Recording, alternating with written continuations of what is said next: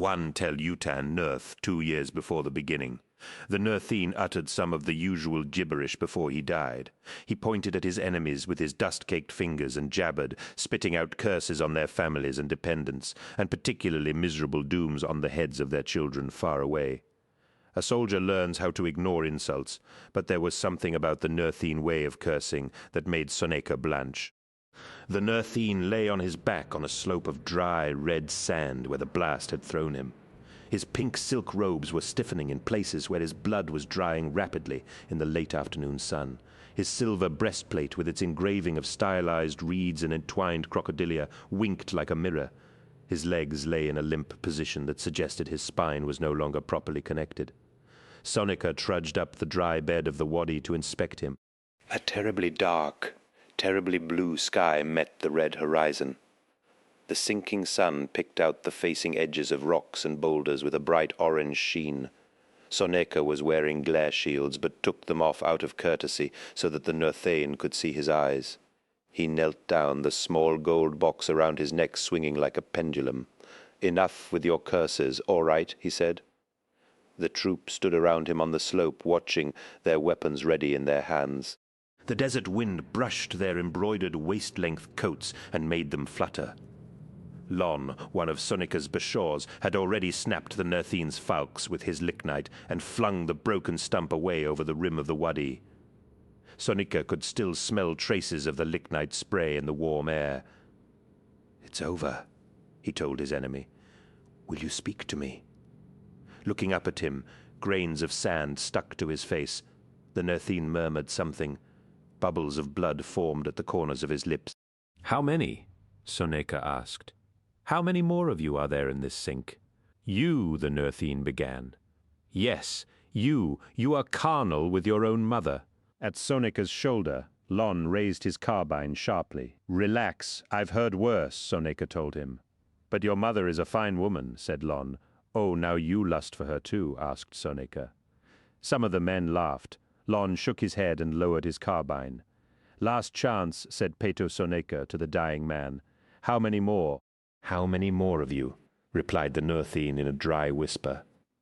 His accent was strong, but there was no denying that the Nurthine had mastered the imperial language. "How many more? You come from the stars in your droves, and you do nothing." "Nothing?" "Nothing, except prove the universal presence of evil. Is that what you think of us?" Soneca asked. The Nurthine stared up at him. His eyes had gone glassy, like the sky at dawn. He burped, and blood welled up out of his mouth like water from a borehole. "He's dead," observed Lon. "Well spotted," said Soneca, rising to his feet. He looked back at the men gathered on the slope behind him. Beyond them, 2 Northane armored vehicles were burning, sweating soot and smoke up into the blue sky. From the other side of the wadi, Soneca could hear sporadic lass shots. "Let's dance," Soneca said. From the rim of the wadi, looking west, it was possible to see Tel-Utan itself, a jumble of terracotta blocks and walls capping a long, loaf-shaped hill 10 kilometers away. The intervening landscape was a broken tract of ridges and ancient basins, and in the sidelong evening light, the basins had filled with shadows so black they looked like pools of ink. Soneca felt a comparable blackness in his heart. Tel-Utan was proving to be their nemesis. For 8 months, it had held them at bay through a combination of terrain, tactics, stoicism, and plain bad luck. The Geno 5-2 Chiliad was one of the oldest brigades in the Imperial Army, an elite force of 1,000 companies. It had a martial tradition that stretched back through the time of the Great Crusade and into the era of the unification wars that had preceded it. The Geno was a proud member of the Old Hundred, the strife-era regiments that the Emperor in his grace had maintained after unification, provided they pledged loyalty to him. Many thousands of others had been forced to disband, or had been actively purged and neutered, depending on their level of resistance to the new order. Peto Soneca had been born in Feodosia, and had served, in his youth, in the local army, but he had petitioned eagerly for transfer into the Geno 5-2 because of their illustrious reputation. He'd been with the Geno for 23 years, achieving the rank of hetman. In that time, they hadn't met a nut they couldn't crack. There had been tough dances along the way, of course there had. Off the top of his head, Sonika could mention Phoetion, where they had slogged toe-to-toe for 6 weeks with the greenskins in lightless frozen latitudes in Xantium, where the dragonoid cadres had almost bested them in a series of running battles and ambuscades. But Nerth, Telyutan in particular, was as stubborn as anything they'd ever met. Word was the Lord Commander was getting edgy, and no one wanted to be around Namatjira when that happened. Sonika pulled his glare shields back on. He was a lithe, slender man of 42 years standard, though he could pass for 25. He had a striking, angular head with hard cheek and jaw lines, a pointed chin, and a generous, full-lipped mouth full of gleaming white teeth that women found especially attractive. Like all of them, his skin had bronzed in the Nuthine light. He made a signal, and his bashors brought the troops in along the rim of the wadi and down into the dry basins beyond. Geno armor followed them, bounding along on their treads and spuming wakes of red dust behind them as they churned out across the basin floor.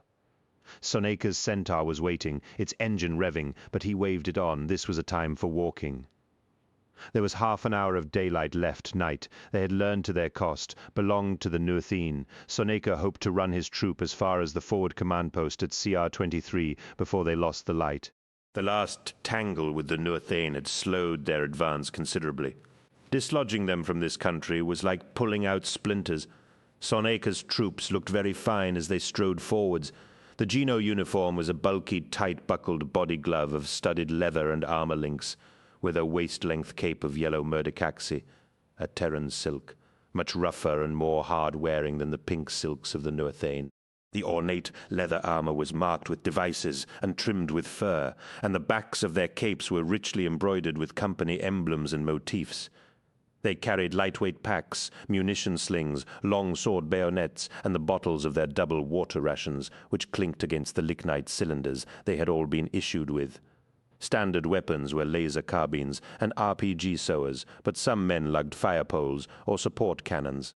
They were all big men, all genic bred and selected for muscle.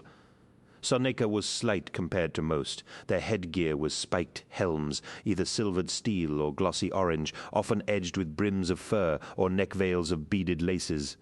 The glare shields were goggle-eyed, bulbous paired hemispheres of orange metal with black slits across them. Soneka's troop was coded the Dancers, a name that they'd owned for almost 800 years. In those last few minutes of daylight, the Dancers were going to take the worst beating they had ever known. "So who's that?" asked Bronzy quietly. "Do you know?" Bashor Che, busy with the wrapper of a ration, shrugged. "Some kind of something," he grunted. "You're a world of use, you know that?" Bronzy replied, punching Che in the arm. The Bashor of the regimental uterine stock, and considerably bigger in all measurements than Bronzy, gave his hetman a tired look. "Some kind of specialist," they said. He volunteered. Who said? The Uxor's aides, the Jokers, had reached the CR-23 forward command post about an hour earlier and had been billeted in the eastern wing of the old brick-built fort. Chart Referent 23 was a Nuthine outpost captured 2 weeks before and lay just 8 kilometers from the Tell. It formed part of the noose that Lord Commander Namatjira was tightening around the enemy city. Hurtado Bronzy, a 60-year veteran possessed of boundless charisma and a stocky body going to seed, leaned out of the billet doorway and took another deliberate stare along the red brick passageway. At the far end, where it opened out into a central courtyard, he could see the newcomer standing in conversation with Honan Mu and some of her aides. The newcomer was a big fellow, really big. A giant dressed in a dust-grey mail sleeve and a head shawl, with a soot-dulled bolter slung over his shoulder. "He's a sizable figure, though," said Bronzy, idly toying with the small gold box dangling on the chain around his neck. "Don't stare so," Chi advised, gnawing on his bar. "I'm just saying bigger than you, even." "Stop staring. He's only where I happen to be, aiming my eyes, Chi, Bronzy said. Something was going on. Bronzy had a feeling in his water. Something had been going on for the last few days. Uxor Honan was unusually tight-lipped and had been unavailable on several occasions. The man was big. He towered over Honan, though everyone towered over her. Even so, he had to be 220, 225 maybe. That was gene-build big, Astartes big, even Honan was looking up at him, craning up, nodding once in a while at a conversation Bronzy couldn't catch. Despite the fact that she was conferring with a giant, Honan's posture was as tenacious as ever, spiky and fierce, like a fighting cock, full of vigor and attitude. Bronzy had long suspected Uxor Honan's body language was a compensation for her doll-like physique. Bronzy looked back into the billet hall. His jokers were busy sacking out, drinking and eating, playing bones. Some of them were cleaning off weapons or polishing armor scutes, wiping away the red dust that had slowly caked on during the long day in the field. "Think I might go for a little stroll," Bronzy told T. The Bashor, munching, simply stared down at the hetman's feet. Bronzy was still fully armored, but he'd taken off his boots when they'd arrived. His thick, dirty toes splayed out through the holes in his woolen socks. "Not cutting a dash?" Bronzy asked. Tish shrugged. "Well, fuck it." Bronzy pulled off his embroidered cape, his webbing and his weapon belt, and dumped them on the baked earth floor. He kept hold of his water bottles. "I just need a refill," he said. Bronzy padded out into the passageway, his water bottles dangling from his pudgy fingers. He was disappointed to see that the giant had vanished. The Uxor and her aides were heading away across the courtyard, talking together. Honan turned as Bronzy wandered into the yard. The air was still warm, and the day's heat was radiating out of the shadowed brick. Evening had washed the sky overhead dark, resiny purple. "Hetman Bronzy? Was there something you wanted?" she called. The words came pinging out of her mouth like tiny chips of ice. Bronzy smiled back amiably and waggled the empty water bottles. "Going to the pump," he said. Uxor Honan pushed through her waiting aides and came towards him. She was such a tiny thing, built like a girl child, compact and slight. She wore a black body glove and a grey wrap and walked on heeled slippers, which served only to emphasize her lack of stature. Her face was oval, her pursed mouth small, and her skin so very black. Her eyes seemed huge at 23. She was exceptionally young, given her level of responsibility, but that was often the way with Uxors. Bronzy had a bit of a thing for her. So perfect, so delicate, so much power emanating from her tiny frame. "Going to the pump?" she asked. Switching from low Gothic to Edessan, she often did that. She made a habit of speaking to the men, one-on-one in their native tongues. Bronzy supposed these displays of linguistic skill were meant to seem cordial while emphasizing her formidable intelligence. Where Bronzy came from, Edessa, funnily enough, that was called showing off. He switched with her. "For water, I'm out. Water rationing was done earlier, Hetman," she said. "I think that's just an excuse to be nosy." Bronzy made what he hoped was a lovable shrug. "You know me," he said. "That's why I think you're being nosy," Honan said. They stared at one another. Her enormous eyes slowly traveled down to his stockinged feet. He saw her fighting a smile. The trick with Honan was to appeal to her sense of humor. That was why he'd left his boots off. Bronzy tried to hold his stomach in and still look natural. "Hard, isn't it?" she smirked. "What's that now? Holding that gut of yours in?" "I don't know what you mean." "Uxor," he replied. Honan nodded. "And I don't know why we keep you around, Hetman Bronzy," she remarked. "Isn't there a mandatory fitness requirement anymore?" "Or a weight threshold," suggested one of her aides. 4 blonde teenage girls, who gathered around Honan with wry smiles on their faces. "Oh, you may mock me," Bronzy said. "We may," agreed one of the aides. "I'm still the best field officer you've got." Honan frowned. "There's some truth in that. Don't be nosy, Hurtado. You'll be told what you need to know soon enough." "A specialist?" Honan shot a questioning glance sidelong at her aides. She reached out to them with her sept too. They all looked away, recoiling from the touch of the scolding sept, concentrating on other things. "Someone's been talking," Honan announced. "A specialist." Then Bronzy pressed. "As I said," Honan answered, turning her attention back to him. Yeah, I know," said Bronzy, rattling his water bottles together as he gestured. "I'll know when I know. Get your men settled," she told him, and turned to go. "Are the dancers in?" he asked. "The dancers? They should be in by now. Pito owes me a payout on a wager. Are they here yet?" Her eyes narrowed. No, Hurtado, not yet. We're expecting them soon. Oh, he said, then I request permission to take a 4A team out on a ramble to find out what's keeping them. Your loyalty to your friend does you credit, Hurtado, but permission is not granted. It'll be dark soon. It will. That's why I don't want you rambling around out there. Bronzy nodded. Are we clear on that? No clever or ingenious misinterpretations of that order forming in your mind this time. Bronzy shook his head, as if, there'd better not be. Good night, Hetman. Good night, Uxor. Honan clicked away on her heels, sending out a command with her sept. Her aides paused for a moment, scowling at Bronzy, and then followed her. Yeah, stare at me all you like, you blonde bitches, Bronzy murmured. He padded back to the billet. Che? Yes, Het? Get a 4A team up and ready in 10 minutes. Che sighed at him. Is this sanctioned, Het? He asked. Absolutely. The Uxor told me personally that she doesn't want some fug-fingered ramble blundering around out there. So tell the boys it's going to have to be sharp and professional, which will make a change for them. Not a ramble? I never ramble sharp, Chi, and professional. Got it? Yes, sir. Bronzy pulled on his boots and redressed his weapon belt. He realized he needed to take a leak. 5 minutes, he told the Bashaw. He found the latrine, a stinking cement pit down the hall, unbuckled his armor, and sighed as his bladder emptied. Nearby men were showering in the communal air baths, and he could hear singing from one of the other troop billets. You'll stay put tonight, said a voice from behind him. Bronzy tensed. The voice was quiet and hard, small, yet powerful, like the supergravity coal of a dead sun.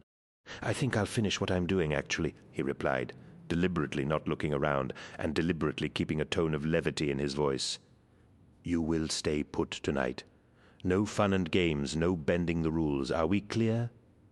Bronzy buckled up and turned. The specialist stood behind him. Bronzy slowly adjusted his stance until he was looking up at the man's face. Terror. He was huge, a monster of a man. The specialist's features were hidden in the shadows of his dust shawl. Is that a threat? Bronzy asked. Does someone like me need to threaten someone like you? The specialist replied. Bronzy narrowed his eyes. He was a lot of things, but timid wasn't one of them. Come on, then, if you want some. The specialist chuckled. I really admire your balls, Hetman. They were only out because I was taking a leak, said Bronzy. Bronzy, right? I've heard about you. More barefaced cheek in you than all the arses in the Imperial Army. Bronzy couldn't help but grin, though his pulse was racing. I could mess you up, son. I really could.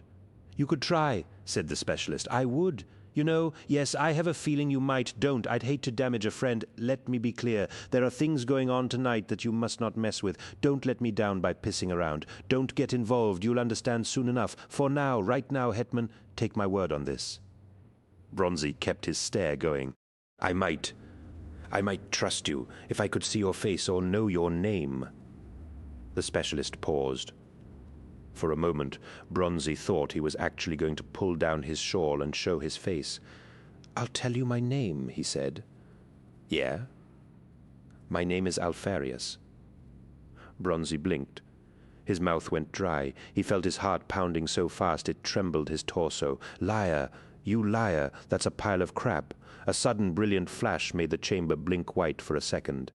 A deep, reverberative boom reached them.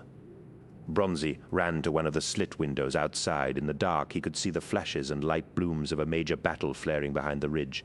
The percussive crump and slap of explosions rolled in. One hell of a firefight had just kicked off along the Wadi Rim less than 10 kilometers away from the post. It was concussive, bending the air. Bending sound behind Bronzy. Men were rushing up, scrabbling around the windows to see out. There was chatter and agitation. Everyone wanted a look.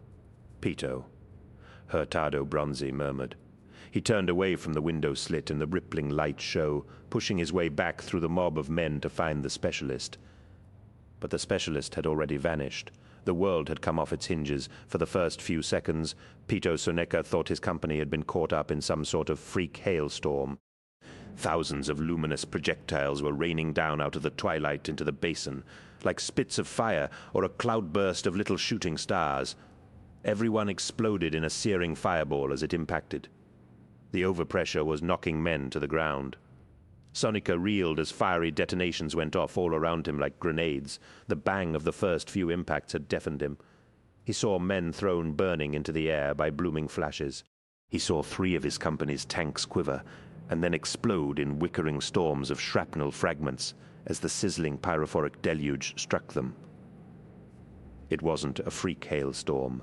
Despite the Dance's scouts and recon, despite their auspex and motor, despite their careful deployment and marching cover, despite the omniscient monitoring of the expedition fleet in high orbit, the Nurthine had surprised them. The Nurthine were of a tech level several points down the scale from the Imperium. They possessed guns and tanks, but still favored blades. They should have been easy to overrun, but from the opening actions of the expedition war, it had become clear that the Nurthine had something else, something the Imperium entirely lacked. Lord Commander Teng Namatjira had described it, in a moment of infuriation, as air magic. The name had, perhaps unfortunately, stuck. Air magic was why North had held off the might of an Imperial army expedition for 8 months. Air magic was why a Titan cohort had been decimated at Tel Kortek.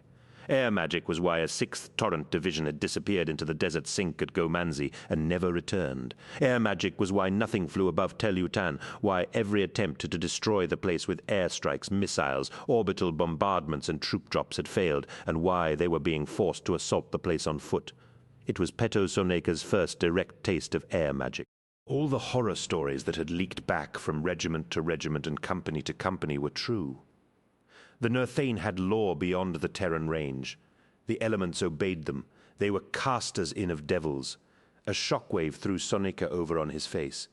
He had blood in his mouth and sand up his nose. He rose on his hands and saw a Geno trooper curled up beside him, blackened by heat, smoldering in the rapid strobe light of multiple explosions. He saw other corpses scattered around him. The sand was burning. Bashor Lon came running out of the flashing air. He was yelling at Sonika. Sonika could see Lon's mouth working, but heard nothing. Lon hauled Sonika to his feet. Sound was coming back, but only in short bursts. Get to the we. Impossible, Lon yelled. What? Much of to the fucking idiots? The hail suddenly ceased. Blinking around at the devastation, Sonika heard snippets of the abrupt quiet too. Blurts of crackling fire and the screams of men, cut up and mixed with baffling, numb seconds of profound deafness. "Oh, fug!" Lon cried suddenly. Awfully audible. The Nurthine were on them. Nurthine infantry, called Egver Nurth, swarmed out of the shadows and pits of the enclosing night and poured into the firelight. Their swirling pink robes and silver armor shone in the flames. Their falxes whirled. Several of them carried aloft kite-tailed banners showing the water reed and river reptile badge of the Nurthine royalty. The falx was an astonishingly proficient and barbarous weapon. 2.5 meters long, it was essentially a hybrid spear, a scythe straightened out.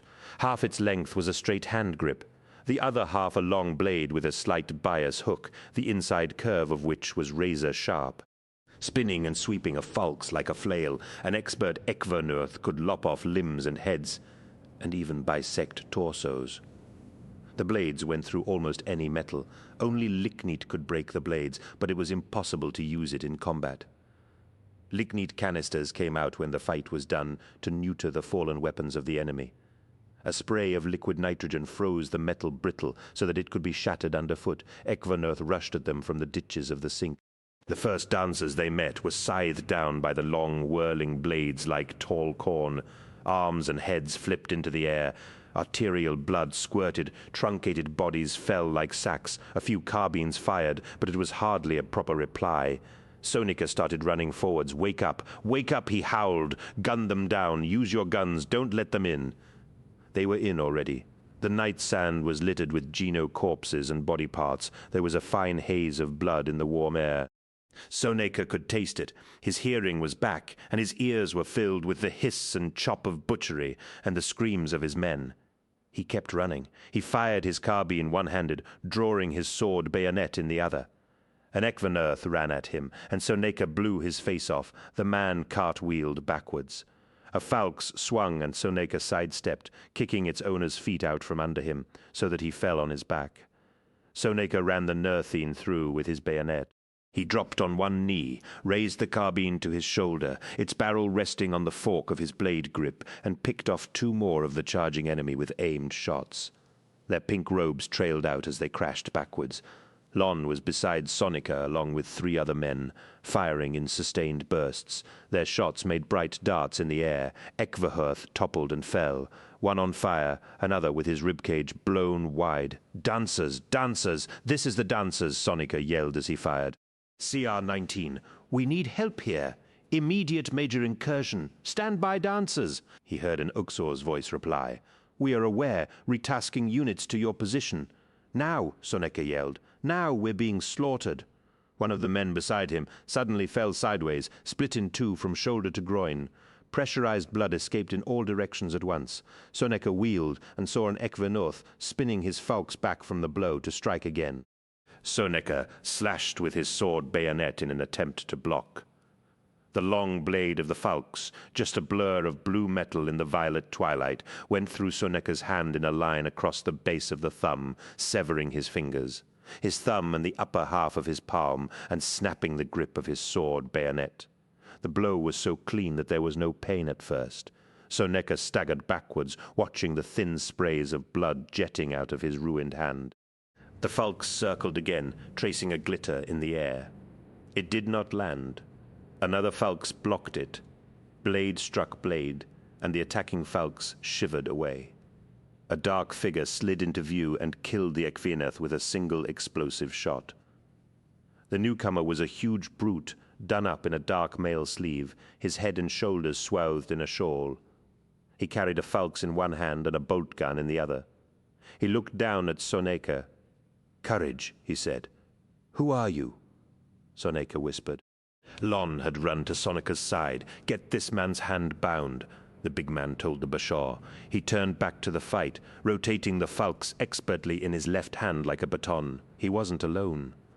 As Lon wrapped his hand, Sonika saw that a dozen anonymous men had entered the fight, coming out of the darkness like phantoms.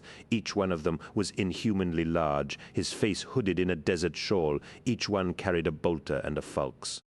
They moved with a speed that was not human, and struck each blow with a force that was not human. In a matter of minutes, they had carved the heart out of the Ekvihurd attack. Their bolt guns roared and pumped like thunder, blowing pink silk and silver into blood-caked pieces. "Astartes," Sonika gasped. "Stay with me, Het. Stay with me," Lon whispered. "They're Astartes," Sonika said. "You've lost a lot of blood. Don't go to sleep on me." "I won't," Sonika promised. "Those men, those things, they're Astartes," Lon didn't answer. He was staring at the horizon. "Holy terror," he whispered. Tel Yutan had caught fire. Honan Mu watched the city burn from an upper window of the CR-23 post. Every once in a while, a building cooked off and blew out in a streamer of fire. Rising smoke hazed the clear night sky. Her aides winced and oohed at every snap of flame. She could feel their responses through her sept. She nodded. "Finally, may I inform the Lord Commander?" "You may," said the specialist waiting behind her. "I will make a report to him personally, of course, but you should have the pleasure of transmitting this news to him first." Onan turned from the window. "Thank you, and thank you for your work. Nurth isn't done yet."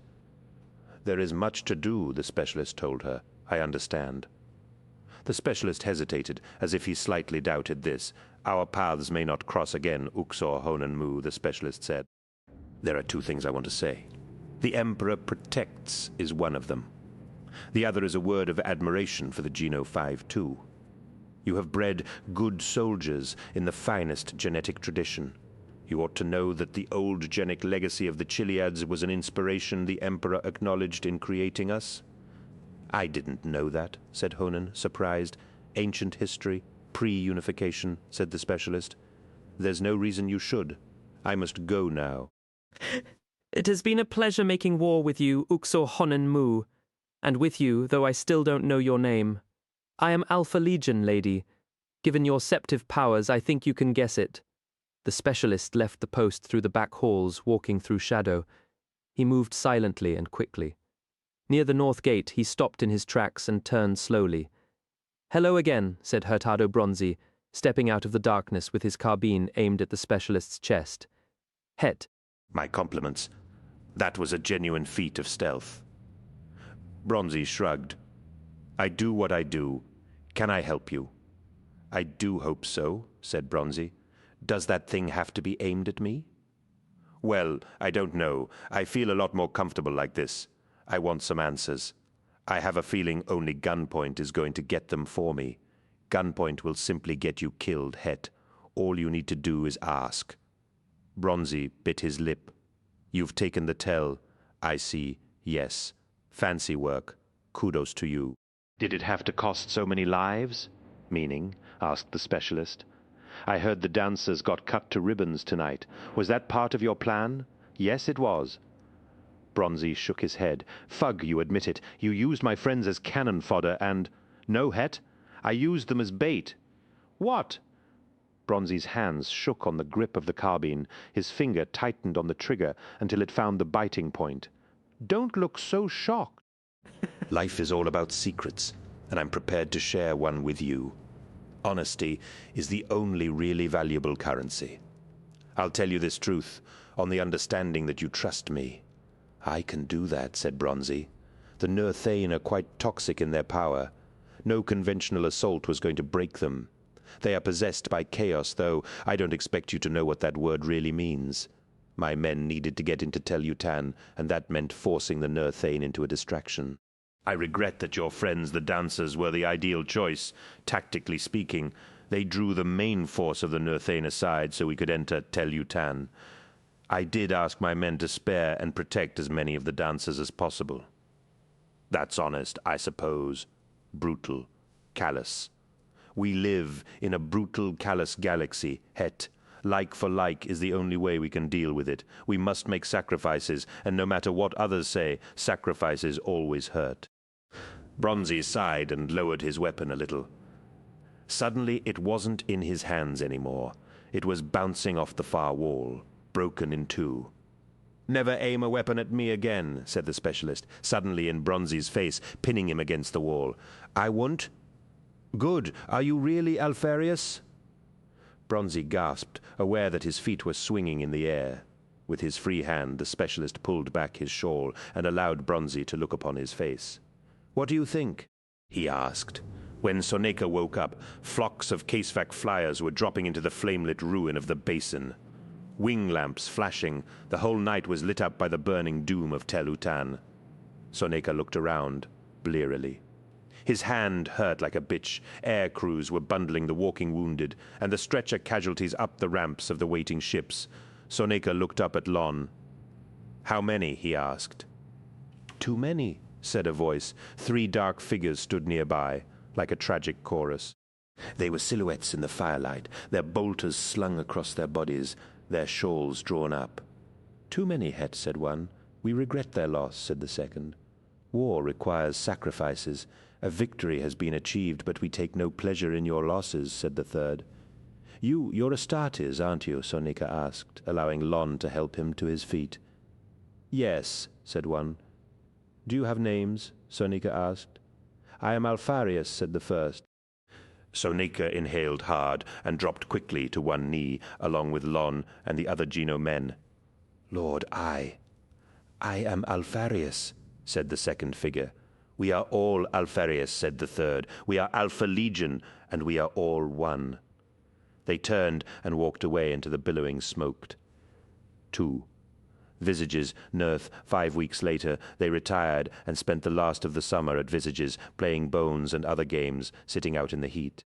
Some of the men rode servitors off into the veldt and hunted big game, while others broke the local livestock and raced them up and down in the dust. Visages was simply their name for it, officially called CR345, or Tel Hat in the local dialect. It was a cluster of dwellings in a northern wadi where the ground was littered with broken diorite heads. Some were as large as tank wheels, others as small as beads.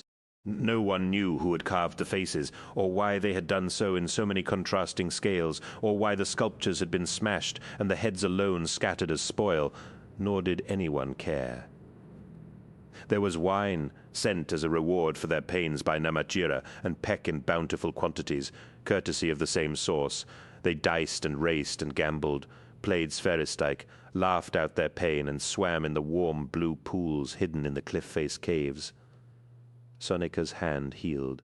Field surgeons had cut back the wound and packed it with basal sensors and motor plugs so that it could later accept a machine graft. He flexed it every day and sensed fingers that had been and would be again interim, phantom fingers. There was a rumor that the Nurth War was ending and they would soon make shift for a new zone. Soneca didn't believe it. He sat around in the Visage's billet with Dimitar Shiban, a Tranacrian-born het who had been injured the same week as Peto. The flesh of Shiban's chest and neck was swollen and knotty with buried shrapnel. Like Sonika, he owned a deep hatred of the Nurthane's weaponized magic. "I have been dreaming lately," he said one day as they sat around on an awning-covered terrace. "In my dreams I hear a verse."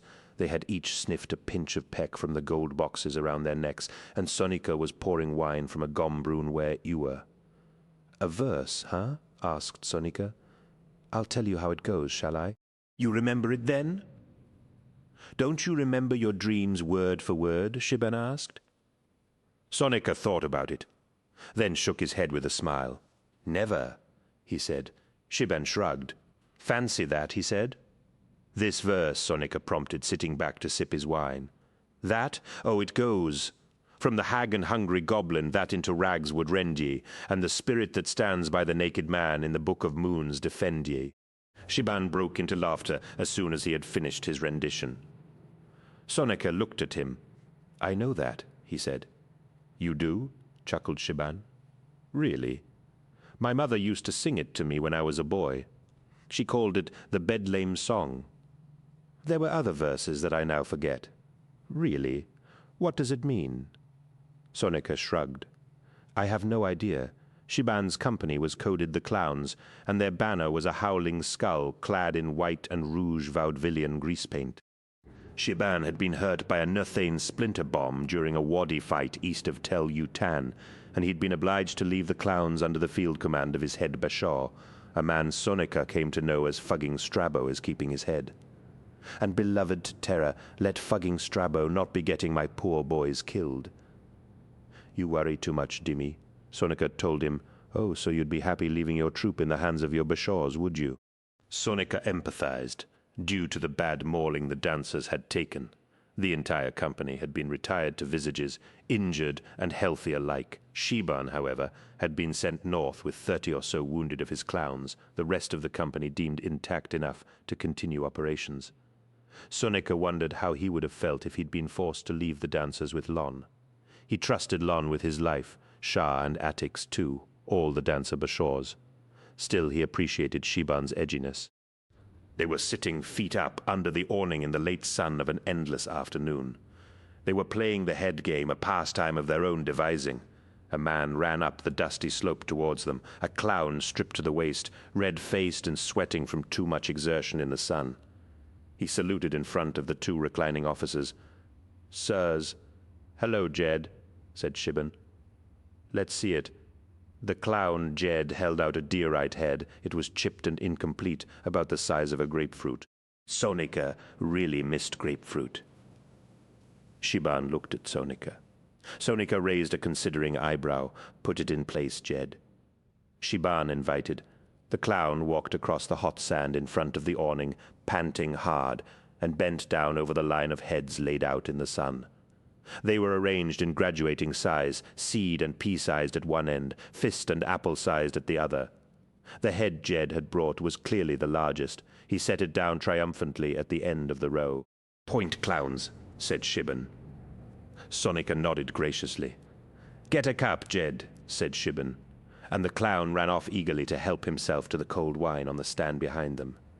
Shiban took a pinch from his gold box, sniffed and sat back. He sighed. "The low's good," he said, "but I miss the combat fix." Sonika nodded. Shiban had a face like a monkey, with a long brow, a long upper lip, and a button nose. His tanned forehead was high, and his long white hair poured down off the back of his head like a cascade. The shrapnel bumps covering his throat and chest were the sort of thing a man couldn't ignore. The warty mass was quite fascinating. The medics had drained and lanced some of them, but the rest, they had advised, would work out in time. He looked like he had a goiter of blisters, as he had told it to Sonika. Shiban had surprised a Nurthane war party in the business of planting bombs. During the firefight that had resulted, the Nurthane had set the bombs off, killing themselves and wounding Shiban and his men. Some of that shrapnel was organic, some of it was Nurthane bone. "I hear there's fighting at Monlo," Shiban said. "I heard that too," said Sonika. Another man ran up. It was Olmd, a dancer. He held out the head he was carrying. "Place it," said Sonika. Olmd took it to the line. His diorite head was bigger than any of them, except the one the clown had just placed. "Adjudication," Shiban called. The Munitorum aide emerged from the cool gloom of the doorway in the terracotta building behind them, a long-suffering look on his face. The hetman had been calling him outside all afternoon. This time he brought the digital measure without being told. "Again with this, sirs?" he asked. Shiban waggled his fingers at the row of heads. "My dear friend, we value your impartial judgment." The aide trudged out into the sunlight and applied the measure to the heads, while Olmd stood, breathing hard, watching, his torso gleaming with sweat. The aide straightened up and turned to face the hetman reclining side by side in the shade. "Oh, don't keep us in suspense," Sonika said. "The head is smaller by 8 microns than the head at the line end." The aide sighed. "But it is larger by 2 microns than the one behind it." Olmd punched the air and did a little victory dance. Shiban tutted. Sonika grinned. "Point, dancers," he said. "Olmd, do the honors." Olmd nestled his diorite head into position at the head of the line, picked up the head Jed had brought, and threw it with all his strength out into the open field below them, where it was immediately lost again amongst millions of its kind. "Help yourself to a cup," Sonika told Olmd. He glanced at Shiban. "Sundown in, 80 minutes?" "Everything's still to play for," Shiban replied, confidently. "I think," said a voice from behind them, "you have far too much time on your hands." Sonika leapt up from his canvas recliner. Hurtado Bronzi stood in the shadow of the awning, smiling at him. "Hurt, you old bastard," Sonika cried, embracing his friend. "What the hell are you doing here? A matter of 20 crowns and interest growing." Bronzi replied, grinning. "This is Dimi Shiban." Sonika laughed, gesturing across at his companion, who was rising to his feet. "I know Dimi Shiban," Bronzi said, embracing the clown het and slapping his back. "Xantium, eh? I seem to recall you being there," said Shiban. "How you doing, you fat fugger?" "Well, well, have some wine," Sonika offered. "Oh, all right," Bronzi replied. His armor was caked in dust. He yanked off his cape and his webbing and sat down. "So this game, it has rules?" "Many, many rules," said Shiban. "And there's money at stake, money and wine," said Sonika, pouring a glass for his old friend. "2 teams," said Shiban, "clowns and dancers, 5 men each side. They scour the fields and bring back heads. The heads go in a line, by size retrievers. Win a cup of wine for each head. Incentive, you see. Sundown ends the game. Team with the largest head in the row wins."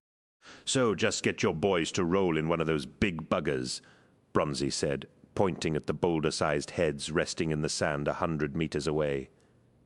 "Game over. Ah, but this is a game of finesse," Sonika said. "Really?"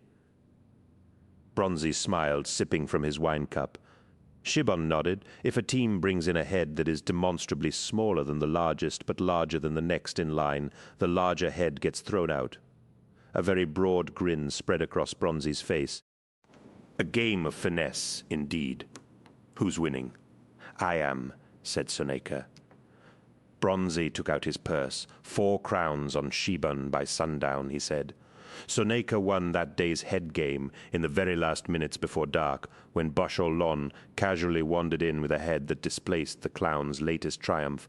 Lon bent his back and cast the clown's usurped head back out into the field where it had been found. Bronzi lost his 4 crowns. According to the rules of the game, Shiban bought wine for both teams.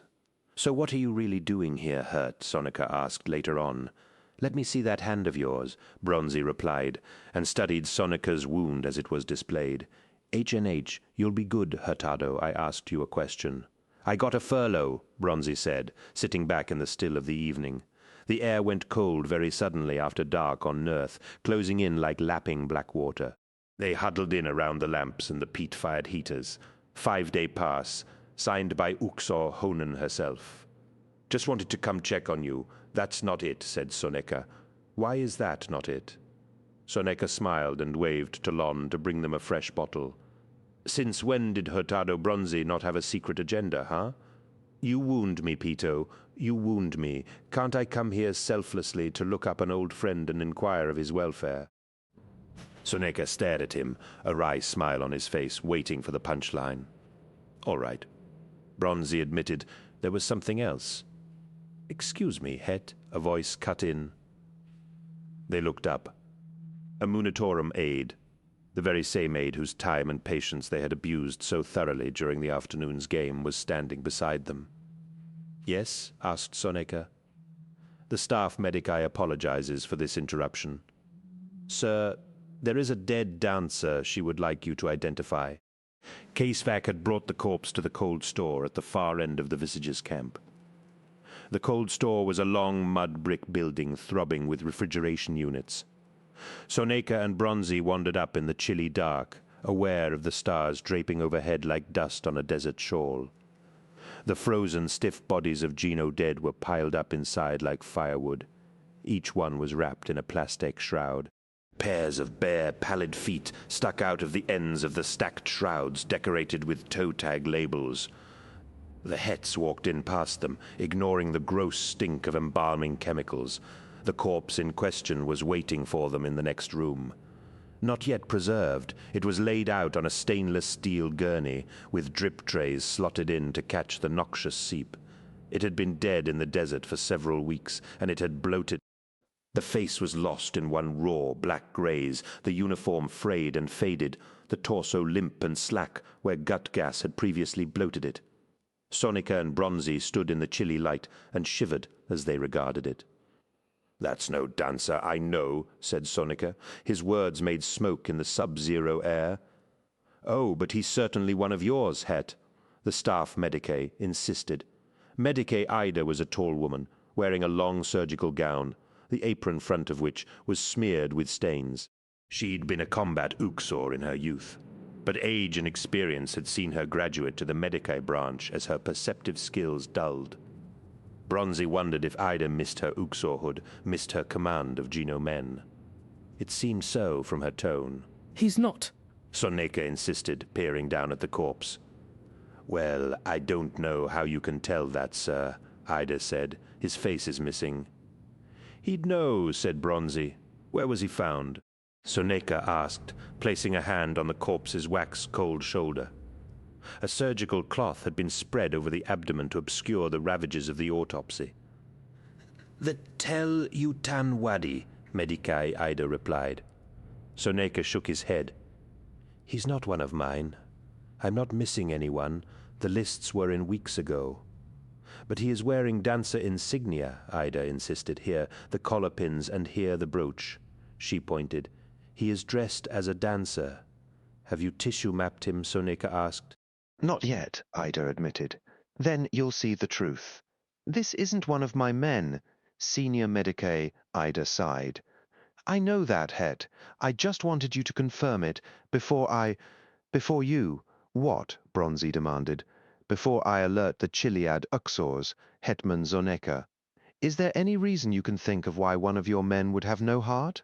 "What? No heart?" Ida repeated emphatically. "What the fug did he have in there then?" Bronzi asked, nodding at the corpse's covered chest. "A cadmium centrifuge," replied Senior Medicae Ida gently. "The subject has undergone some extreme and non-standard organ modification. His liver was well. I've never seen anything like it." "What is going on here?" asked Soneka. "I don't know," Ida replied. "I was hoping you might. There's something else," she added. She pulled back the surgical cloth. For a moment, all they could see was the scissor-snapped sternum and the splayed ribs, caked black with blood. "Here," she said, pointing. On the dead flesh of the corpse's hip, there was a small brand partially obliterated by a shrapnel puncture. "What is that?" asked Soneka, squinting at it. "Is that a snake, maybe?" said Bronzi, bending down to look for himself. "A snake, or some kind of reptile?" Sonika told the Medicae to place a guard on the corpse and send someone to wake up the post commander. He went back outside with Bronzy. "Insurgent?" Sonika asked. Bronzy nodded. "Has to be." That mark, Sonika didn't reply. Crocodilia and other forms of aggressive reptile were the most persistently recurring of all Nerthine emblems. "Have they the art to change a man inside like that?" Bronzy asked. "I don't know," Sonika replied. "But since that night outside Telutan, I could believe them capable of anything."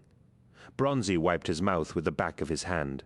"Listen, Pito, the reason I came here today, it's about that night. I wanted you to know that I didn't hang you out to dry. I never thought you did hurt. Really, though, I was all for taking a force out to support you. I was warned off. I can imagine," said Sonika. Bronzy looked at him strangely. "What does that mean?" Sonika walked a few steps away and stared out into the great bowl of the moonlit desert. Sky and land alike, both dark, had a sheen across them, a haze produced by airborne dust.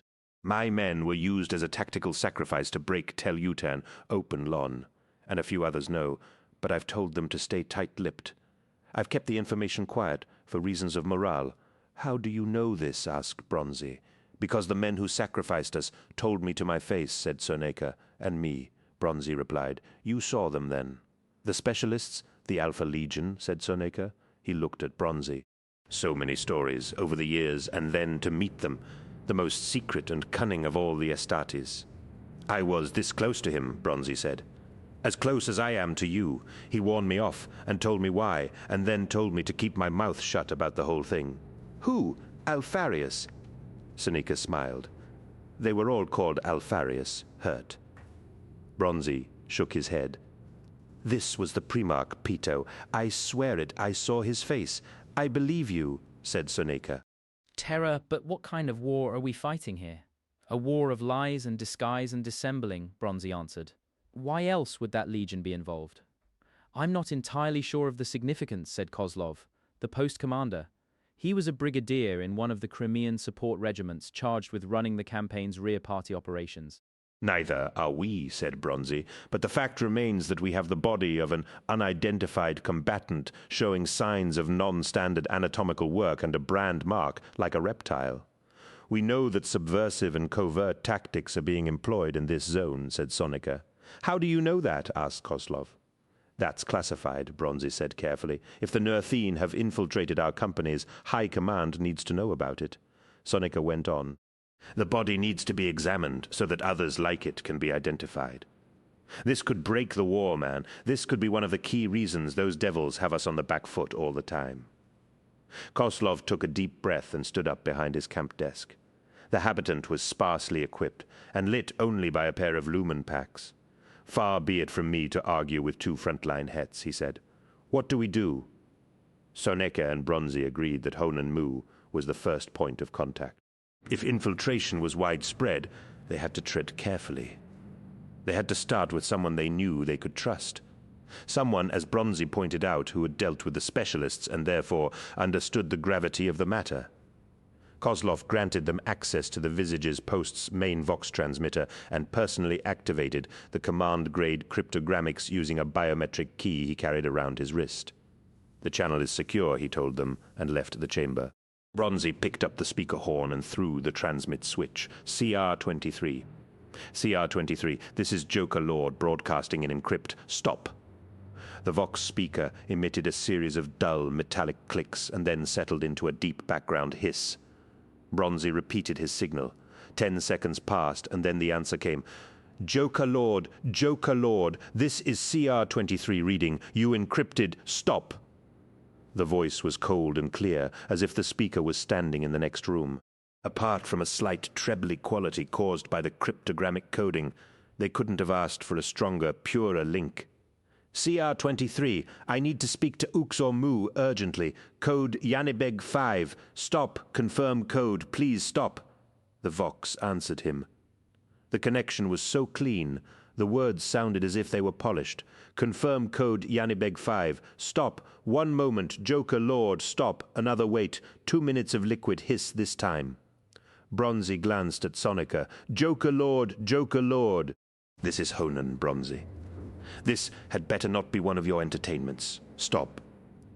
The tone was sharpened by the digital overlay of the cryptogrammics, but there was no mistaking Honan Mu's spiky attitude. It's not Uxor. Trust me, and listen, I've got a body here. I'm pretty convinced it's a Nurthane infiltrator, surgically altered. I think we've been compromised. Requesting your advice. Stop. A pause. Give me more information to work with. Bronzy, stop. Uxor, I think this stiff needs to be examined by tech adepts, a full workup. We could be looking at a huge security breach, I'm thinking, maybe to scare up a lifter to my position, and I'll babysit the specimen up to the fleet. Stop. Stand by, Joker Lord. Stop. Bronzy lowered the speaker horn. She's wary, he said. Can you blame her hurt? Sonika asked, the number of pranks you've pulled over the years.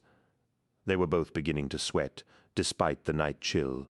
The massive Voxcaster rig kicked out a fug of heat exhaust, and the air in the chamber was close. They waited for over 5 minutes, so long that Sonika began to pace. Then the Vox cycled up again. Joker Lord, this is CR-23. Respond, stop. Bronzy picked up the horn and waited until all 5 green lights on the console had relit, indicating full-strength cryptogrammics. CR-23, this is Joker Lord. Stop. What is your position, Bronzy? Stop. CR-345, Uxor, stop. Listen to me, Bronzy. I can't risk an air extraction from where you are. There are some details I can't go into, even via encrypt. Suggest you get transport and move fast and light. I'm checking the charts now. Yes. Leave Tel Kat and head west along the Sarmak Trail. If you don't mess around, you should be able to get to CR-8291 by dawn. I'll divert a cavalry squadron to pick you up there and escort you in. Did you get all that? Stop. Bronzy nodded, even though she couldn't see him. Understood, Uxor. Stop. Is this workable, Bronzy? Stop. Absolutely stop, Bronzy replied. The link leaked out an ambient hiss for a moment. CR-23, Bronzy. I need you to tell me who knows about this. Stop. Say again, stop. Who knows the details of this incident? Het, stop. Bronzy frowned. Me, the post commander, the duty medicae, maybe a couple of staffers, stop. Understood. Thank you. I'm sorry, Bronzy, but we need to keep this close for now. Are you ready to move? Stop. Yes. Uxor, Joker, Lord out. The lights went out and the hissing died away. Bronzy threw the Voxcaster's power-down switches and got up. All right then, he said. Why didn't you mention me? Sonika asked. What? When she asked who knew, why didn't you mention my name? Because you're staying here, Bronzy told him. Bronzy had a few words with Kozlov, and a pair of Crimean non-combatants were sent to bring a transport up from the hard standing behind the main dwelling cluster of visages. Then Bronzy strode off to the billet he'd been given. Sonika followed him. What do you mean I'm staying here? Sonika asked, as Bronzy quickly repacked his haversack. Don't start, Bronzy. There was a warning tone in Sonika's inflection. Bronzy stopped what he was doing and looked around at his old friend. Was it just me? Or did Mu sound seriously weird? She was just being wary. I said that. Bronzy shook his head. Something's up. I need you to be my joker. Pito, what? My ace in the hole. If anything goes wrong, you'll still know what I know. That's why you're staying here. Nothing's going to go wrong, said Sonika. Bronzy laughed. How many years have we been soldiers, Pito? Enough to know that covering your ass is never a waste of time, Sonika replied. He shook his head. We're worrying about nothing. No, said Bronzy. We've found ourselves in a war of lies, disguise, and dissembling. We're worrying about everything. Sonika didn't look convinced. Come on, Bronzy rumbled. That's why the Geno 5-2 has survived this long. We fight smart. We always have. Brains have got us out of more scrapes than balls. In your case, I'd hardly trust either. Bronzy winked. He wasn't going to rise to the bait. He lashed up his haversack and swung it onto his shoulder. Don't go alone, Sonika said. I won't. I'll take Dimi Shiban with me. I can trust him, and he knows how to handle himself if there's an outbreak of stupid. Good, all right. Let's be off, then, said Bronzy. The transport Kozlov provided was a scarab pattern carrier, a medium-sized armored speeder with a troop hold for stowage and a stern-mounted auto turret. Its long, gently curved hull had been sprayed in a desert tan, but as it slid towards them, out of the night on its powerful suspension fields, it looked like a desert phantom, cold and moonlight blue. The delivery crew dismounted, leaving the engines running. Medicae Ida loaded the wrapped body into the hold and made it secure. I can provide a driver, Koslov offered. No need, Bronzy replied, tossing his haversack in through the open hold hatch. I can handle one of these babies. Your infantry, Kozlov said. I'm a Renaissance man, Bronzy replied. There are few things in this galaxy I can't turn my hand to. And entirely mess up, Soneka said. Shiban ran up to join them out of the cold darkness. He was lugging a pack and a twin-barreled Las Carbine. What's this about, he asked. I'll tell you once we're moving, Bronzy said. All secure, Doc? Medicae Ida jumped down from the hold and sealed the hatch behind her. I've secured it in ice blocks, but it will deteriorate. Get it into stasis as quickly as you can. The organs, individually packed in vacuum-sealed bags in the hopper under the gurney. Thanks, Doc. Bronzy smiled. Shiban was already climbing aboard through the cabin hatch. Bronzy looked back at Sonika. I hate goodbyes, he said. So fug off. Sonika laughed. Bronzy turned away and then swung back round to face Sonika. His face was solemn. Look, Pito, there is one thing. One thing I just want to say. What is it hurt? Bronzy looked him in the eyes, all seriousness. Pito, have you got that money you owe me? The speeder kicked up dust like a gauzy bridal train and slipped away into the cold desert night. Koslov, Ida, and the non-combatants turned away and walked back into the post. Soneka stood out in the chilly darkness under the enveloping cloak of the sky and watched until all traces of the speeder had vanished into the endless black. They ran the Scarab into the west, along the old trail, using only Auspex and the low-light viewers wired to the dashboard. The viewers showed the world like a green moonscape, but they had only a 110-degree forward spread, so when Bronzy or Shiban turned their heads too far left or right, the ghostly view vanished in a wash of fizzle and telemetry junk. The Scarab coasted well and made 80 kilometers per hour over the clearest terrain. Bronzy loved gravifect transports and always tried to secure them for his jokers when dismount assaults were on the cards. He let Shiban drive for the first 3 hours through the tipping point of midnight. The stars came out over the desert rim with a rare magnificence heightened by their viewers. You ever going to tell me what this is about? Shiban asked. No, said Bronzy. 3 hours before sunrise, Bronzy took the stick. The world ahead of him was a jumbled, fast-moving path of lime-cast furrows, with the occasional emerald crag looming for a moment before it was lost behind them. Shiban sat back, reclining in the shotgun seat, and took a pinch from his box. Then he played with the auto-turret controls, impelling the sense-net to target the stern guns at passing rocks and crumbling slopes of sand rock. Set it on autoserve and get some kip dimmy, Bronzy suggested.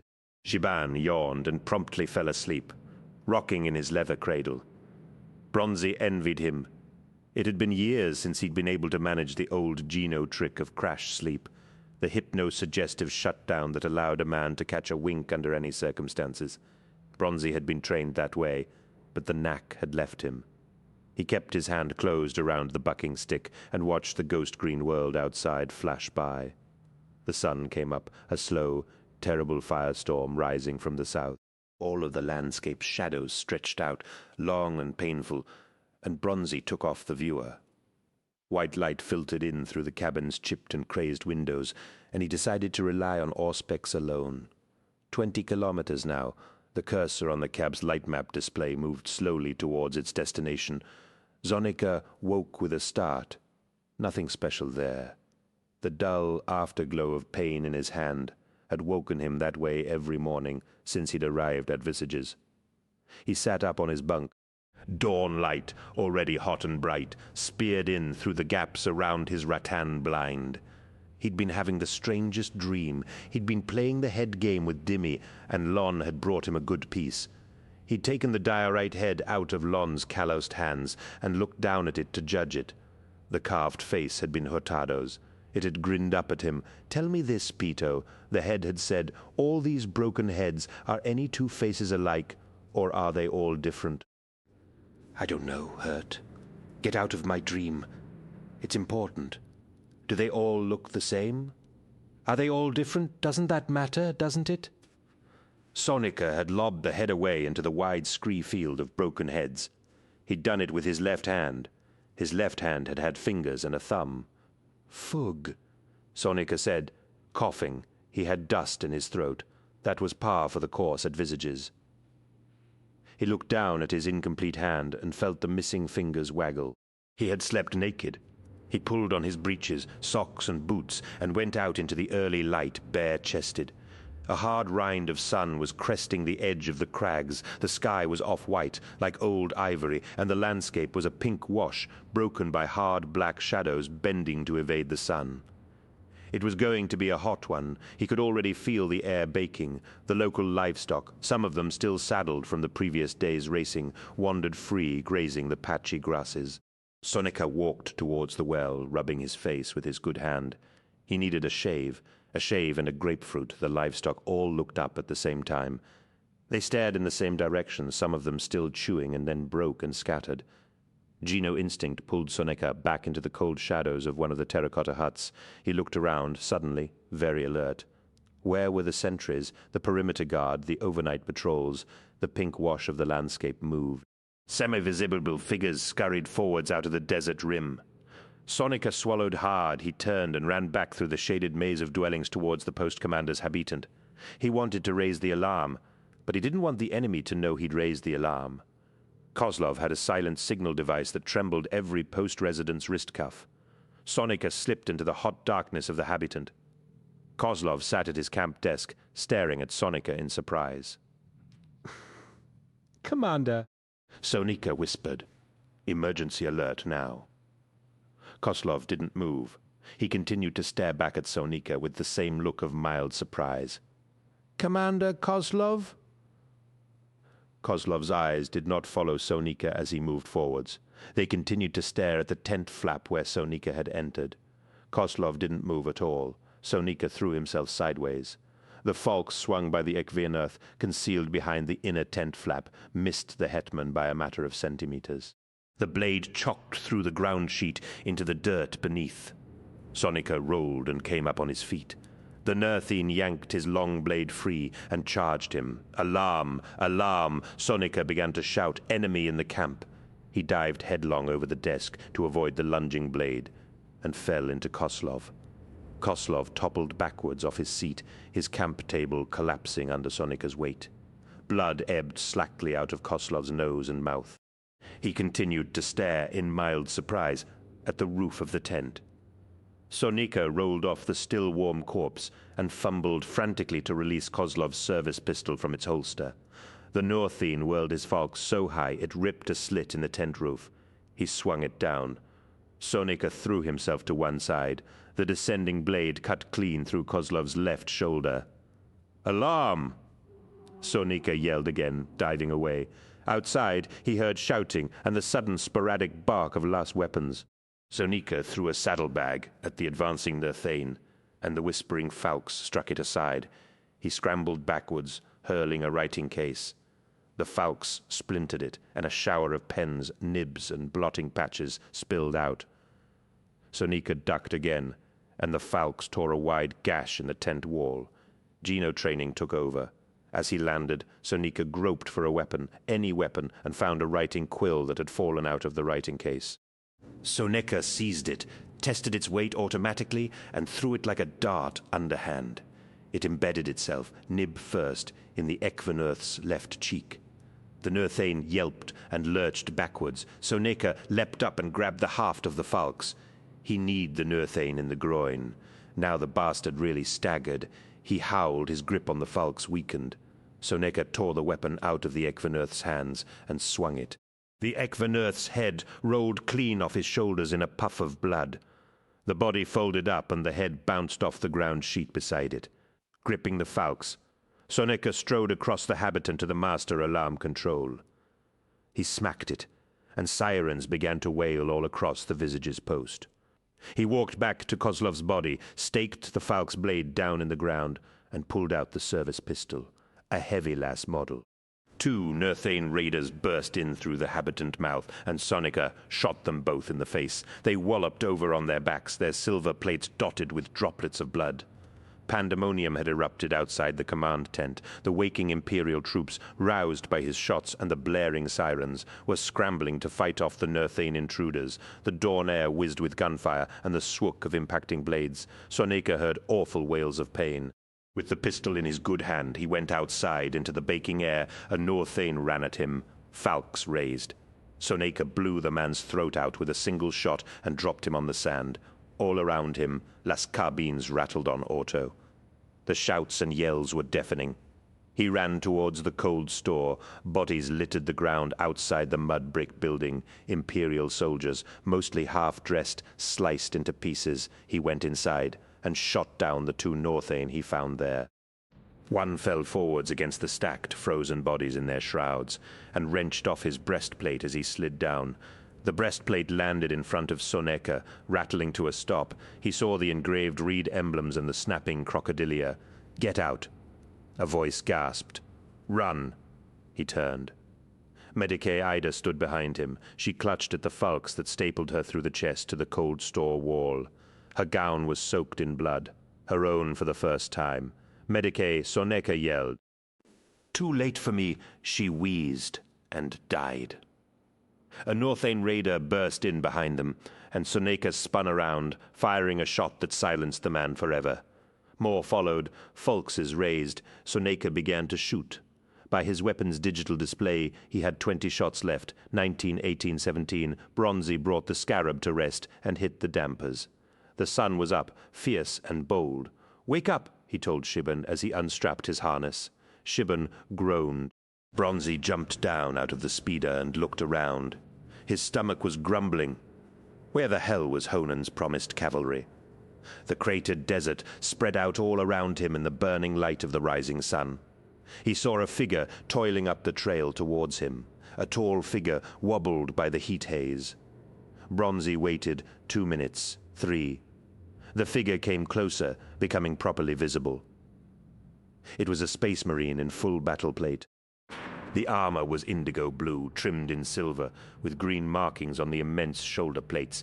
"Great God," Bronzy murmured. The towering Astartes came to a halt 10 paces from Bronzy, and the speeder, soft red light, glowed like embers in its eye slits as it read and targeted him. "Bronzy, we meet again." The helmet speaker crackled. "Sir." The Astartes held its massive bolt gun close against its armored chest. "I warned you. You really do know how to stir up trouble, don't you?" "Hurtado." Bronzy blinked. "I don't understand. This is important. This is none of your business, but you've made it your business, which is a colossal mistake and a shame, because you're a decent fellow. There's only one option." "What the fug are you talking about?" Bronzy cried, wishing very suddenly he'd brought a weapon with him. "Back right off, you son of a bitch," Shibban declared, moving out from behind the cover of the hovering tank, his double carbine raised to his shoulder and aimed squarely at the armored figure. "Dimmy, don't!" Bronzy yelled. "No one threatens my friends," Shibban growled back. He edged forwards, his weapon fixed steadily on the figure in indigo armor. The Astartes turned its visor slowly to regard Shibban. The soft red ember light flickered in its eye slits. Far too fast for Bronzy to follow, the Astartes wheeled and fired its bolter. Dimitar Shibban, who remembered his dreams word for word, left the ground and exploded as he traveled backwards, showering blood and meat in all directions. His twisted carcass hit the ground and lay still. "Oh, God! Oh, terror! No!" Bronzy yelled. The Astartes switched its aim back to Bronzy. Bronzy sank to his knees in the dust. "Please," he murmured. "As I said," the Space Marine remarked, stepping forwards, its bolter aimed. "There is only one option." "Why are you doing this?" Bronzy pleaded. "For the Emperor," the Astartes replied. 3. Mon Lo Harbor, Nearth 2 days later. Though John Grammaticus was over 1,000 years old, he had only been Konig-Henneker for 8 months, and he was still getting used to the idea, according to his file. And as far as any imperial methods of scrutiny were concerned, Konig-Henneker was a 52-year-old man from a region of terror known as the Caucasus, and he served in the imperial army as an intelligence officer attached to the Jano 52 Chiliad. Grammaticus still thought of himself as essentially human. He had been born human, raised as a human, and he had been human when, to all intents and purposes, he had died for the first time.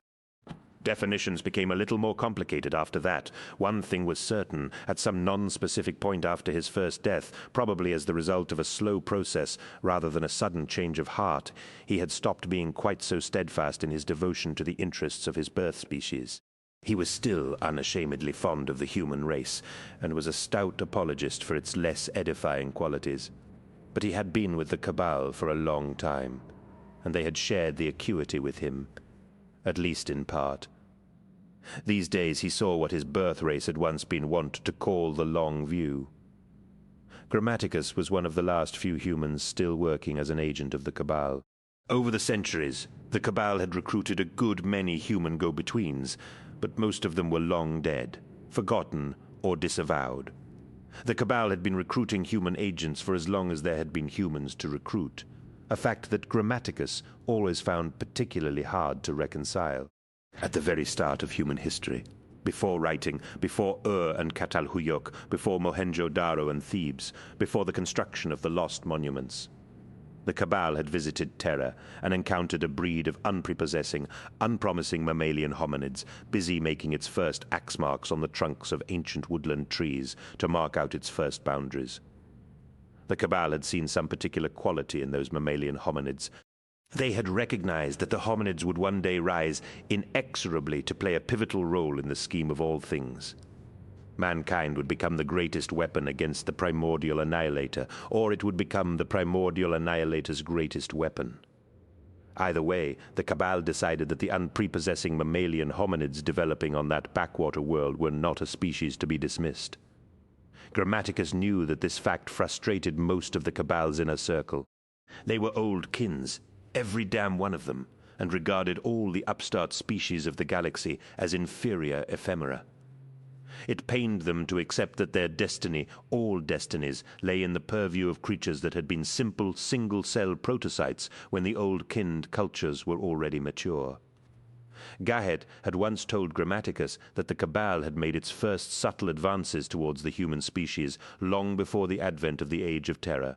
Gahet had said this bitterly, and more bitterly still, had admitted the Cabal's repeated failure to apply influence on human development.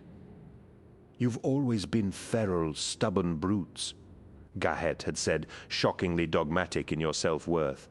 "We tried to direct you and influence your course." It was like Gahet had paused, allowing his mind to select an appropriately humanocentric simile. It was like commanding a tide to turn back, he finished. Grammaticus had smiled. "We are a headstrong people, aren't we?" he had replied, with no little pride.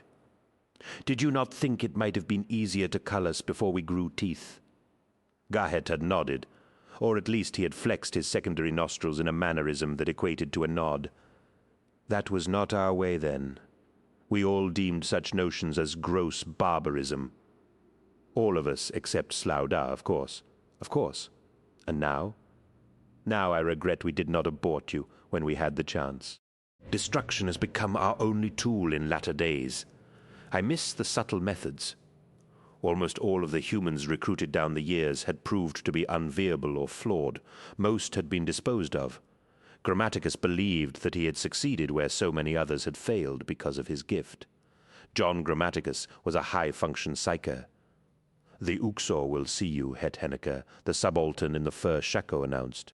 "Thank you," John Grammaticus replied, and got up off the wooden chair at the end of the corridor. He walked down the hall towards the briefing room door, straightening his double-breasted jacket and cape. He undid the collar buttons of his shirt. It was almost noon, and the terracotta palace was sweltering, situated 15 kilometers outside Monlo Harbor.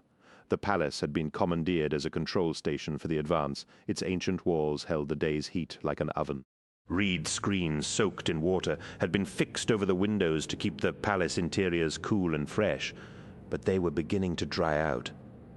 John Grammaticus had no physiological need to perspire, but he permitted his body to do so. Every other human around was sweating freely, and he didn't want them to notice that he wasn't like them. He knocked at the door. "Come." He went in. The chamber was long and broad, with pillars flanking the walls to support the tiled ceiling. The tops of the pillars had been carved to resemble the fronds of reeds or snapping crocodilia, both common features in Nurthane architecture. A folding steel table had been set up in the center of the room, and Uxor Ruxana stood at the head of it, her 4 aides ranged on either side of the table beside her. Uxor Grammaticus said, "Good to see you." He tapped his throat. "I apologize for the unbuttoning, but this objectionable heat." "Quite all right, Konig," she replied. Her aides all nodded accordingly. They were all female, all aged between 13 and 16 Uxors in waiting. Their ovaries had already been harvested for the Geno 5-2 Chiliad stock banks. They were now honing their sept powers and acting as a support buffer for their assigned Uxor. Grammaticus found the operational structure of the Geno 5-2 Chiliad quite fascinating. Formed during the savage continental wars that had engulfed Terra at the end of the Age of Strife, the Geno had proved to be a most effective and adaptable force. No wonder the Emperor had permitted them to endure after unification. No wonder he had looked upon their system and stolen from it. The Geno practiced genic mustering. Grammaticus had been thoroughly briefed on this. Genic mustering had been an essential tool during those caustic years of atomic hurricanes and drifting rad clouds. The core of the regiment was the Uxors, a bloodline of latent, psychically sensitive females. The females had their eggs harvested at puberty, and from them the heavy-built uterine soldiery of the unit were vat-grown, using the genetic codes of several proven robust Abnett gene pools notorious for their martial merit. The Geno grew tough warriors, but they complemented their brute strength and kept the pool clean by importing smart, proven field commanders from other forces. The hetmen were always non-stock individuals who excelled at tactics and strategy. The Uxors, at the top of the Chiliad's command tree, were no longer capable of carrying children of their own to term. This, in ways not entirely understood, freed their minds and allowed them to operate as perceptives, operational coordinators who could appreciate, as Gahet had put it during the briefing, the behavior of their children. At best, the Uxors were weak psychers. Each one was capable of a rudimentary talent known as the sept, enough to enable their forces in the field and supply them with some insight. They burned out quickly. By 26-27, they were done as Uxors and restricted to other duties. During their active phase as perceptives, they were always accompanied by aides, Uxors in training, whose raw psychic talent bolstered the septive power of their Uxor, even as they learned from her. None of the females in the chamber possessed a fraction of John Grammaticus's talent. As he sat down at the end of the table opposite Uxor Ruxana, he reached out. Instantly, he tasted feeble, immature septs, chitter-chatter minds, the moist, unwholesome mental architecture of the pubescent aides. The technical inability to conceive made most Uxor aides gruesomely promiscuous. Grammaticus was repelled by the lurid, shallow thoughts that washed towards him. The aides were all thinking about the next soldier boy they'd hump, or how fabulous it was going to be to become an Uxor. Ruxana was different. Grammaticus looked down the table towards her. For a start, she was a woman, not a girl. A startlingly appealing woman. Her lips were full. Her long, straight, blonde hair center-parted, her eyes heavily lashed and exotically grey. A master sculptor could not have improved upon her cheekbones. She was also 28, and at the end of her Uxor service. He could feel that she hated this fact. She was broken by the thought that she would soon be something else. A medica, a munitorum commander, a cartomancer, an Uxor emeritus. Her powers were ebbing, her sept was waning and weakening. "What do you have for me, sir?" she asked. Quite a voice. Even the aides took notice. Husky, no, silky like honey. Grammaticus knew that he was a little in love with her, and allowed himself to relish the fact. It had been a long time, 700 years, give or take, since he had permitted himself to respond to a human female in any way other than physical need. "Well, I have plenty, Uxor," he replied, taking out the document case from under his arm and opening it. "You've actually been in Monlo Harbor? asked one of the aides, looking right at him. Grammaticus felt a wash of admiring lust. Yes. "What's your name?" "Tuvi, sir," the girl said. She was the most mature of Ruxana's aides, about 19. Tuvi clearly found the idea of a daring intelligence officer quite intoxicating. "Yes, Tuvi. I made cover as a merchant called Disalhulta, and spent the last 4 days gathering evidence in the inner quarters of the town, amongst other things," he thought. "Wasn't that terribly dangerous?" asked another of the aides. "Yes, it was," said Grammaticus. "How were you not unmasked by the infidel enemy?" asked Tuvi. "Be quiet," Ruxana told her girls. "Intelligence operatives are hardly required to give away their tricks." "It's all right, Uxor," Grammaticus smiled. He looked at Tuvi and said, "El tet tanash el et sheitanei." "What?" Tuvi replied. "It means," Grammaticus told her, "I speak the local language as a native does in Northain." "But," Tuvi began, "my dear, I'm not going to tell you how, so please don't ask." "If I might continue?" Tuvi looked as if she was going to say something else. "Let the man speak, Tuvi," Ruxana snapped. "Henniker?" "Oh, of course. Well, the location itself, as we know, the Northain have no orbital or interplanetary technology, nor have ever possessed such means. However, the area known as Monlo Harbor, though flooded and used for maritime shipping, was originally constructed as a setting down point for starships." Uxor Ruxana blinked. "For starships?" she echoed. He was taking a slight risk in sharing this information, but John Grammaticus's mind was finely trained to sort and appraise data. He knew exactly what he could give up and what he couldn't. He believed it mattered very little if the Imperials found out that Monlo had once been an extraplanetary set-down. It was a halting site, in fact. The Cabal used to visit here long ago. That's why they knew about the Nerthine culture. For starships, Uxor. Are you sure? Uxor Ruxana asked absolutely. Grammaticus replied, "I have excellent sources, and when you say originally, Koenig, what does originally mean? It means something between 8 and 12,000 years ago, enough time for sea levels to change, for floodplains to rise, and for a massive stone-cut extraplanetary harbor to fill with water and become a harbor of a more traditional nature." It was 11,826 years, in fact, and the construction work had taken 18 months. Grammaticus felt it wise to fudge the precision of his knowledge. The aides started speaking all at once. "That would place construction during the Second Age of Technology," said one. "Around the time of the First Contact event and the First Alien Wars," said another. "Is there any evidence as to which xenoform might have been responsible?" asked another. "Do the Nerthine know of its provenance?" asked Tuvi. "Tuvi frames the best question," said Grammaticus, shutting down the chatter. "Do they know? Well, I don't believe they do. They possess myths and legends as all cultures do, and some of them contain elements that might be interpreted as containing some race memory of xeno-contact or intervention. But until the 670th expedition came along, the Nerthine believed they were alone in the galaxy. Remember, the Nerthine don't even realize they were originally colonists from Terra. That is the true misery of this war," Ruxana nodded. "They do not recognize us as kin." Grammaticus felt her discomfort. Kinship meant so much to the Genoaxes. Indeed, he found this aspect of the Emperor's great crusade especially troubling in its youth. Mankind had spilled out across the stars, colonizing thousands of worlds, forming the first human stellar community. Then the age of strife had come down like the blade of a guillotine, and for the better part of 5,000 years, warp storms had rendered interstellar travel impossible. The outreaches of man had become cut off, beleaguered, isolated. In that turmoil, many offshoots had entirely forgotten who they were, or where they had come from. Such was the case with Nerth. When the Emperor, a figure long foreseen by the Cabal, had finally unified the anarchic fragments of Terra, he had undertaken a great crusade. Oh, how telling was that title, to seek out and reconnect with the lost outposts of the human race. It was astonishing how often the lost worlds resisted those overtures of reconnection. It was unconscionable how many times the roving expedition fleets had been forced to go to war with the very cultures they had set out to rescue and embrace, just to bring them to what the Emperor had euphemistically called compliance. It was always, so the official line went, for their own good. John Grammaticus had met the Emperor once close on 1,000 years before.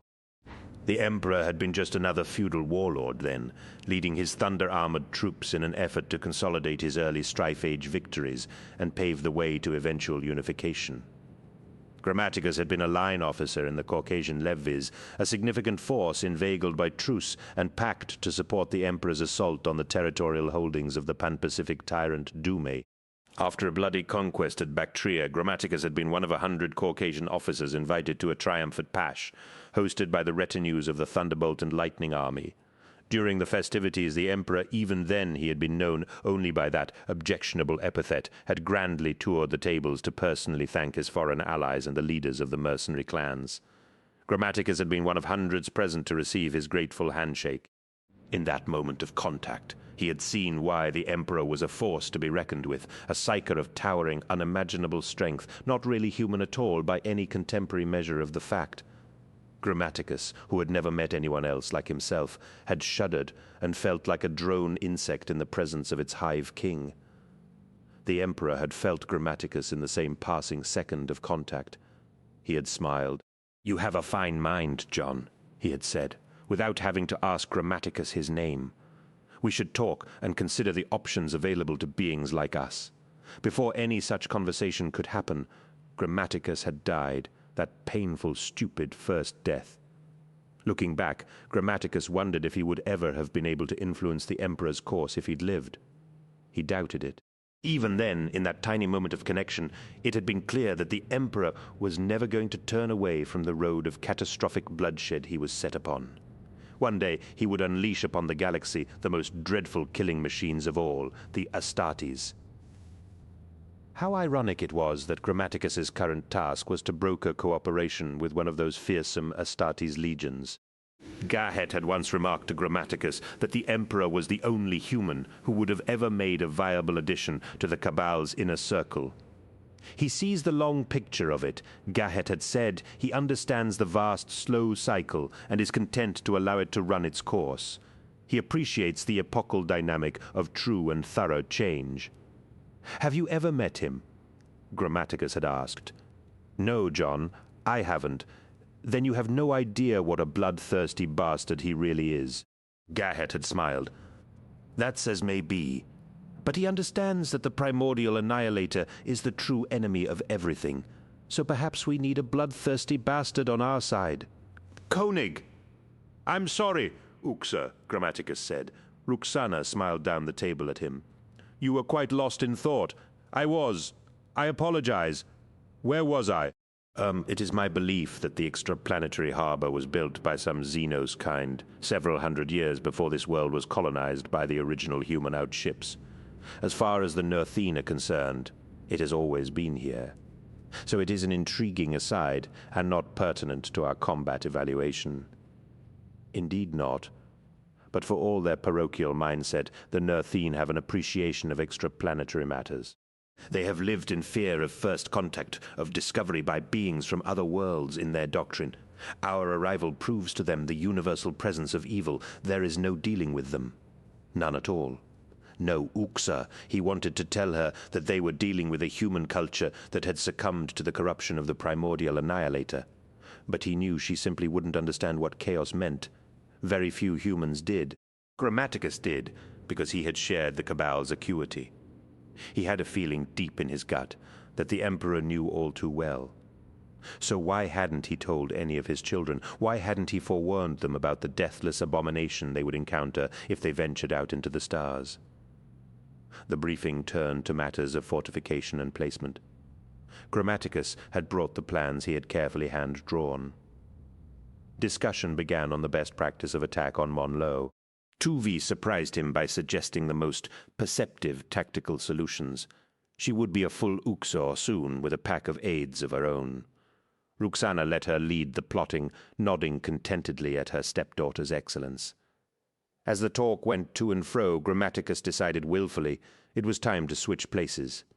He put himself behind Ruxana's eyes.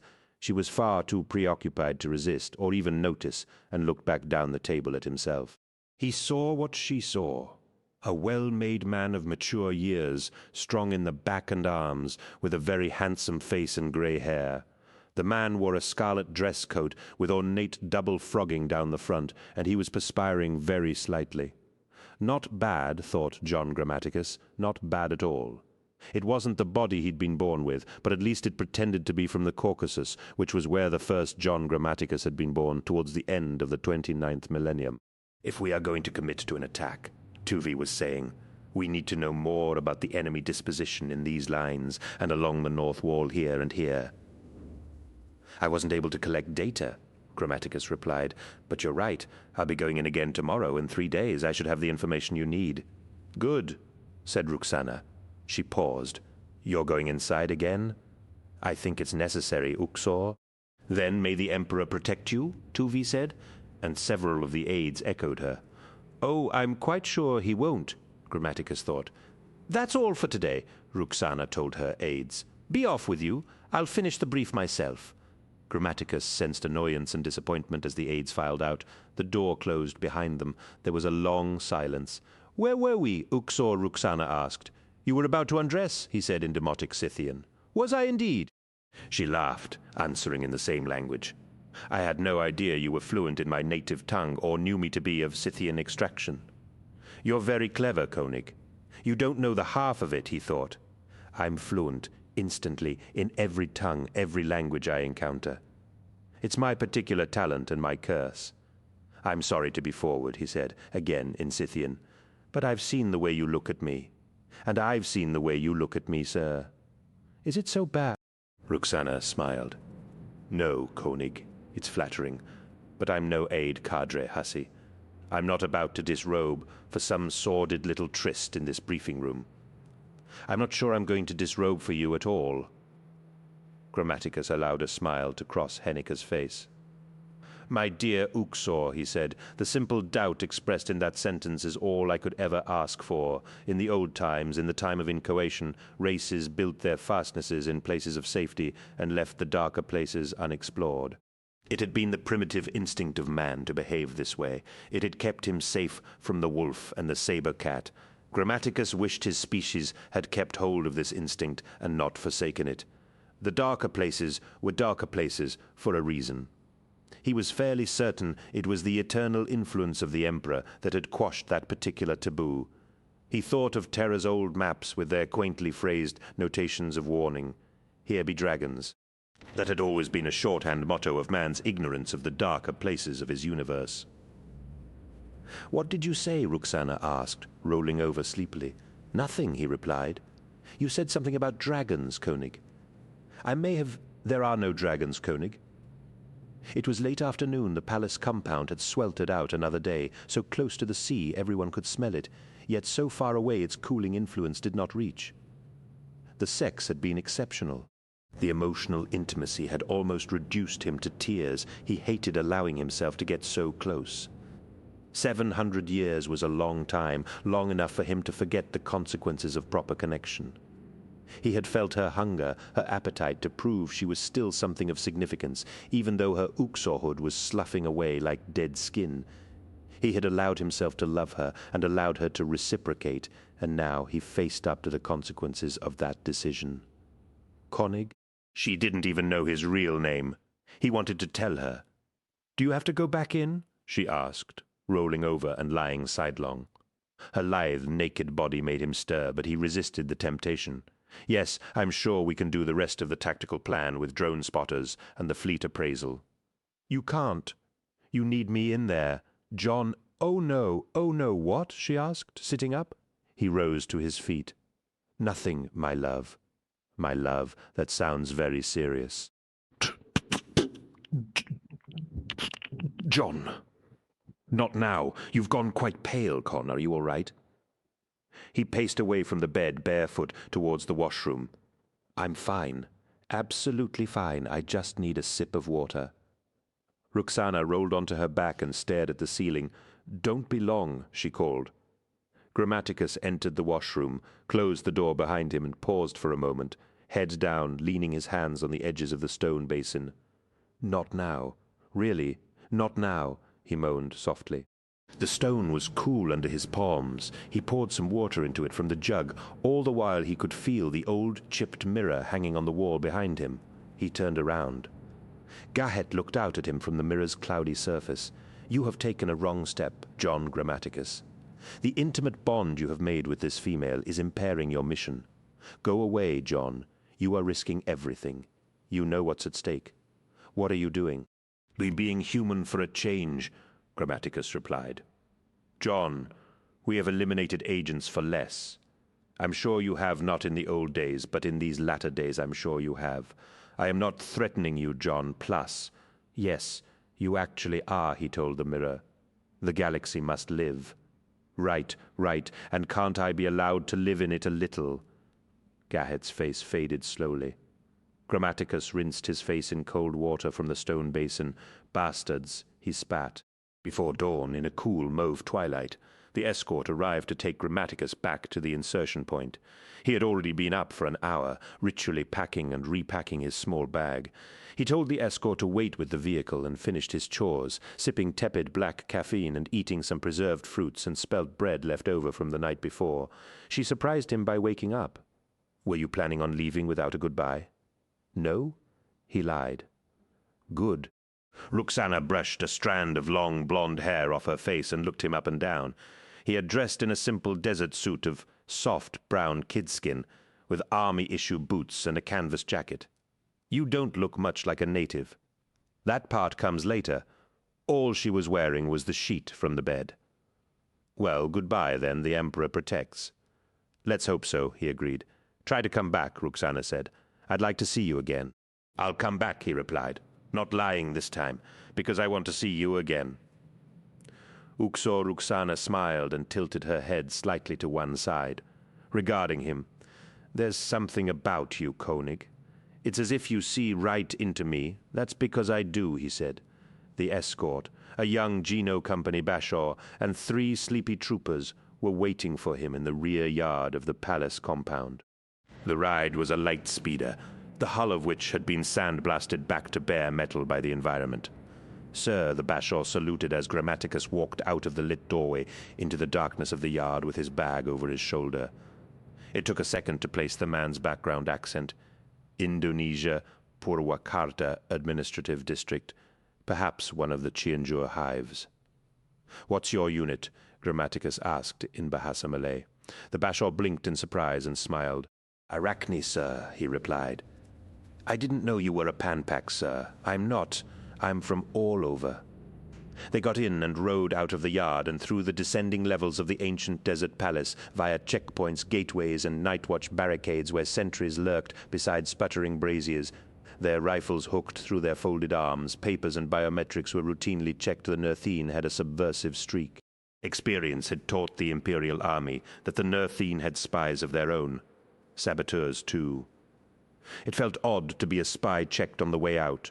Outside the palace perimeter, the speeder picked up velocity and coasted along the bombed-out avenues and dust-dressed streets of the township surrounding the compound. The sun was threatening to rise behind the passing ruins. Grammaticus sat back in the rear seat, trying to relax, trying to compose his focus into identity immersion, feeling the breeze of motion against his face. He began to regret making a connection with the young bashaw. The officer, sitting up front, kept leaning around and talking to Grammaticus about places in Cianjur that Grammaticus had never visited, nor had any wish to visit. Grammaticus had been in Cianjur once long ago. He'd been there as part of an army that had burned the place down 500 years before the settlement that the bashaw had grown up in had even been planned. He closed his eyes and thought of Ruxana. "It's as if you see right into me. There was too much truth in that." His mind saw into everything. It made him think of the thing he tried never to think about that day long ago, meeting the Emperor, shaking his hand, tasting the power and seeing, behind the glamour of that handsome, noble, healthy face, seeing just for a nanosecond. Seeing, "Are you quite well, sir?" the bashaw asked. "You went rather pale all of a sudden. Is it motion sickness?" "No, I'm fine. Absolutely fine," Grammaticus replied. They came up out of the ruins and followed the rutted dispersal tracks around the back of the dug-in Imperial lines.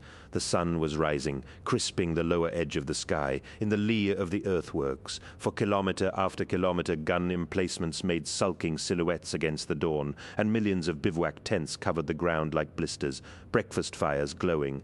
They passed standards and banners hanging limp in the slowly heating air. "That's my lot," the Bashor called out as they shot past a particular standard.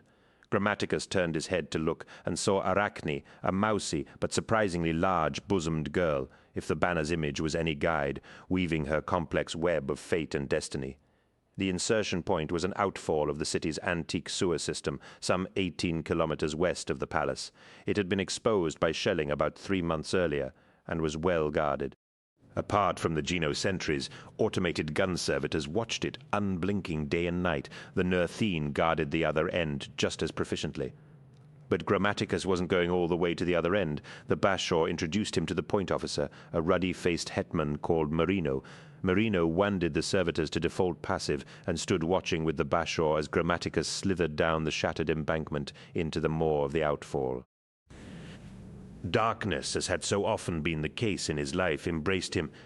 10 kilometers and 90 minutes later, he pulled himself out of a runoff vent not far from the rising walls and banked towers of Monlo Harbor. He had already switched off his lamp and left it in the bag, along with his canvas jacket and army boots, stuffed behind the loose bricks of a culvert.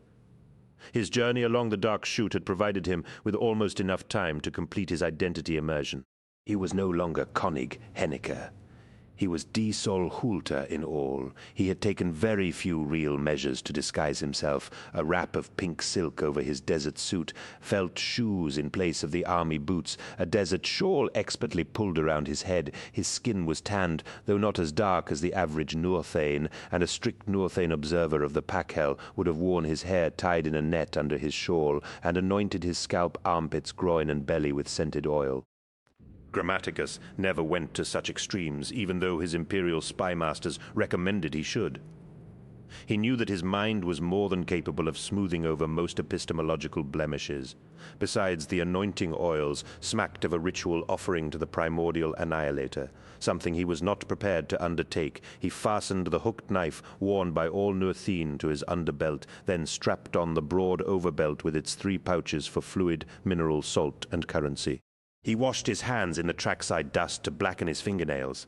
Apart from the knife, he carried no weapon, except, of course, for the ring. The sun was crawling up into the sky, having revealed itself during his trek through the dank underworld. He felt its searing heat on his head and shoulders, but he was near the sea, close enough to both feel and smell it. Fresh winds came in from the harbor shore, snaking in across the desert outland. He sniffed moisture. He began to walk towards the banked towers and enameled walls of the port city.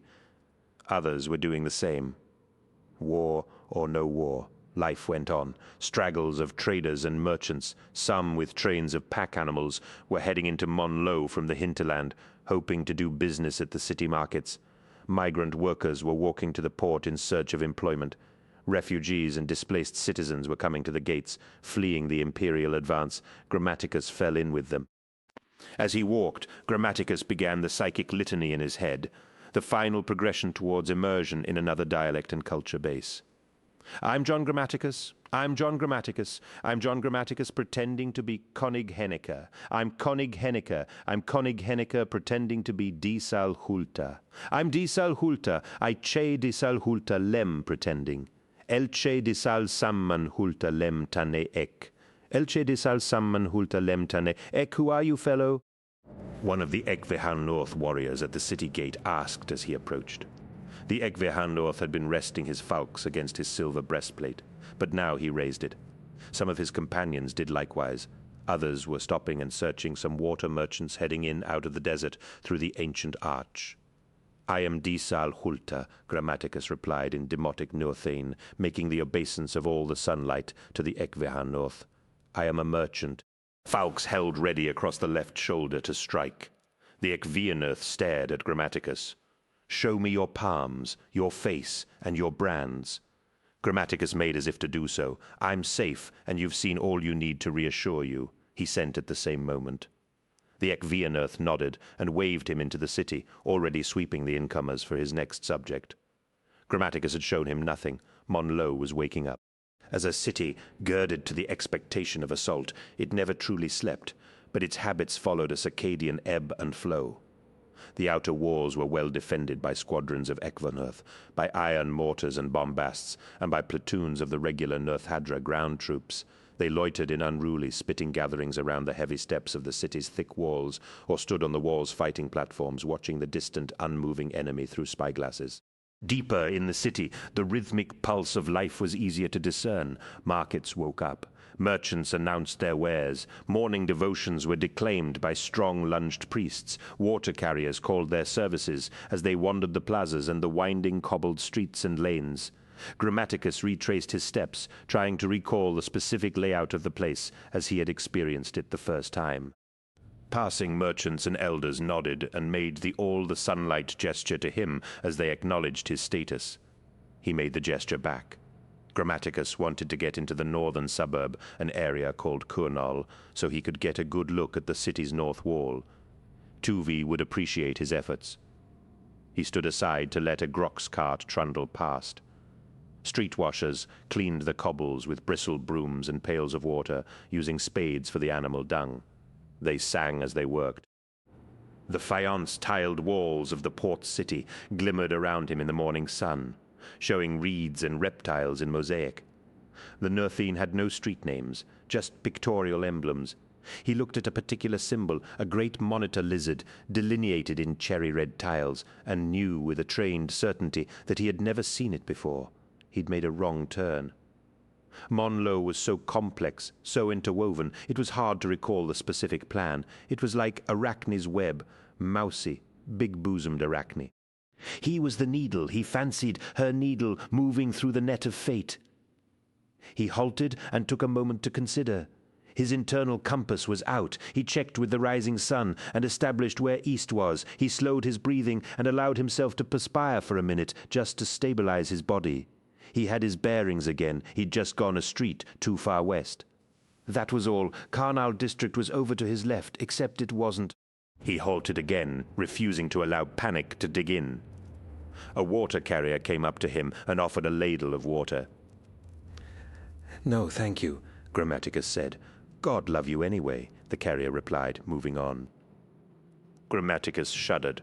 What the water carrier had actually said, literally translated as, "The primordial annihilator, immolate your living soul." What's wrong with me? Grammaticus thought. Last time I was here, I slipped easily from street to street.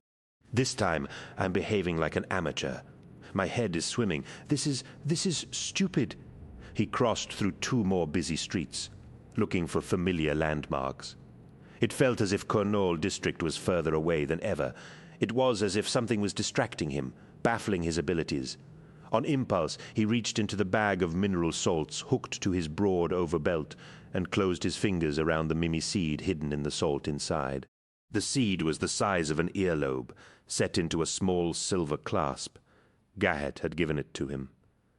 The seeds fruited from some xenotype tree on a world somewhere in the Cabal's range of influence, were psychically sensitive. If they grew warm or desiccated in any way, it was a sign that psychic activity was close by. Grammaticus looked at the mimizid. It was always a little warm and dry, because it reacted to his own talents. In his hand the seed was positively hot, like a burning coal. It had shriveled in its setting. He was in trouble.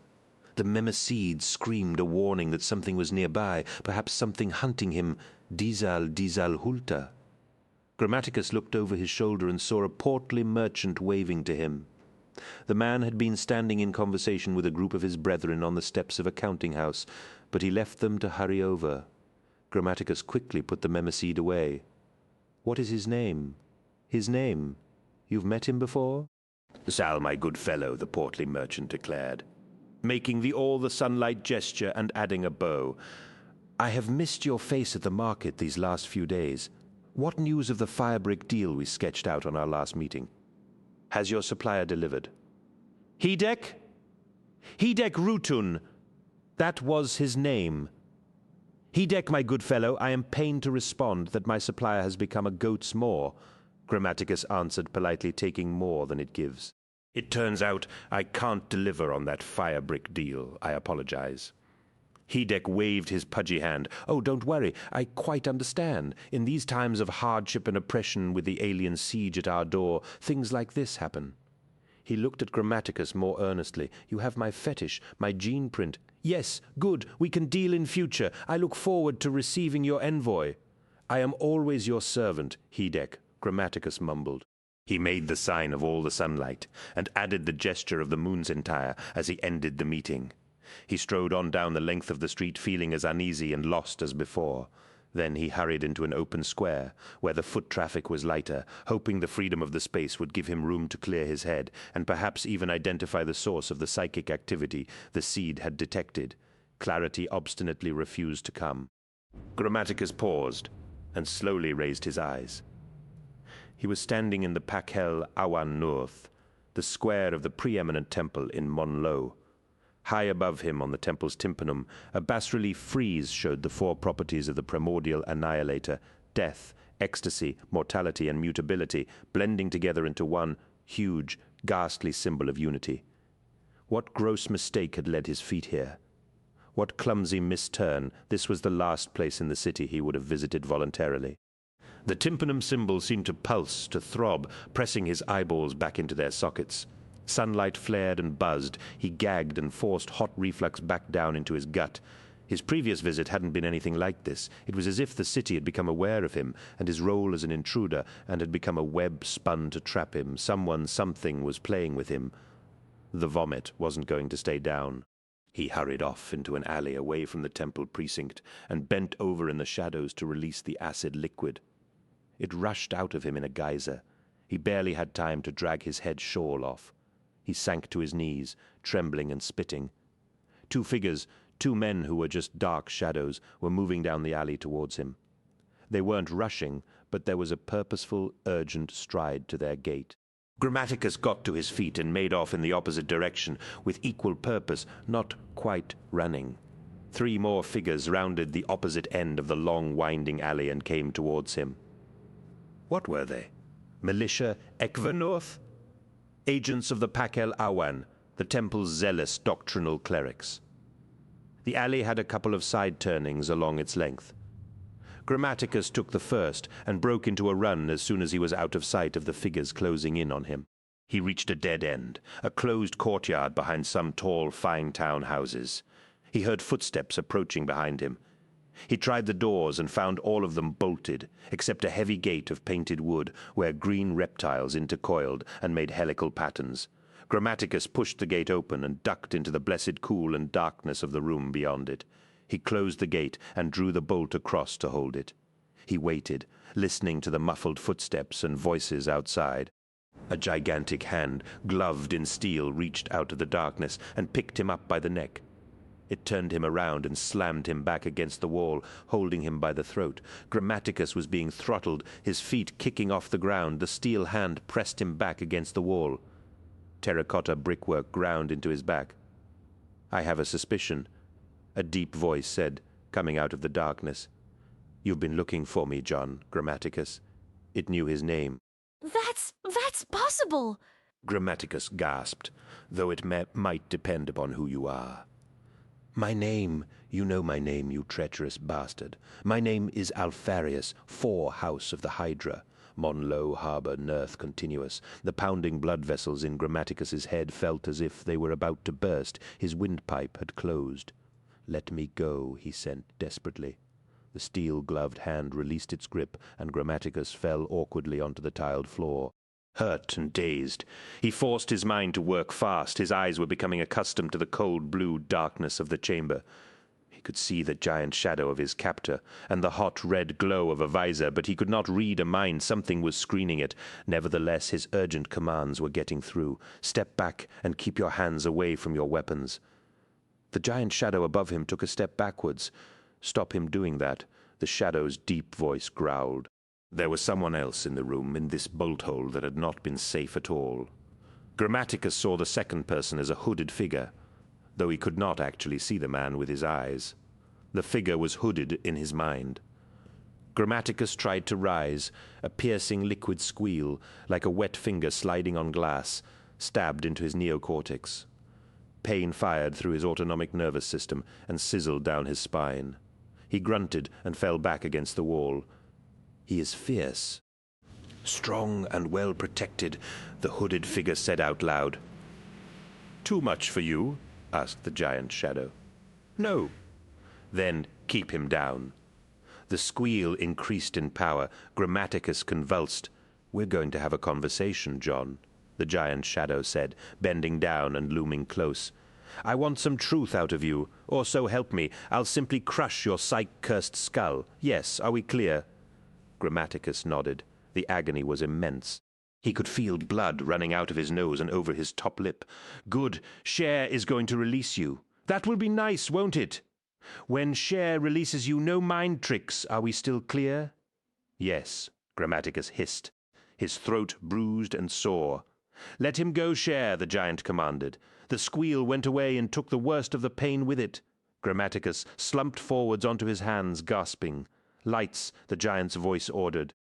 There was a brief pulse of telekinetic effect, and several dozen wax candles arranged around the room spontaneously lit, a decent pyrokinetic display. The light from the candles was soft and yellow. It showed Grammaticus a shuttered greeting room, typical of Nuathene houses, with a faience-tiled floor and mosaic walls that snagged the candlelight like water.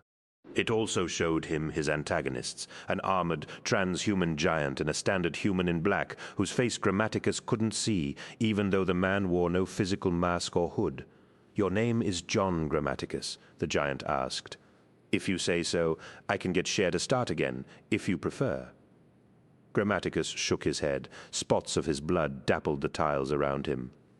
Yes, my name is John Grammaticus. You already knew that. Look at me, the giant commanded. Grammaticus looked up. The giant was clad in power armor, the metal and ceramic war gear of the Legiones Astartes. The armor was a rich indigo blue with silver edging.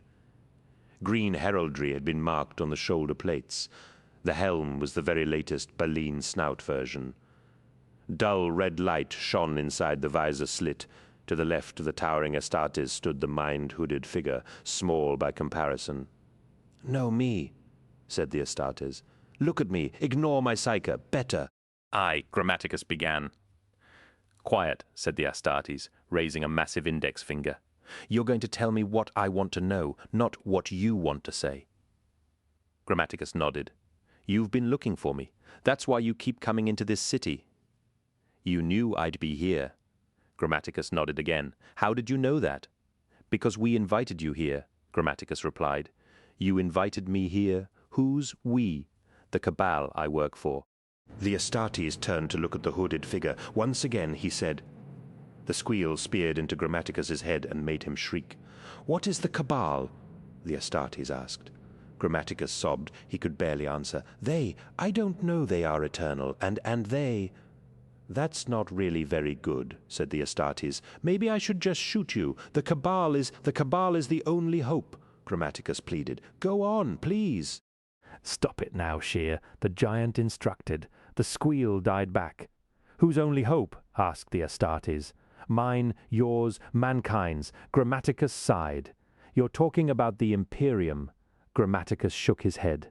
Broader than that, the species, the Imperium is the species, the giant replied. You don't really believe that, do you? Grammaticus asked. The worlds you've seen, the worlds you've been obliged to bring to compliance. Worlds like this one, sapling shoots of human culture, cuttings from the root plant. The human race is far, far more than the militant tribe that is spilling out from Terra to accomplish the Emperor's vision. The Astartes drew his bolt gun. Grammaticus did not actually see it happen. One moment, the hefty weapon was holstered at the giant's hip. The next, it was in his steel fist, aimed at Grammaticus's head. Are you insane? The giant asked. Are you blind? Look at me. I am an Astartes warrior, oathed to this moment, and sworn to serve the Emperor. Why would you say something that sounds so perilously close to treason? I apologize if that's how it sounded. I meant no disrespect. The bolt gun remained aimed at him. You said this cabal of yours invited us here? Explain that. Grammaticus swallowed.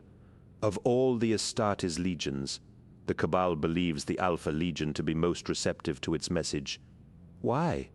In all truth, sir, I do not know. I am simply a go-between. The Cabal wanted the Alpha Legion to become involved in the compliance war here on Earth, so that it could see the evidence for itself. See what, John? Grammaticus straightened slightly and looked boldly at the muzzle of the gun aimed at his face. What was at stake? The real enemy. Not the Nerthine, but the primordial annihilator that holds sway over them. The Astartes slowly lowered his weapon. You're talking about their warp magic. It's not. Grammaticus began. May I stand, sir? This floor is cold. The snouted helm nodded. Grammaticus rose to his feet. The Astartes still towered over him. It's not magic. It's not some fanciful trickery. It's the visible manifestation of a deep power, a universal, pervasive abomination. Chaos, the Astartes replied. If that is what your masters wanted us to see, they have wasted your errand. We already know of chaos and have numbered it in the litany of Xenos hazards. Grammaticus shook his head sadly. The simplest name for it is chaos. You've numbered it in the litany of Xenos hazards, have you? Then you know it only as a child knows the world. It has always been and will always be, and compared to it, nothing. Not mankind, not the Imperium, not the Emperor's mighty design, is of any consequence. Unchecked, it will poison and stagnate the galaxy. Fueled and driven, it will destroy everything. The Cabal wanted you to see it properly, to see it with your own eyes, so that you would take its message seriously. He paused, and it needed you to see it quickly. Why? Asked the giant. Because a great war is coming. A war against what? Against yourselves, said Grammaticus. The giant Astartes stared at Grammaticus for a moment. Grammaticus heard the dull click of his helmet vox operating. A private conversation was taking place. Grammaticus waited. The candle flames trembled. A tiny greenhouse lizard scuttled across the tiled floor and up a wall. The giant turned back to look at Grammaticus. What is the message your Cabal wants us to take so seriously? He asked. I don't know. I was simply sent here to propose a dialogue. The Astartes looked over at the mind-hooded man. I am called for, he said. Take him to the parlor and stay with him. Do not allow him to play any tricks. The Psyker nodded. The Astartes went over to the wooden gate, unbolted it, and stepped out into the sunlight. Just before the gate closed, Grammaticus saw that the intercoiled green reptiles painted on the wood were dragons, each one with 3 serpentine heads, hydras. This way, said the Psyker to Grammaticus. He followed the Psyker through the rooms of the house, rambling chambers and hallways that followed no more logical a scheme than the streets of Monlo. All the rooms were dark and shuttered, and dust sheets covered the few pieces of furniture. This was a place of convenience. Grammaticus decided, a safe house. He had been meant to open that painted gate all along. The Psyker led the way with a single fluttering candle. You contrived to bring me here? Grammaticus asked. You baffled my mind and got me lost, so I could be directed to this house. Not on my own, the hooded man replied. You are a powerful being. We've been aware of you these last few weeks, operating here, shadowing us, watching us. We thought it was time to ask why. You're not Astartes, the man turned and looked back at him, but, despite the candlelight, Grammaticus could still not resolve his face. The Alpha Legion uses any and all instruments to get its work done. I am honored to serve them. The Psyker took Grammaticus into a dark sitting room where several low couches and upholstered stools had been brought into use, their dust sheets folded and put away. A golden ewer of Nuthane wine, some small silver-dished mazes, and an earthenware bowl of preserved fruit stood on an inlaid table. The Psyker nodded slightly, and the many candles arranged around the room's surfaces spontaneously lit. The sudden light made a couple of little house lizards skitter into the shadows. I do hate lumen and glow-globe light, the Psyker said. It kills the darkness. Candles illuminate it, and darkness is just another instrument of the Alpha Legion, asked Grammaticus, though he could not see the man's face. Grammaticus understood that the Psyker was smiling. You really have been watching us carefully, haven't you? The Psyker said. It's my job, Grammaticus replied. Help yourself to wine, to a bite of food. The psyker offered, sitting down on a couch and putting the candle he was carrying down on a low table. Grammaticus poured some wine into one of the silver drinking bowls. He needed something to wash his mouth with, but would have preferred water. As he sipped from the mazer, he focused his limbic system to negate the effects of the alcohol. He took a seat opposite the psyker. "You're called Cher, right?" "Yes, you're a gifted pyrokeene." "It's a technique that never manifested in me." Cher shrugged. "You get what you get, John. I'm far more impressed by your particular talent. Logokinetic skill. That's rare. You can read that in me?" "Of course," said Cher, "but I can't understand it. Is it any language, or just specific groups? I've never encountered a tongue I couldn't master." "Including Xenos?" Grammaticus smiled. "They're not so hard. It depends on the organ they use for speech. I can understand some, but I'm unable to respond in kind because I lack the necessary biology to manufacture reciprocal sounds, and some are just abstruse. The Eldar have a particular verb form that always trips me up." "And you can tell where a person is from just by their speech?" Cher asked, deftly switching from Low Gothic to Sinhala. "Nice try," said Grammaticus in fluent Sinhala, "but your palatal voicing gives you away. You are speaking Sinhala well, but I read Farsi vowels underneath, and something else. You are Uzbek or Azerbaijani." "Uzbek. And the something else, the long diphthongs, that's a trace of Mars, isn't it? I spent 8 years growing up in the habitats of Ipruvian Maximal." "You're very good. I presume as a result you're very good at reading the truth." Grammaticus nodded. "I am. It is particularly hard to lie to me. A fact which I hope you'll mention to your masters when you report this conversation back to them. I excel at recognizing truth, so I am not unwittingly conveying someone else's lies to the ears of the Alpha Legion." Cher chuckled. "You may recognize the truth, John. We have no guarantee you are transmitting it." "That's a decent point, I suppose," Grammaticus replied, taking another sip from the mazer cradled in his fingers. "How did you invite them?" Cher asked. "They'll want to know. It's taken about a decade," said Grammaticus. "Agents like me have been planting seeds and suggestions for a while now. Using imperial codes and ciphers, we've logged reports and bulletins into the Crusade's data architecture. Certain things that we thought would tantalize the Alpha Legion. We diverted a few orders, reversed a few command communicas. Little by little, we made sure that when the time came for the 670th expedition to request assistance in prosecuting the Neurthene campaign, it would be the Alpha Legion that responded to Lord Commander Namachira's plea." "Great terror," Cher breathed. "That's astonishing. The level of influence, of access, the strategy, the patience. Incredible. Such subtle manipulation." "That's the Cabal's way, Cher," Grammaticus replied. "Strategy, subtle influence, the long view. They're very good at it. They've always been very good at it."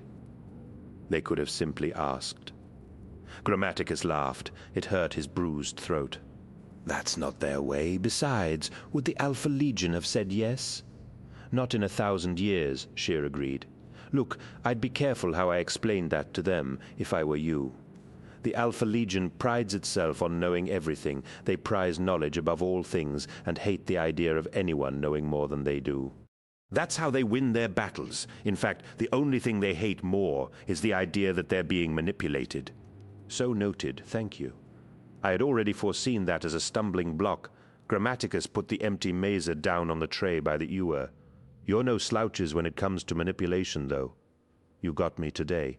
From the moment I entered Monlo, you were misleading me, clouding my mind, pulling me to where you wanted me to be."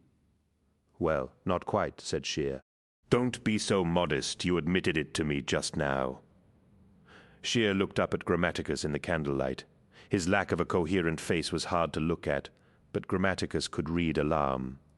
"John, I'm not being modest. Yes, we led you here, but only once we had located and identified you.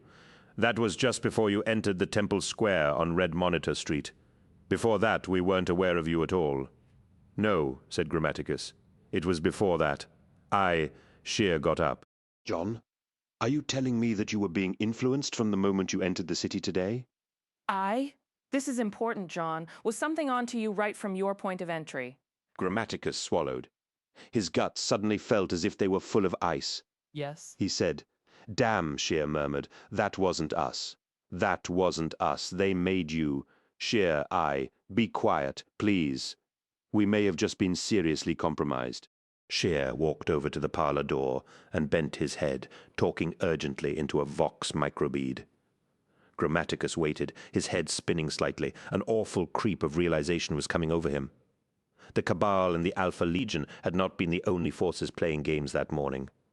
Shear looked over at Grammaticus, his conversation over. "We're moving," he said. "We're getting out of here. What's going on? It's as bad as I feared. The city's gone quiet. The Northene identified you and used you as a lure to draw us out." "I'm so sorry," Grammaticus said. "Your apology hardly counts for anything. Come on." Footsteps were thumping up the hallway outside.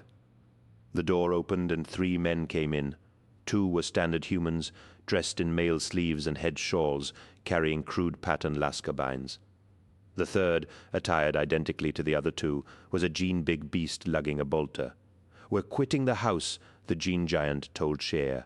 "Is this the wretch who blew our operation?" Without waiting for confirmation, the gene giant turned and advanced towards Grammaticus. "Leave him, Herzog." "Please, sir," Shear called out. "He's valuable. Peksh told me to watch him and keep him safe. Shame the rodent couldn't do the same for us." The gene giant growled. "All right, let's head out. Double time." They flanked Grammaticus and hurried him down the hall. Scared as he was, Grammaticus sorted the data that had just come his way. The gene giant was called Herzog. Apparently, Grammaticus could smell the whiff of Astartes about him. The other 2, the male-sleeved standard humans, suggested to Grammaticus that the Alpha Legion used all sorts of non-Astartes operatives to accomplish their missions, not just specialists like the Psyker Shear. What had Shear said? The Alpha Legion uses any and all instruments to get its work done. Grammaticus risked a quick surface read of the men's minds, and saw they were soldiers of the Imperial Army, though there was something definitely non-standard about the biological samples he was getting. He dared not risk a deeper probe. And that other thing Shear had said, "Peck told me to watch him and keep him safe." He could only have meant the armored giant, but the giant had identified himself as Alfarius. Was that another lie? How did the names connect? They reached the ground floor of the house. Herzog raised a hand to activate his link. The shutters opened. They banged aside one by one, opening each window in turn, spilling hot, hard daylight into the closed house. Grammaticus flinched at each opening, feeling the residual pulse of the telekinetic power responsible. A trio of minute greenhouse lizards danced in over an open sill. "Damn," Herzog murmured. More lizards skittered in, running like water over the sills. Some falling onto the floor with little plips inside. 5 seconds. They were pouring in like a flood, thousands of them rushing over the window ledges and under the doors, flowing as if dumped out of handcarts. "Back up! Upstairs!" Herzog ordered.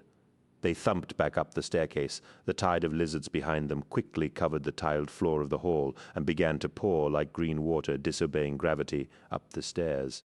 Grammaticus could feel a malevolence in the air, a pervading touch of cloying heat and rage, the trademark of an angry, potent psyker.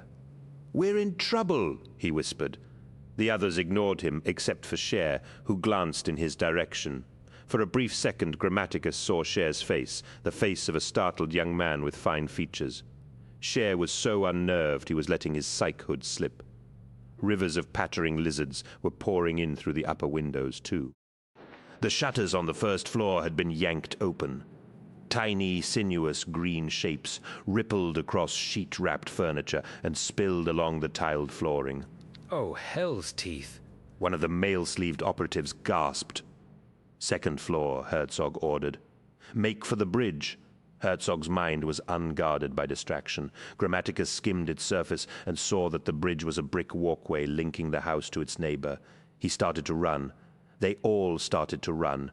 Behind them, the swarming lizards filled the hallways, making no sound except for the plick-plack of their billion sticky feet.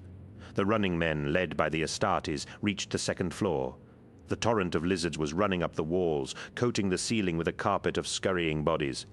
"Arcus, delay them!" Herzog yelled out. "Why me?" one of the male-sleeved operatives wailed. "Just do it! Broad burn!" The operative turned, adjusting his las carbine to the widest emission setting. He started to fire, blasting unfocused washes of energy back down the stairs, singeing and crisping the wriggling mat of advancing lizards. Tiny, smouldering bodies dropped off the ceiling and walls, the hand-painted wallpaper crisped. Arcus kept firing, cooking thousands of squirming shapes, adjusting his aim rapidly to check each front of the swarming plague in turn. It wasn't enough. It was never going to be enough. They reached him, and he screamed and jiggled as they rushed up his legs and his body, covering him. He started to flail wildly, enveloped by tiny, biting, snapping green shapes. He lost his footing and fell, crashing down the staircase into the main body of the green torrent. In seconds, his form was lost from view, submerged in the writhing flow.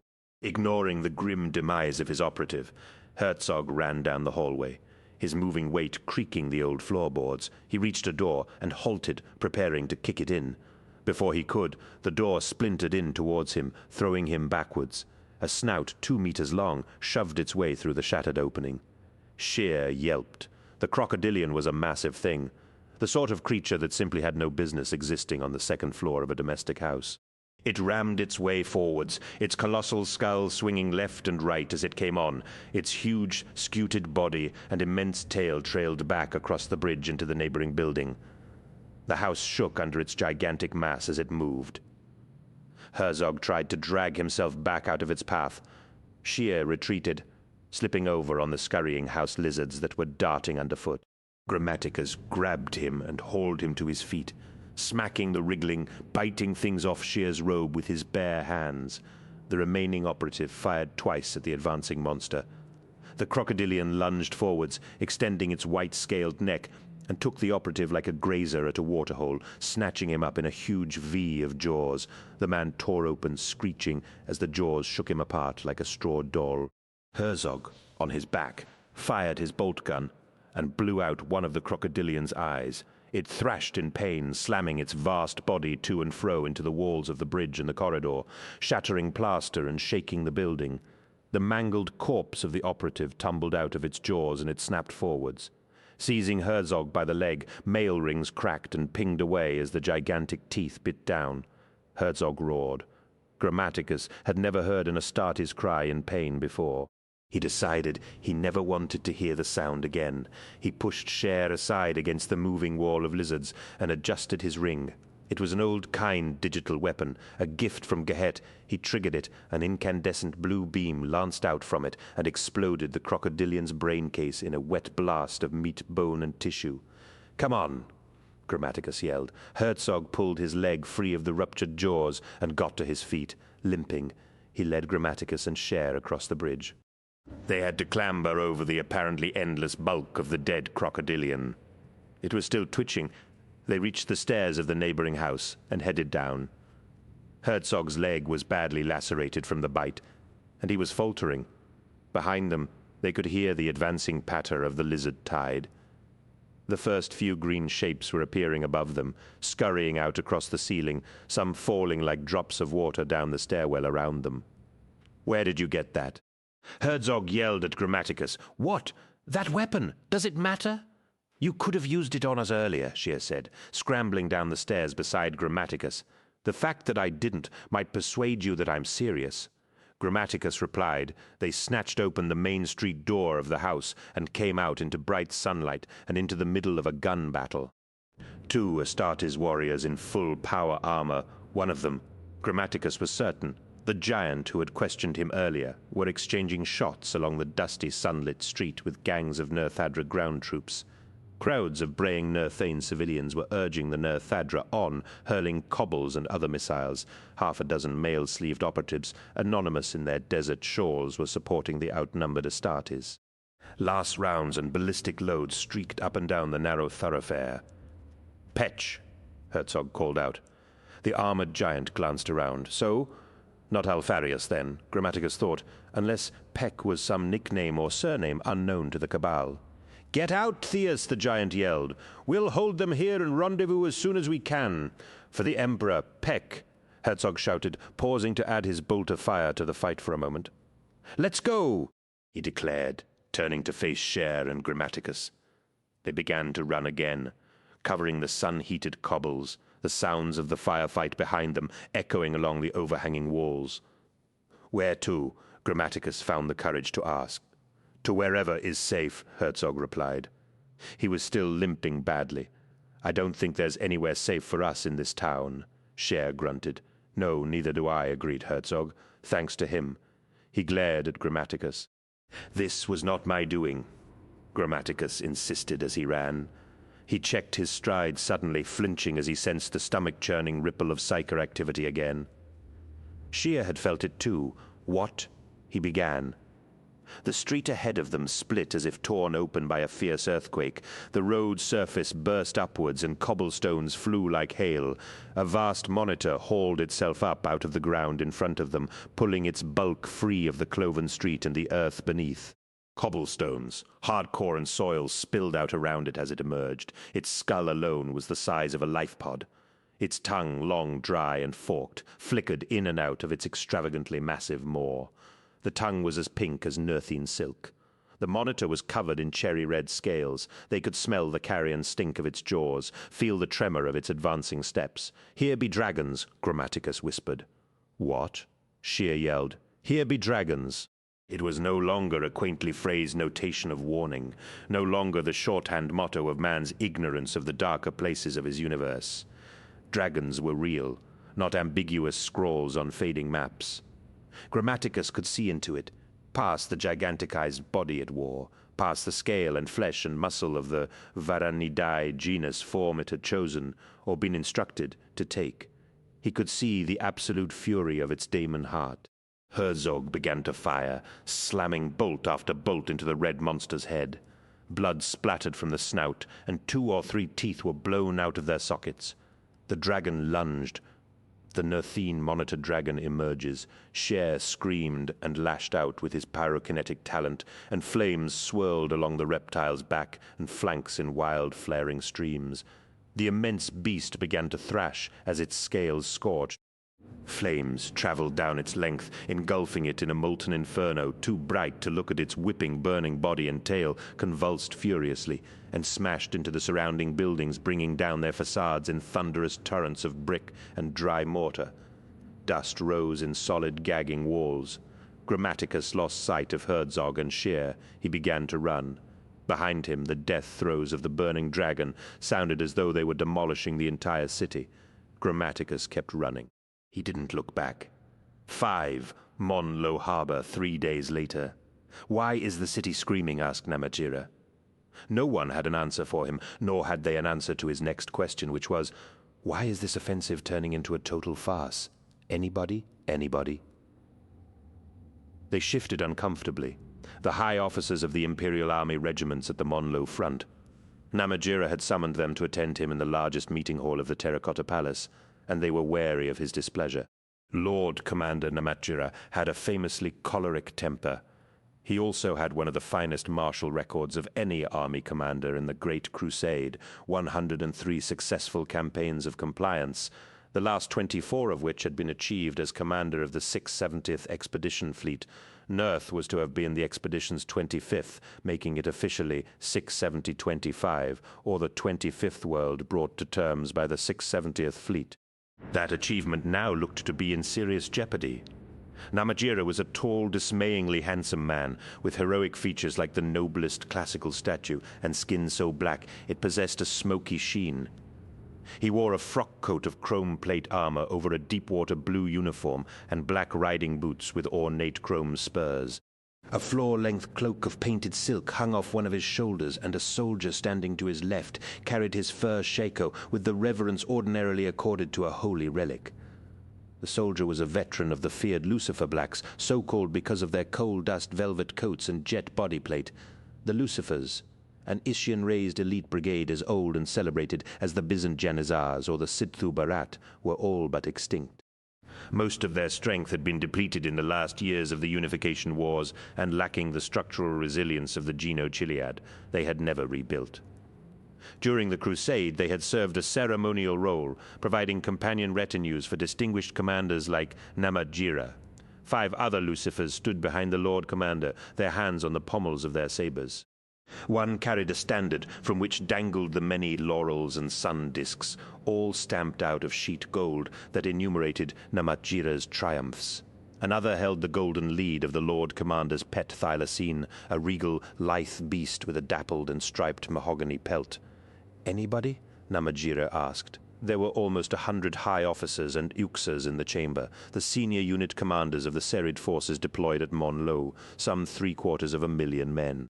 The 24 yuxas represented the Geno 5-2 and stood solemnly amongst various dress-uniformed officers of the Zanzibari Hort, the Crescent Sin 6 Torrent, the Regnold Thorns, the Outramars, and a clutch of support and auxiliary detachments. No one seemed especially willing to risk framing a response towards the rear of the gathering.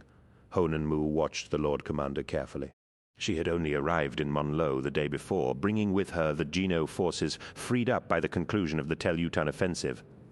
She'd arrived in time to see the dispiriting disaster Monlo was turning into, and was therefore thankful that Namatjira could not direct his wrath at her.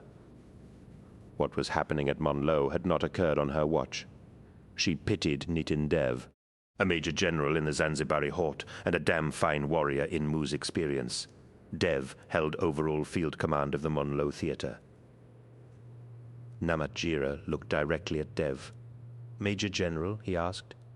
"Anything to say?" There was a pause. Lord Commander Teng Namatjira seldom toured a fighting zone in person, except to join the victory celebrations at the end of a compliance war. He preferred to orchestrate his campaigns from orbit. For him to make the drop to the surface, to risk exposure by visiting the sharp end of things, was a very big, very telling detail. "No, my lord," said Dev, "I haven't really. Yes, my lord, I cannot add anything to what you already know." Honan Mu narrowed her eyes in admiration. The Major General had balls of steel many times. She'd seen officers whine and dissemble and make excuses when brought to task by their superiors. Dev was making no attempt to wriggle out of this. He was taking it face on. Namatjira gazed at the Major General. Dev stood stiff and straight-backed, his eyes as glossy and black as the tight folds of the turband that secured his spiked helm to his head. Without expression, Dev half drew his saber with his right hand, his left hand clutching the top of the scabbard, and waited.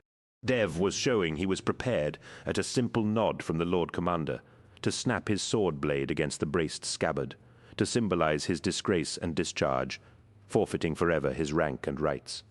It was a brave offer. Perhaps later, Major General Dev, Namatjira said mildly. Dev resheathed his sword. The Lord Commander stepped forwards, and the gathered officers parted to let him through. He strode down the chamber through the midst of them, heading towards the windows at the far end. His Lucifers followed him. The thylacine padded with them, lean as a coursing hound, its tongue lolling from its long, rapacious jaws. 8 months, Namatjira said as he walked. 8 months we've had to slog at this world, and still the sorcerous bastards confound us. I thought we'd finally broken the deadlock when Tel Utan fell. I thought we were about to prize victory from their dead hands at last. But now, this nonsense, it's as if we've taken a backward step. No, a dozen backward steps. It feels like this bloody war is only just getting started, and Terra knows it's cost us enough already. It's cost us blood. It's cost us men. It's cost us time. They're barbarians. This should have been over and done inside 2 weeks. He stopped in his tracks halfway down the chamber. The Lucifers halted smartly and stood with him, eyes front. The thylacine pulled up sharp on the golden lead and sat. Namatjira turned slowly, running his gaze across the gathered commanders on either side of him. "It has been my recent privilege," he said solemnly, "to have shared communication with the first Primarch. Do any of you know where Lord Horus is just now?" No one answered. "I'll tell you," said Namatjira. "Great Lupercal is fighting on a rock called Ulanor. He stands at the Emperor's side, at our most glorious Emperor's side, and together, for the benefit of our future, they are making war upon the Greenskins. The bestial monsters have gathered in unprecedented numbers, and the Emperor has met their attack head-on." Can you imagine that? Ulanor may prove to be the single most important combat in the history of our new Imperium. We may in time regard Ulanor as the defining victory of the Crusade, the moment mankind confirmed his mastery of the Void, the moment our Xenos adversaries turned tail and fled forever. Namatjira hesitated before continuing. He was still turning slowly, watching them all, his eyes shining with passion.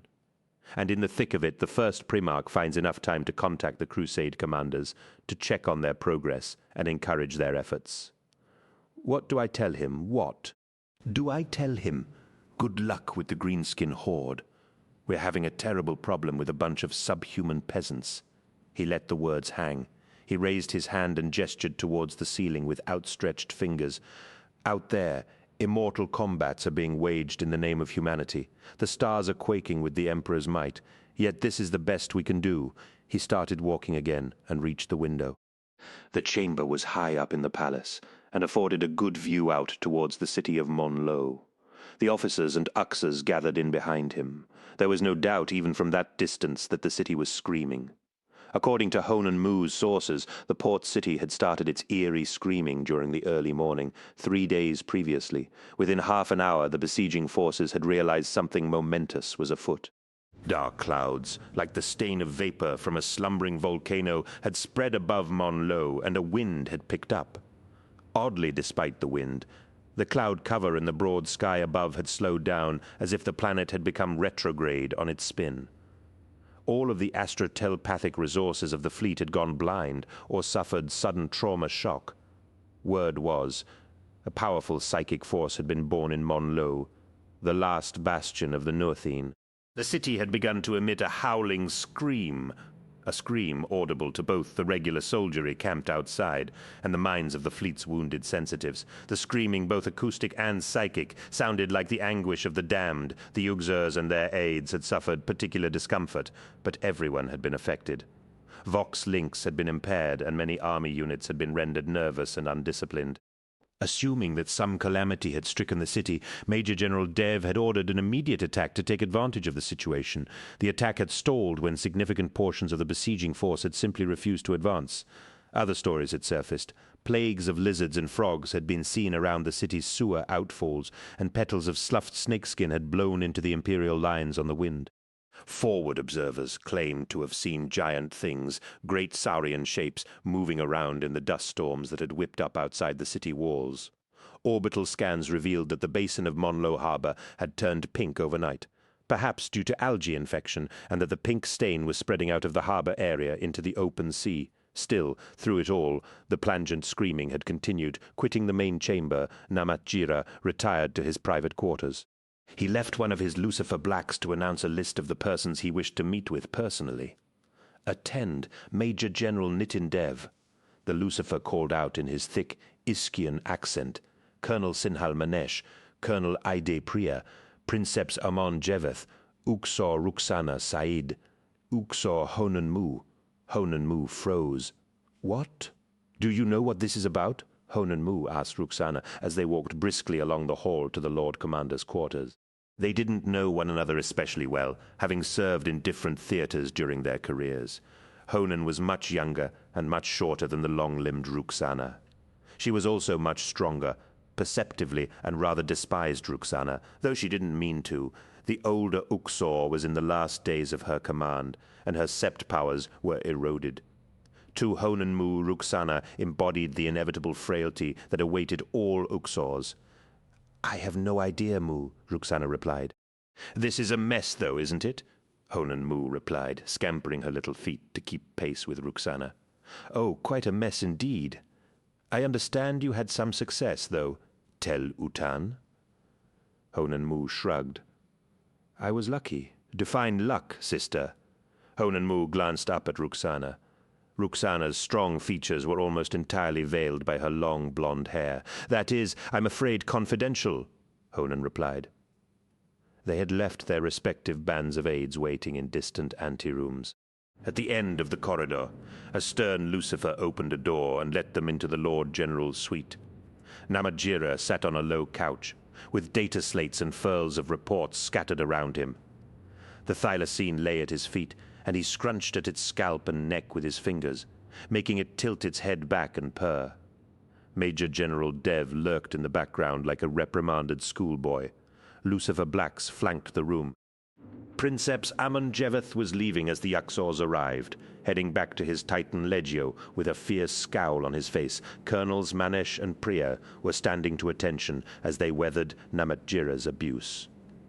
"Not good enough," Namatjira was saying. "Not good enough. Sirs, your forces balked and refused to obey a direct order.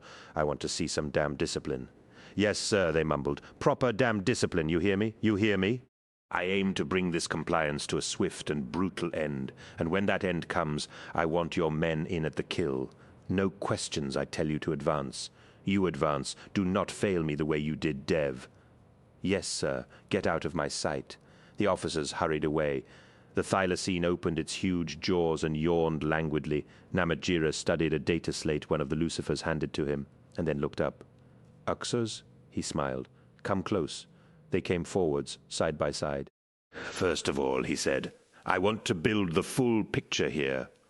Ruxana, I'm told you were responsible for reconnaissance and scouting at Monlo." "That was my role, sir." "You had agents in the field?" "I did, Lord Commander." Ruxana said, "Most of them were long-range observers and spotters." Namatjira consulted the data slate. "But you had at least one intelligence officer inside Monlo the morning this hubbub began." He waved his hand distractedly in the direction of the window. Ruxana pursed her lips and looked down. "Yes, sir, I did, König Henneke." "Henneke, yes, I know him. He's a reliable man. What happened to him?" "He had entered the city covertly once already, sir, and briefed me afterwards. His intelligence was of good quality. He inserted that morning, very early, intending to collect data on the Kernol and North Wall areas. He never came back." "Ah, I see the Lord Commander sighed. Thank you, Uxor Ruxana." Honan Mu stiffened. The sept link between Uxors was never that strong, especially between a fading veteran and a blossoming youngster, but Honan Mu could feel it all the same. A cloying dampness in the mind. Ruxana was lying, or, if not lying, shielding some truth.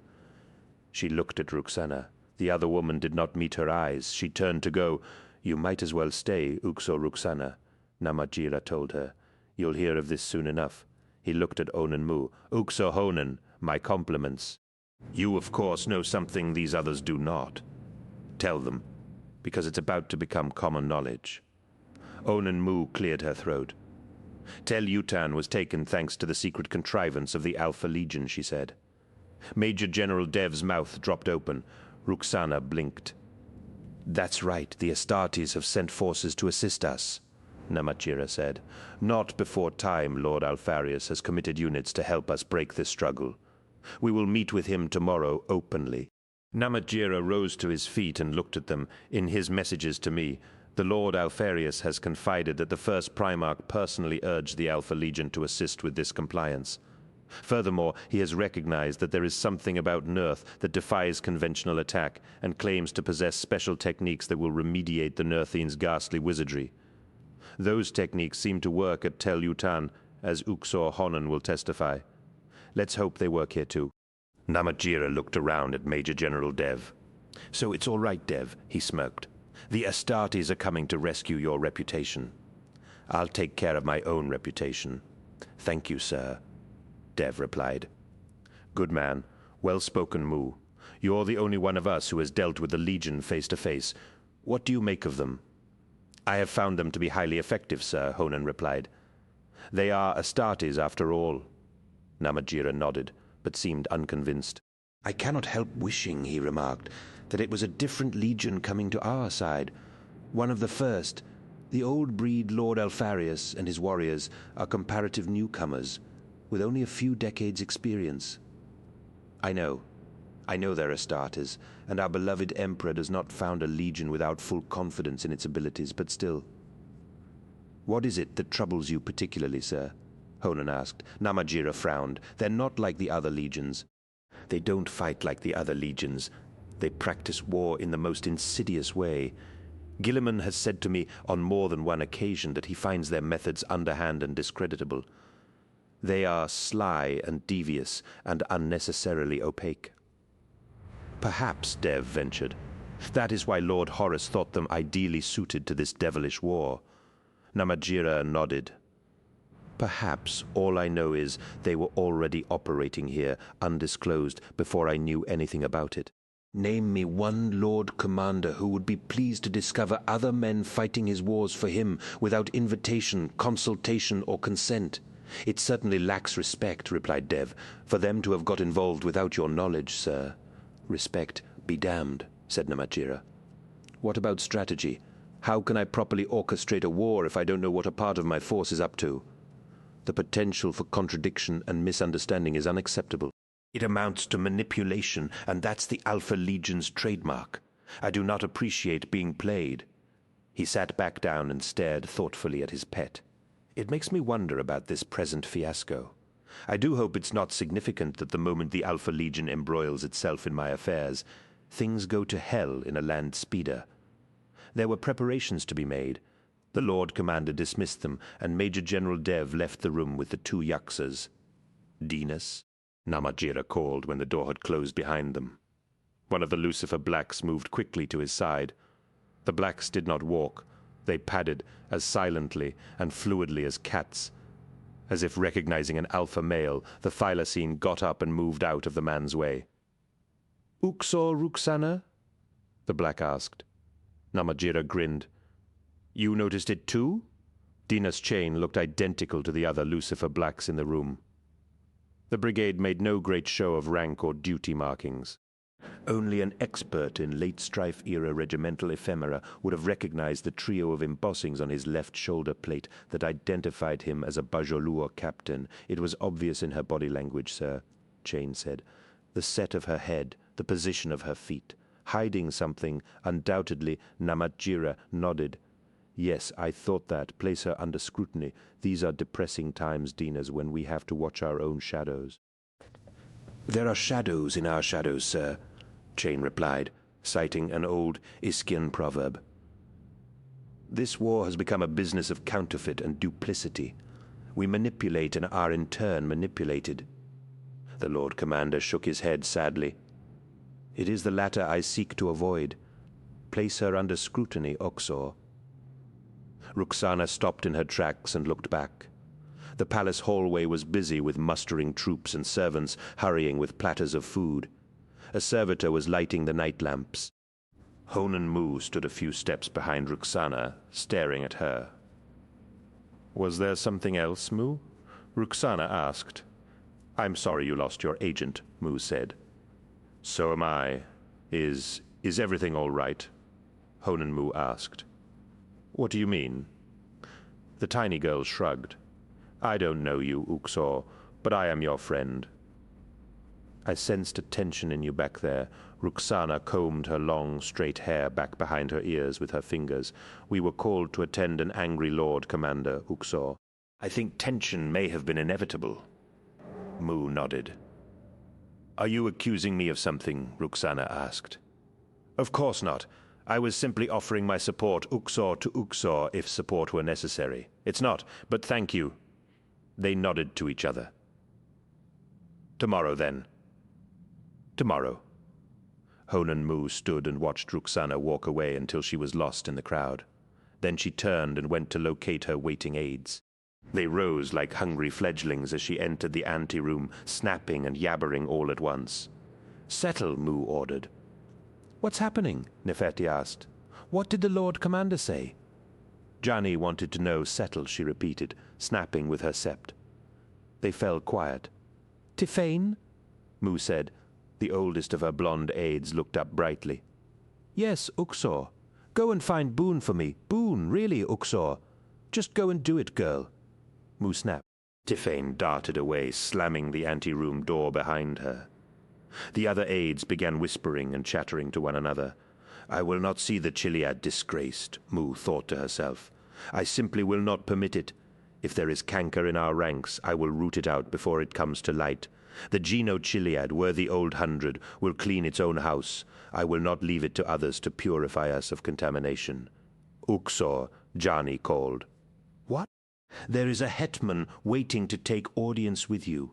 He has been waiting 3 hours. A hetman? Which hetman? Mu asked. Sonika of the dancers, Jani replied. Mu walked into the side room where her aides had left Sonika waiting. Rush lights flamed in the wall brackets, and myrrh had been left burning in small scoop bowls. The shutters had been lifted so that the cold and clear night air could be admitted. Through the window, Mu could see the distant outline of Mon Lo shimmering in the darkness. The dull echo of its screaming came in on the wind. "Peto," she said. He rose to his feet from a low couch.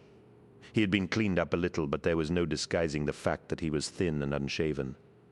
His clothes were ragged and ill-used, and he had been given a non-issue canvas jacket to wear. "Uxor," he nodded.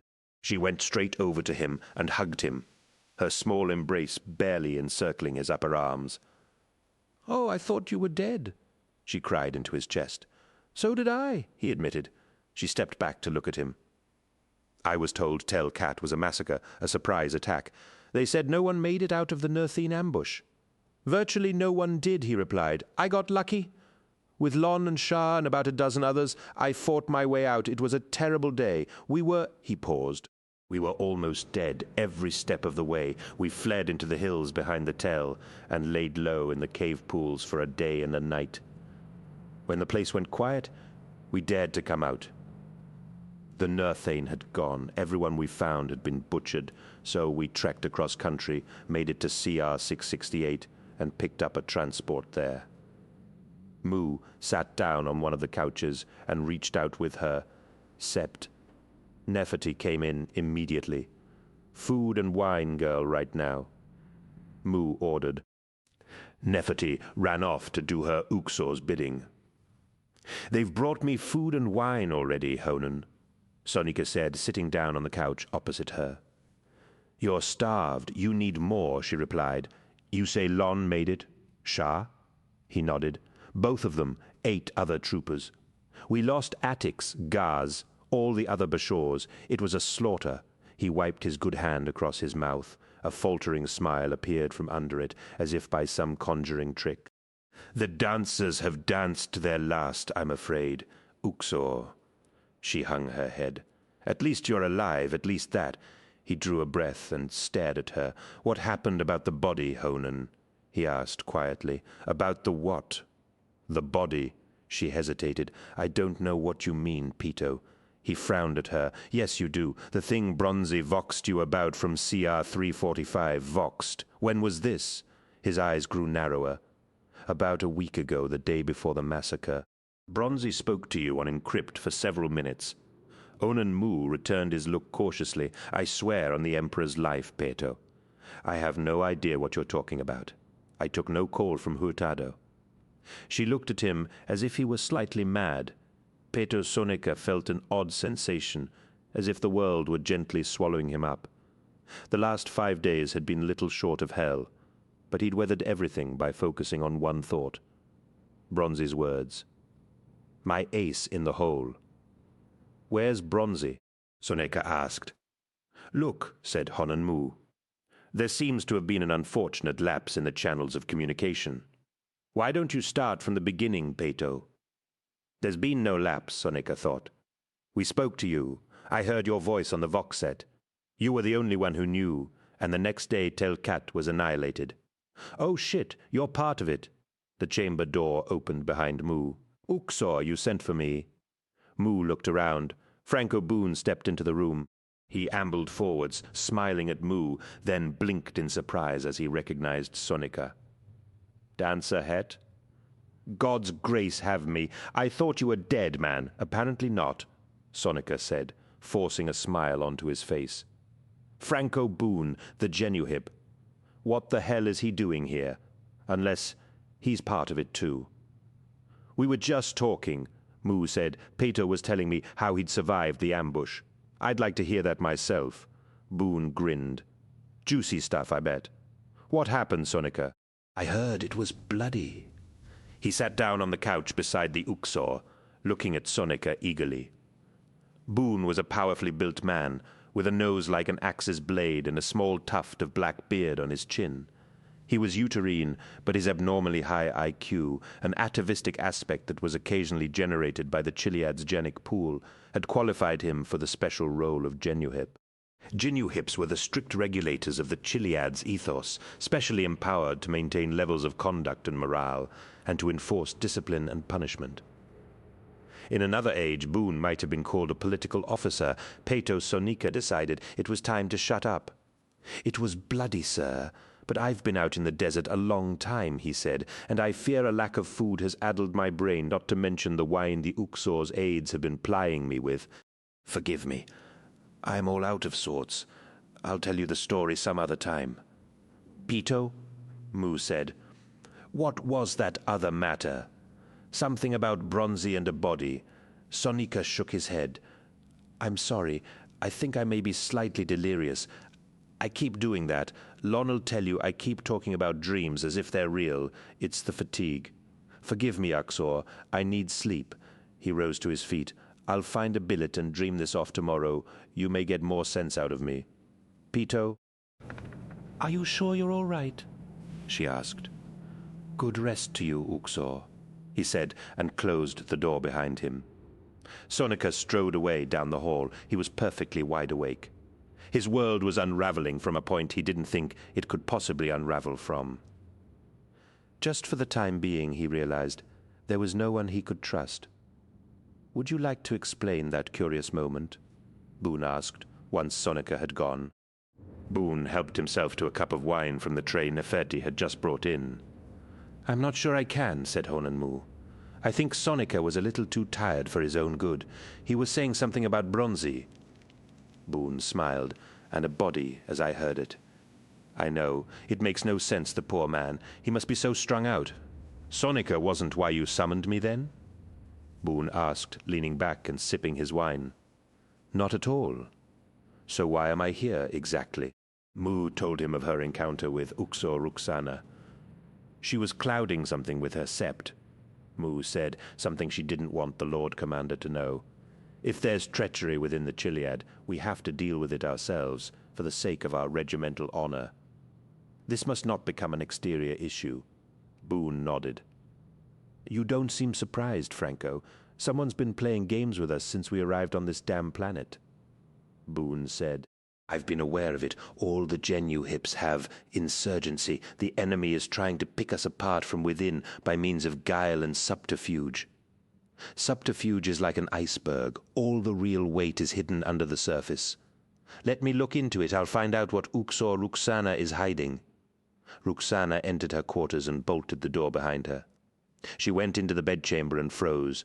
John Grammaticus slowly lowered the less pistol he had been aiming at her. "Terra's sake," she mumbled. "Sorry, I'm going out on a limb for you here, Con.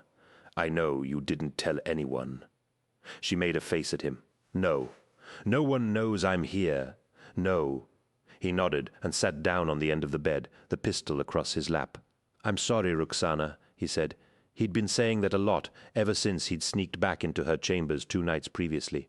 The man she knew as Konig Henneker had been dirty and disheveled, and clearly distracted by an experience he didn't want to discuss. He'd told her, briefly, that things had gone wrong in Monlo, and that he'd had to extricate himself quickly. He hadn't been willing to add much more, except to say that his cover had been compromised, and he didn't know who he could trust besides her. "I believe I've been quite patient, Con," she said. He looked up at her. "You have. You certainly have," Ruxana shrugged. "This feels more and more like something I shouldn't be doing, concealing you here, denying all knowledge of you. It feels like treason." "I suppose it might." Grammaticus knew that he was asking a lot of her, and he was uncomfortably aware that she was only his ally because of the intimacy they had shared. She was now risking her career. She was risking execution. He had never meant for her to become involved in his business. The bond between them had grown out of honest attraction. He had not courted her just to use her. "But you're quite prepared to use her now, aren't you?" he thought to himself, and despised his own weakness. Almost all of his instincts screamed at him to get out, to get off Nearth and fade into the background, to segue back through the fleet from one false identity to the next, the way he'd got in.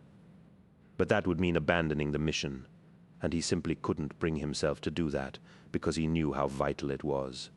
A chance remained. He was still ideally placed, despite the setbacks, to accomplish the goal. With time. The sort of time he might buy from a sympathetic Uxor.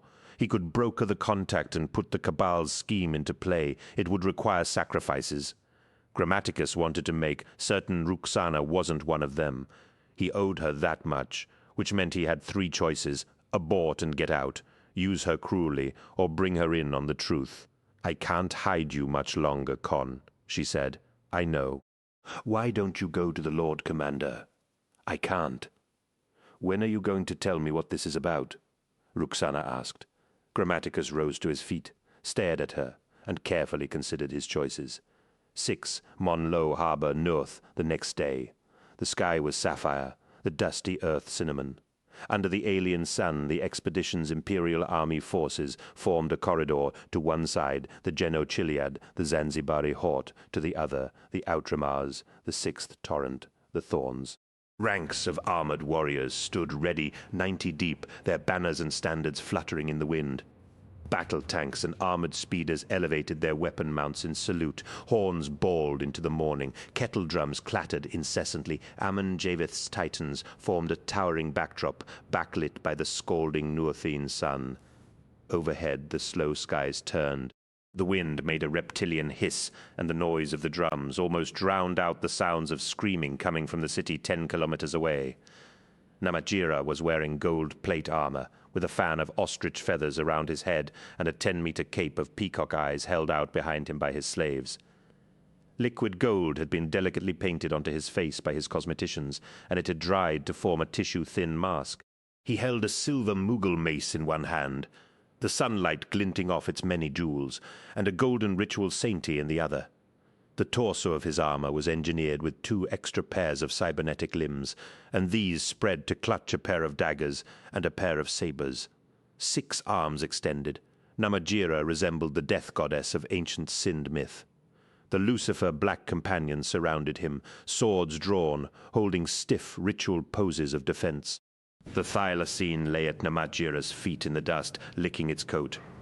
A marsupial tiger from Taprobane. It was one of the many lost species back-gynoed from DNA samples during the Unification era. Namatjira's pet was called Serendip. It gazed out at the day's heat with hooded, disinterested eyes. Major General Dev stood at Namatjira's right hand in bronze battle armor, his durband crimson and his spiked helm silver. Dev carried a gurds and a long-handled sword. Next to him stood Lord Wild of the Torrent, his platinum war gear glittering with rubies and emeralds. Lord Wild's augmetic eyes were glowing green slits in his white ceramic face mask. He personally carried the Vexel standard of the Torrent, a 4-meter golden pole surmounted with a diamond-checked tail and the gilt crest of the Pontus Usinus. Third in line was General Karsh of the Regnal Thorns, his ritual chrome armor so thwart with spikes and recurved barbs that he seemed more the embodiment of a vicious trap than a person. To Namatjira's left stood Khedive Ismail Sherard of the Outramars, a congenital dwarf dressed in graphite-gray robes and a brow circlet of titanium. His stature belied his level of influence in the army and the hierarchies of terror. Though the Outramars had supplied just 5,000 foot soldiers to Namatjira's expedition, far fewer than the Chiliad, the Torrent, or the Thorns, they were the backbone of the Imperial Army, accounting for almost 7% of the army's overall numbers. Outramar troops served in almost all expeditions and martial hosts, and their Khedives, all dwarfs of the same blood dynasty as Sherard, were famed for their tactical insight and discipline. The Grand Khedive, Sherard's great-uncle, was one of the Emperor's foremost advisors and confidants. Khedive Sherard stood on a small grav disc, suspended half a meter above the sand. The train of his grey robe, cut with a batwing edge, was held out behind him by unichoid slaves, each slave pulling taut a point of the batwing, so that it seemed as if Sherard was spreading great pinions to ascend into the sky. Beside him stood Sri Vet, who held the rank of Uxor Primus of the Geno 5-2 units attached to the expedition. She was sheathed in a red burqua and escorted by 13 of her most senior Uxors, including Honan Mu and Roxana Sayed. 40 burnished servitors held long poles supporting billowing white canopies above the expedition commanders, shielding them from the sun's bite. A trans-atmospheric craft slid down out of the blue, roared over the assembled multitude, and settled with a whine of dampers at the end of the long troop corridor. The drums stopped playing, the horn stopped braying. There was silence apart from the crack of the canopy sheets and the distant screaming of Mon Lo. A figure emerged from the craft and began to walk down the corridor towards the waiting commanders. Namatjira nodded, and as one, the vast host of men dropped to their knees. Banners, flags, and standards sloped forwards in deference. The lone figure came closer, trudging down the sand of the corridor, nodding in respect to the men bowed down on either side of him. The figure wore silver-edged indigo power armor. He was fully a third taller than the tallest Geno warrior in the muster. There was an awed hush. It took almost 8 minutes for the Astartes to walk down the entire corridor to Namatjira. In that eternity, the only things that moved were the wind-caught banners, the slow-turning clouds, and the Astartes himself. 10 meters short of Namatjira and his commanders, the Astartes stopped. Slowly and deliberately, he removed his left gauntlet and dropped it onto the hot sand. Then he unlocked his helm, drew it up over his face, and dropped that as well. His head revealed was noble, hairless, powerful, copper-skinned. His eyes were as bright as the sapphire sky. He drew his gladius with his right hand and sliced its edge across the palm of his bared left hand. Tossing the short sword aside, he knelt, holding out his left hand to Namatjira. Blood dripped from the deep palm wound onto the sand. "Respected lord," he said, his head on his chest, "worthy and appointed master of the 670th expedition. I pledge my forces and my allegiance to you, recognizing you as the proxy of our beloved emperor in this theater. It is my honor to add the Alpha Legion's strength to your fighting force. United, may we annihilate our common foe. To this end I offer tribute in blood." Namatjira spread all 6 of his arms and allowed the Lucifers to take his weapons from him. One of them also removed the golden glove sheathing Namatjira's real left hand. Namatjira stepped forwards, his slaves releasing his long cape of peacock eyes so that it floated out behind him on the breeze. He stroked his bare left hand down one of the spikes of Karsh's armor, then held it out, dripping, to meet the proffered hand of the kneeling Astartes. Their bloody palms pressed together and gripped tightly. "I receive your tribute," Namatjira replied, "and respond with my own blood. The expedition rejoices that you have joined us. Welcome. I am Namatjira, and this is my pledge for the Emperor." The hands parted. The Astartes rose to his feet. He towered over the Lord Commander. "I am Alfarius for the Emperor, my lord." "Really are you?" Grammaticus murmured to himself. 2 kilometers away, he was observing the great meeting through a high-power scope from the flat roof of the terracotta palace's kitchen block. He kept low, carefully avoiding the eyesight range of the palace sentries, the jamming module attached to his belt non-invasively blocking the field sensors and the stationed gun servitors. His scope was a quality piece, an Eldar long gun sight, another gift from the Cabal. It resonated the images back into his eye, almost as though he was standing at Namatjira's shoulder. He could not hear their words from that distance, of course, but he read lips as well as any high-function logokeen. "I am Alfarius. For the Emperor, my lord." Grammaticus's perception was so acute and specialized that he could even lip-read accents. Alfarius's was speaking in common Low Gothic, with a rising spur on the middle syllables of Alfarius and Emperor that hinted at a Gedrosian or Cyrenaican basal slant. But the cursal lip motion suggested something akin to Mars High of Cant, or even Odrometican. The Cabal had briefed him well, but the problem was that virtually nothing was known about the last Primarch. Unlike all the other Primarchs, Alfarius had never publicly identified his home world. Furthermore, no definitive portraits of him were extant. The Cabal had procured many images, but they were clearly contradictory. It was as if Alfarius had many heads. The face Grammaticus was watching through the powerful viewer agreed, at least with a few of the historical portraits. There was a certain likeness in the cast of features to both Horus Lupercal and the face the Emperor wore, which made sense if the gene legacy theory was true. Even from a distance, Grammaticus could accurately gauge height and mass. The being he was observing was substantially larger than either Herzog or Petch. the bona fide alphas that Grammaticus had encountered in Monlo. Maybe this was the genuine article. The thought of Monlo washed angst back into him, unbidden. His hands began to fidget and shake. The dragon had been in his mind and in his dreams, ever since his escape. Of course, he wasn't afraid of it because it was a dragon, or at least he was no more afraid of dragons than any rational human being might be. The real deep fear that chilled his soul was knowing what the dragon represented. He dulled his mind as he felt another psychic pass. Sheer was still alive out there, scanning for him from time to time like a passing spy drone. Grammaticus curled his mind away like an armadillo every time one of Sheer's probes came close. The sun beat down. In the distance, he could hear the screaming. This was no life for a 1,000-year-old man. Grammaticus was beginning to think he had been a fool to accept the Cabal's gift of reincarnation. He began to wish, honestly and absolutely, that his first death had been his only death. I wish you'd left me there, bleeding out on the asphalt at Anatole Hive. Why did you bring me back and sleeve me in new flesh? Why? For this? The Cabal made no answer. They had made no approach to him at all since his return from Monlo. From the moment he'd stolen his way back into Uxor Ruxana's quarters, he'd spent hours gazing into mirrors and dishes of water, waiting for Gahet or one of the others to contact him via flecked conduit. They had not come to him. My life has been long, he considered, but it is too short for this. He trained the scope back towards the distant meeting. Silent in the hard sunlight, Dina's chain scaled the terracotta wall and slipped his black armored form over the parapet onto the roof of the kitchen block. The most recent sensor sweep of the area had picked something up. Or rather, it hadn't. "There are shadows in our shadows, sir," he remembered his own words. Chain had been on his way to search Uxor Ruxana's quarters while she was out attending the great meeting when the security post had flagged the anomaly. The sensor sweep had revealed a vague blank on the roof of the kitchen block, a dead spot that the sensors seemed unable to read or probe.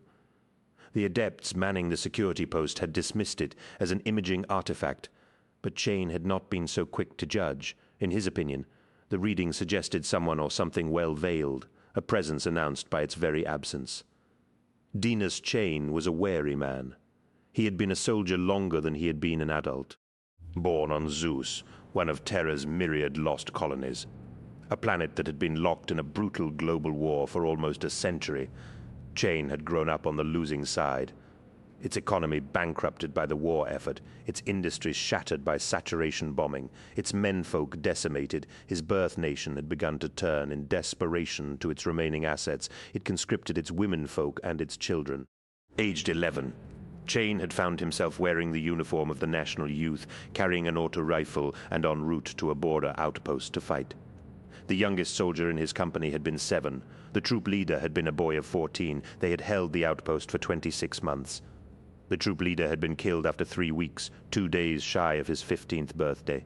Perhaps seeing something only children could see, the troop turned to Chain for leadership. Barely 12 years old, Chain had taken command by the time he turned 13. He had killed 16 men in open combat, and was a hardened, emotionally extinct veteran of that hopeless conflict. Then the fleet of the Imperial expedition had arrived in close orbit. The war was crushed out in 6 days, and Zeus itself brought to compliance in 6 weeks.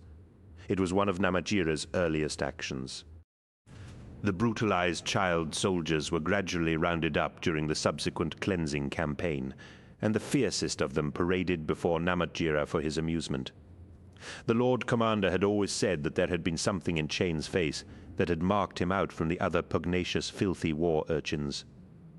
Dina's Chain wasn't quite sure what that meant, but he had been placed in the ward of a Lucifer black officer to be raised as his surrogate son. Aged 18, Chain had joined the Lucifers.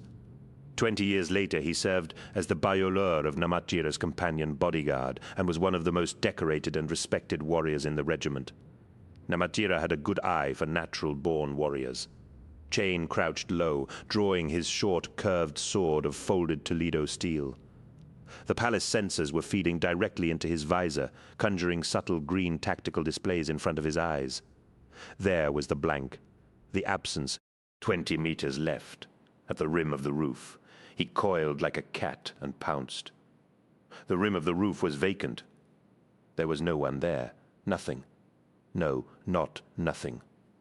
On the low parapet there was a scrap of paper, held down by a small white stone.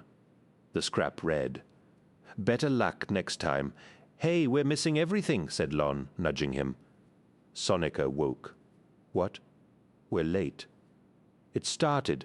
We should get out there, Het. The regiments have assembled to greet the Astartes."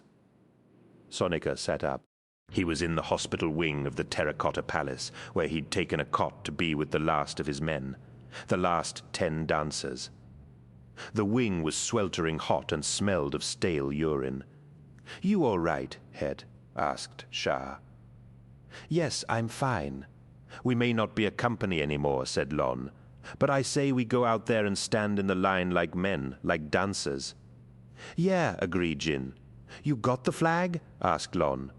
Shah nodded. He'd been carrying the dancers' tattered standard like a bedroll since Visage's. "Good," said Lon. "Let's go, you coming, Het?" Sonika was busy getting dressed. He was sweating. He couldn't find his socks. "Yes, I'm coming, all right. The Astartes have already landed," said Salam, gazing out of the chamber window. "Hell, there's an awful lot of flag waving and howdy-I-do going on out there." "Well, it's Astartes, isn't it?" said Shah. "What do you expect?" Sonika reached his good hand under his stained pillow in search of his socks. His fingers struck something hard. "Did one of you put this here?" he asked. "Put what where?" asked Lon. Sonika held up a small diorite head, one of the many hundreds of thousands that had given Visages its name. The last of the dancers all shrugged. Must have been me then, Sonika decided. He already regretted the note. The note had been stupid. Cocky? Yes, cocky was the word. Gahet had forever been reproving Grammaticus for his arrogance and his overconfidence in his logokine powers. A Cabal agent should never bait the killers stalking him, especially if those killers were good at their job. Grammaticus knew enough about the Lucifer Blacks to realize they were terribly good at their job. He'd been a fool to taunt them like that. What had he been thinking? That I'm immortal and nothing can kill me. Monlo had shown him how spurious that assumption was. You just can't resist it, can you, John? That's all it is. You can't resist showing off. They're not that good, Grammaticus thought. Not compared to me. You can't come in. The aide was insisting Oxor Ruxana is away at the grand welcome. Her quarters are private. Grammaticus stepped back into the shadows of the colonnade and listened. He had been slipping his way back to the sanctuary of Ruxana's private quarters, the only place he felt safe. The palace was quiet, with almost everyone outside for the arrival of the Alpha Legion. Coming back along the hallway, he'd heard the voices ahead. 3 cowled and robed men stood at the door of Ruxana's quarters, confronting the aide. Their leader was saying, "You don't understand, aide. I'm Tinker's surveyor of fabric for the expedition fleet. It's my duty to systematically assess and evaluate all properties captured or commandeered by the expedition. I am in the process of surveying this palace. The work must be done by order of the fleet master." He showed the aide some kind of paperwork. "Don't let them in." Tuvi, Grammaticus willed. The girl wavered. "This really isn't a good time, sir. My Uxor's privacy is I simply need a moment to scan and assess. It's quite uninvasive, a measurement or two. We're not interested in the contents of the chambers. We will be discreet, Tuvi. They're not who they say they are. Be cautious." "I've met Tinkus, and he doesn't wear a robe, nor is he anywhere close to that height." "You're being deceived." "Well, I suppose," Tuvi said. Damn it. Tuvi, Grammaticus began to move. As the hooded men shuffled into the Uxor's quarters past the aide, Grammaticus headed back down the colonnade and climbed out through the last archway. He clambered up onto the roof and crossed the tiles, running low, heading for the far side of the block. "Give us a moment," the surveyor of fabric told Tuvi, and she nodded, waiting outside. The door pulled shut behind her. Franco Boone pulled back his cowl. 2 minutes, he told his fellow Jinuhips. 2 minutes before that little bitch suspects something. Quick and clean, no messing about. The men, Roke and Faron, spread out and began to search the apartment area. "Boone," one of them hissed. Boone hurried into the bedchamber. Faron was holding up a canvas jacket, soiled and dirty. "Since when does an Uxor wear something like this? Bag it and hide it under your robe," Boone replied. "We'll test it for genic elements here." The other Genu Hip called urgently. Boone went into the dressing room and found Roke staring at a dresser top crowded with bowls and dishes of water. "What the hell is this about?" Roke asked. "Is that you, Ruxana?" Grammaticus called, walking out of the washroom into the bedchamber, naked. He froze at the sight of Boone and his men and grabbed at the bedspread to cover himself. "Who are you?" Grammaticus yelped. Boone hesitated, startled. Surveyor of fabric." "We?" "Genu Hip Boone. Is that you?" Grammaticus growled. "Do I know you, sir?" Boone asked, quite taken aback. "I should think so," Grammaticus snapped. "Kaido Pierce." "Oh, good grief. Yes, sorry, Hetman Pierce," Boone stumbled. Sorry, didn't recognize you with your clothes off." "What the hell are you doing in my Uxor's chambers? Genu Hip sniffing around? We had a lead about a what?" Boone paused. He smiled. "All right. You got me, Het. My hands go up. I wanted to check on Uxor Ruxana because of information received. What sort of information? That she might be carrying on." "She is," smiled Grammaticus, with me. "It isn't just the aides who like to put it about, you know. Shouldn't you be out at the Great Welcome, Het?" Faron ventured. "Yes, I should," Grammaticus grinned. "But it's much more fun being in here. Shouldn't you be out at the Great Welcome?" The Genu Hip looked at his feet. "Well, I believe we've just embarrassed each other," Grammaticus said. "Me being here and you coming in here unauthorized. So what say we forget this ever happened?" Boone nodded. "That's a splendid notion, Het. Is that my jacket?" Grammaticus asked. "Toss it over here. I've been looking for that." Farron threw the jacket to him. "All good?" Grammaticus asked. "All good." Boone nodded. "Good. Now get the hell out of here, and I'll forget you ever tried this." "You won't tell the Uxor?" Boone asked. "Would I?" Boone and his men left fast. Grammaticus sighed and sat down on the bed in looks. And build, he was nothing like Kaido Pios, Het of the Carnivalis. It was amazing what a confident, clear tone of voice could do. Such was the strength of a Logokeen. A Logokeen's voice could tell you what you were seeing in defiance of your eyes and your better judgment. But it had cost him, exhausted. Grammaticus flopped back on the bed and stared at the ceiling. He knew a blackout was coming. He embraced it, even though he knew there would be dragons in it. Outside, the great welcome was dispersing. Namajira, with all ceremony, was leading Alfarius and the senior commanders towards his pavilion to discuss forward planning. The vast troop marshals were spilling back towards their billets and positions, coming out into the sunlight. Franco Boone paused, walking back through the palace. He'd had a mind to find Uxor Mu and remonstrate with her for sending him on a fool's errand. How clumsy to have embarrassed a distinguished Het like that. Now he was in the open. A mist of doubt filled his head. The encounter in the Uxor's quarters took on a disquieting, dreamlike gloss. He found he could barely remember the actual exchange. "Something the matter?" asked Roke, walking at his side. "Kaido Pierce, right?" Boone asked. Roke nodded. "Bare-assed. Takes all sorts, I suppose." "Ruxana is a tempting prospect," put in Faron, the other Genu Hip. Boone nodded. There wasn't a man in the Chiliad who'd disagree with Faron's appraisal. But it was Pierce, wasn't it? Roke and Faron looked at the senior Genu Hip and laughed. "Are you getting peck that's stronger than we get?" Roke chuckled. "The question stands," said Boone. "Was that Kaido Pius?" "Yes, Franco." Faron laughed. "Then explain that to me, would you?" Boone asked, pointing. Through the crowds of dispersing troopers, 100 meters away, the Chiliad company of Carnivals was breaking ranks to head for their station. Pikes and banners had lowered, the men moving in easy groups, chatting, laughing, taking pinches of peck from their golden boxes. In the midst of the huddle, joking with his bashaws, was Kaido Pius. "Pito? Pito?" Kaido Pius cried in delight. He pushed past his bashaws to embrace Sonika. "Good to see you," Sonika gasped, clenched in a serious bear hug. "Good to see you, good to see you," he says. Pius cried to the bashaws. "We thought you were dead." Sonika smiled and embraced each of the bashaws in turn. "I very nearly was," he said. "You got out of Visages, then?" Pius asked. Sonika nodded. "I did. Just. Where have you been hiding yourself?" "The hospital wing. I'm staying there with Lon and the others. Hey, Lon, Shah, come over here." Pius shook his head. "Shameful, that's what it was. When we heard about Visages, we were shocked. My boys have drunk to the dancer's memory several times." "Thanks for that, Kai," said Sonika. "Glory, it's good to see you." Pius looked at Sonika.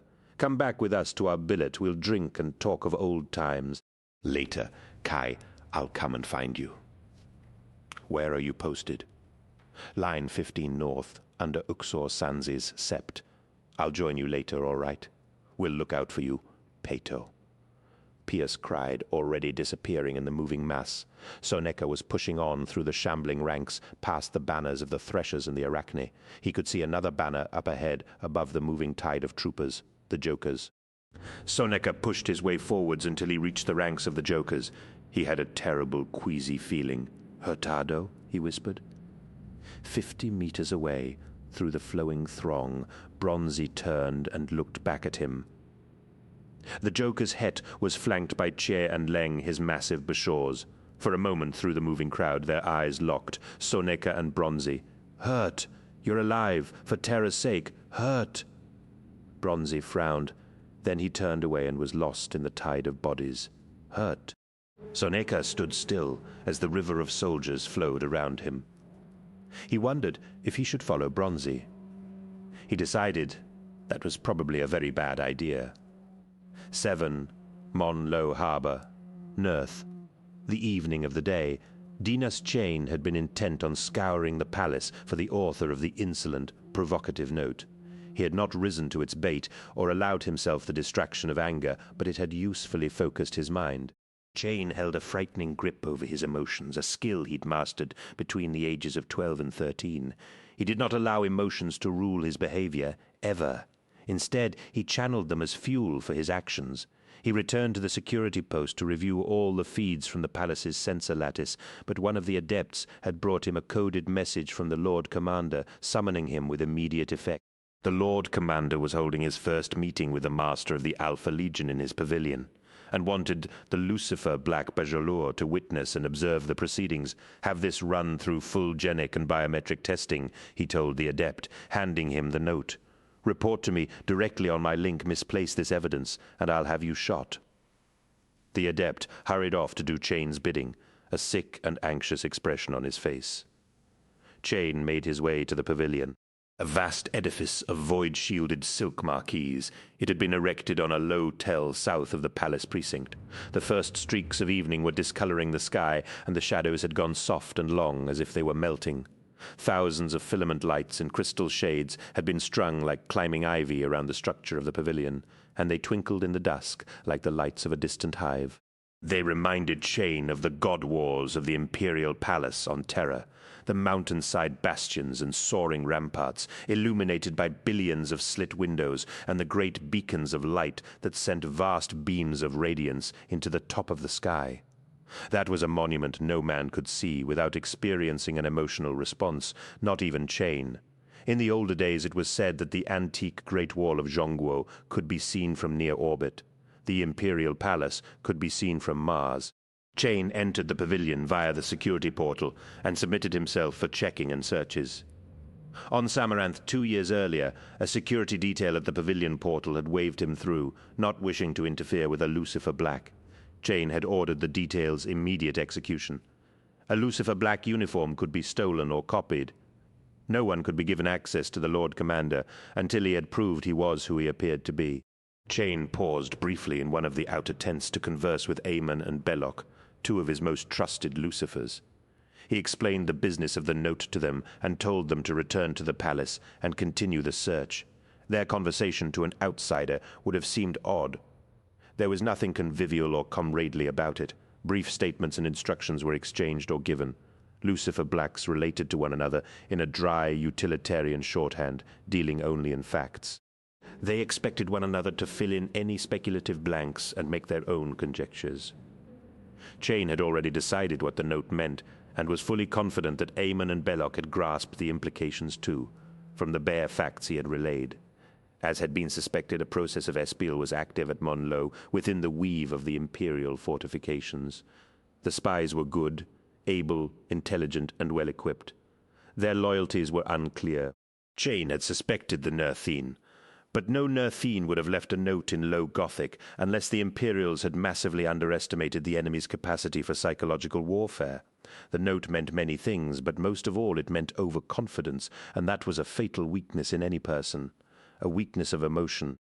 It was quite a feat to be able to sneak out from under the piercingly vigilant lattice of an Imperial security system, but it was altogether something else to acknowledge that you had been there, to leave a trace, a signature, a calling card. Why evade detection seamlessly in this particular case if you then admit that evasion by taking credit for it? Two motives occurred to Chain. Someone wanted to goad him and play games with him, or someone was so sure of himself. The gamesmanship was part of the sport. Either way, overconfidence. A fatal flaw. The note itself. That little scrap of paper would tell him everything he needed, the choice of language, the use of language, the phraseology, the psychology of meaning, the pen weight, the handwriting, the paper source, the type of stylus, the ink residue, the gene residue, the fiber trace, the note's position, the type and origin of the stone left to weigh it down. The spy, Chain's prey, had betrayed himself in 100 different ways simply by being cocky. And that cockiness was the biggest lead of all. Chain removed his black helmet, slid it under his arm, and entered the main chamber of the glowing pavilion. Inside, lords of mankind were speaking with demigods. "Con, my love." The dragon crooned and licked his forehead with its red tongue. John Grammaticus forced his way out of the dragon's biting jaws and woke up. Ruxana smiled down at him, stroking his cheek. "Damn, what time is it?" he asked. "Night has fallen, Con?" "Lord Alpharius is dining in the pavilion tent with the Lord Commander." Grammaticus sat up quickly, blinking. "Damn, I have to go. I have to be there. Be here with me instead, Con. I wish I could." He began to get dressed. She sat back sullen and rebuffed. She glanced around. "I think someone's been in here," Ruxana observed. "Yes, the Genuhips," he said, nodding. "Terra?" she asked. "What were they looking for?" "Me," he smiled. A slow smile extended across Namatjira's lips. "I'm no expert," he said, "but you can't all be Alpharius." Alpharius, or at least the giant who had presented himself as Alpharius to the Lord Commander at the Great Welcome, tipped back his head and laughed. "Of course not, Lord. My legion is one body, and we share everything. Identity can be used as a weapon, so we turn one face against the enemy. However, we are friends here." Surrounded by his Lucifer-black companions, Namatjira stood at one end of the tented chamber. The senior commanders of the expedition grouped around him in a crescent. The filament lamps covered the pavilion's ceiling like stars, and lumen banks underlit the tent walls. Striped and spotted animal pelts had been laid out across the floor as rugs, overlapping and luxurious. Serendip, Namatjira's thylacine, had laid itself down on a speckled hide at the end of its slack, gold lead. Facing them were 4 Astartes in indigo blue plate. Foremost Alpharius, his helmet still doffed, his copper skin lustrous in the golden light. The other 3 had joined him for the meeting, though no one, as Chain would later discover to his consternation, could say from where. Chain slipped in through a flap at the rear of the chamber, behind Namatjira's entourage. Through a slit in the folds of the pavilion's walls, he could see gangs of liveried servants awaiting the order to hurry in with trays of sweetmeats, wine, and fruit. Chamberlains were holding them at the ready. "I'm Alpharius," said the copper-skinned giant, repeating the pledge claim he had made at the Great Welcome. "I have brought with me Ingo Peck and Tias Herzog, my first and second captains." 2 of the Astartes behind him stepped forwards, removed their helmets with a click hiss of collar locks, and bowed. They were shaven-headed and copper-skinned too. A simple human glance would have read all 3 as identical triplets. Chain did not make a human glance. He appraised them quickly and efficiently. Not identical triplets, not non-identical triplets, or even uterine brothers. The immediate similarities were strong but superficial. Alfarius was considerably taller than both of his captains. What was more, there was an evident ethnic derivation in the build of his cranium, a slope of the forehead, a mass of the brow. Chain had been in the presence of Horus Lupercal, and he'd seen that distinctive physiognomy before. There was something about the eyes, too. Alfarius's eyes were cold blue and shone with an arctic intelligence that made Chain shudder slightly. Of the other two, Herzog was ever so slightly the taller. Chain gauged their heights using the angles of the guy wires and sheet planes of the pavilion behind them. Herzog and Peck were not related either. Chain counted 18 points of dissimilarity between the comparative angles of their skulls, their eyes, their lips, the structure of their cheeks, the muscles of their necks, their noses, and most especially the fingerprint-precise lobes of their ears. Herzog was older by 20 years. Peck was smaller but stronger and smarter. There was a very slight but telling shadow around Herzog's scalp that suggested his hair was of a darker natural color, and that he shaved his head to resemble his Primarch and his fellow captain. Herzog's eyes were blue like his Primarch's, but Peck's were gold-flecked brown. "Welcome, captains," Namatjira said. The Astartes nodded. "And the other?" Namatjira asked. The fourth Astartes had remained at the back of the group, his helmet in place. "That is one of my common troopers," Alfarius said. "He is simply here as an escort. His name is Omegon." The warrior bowed without removing his helmet. The first lie, Chain thought. Omegon is no common trooper. Chain estimated Omegon's stature, once again using the geometries of the tent structure as a scale. The Astartes was at least as big as the Primarch himself. "Who are you?" Chain wondered. "What are you pretending to be?" "Let us talk of Nerth, my lord," said Petch, "and of how we finish this war." Namatjira smiled. "This compliance," he corrected. "It is a war, sir," Peck replied, "as I'm sure the stalwart soldiers of the Imperial Army would attest. Let us not dress it up in political terms. Let us not skip over their sacrifices." Major General Dev and Lord Wilde of the Torrent coughed to suggest their gratitude at Peck's acknowledgement of their efforts. Some of their Huskarls and high officers clacked their swords against their shields in approval. Namatjira snapped up a hand quickly for silence. "Of course it's a war, sir," the Lord Commander said, acid in his tone. "Men die. My men die. But this is still an action of compliance, or are you questioning the Emperor's design?" Petch shook his head. "No, Lord. I appreciate that the Emperor upholds a teleological scheme for the future of man, and I will endeavor to uphold it." "He chases a utopian ideal," Herzog put in. "He wishes to unify and perfect humanity through the intense application of martial violence," said Peck. "We have no quarrel with that approach," said Herzog. "It is the only proven way man's destiny has ever been advanced, even if utopian goals are ultimately counterintuitive to species survival," Peck added quickly. "Any political ambition that is inherently impossible to achieve is ultimately corrupting," said Herzog. "You cannot engender or force to be engendered a state of perfection," said Petch. "That line of action leads only to disaster, because perfection is an absolute that cannot be attained by an imperfect species." "Utopia is a dangerous myth," said Herzog, "and only a fool would chase it. It is better to manage and maintain the flaws of man on an ongoing basis," said Petch. "We say this only to recognize the blood debt of the Imperial Army that suffers and dies resolutely in the pursuit of that goal," said Herzog. There was a long silence. Just as the blades began to batter the shields again, Alfarius said, "I encourage my men to explore the philosophy of bloodshed, Lord. I like them to understand the intellectual structure that informs their killing. The Emperor, my love and my life, seeks to set mankind in place as the uppermost species of the galaxy. I will not dispute that ambition, neither will my captains. We simply recognize the Procrustean methods with which he enforces that dream. A utopian ideal is a fine thing to chase and to measure one's achievements against, but it cannot ultimately be achieved." "Are you suggesting the Emperor's design is wrong?" Namatjira asked. "Not in the slightest," replied Alfarius. "My Lord Alfarius," said Lord Wilde in his piercing, blade-keen voice, "how do we combat the Nuothane magic?" "My Lord Wilde," said Alfarius, "we don't. We extinguish it. The trays of food were heavy. There was no telling how much longer they'd be forced to stand there in the tented wings of the main pavilion space. The worst of it was he simply couldn't hear. The voices in the main tent were muffled. Grammaticus realized that he should have brought a listening aid.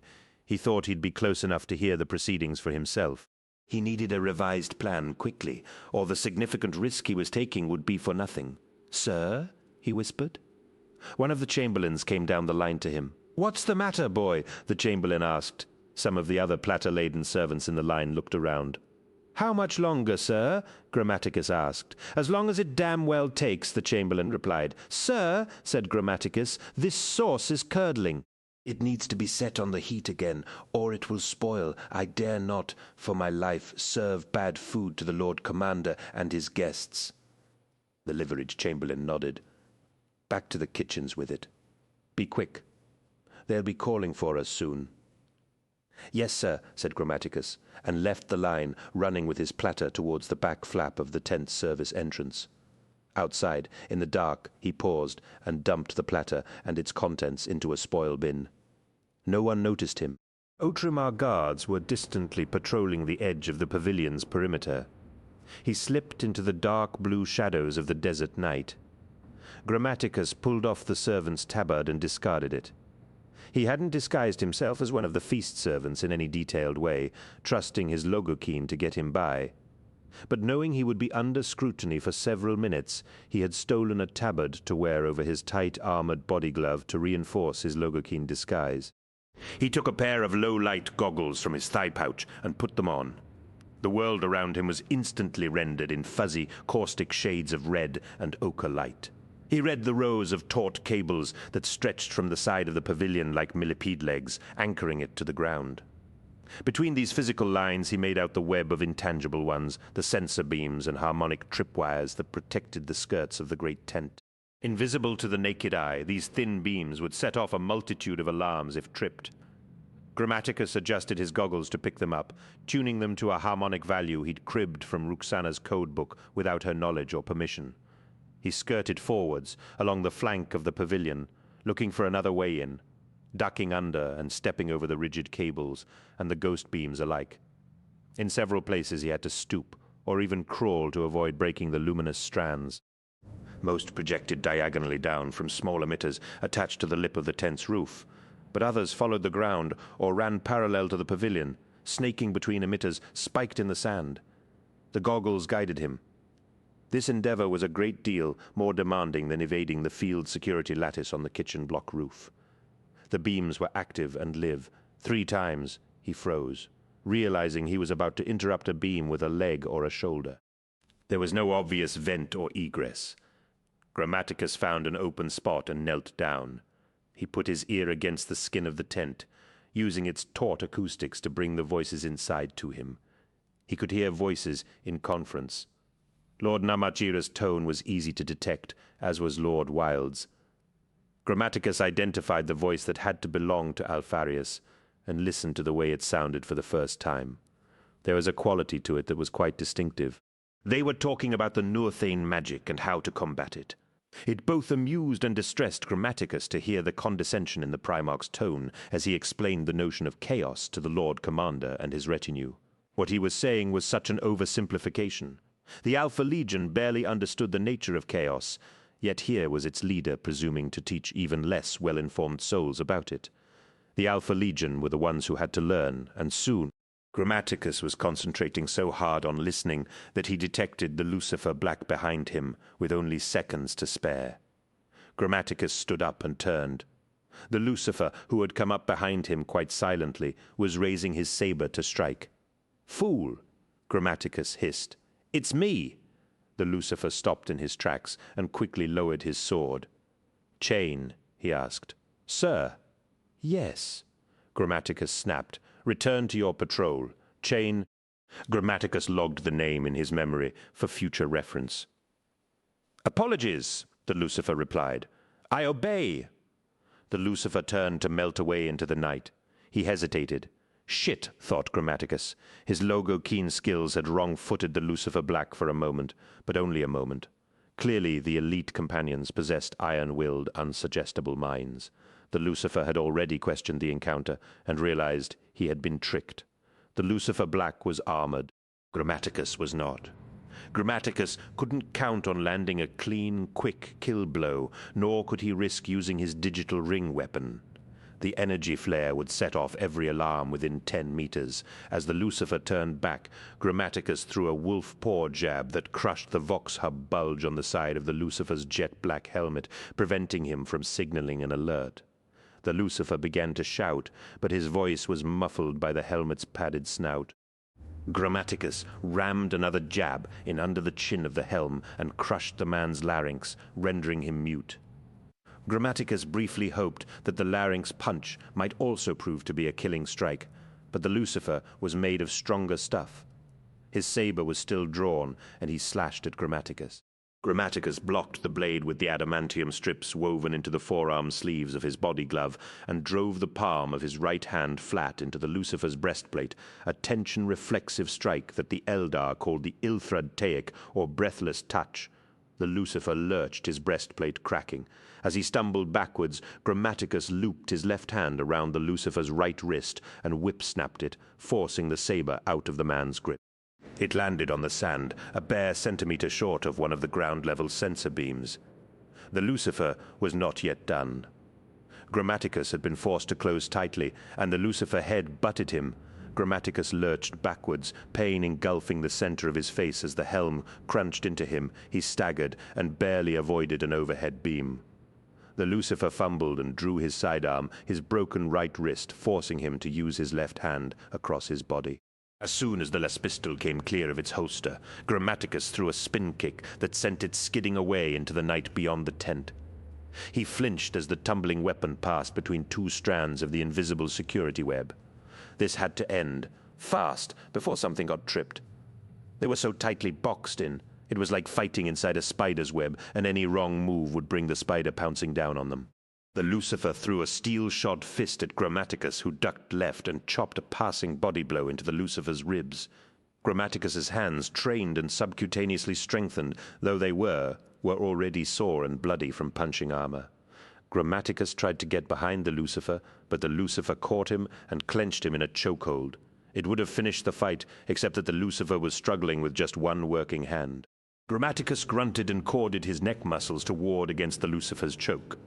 Training and experience told him there was one clean way out of the hold, a body throw that would hurl his opponent up and over him, but his goggles saw a sensor beam running right in front of them. If he threw the Lucifer, his opponent's body would land across the beam. He kicked back hard instead, and the back of the Lucifer's head struck against one of the taut, diagonal guy wires of the pavilion.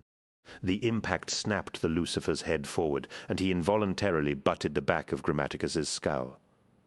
Grammaticus winced, but the chokehold broke. He swung around, dazed by the blow, and shot out a straight-fingered jab. The middle and index fingers of John Grammaticus's right hand punched through the left lens of the Lucifer's helmet and popped the eye behind it. The Lucifer, gurgling through his useless throat, fell backwards against the tent side and slid down in a heap. Grammaticus paused, crouching low, ready to sprint away if the impact raised an alarm. No alarm came. Grammaticus began to straighten up. The Lucifer flopped forwards, matter dripping like glue from his ruptured eye socket, and began to crawl across the sand. Grammaticus realized the Lucifer was dragging himself towards one of the ground-level beams, his armored hand clawing out to break it. He threw himself onto the Lucifer's back, grappling with him, trying to pull the arm back. The Lucifer was monstrously strong. He dragged Grammaticus with him as he crawled across the sand, straining to reach the harmonic tripwire, vicing an elbow around the reaching, straining arm of the man underneath him, forcing it to pull short. Grammaticus drove another jab into the man's spine. Something cracked. Still, the Lucifer heaved himself forwards, 10 centimeters from the beam, 5, the outstretched fingers shaking as they groped for the invisible cord. Grammaticus saw the Lucifer's discarded saber lying on the sand beside them. He grabbed it, simultaneously wrenching the man's reaching arm back and up with all of his strength. He hacked with the saber and took the Lucifer's limb off mid-forearm. The Lucifer convulsed under him. He reached out towards the beam with his stump, but he was well short of touching it. Grammaticus hastily clamped his left palm around the severed stump and compressed to stop the jetting arterial spray from hitting the beam and accomplishing what the Lucifer's outstretched hand had not. The armored body under him went into spasm. Grammaticus pinned it down with his legs and kept the stump clenched tight. He felt the hot blood surging against his palm. "I'm sorry," he whispered. The Lucifer trembled. Grammaticus put the tip of the saber against the nape of his neck, in the tiny gap between helmet lip and collar armor, and pushed. The blade slid clean through the neck and bit deep into the sand beneath. The Lucifer went still. Grammaticus waited until the pressure pulse against his palm finally ebbed away, and then let go of the stump. The truncated arm flopped onto the sand. Grammaticus rose to his feet. The stench of blood in the night air was overpowering. Some of it, a little of it, was his own. His fists were swollen and mangled. Blood seeped from his battered face, and pain made him see double. His skull throbbed from the blows it had taken. He was sure his nose was broken. He tried to steady himself. He felt sick. There was no chance of him continuing with his surveillance. Now the Lucifer would be missed soon enough. Grammaticus had to get away fast. He moved away from the body, stepping over the tracery of sensor beams his goggles revealed, and stumbled away into the desert and the enfolding night. Dinas Chain paused. Alpharius was busy talking to Namatjira and the assembled lords about warding countermeasures. Chain wasn't listening anymore. A signal light was flashing on the jet-black cuff of his suit. He slipped back behind the gathering and made his exit through the service tent. Outside, under the Nerthine stars, he put his helmet back on and triggered the Vox. Chain, you signaled. Vital trace from Zadus lost report his last position. West side of the pavilion, 20 meters north of the west porch, route 2 men to that position. From the reserve, not the ones stationed with the Lord Commander. I obey. Chain moved off down the west side of the huge pavilion, carefully stepping over and around the light beams his visor showed to him. He drew his saber. "Trouble," a voice asked from behind him. Chain whirled. The tip of his blade made a tiny ching as it grazed against the chest plate of the Astartes who had appeared miraculously behind him. The huge armored warrior looked down at the saber tip pressing against his chest armor. "Nice," he said. "Very quick, Dinas Chain, isn't it?" "You know me?" Chain asked. "The Legion likes to know everyone. You're Omegon." The Alpha chuckled. His laughter carried oddly by his helmet speaker. "You're good, Dinas Chain. We heard this about you." "Yes, I'm Omegon. I saw you leave the tent in a hurry. You saw me? I was watching you. You were watching me. Don't pretend you weren't now. I won't. We love the same things, I think, Dinas, such as caution, secrecy, stealth. How do you know my name?" Chain asked.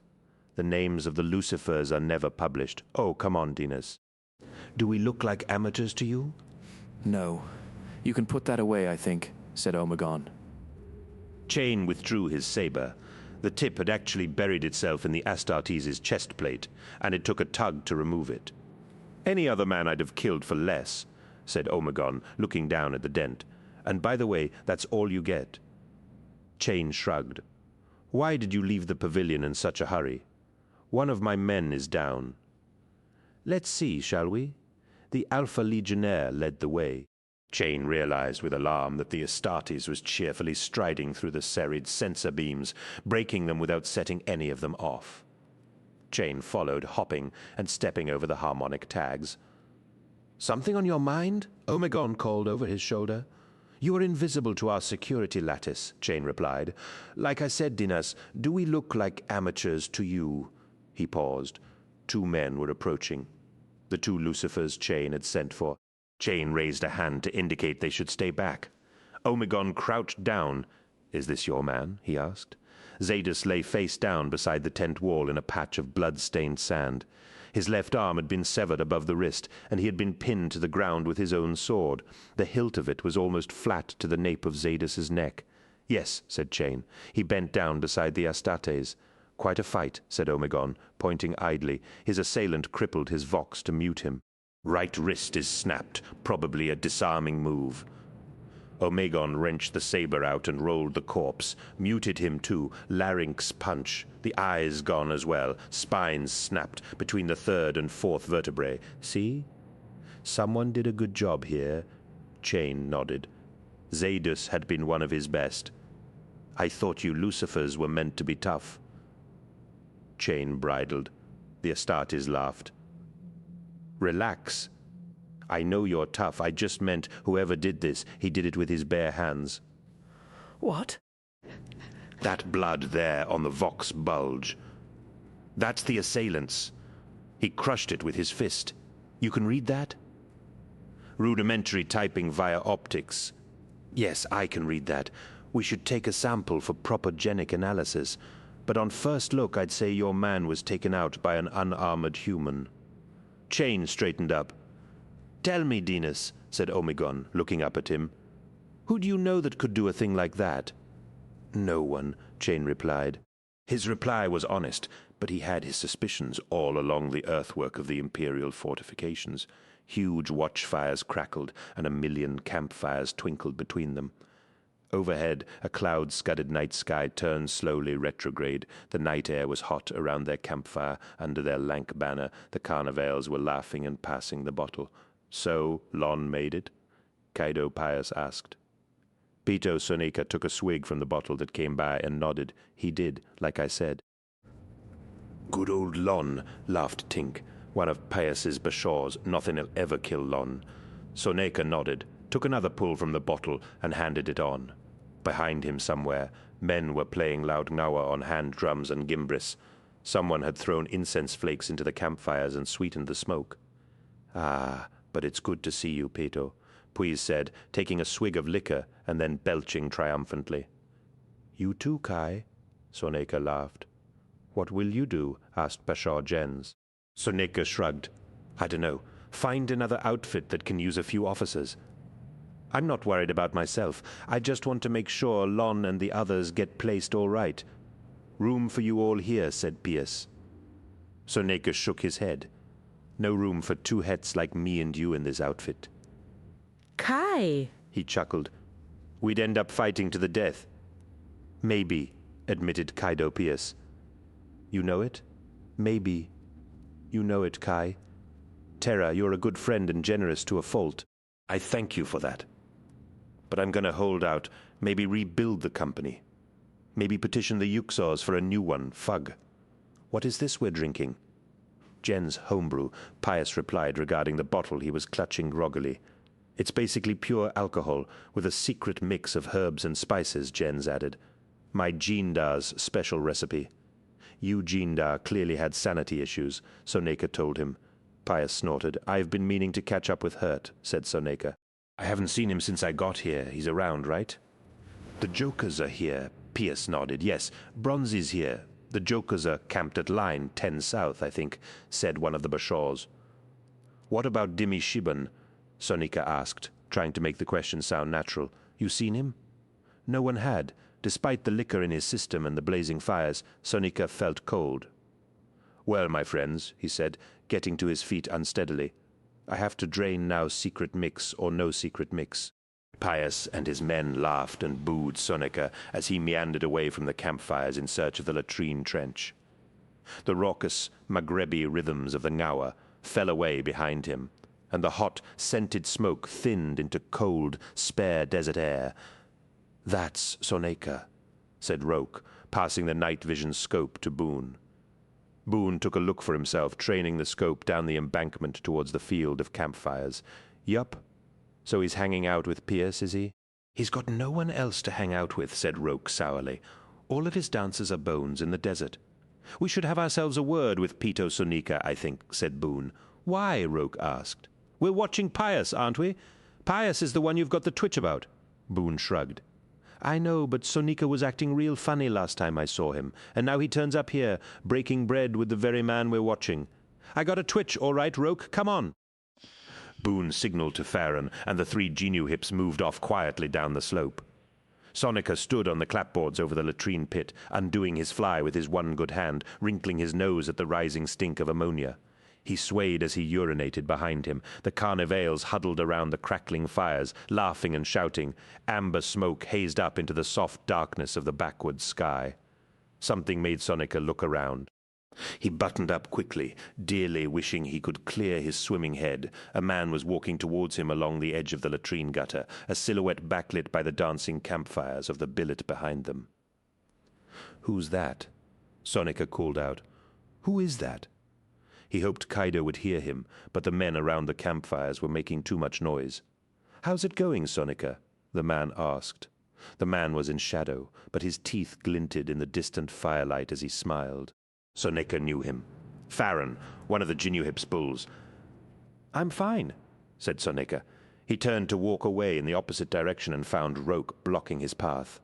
"What is this?" Sonika asked, though he was sure he knew all too well. He began to sober up very quickly. "You and Pius, you're tight?" asked Roke. "Of course," said Sonika warily. "We've known each other a long time. You know him well, then?" "Yes," said Sonika.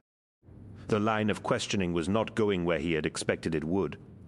He braced himself for whatever verbal trap they were trying to lead him into. "So you know about him and Uxor Ruxana, then?" asked Farron. "What about them?"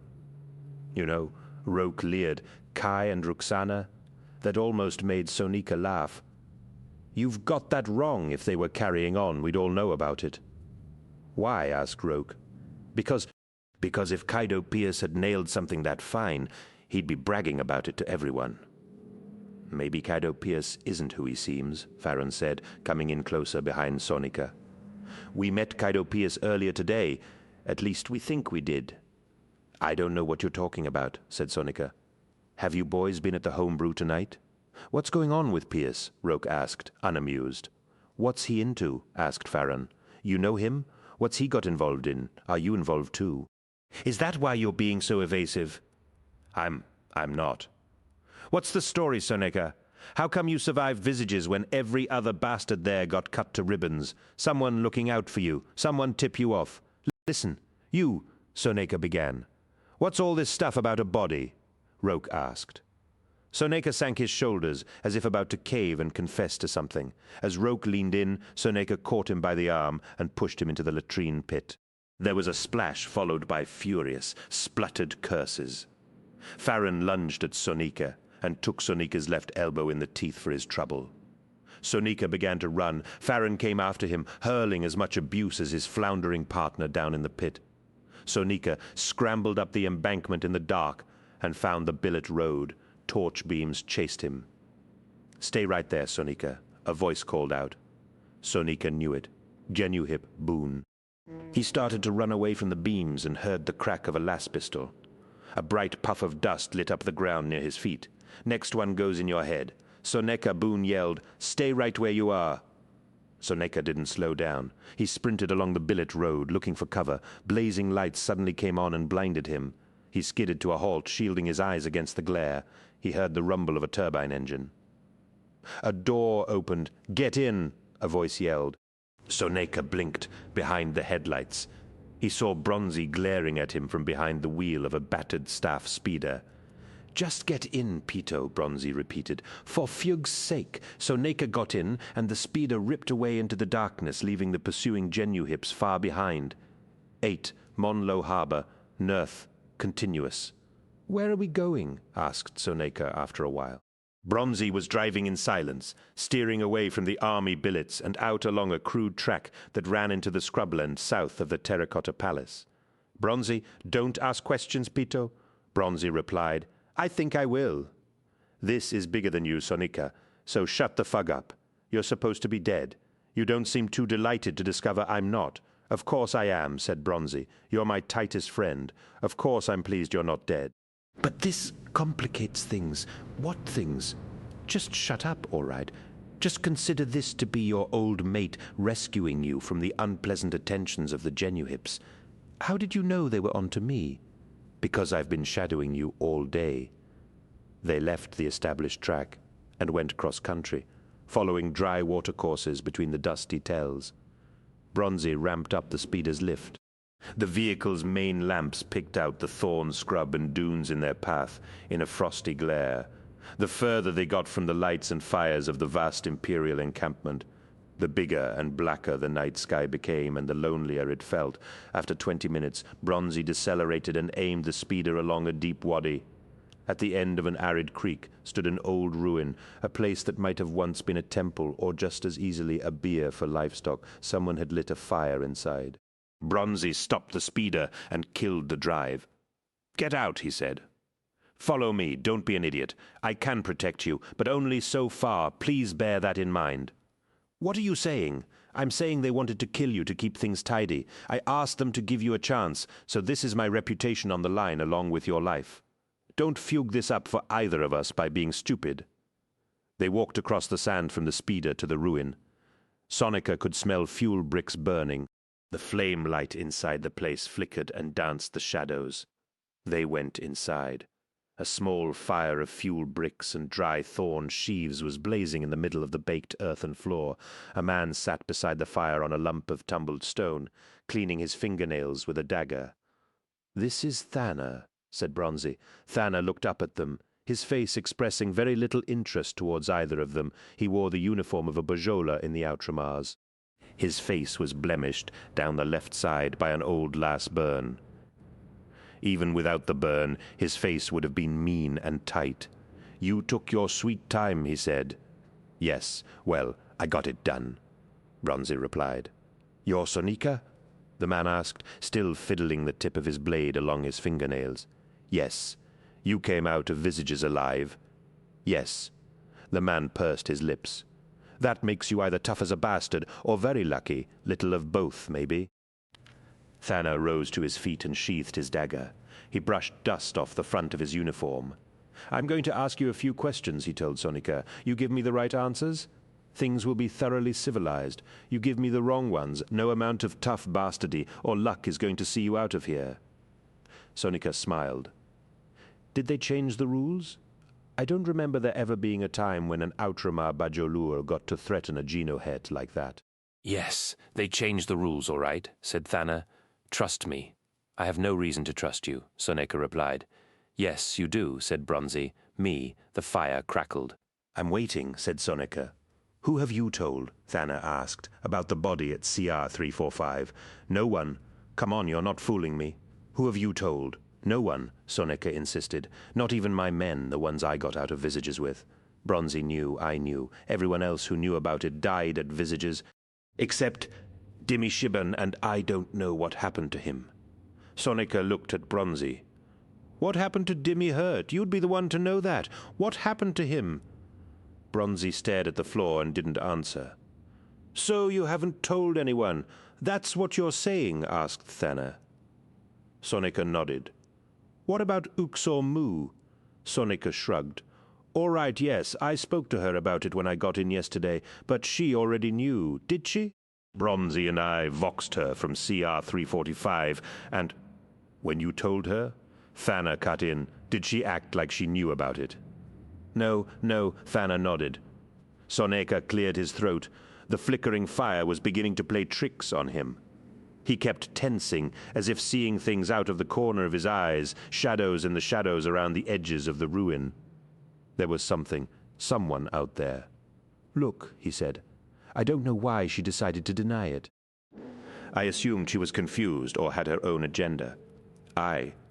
She denied it because she didn't know about it," said Thana. But Bronzy spoke to her. I heard her voice. "No, you didn't," said Thana. "I did, you really didn't," said Bronzy quietly. He put his hand on Sonika's arm. It was an intercept. We weren't speaking to Mu at all. "That's not possible," said Sonika. "She used the codes, the encrypts, they're way ahead of us," said Bronzy. "Pito, they know all the codes. They listen to us." Sonika turned to look at Bronzy. "Who's they, Hurt?"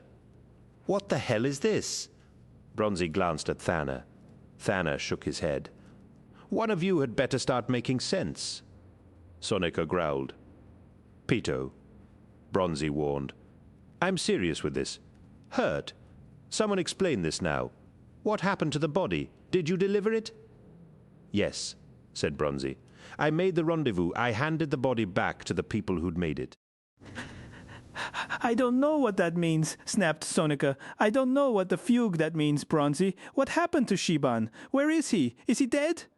Bronzy stared at Sonika. There was a hard look in his eyes. He was dead before he got on the transport, he said. I don't know what that means either, Sonika growled. That wound he took, the shrapnel wound here, Bronzy said, gesturing towards his throat. Some of it was bone, Nerthine bone. I know that happens, said Sonika. You don't know, Pito, said Bronzy, uncomfortable. It was in him. It was in him, and it was just a matter of time before it turned him. They knew that. They shot him. They would have had to anyway. You keep saying they. Who the Fugue is, they. We don't have to tell you anything we don't, Thana began to say. Pito Soneca had always been quick. The snub-nosed las pistol was in his hand and aimed at Thana before either he or Bronzy had a chance to react. Start explaining this mess now, Soneca ordered. Right now. Oh, Pito. Come on, Bronzy moaned. You shut up. Don't think I won't aim this at you too. Put it away, said Thana. I want answers first, said Soneca. Thana sighed, keeping his hands clearly open, so Soneca could follow what he was doing. He reached down to his midriff and untucked his tunic. He pulled the garment up, along with the vest beneath, and exposed the corded muscle of his right hip. Soneca could see the brand mark quite clearly. Oh, shit. Soneca murmured. The body was one of our people, said Thana, lowering his tunic. It got recovered from the field before our retrieval teams could locate it. We needed it back, branded by the Hydra. It was dressed as one of my men, said Soneca. It was a Hort sergeant called Lyle Wilk, said Thana, matter-of-factly. He was operating as one of your men. Soneca had a million questions and knew every single one of them had an ugly answer. None of the questions would form in his mouth. He was struck dumb by the sensation of the universe as he knew it grinding out of joint around him. Since that bloody dawn when visages had been sacked, and most especially since his meeting with Honan Mu the night before, total dislocation had been looming. Now everything he trusted tore away and revealed nothing. No answers, no explanations, no single thing he could trust or recognize. Simple panic seized him. He aimed the pistol at Thana's head and squeezed the trigger. Something crunched into him from the side, and the shot went wild as he fell. The something was Bronzy. Bronzy had punched him. Before Soneca could begin to process that information, Thana had kicked the pistol out of his hand. It skittered away into the crawling shadows. Thana put a second kick into Soneca's gut to keep him down. It was a brutal blow. The air crashed out of Soneca's lungs, and he felt a deep internal pain that could only be organs rupturing. He's no use to us, Soneca heard Thana tell Bronzy. Thana drew his dagger. Don't, Bronzy warned. He's a liability. We can't use him. Gasping, agonized, Soneca writhed. He saw Thana coming towards him, dagger held low for the old jab and twist. We've taken him this far, said a voice. Why don't we show him the rest? If he still objects, you can put that in his heart. Thana. Soneca's lungs began to work. He sucked in air, choking tears streaming down his cheeks. Peto, Bronzy was calling. Peto, look at me. Peto. Soneca looked up. Bronzy had pulled up his own shirt. His right hip was a good deal more upholstered in flesh than Thana's, but the brand was exactly the same. Oh, glory, Soneca wheezed. No, not you two, hurt. It's the mark of the Hydra, the voice said. It's the mark we bestow upon our friends, the friends we can trust. Soneca heard heavy footsteps crunch across the hard-baked floor towards him. A shadow fell across him, blocking out the light of the fire. Even in silhouette, Soneca recognized it, and Astartes in full plate. Alpha Legion, Soneca whispered. Exactly. The Alpha Legionnaire knelt down over Soneca. I believe you're a good man, Pito, honest and trustworthy. I think we could be friends. I have no wish to kill you, but I will, without compunction, if you maintain this stance of resistance. Then stop lying to me. Soneca moaned, his voice shrunk by pain. I'm not, Pito. What's your name? Alfarius. Pito Soneca started to laugh. It was a ragged, painful sound. Lies! Lies! More lies! I know for a fact that Lord Alfarius is in the Grand Pavilion right now meeting with Lord Commander Namatjira. You're lying to me, so you might as well kill me now and get it over with. Give me your blade, Thana, said the Astartes. For the prosecution of Monlo, I will require full access to and use of your astrotelpaths, sir, said Alfarius. Why? Asked Lord Namatjira. The assembly was seated at the low couches as servants brought in the feast. Namatjira marveled at the nimble finesse with which the Astartes maneuvered food into their mouths using their huge gauntlets.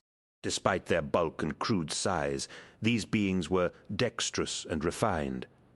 Psychic power is a key weapon in denying the Nerthine menace, said Petch. This menace, Namatjira said.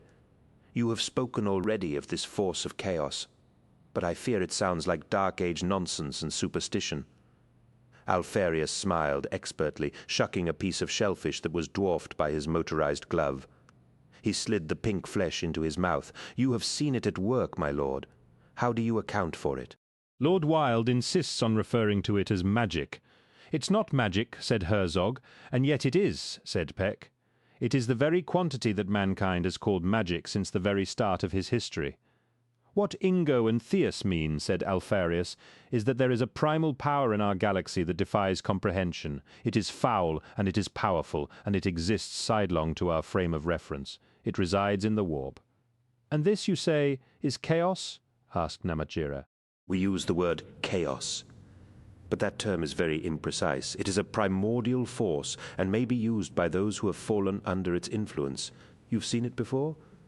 Yes, my lord, once or twice. It is a cosmic bane, a toxic effect that flows freely in some places. It subverts the mind and the will it corrupts. Will it corrupt us? Asked Namatjira. Of course not, Alfarius laughed, shelling another piece of seafood. It is not some kind of plague. But it is deeply ingrown in the Nerthine society. It gives them access to many skills that we would consider occult. Psykers are our best defense against chaos. They will allow us to extinguish the enemy's advantage here. For the same reason, I would like the Geno-Chiliad to be deployed at the front of our assault when it comes. For what? Same reason? Asked Namatjira. The Chiliad Uxors are rudimentary psykers. That will lend us an advantage. So be it, said Namatjira. He looked at Alfarius. I'm trusting you, Lord Primarch. I'm trusting you to make a clean fist of this debacle. Your trust is not misplaced, sir, replied Alfarius.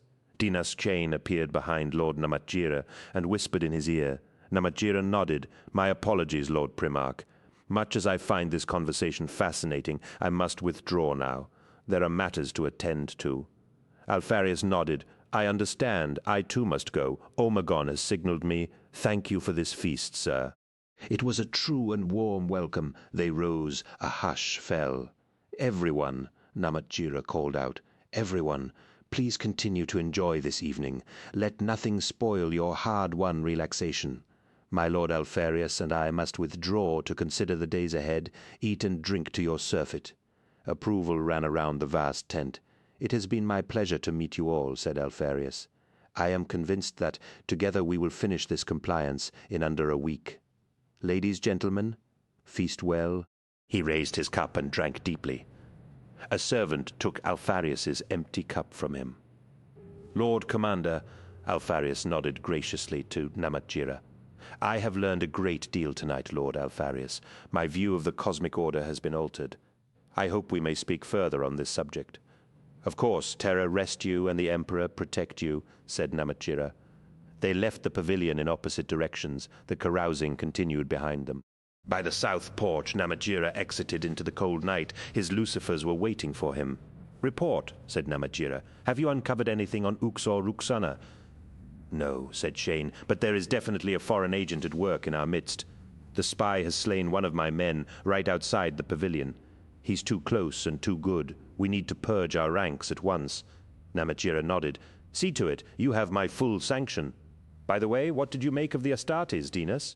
Dinas Chain looked back at his lord and commander coldly. Every single one of them was lying, he said. At the west porch, Alfarius, Peck, and Herzog strode out into the night. Omegon was waiting for them. He had dismissed the perimeter guards so they could be alone.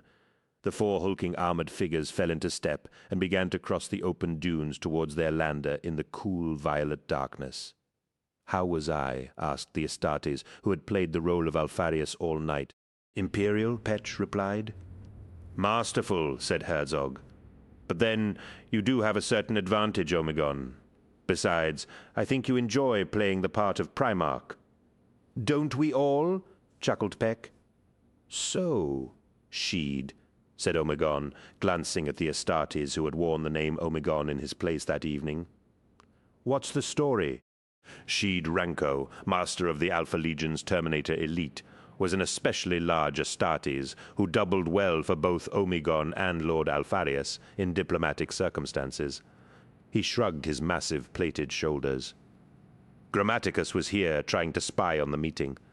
He took out a Lucifer Black. He's good, then? Asked Omegon. He's very good, Herzog assured. But he's hurt, said Ranko. Busted up. I typed his blood. Get a match? Asked Peck. Yes, Konig Henniker. Apparently one of the army spies. Deep cover agent, specialist. He's Grammaticus. Ranko nodded. I think so. He's a sly one, and very capable. The Lucifers are scared of him, and very little scares those wily bastards. We have to find him, and before they do, I've told Cher to hunt for him.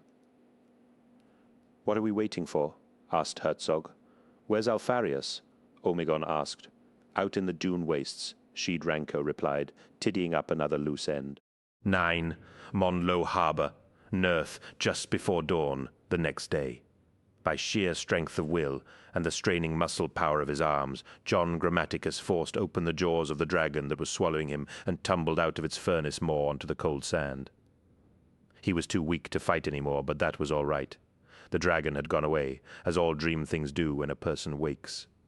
Grammaticus lay shivering for a while in the basin behind the lonely tell.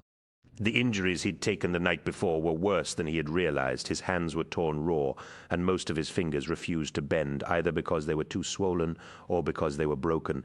His forearms were striped with blue bruises from deflecting the Lucifer's saber blows despite his sleeve armor. His face was sore and throbbing, swelling out around the bridge of his shattered nose and half-shutting his eyes. His nostrils were black with caked blood, and the back of his head was a contusion too tender to be touched. He'd been in pain the night before, but he'd also been warm and fueled by adrenaline. Sleeping rough had reduced his core temperature and robbed him of every sensation except nausea and aching hurt. After his confrontation with the Lucifer, Grammaticus had fled into the desert. There had been no sense or safety in heading for the Terracotta Palace. Grammaticus knew he was now being hunted by at least 2 formidable enemies, the Alpha Legion and the Lord Commander's companion retinue.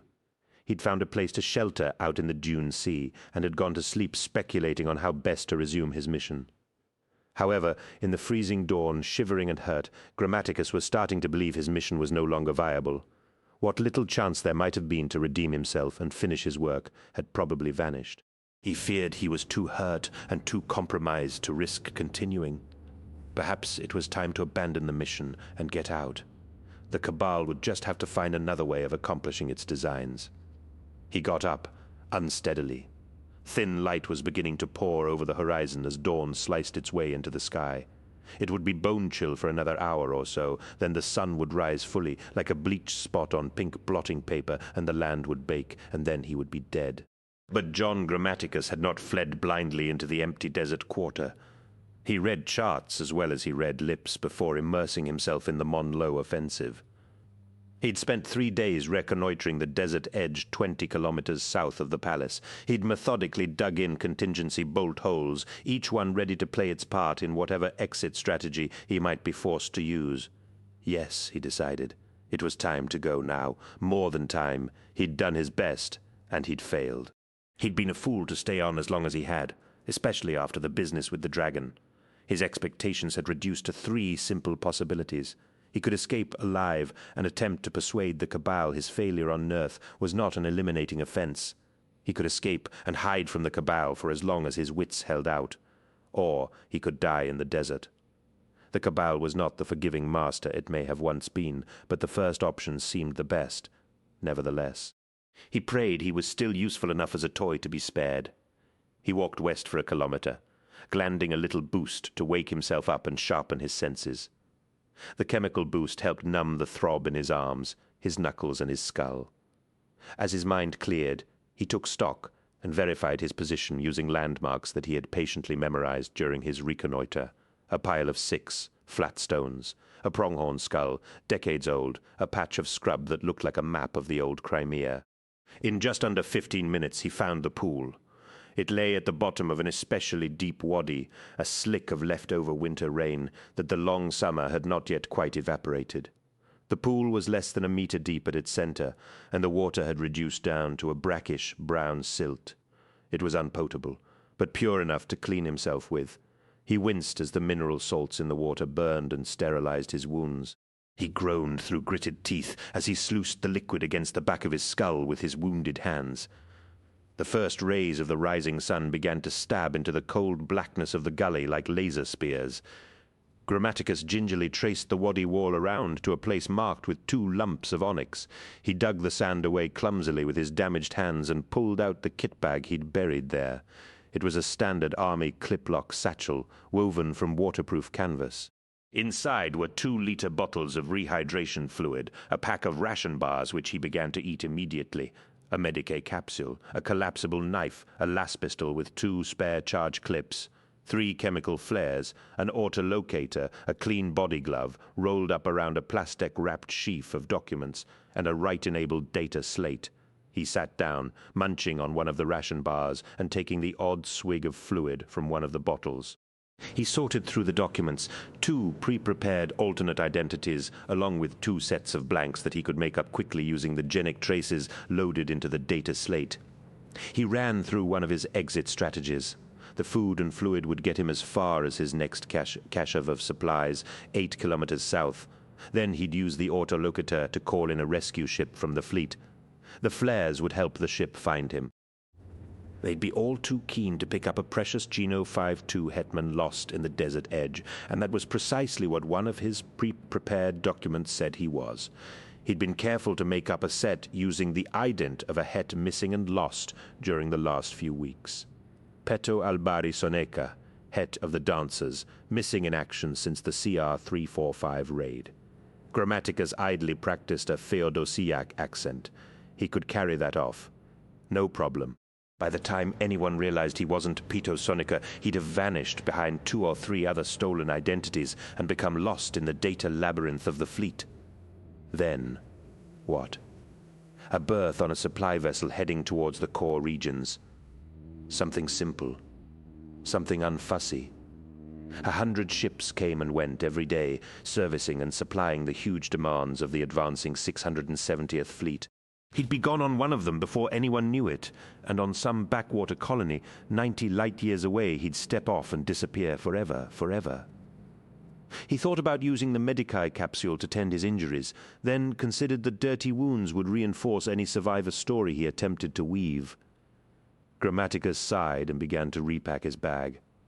He tried not to think about Ruxanasayed anymore.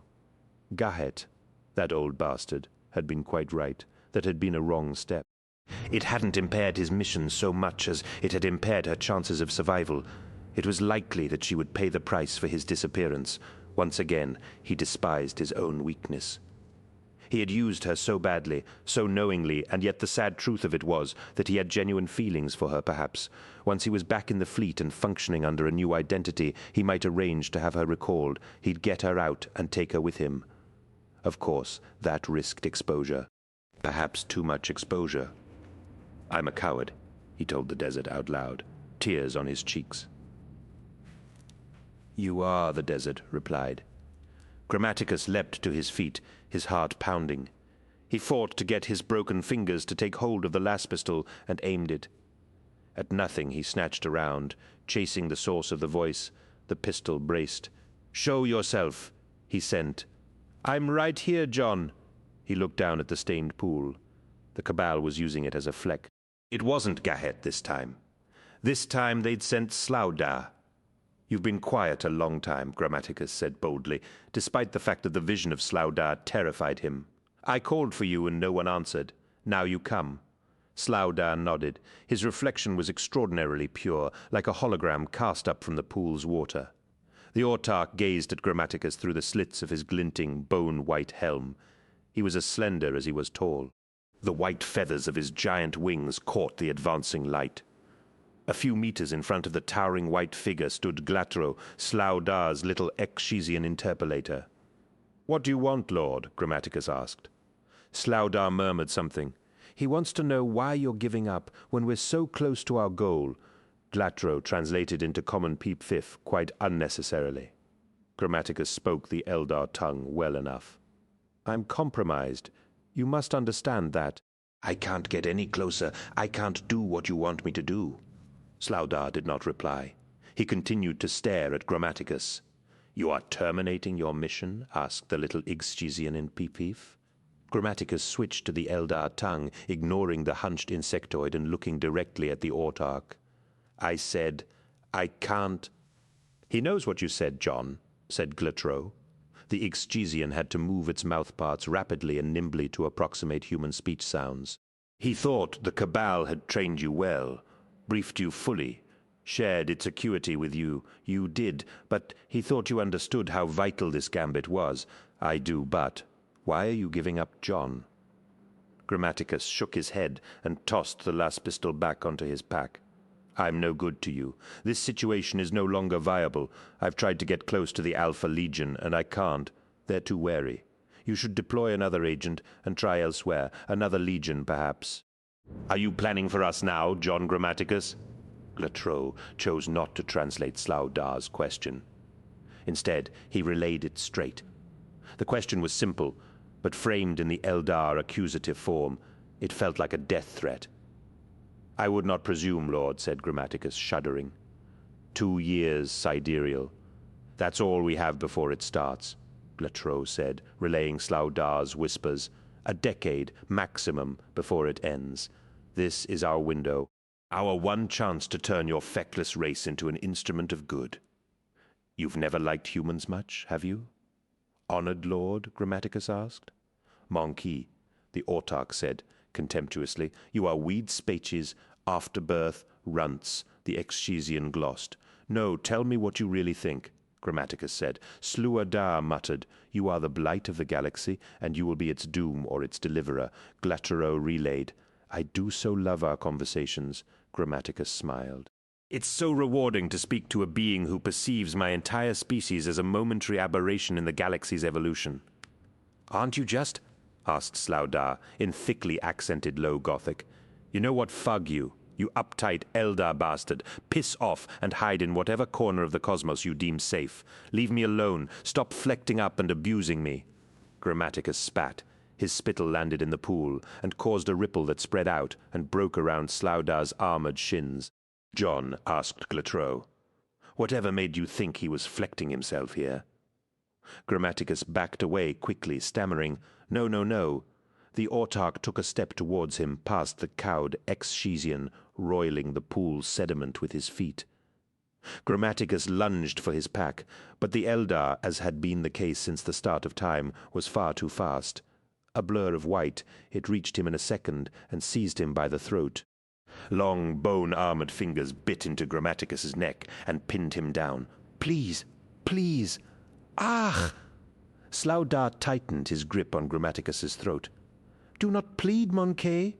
Gung, you came here in person?" "Yes, John," said Glatro, coming up behind them. "Lord Slaudar came here in person because it is that important." 2 years, that's all we have," said the insectoid, relaying the white giant's almost inaudible whispers. 2 years, John. The Cabal has seen this clearly compounding our farseer and visionist talents. Even the Drahendra have seen this, and you know how slowly they move. Grammaticus nodded. The Drahendra was the most silent and inscrutable faction represented in the Cabal. Sentient, energized dust, virtually extinct, the last of them existed as membrane skins around dying gas giants. Even they perceived the rapid reshaping of universal destiny. We're all going to die. Only Monkey kind can alter the pattern. I wish he'd stop calling us that, Grammaticus told Glatro, rubbing his bruised throat.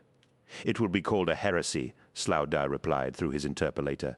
The insectoid's mouthparts twirled feverishly. It will halt your species' growth in its tracks. Even your glorious emperor will be lost in it. Lost? He will die, John. Oh, glory, you're sure it has been far seen he will die forever. And his eternal death is the one thing we wish to prevent. Tiny thing though he is, you, Emperor, is a pivotal player in this. And Horus, a monster. Not yet, but soon a monster to engulf all monsters. Can't you stop it? Engage with another legion, perhaps? John, we have tested them all one by one. The Dark Angels first, more than a century ago. There is too much inherent corruption in them. The gene seed weakness in all of the older legions has been exacerbated by the need to keep them up to strength for the Great Crusade. They have all, one way or another, weakened themselves. They are vulnerable, but the Alpha Legion, the last, the latest, they are still pure enough. Green, receptive to change, surely. John listened to him, said Glattereau. He let the Cabal into the Black Library so they could read this truth. He broke all the ancient edicts to make that happen. It is predetermined. The Cabal has exhausted hundreds of other agents trying to recruit the Astartes. Human agents? Yes, John.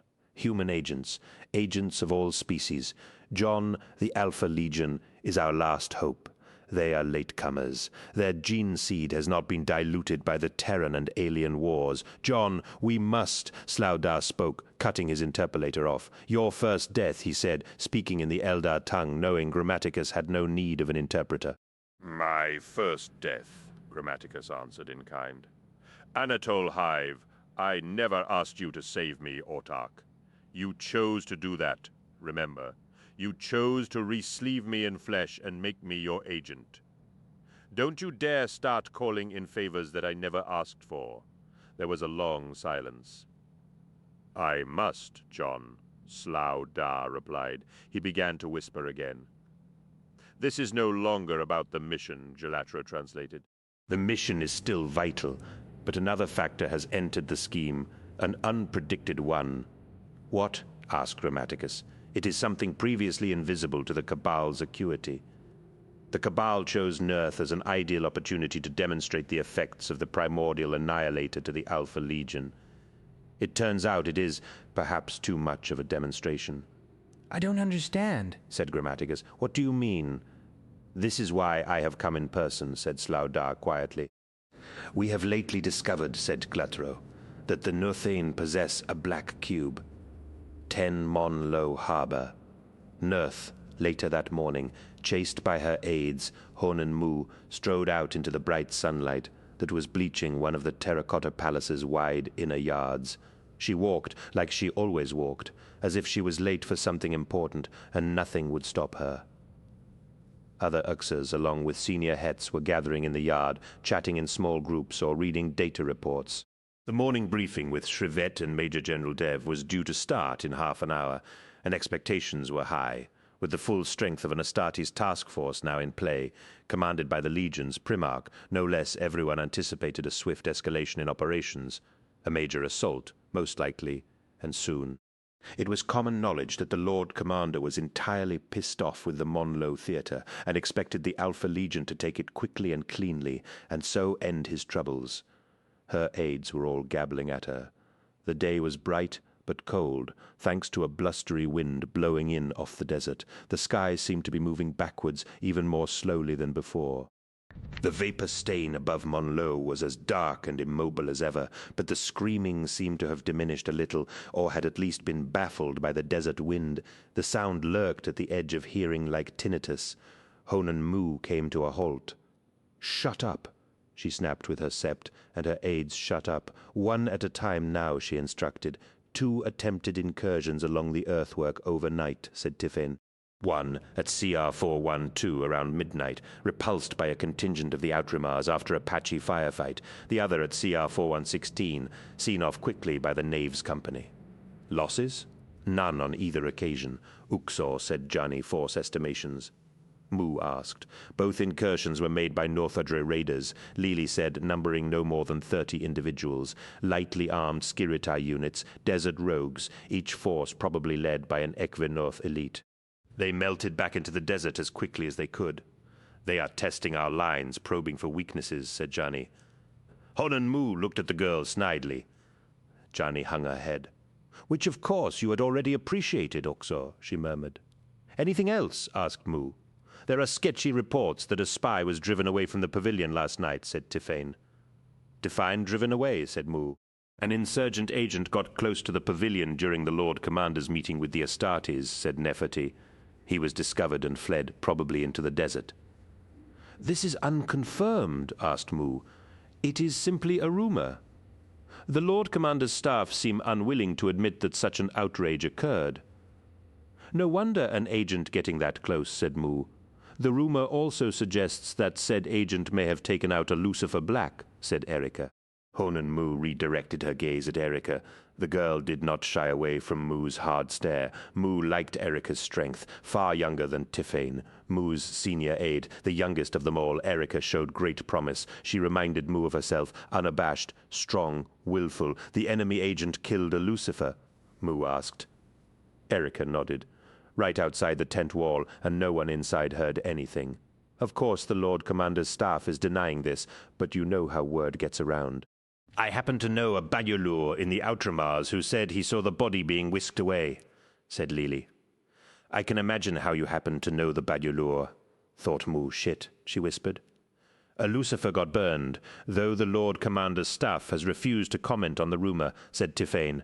Operational security has been beefed up to Code Order 6 as of midnight last night. Mu nodded. Code Order 6 was the highest of the standing security impositions.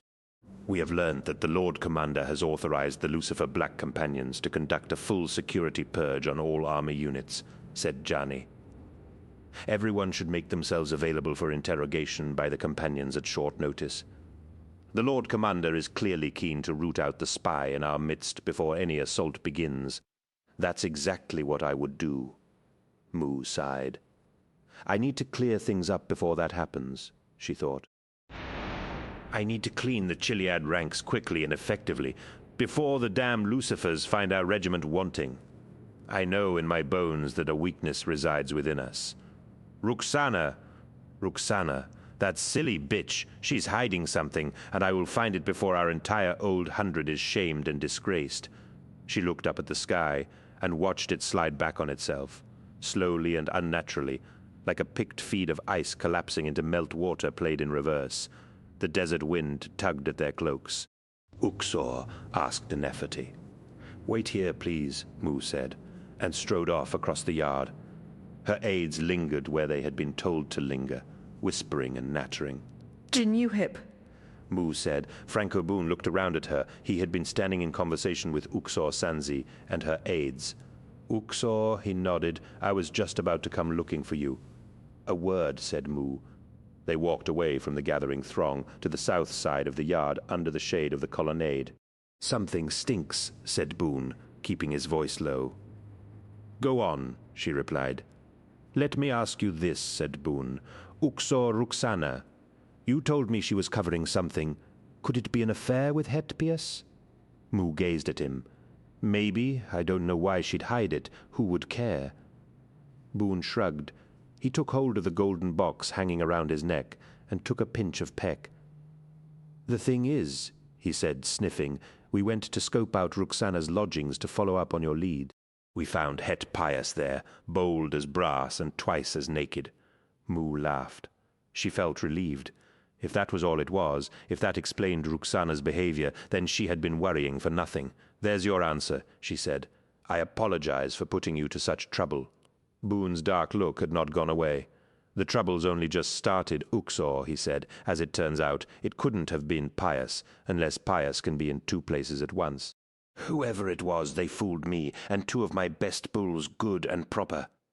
I don't understand, said Mu. Suddenly, despite her cloak, she felt how cold the wind was and shivered. Neither do I, lady, said Boone. I spent last night surveilling Pius. Guess who I saw with him? Boone scratched the tip of his axe-blade nose and gave her a significant look. You'll have to tell me, Franco, she replied. Sonica. She stared at the Genuhip. Well, of course, they're old friends. Boone shook his head. Sonica's got suspicious written all over him, Mu. He got out of Tel Kat alive and came to you with stories. What was it about a body and hurt Bronzy?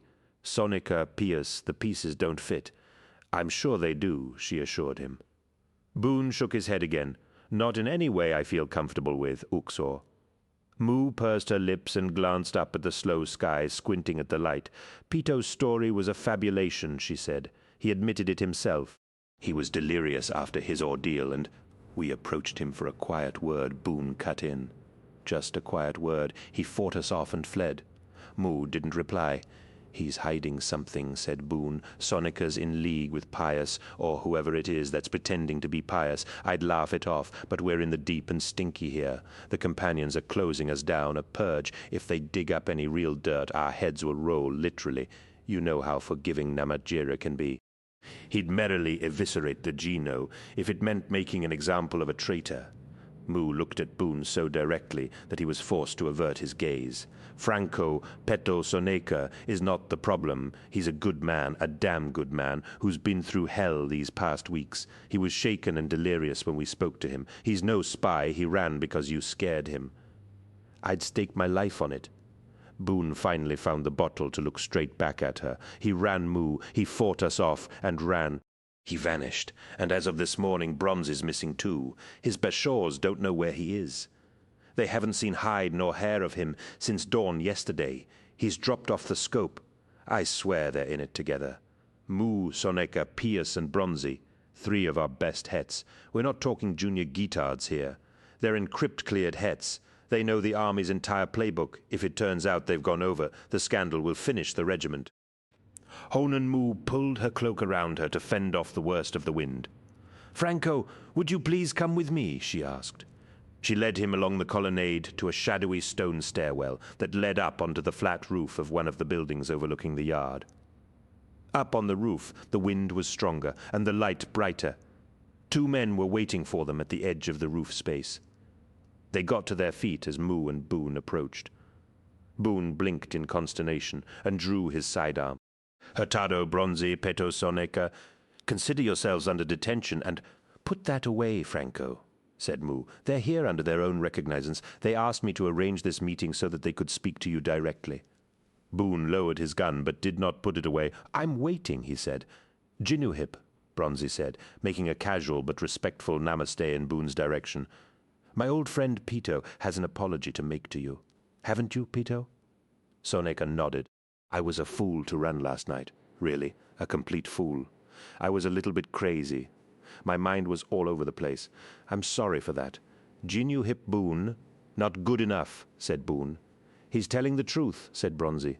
He fished out a sheaf of documents from his belt pouch. "Look, see, Medicae reports. They signed off on him this morning after an exam. Combat fatigue. Likely story," Boone snorted, bringing up his sidearm again. "Look, I spent the last day and a half looking for him," said Bronzy, "because he's my best friend and I didn't want to see him swinging in the wind. He's messed up, that's all." "Really?" asked Boone. "His company got hammered at Tel Utan. Then the remnants of them were slaughtered at Tel Kat. It's no surprise Peto's suffering from combat fatigue," said Mu. "That kind of trauma would make anyone run if Genuhip started pressing the wrong buttons," Bronzy added. "Your men were suggesting that the Tel Kat massacre was all his fault." Boone lowered his weapon. "I suppose," he began. He snatched the papers out of Bronzy's hand and skimmed them. The sheets flapped in the wind. "I don't want Bronzy or my Uxor making any excuses for me," said Soneca. "I can stand on my own 2 feet. I'm sorry I cut rough with your bulls, Jinuhip." "Terra, I really am. I didn't want to see Pito hang when he hadn't done a thing," Boone said Bronzy. "Like I said, I spent the whole of yesterday out looking for him, and when I found him, I persuaded him to turn himself in, to make peace with you and smooth this trouble out." "With my full sanction," said Moore. "Hurtado brought the matter to me early this morning and explained the facts. Hurt convinced me that it was better to turn myself in and face you," said Soneca. "I realize I should never, ever have run. That made me look guilty as hell." Boone holstered his weapon. He glared at all 3 of them and thrust the paperwork back into Bronzy's hands. All right, but I'm still not happy." "Of course you're not," said Soneca. "That's why we'd like to offer you something in return," said Bronzy. "By way of recompense for your trouble and in gratitude for your understanding." "Like what?" asked Boone sourly. "Kaido Pius," said Soneca. "Hurt and I are his oldest friends. We can get stuff out of him that you Genuhips would never manage. About him, Uxor Ruxena, whatever dirt there is." Just give us a day or two, said Bronzy. We'll report back and give you everything we've found. Boone looked at Uxor Mu. I don't trust either of them. I trust them with my life, Mu said. They are two of my best hets. Let them loose, Franco. They'll find the canker in our midst. If they play us for fools, I'll kill them myself. She would, said Soneca. She really would, Bronzy agreed. Boone grinned. No doubt of that, but if you two bastards are tight with Pius like you say, why would you sell him out? If Kaido's betrayed the Chiliad, said Soneca, it wouldn't matter if he was my brother. I'd skin him alive. Company first, Imperium second, said Bronzy. Gino before Jean. All right, said Boone. 2 days, then I bring hell down on your heads. That's fair, said Bronzy. Totally fair. Soneca agreed. Boone turned to leave and then turned back. Soneca, I'm truly sorry for your anguish. A company is a hard thing to lose. Indeed it is, Genuhip, Soneca replied. Boone left them on the roof and returned to the yard. Honan Mu regarded the two hets. She brushed wind-blown hair out of her eyes. I have to go to the briefing, she said. They nodded. Thank you for doing this, said Soneca, and Uxor looks out for all her charges, she replied, and then paused. Don't let me down. Don't make me regret sticking my neck out today. We won't, Honan, said Bronzy.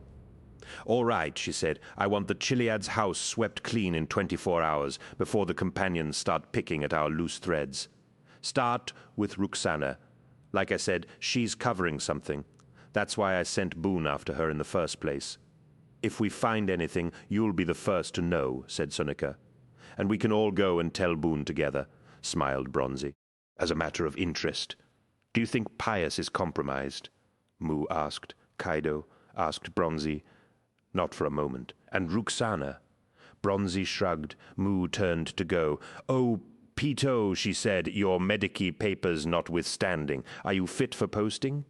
We only got the papers to convince Boone, said Soneca. I'd actually rather be working. She nodded. With Shiban gone, the clowns need an acting het, especially if we're about to go in. I'll get the warrants drawn up, a temporary assignment for you and your Bashors, until I can bring in a permanent new het. Maybe you can go up the line and make an overture later today. They desperately need licking into shape before we go hot. There's fugging Strabo, said Soneca, nodding. I know, she smiled. Good. Excellent. Well, carry on. She walked away, her heels clacking on the cinder roof, and disappeared down the stairwell. Bronzy looked over at Soneca and grinned. Shiban's mob. That's ironic, Soneca finished. Bronzy chuckled and stroked his belly. He looked out from the roof at the distant Hadean vista of Monlo. You think we fooled them? Asked Soneca. Bronzy held up his hand. The middle and index fingers were crossed. I mean, I'm new to all this, said Soneca. I'm hardly a veteran, Bronzy replied, but yes, I think we're good. We'd better get on with it. He turned to go. Soneca put out a hand to stop him. It was his ruined, truncated hand, and for some reason Bronzy found this terribly telling. I'm not prepared to countenance anything that betrays the Gino, Soneca said, and absolutely nothing that would hurt Mu. Then we're on the same page, aren't we, Pito? Said Bronzy. Let's get on with it. In the shuttered darkness of his private cell, Dinas Chain sat in meditation. The cell, deep in the subterranean layers of the palace, was damp and cold, but Chain had not lit the small iron fire basket, nor any of the tapers. He liked the cold. The cold had been his friend on Zeus as a child warrior, especially during the last, long, hard winter of his 13th year. The cold had sharpened his wits and forced him to steel himself. The cold was a tool that a man or a boy could use to temper himself. Breathing slowly, Chain took apart the facts and built them back up one by one. Uxor Said, the Alpha Legion, Omegon, the Note, his dead Lucifer, the astonishing skill of the elusive spy, the astonishing arrogance of the elusive spy there. The arrogance suggested that the spy was confident in his cover. Where does a spy hide in plain sight? How does he operate without drawing attention to himself by being what he is naturally to avoid question and comment? The best way of doing that was to be exactly what you claimed to be. It made the cover story so much easier to run. The best cover a spy could have was to be a spy. Chain had already decided to pay a visit to Uxor Sayed. He'd had his men watching her since the Lord Commander's order, to no great result. Now that Namatjira had sanctioned a security purge, Chain felt duty-bound to stop being reactive and bring her in for interrogation. The morning briefing would end in 30 minutes. She'd be on her way back to her quarters. He would meet her there in person and show no mercy. She was the key, somehow. She'd covered something during her meeting with the Lord Commander. She'd covered for someone. Chain had photographic recall, breathing ever more slowly, his heart rate down to an inhuman level. He replayed the moments of the meeting. Ruxana, Namatjira had said, "I'm told you were responsible for reconnaissance and scouting at Monlo." "That was my role, sir." "You had agents in the field." "I did, Lord Commander," Ruxana had replied. Most of them were long-range observers and spotters. Namatjira had consulted the data slate, but you had at least one intelligence officer inside Monlo the morning this hubbub began. He had waved his hand distractedly in the direction of the window. Ruxana had pursed her lips and looked down. "Yes, sir, I did. Konig Henniker." "Henniker? Yes, I know him. He's a reliable man. What happened to him?" "He had entered the city covertly once already, sir, and briefed me afterwards. His intelligence was of good quality. He inserted that morning very early, intending to collect data on the Kurnol and North Wall areas. He never came back." "Ah, I see." The Lord Commander had sighed. "Thank you, Uxor Ruxana." Dinas Chain opened his eyes in the dark. It was so obvious, so obvious. He'd been a fool to miss it. The best cover a spy could have was to be a spy. There was a knock at the door behind him. He ignored it. His men knew better than to disturb him during meditation. Another knock came. The alert cursor on the cuff of his armor, stacked on the floor in front of him, began to wink. "Who is it?" Chain called. "Ayman, sir. We have something." "Wait." It took 46 seconds for Dinas Chain to fully clothe himself in his jet black armor. He opened the door. Ayman was outside, along with Treese. They were fully armored and stood flanking a nervous young man, the adept from the security post that Chain had handed the note to the night before. The adept was clearly terrified at the thought of disturbing a Lucifer Black. "Tell me," said Chain, "sir, I have completed the tests you ordered.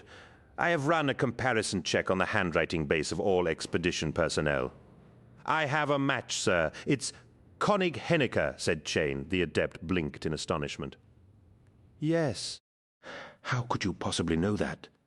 Chain pushed the adept out of his way and began to stride along the corridor. Ayman and Treese fell in behind him. "Instructions," snapped Ayman. 8 men, said Chain. "Close down Uxor Sayed's quarters and bring her to me. Her spy is our spy." They crossed the upper courts of the palace, through bustling streams of servants carrying sacks of manioc and blonde leaf to the kitchens, past a marching band rehearsing on a small quad, past a group of artillery officers being briefed on a sunlit terrace. They hurried up the stairs to Ruxana's quarters. The day's heat was building and the warmth was beginning to ooze from the brickwork. Slaves were soaking the reed window screens with water. They knocked sharply at the door of Ruxana's accommodation. An aide answered the door and called for her Uxor as soon as she saw who it was. Uxor Ruxana came at once. "What's this about?" she asked. Puzzled. "So sorry to disturb you, Uxor," said Soneka. "I think there's been some kind of clerical glitch. I've just been issued temporary command of the clowns, and I'm on my way up the line to meet with them. The thing is, there's been screw-up. The warrants I've been given say that the clowns have been transferred to your purview." "That's not right," Ruxana said. "The clowns come under Honan Mu's sept." I know," said Soneka, shrugging. "But she's off somewhere, and I need to get this sorted urgently. If you wouldn't mind accompanying me, you could authorize the warrants, and I could get on with my job." Ruxana frowned. "Soneka, isn't it?" "That's right. Uxor and Bronzy." "Good day to you, Uxor." Bronzy smiled. "Something's obviously gone very wrong," she said. "Would you mind?" Soneka asked. "Of course not," she said. She fetched a long desert shawl from the anteroom and told her aides to wait. "I'll be back shortly," she said to Tuvi. The Hets escorted Ruxana along the upper colonnade of the palace overlooking the terraced yards. The sun was biting through the slow, unwinding clouds. "So much confusion these days," she said, pulling on her shawl. "Oh, it's terrible," Bronzy agreed. "It's the scale of the operation, I suppose," Ruxana said. "I sometimes wonder if tactical and provisional is entirely on top of the job. Must be a nightmare, logistically," Soneca said pleasantly. "Look, I really do appreciate this, Uxor." "I heard about the dancers, Het," she said. "I'm truly sorry. They were a great company." "War happens," Soneca replied with an appreciative nod. "I'm just glad to be getting back on the horse. Gives me a sense of purpose. Besides, we're going to need every unit on top form in these coming days, and without Shibon, the clowns are unraveling." "Pater will whip them into shape." Bronzy grinned. She hesitated. "Forgive me, Het Bronzy. I'm not entirely sure why you're here." "Moral support," Bronzy said, making a polite namaste. "Peter was anxious about disturbing you this morning." She looked at Bronzy as if not entirely convinced. "Strange," she began. "He doesn't look like the sort to lack." She fell silent. Something had caught her eye. She pushed past them both, went to the stone rail of the colonnade and gazed down into the terraced yards below. "What's going on down there?" she asked quietly. They joined her at the rail and looked down. Below them, on the far side of the upper yard, 8 figures in black armor were hurrying up the staircase to the summit levels, rushing like shadows in the shade of the tiled mantle roof. "Some nonsense, I'll be bound," said Bronzy. "Those are Lucifer Blacks," she said. "Yes, I think they are," said Soneca. "Sorry, could we get along? My driver's waiting. They're heading towards my quarters," she said. "I don't think so," Bronzy replied confidently. "They are probably responding to an alert from the watch station up in the tower." "No," she said firmly. She turned to stride back the way they'd come. Soneca was blocking her, a calm, reassuring smile on his face. "It's nothing. Uxor, let's go, shall we?" he said. She glanced to her right. Bronzy had closed in too. "What is this?" she asked, realizing that she was trapped between 2 very capable Gino Hets. Soneca looked at Bronzy. Bronzy nodded quickly. "What the hell is this?" she demanded. "Henniker," said Soneca. Ruxana froze. "Henniker sent us," said Bronzy. "The companions are on to you. He sent us to get you out. Please," said Soneca. "There's very little time." She stared at them both. "Henniker?" she asked. Bronzy nodded without hesitation. She allowed them to lead her away down the colonnade. The 3 of them began to run. Tuvi and the other girls flinched as the doors to the chamber flew open. Lucifer Blacks burst in, training their weapons. "I demand to know," Tuvi began. "Shut up," said one of the companions, pointing his weapon directly at her. Dinas Chain entered the room, moving forwards between his braced and aimed men. "Ruxana," he asked, his voice issuing from his grim helmet's loudspeaker. The aides cowered in terror. The youngest of them whimpered. "Where?" Chain hissed. They were all too scared to reply. Chain made a quick gesture, and 4 of the companions broke forwards to search the adjoining rooms.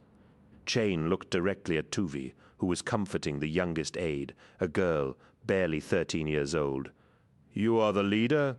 Where is your Uxor?" he asked. Tuvi swallowed and returned his gaze defiantly. "She's not here," Tuvi said. "She was called away on Gino business." "Called away?" asked Chain, taking a step towards her and lowering his weapon. A Het came. "A Het who needed her authorization or something," Tuvi replied. "Which Het?" "I'm not sure," said Tuvi. "It may have been 2 Hets," said one of the other girls. "It may have been," said Tuvi. "I didn't really see." Tuvi was an ambitious girl, but she was also careful. Until she understood exactly what was going on, she didn't want to give out any more information than necessary. Despite her youth and her hunger for command, she also firmly believed in the Adage Company first, Imperium second, Gino before Jean. She had been raised that way. Chain reached out with his left hand and took hold of her face. She moaned quietly and closed her eyes. It looked as gentle as a lover's touch, but the compression pain he was exerting was immense. "How long ago?" he asked quietly. 10 minutes. No more than 10. Who did she go with? The grip had made Tuvi quickly reevaluate her priorities. "Sanheka," she said, At ground level, to the east of the palace sprawl, army pioneers had excavated a deep ramp and removed the side wall of a giant ceremonial chamber to provide a vast depot for vehicles. The excised wall section had been replaced by load-bearing pneumolithic girders and fortified with flakboard and ballistic pumice. Trucks and transports toiled in and out along the ramp all day long in a haze of dust, under the direction of artificer banksmen and other security personnel. The engine fumes gathered in the roof space, slowly sucked away by powerful vent systems that had been bolted under the vaults. Lumen rigs hung from brackets all the way down the chamber. The place echoed with rivet guns and pressure drivers. "That one," said Bronzy, hurrying back to them. Sonika and Ruxana came out from behind a turreted trans-track painted in thorn livery, and crossed with him to an armored scurrier dressed in desert pink. Bronzy popped the hatch and they climbed in. Bronzy clambered forwards into the tight cockpit space. Bronzy had checked the vehicle out for use at the depot station. If he'd used his own biometric key or Sonika's, or even the Uxor's, klaxons would have been sounding already. Instead, he'd used the key they had given him. Sonika closed the hatch behind them and strapped in beside Ruxana. She was pale with panic, but containing her agitation. "Go hurt," Sonika said. Bronzy gunned the engines and brought the scurrier to life. It rose on its 20 sets of caliper legs and spurred forwards, leg units running in syncopation, racing it across the earth floor like a giant centipede. They passed out under the gate. A banksman flashed their biometric signature and waved them enthusiastically on with his luminous wand. They ran up the ramp, followed the rampart wall to the west exit, and headed out into the desert. The scurrier's mode of ambulation provided a soft, rolling sensation of travel. Despite the high speeds Bronzy was making across the dunes, the wind was raising a spume of fine dust from the crest of every slope. Bronzy checked the navigation display. It was only a kilometer or two. "Not far. Not far at all. Is Konig all right?" Ruxana asked Sonika. "Konig Henniker," she said. "Oh, sorry, I only really know him as Henniker. Is he all right?" "Yes, he's fine. Really fine." Yes, she thought about that. He could tell she didn't trust him at all. "How are you involved?" she asked. "I can't tell you. I think you can," she insisted. "I can't really," he said. "I'm sorry, Uxor. It's an army intelligence thing." She stared at him hard. "Army intelligence, is that so?" Yes. But what? Uxor. It wasn't an army intelligence thing, it was a cabal thing." She realized that she was going somewhere to die. She tried to swallow the dry knot in her throat. "I'm only doing this because I love him," she said. "Henniker?" "Yes, Henniker. I didn't realize," Sonika said. He looked bothered and uncomfortable. "I'm sorry, I really didn't." "Look, he began. "Get set, we're there," Bronzy called out. The scurrier rippled down a bank of soft sand into a deep wadi and came to a halt. The sun was at its zenith, burning like a low-set lass. The light was hard, and there were no shadows. "What were you saying to me?" asked Ruxana. "I'm sorry," said Sonika. "That's all. There's no time to say anything else. We're out of time." "So am I think," she replied. He watched her as she unbuckled and got up. "I never meant to hurt you, Ruxana," he said. "Please, this is for the best." "I hope so." She smiled at him. A brave, intoxicating smile despite the shadow of terror in her expression. "But I don't hold out much hope," she added. Bronzy opened the hatch, and they climbed out into the baking hole of the Wadi Basin. There was no one around. Bright sunlight burned the sand and the tops of their heads. "Come on," said Bronzy, glancing around impatiently. "While we're waiting," said Ruxana, "why don't you explain that lie you sold me? As a last favor, so to speak. I'd like to know what I'm getting into. Tell me about Konig. How do you know Konig?" "It's like I said," Bronzy replied, awkward and unsettled. "Oh, Hurtado, please credit me with some intelligence," she said. "It's nothing like you said." There was a soft, sifting sound, the sound of sand pouring away onto sand. 4 Astartes, concealed beneath the dunes around them, rose to their feet, the sand sliding off the contours of their armor, as if they were rising up out of concealed trap-doors. "Is this her?" asked one.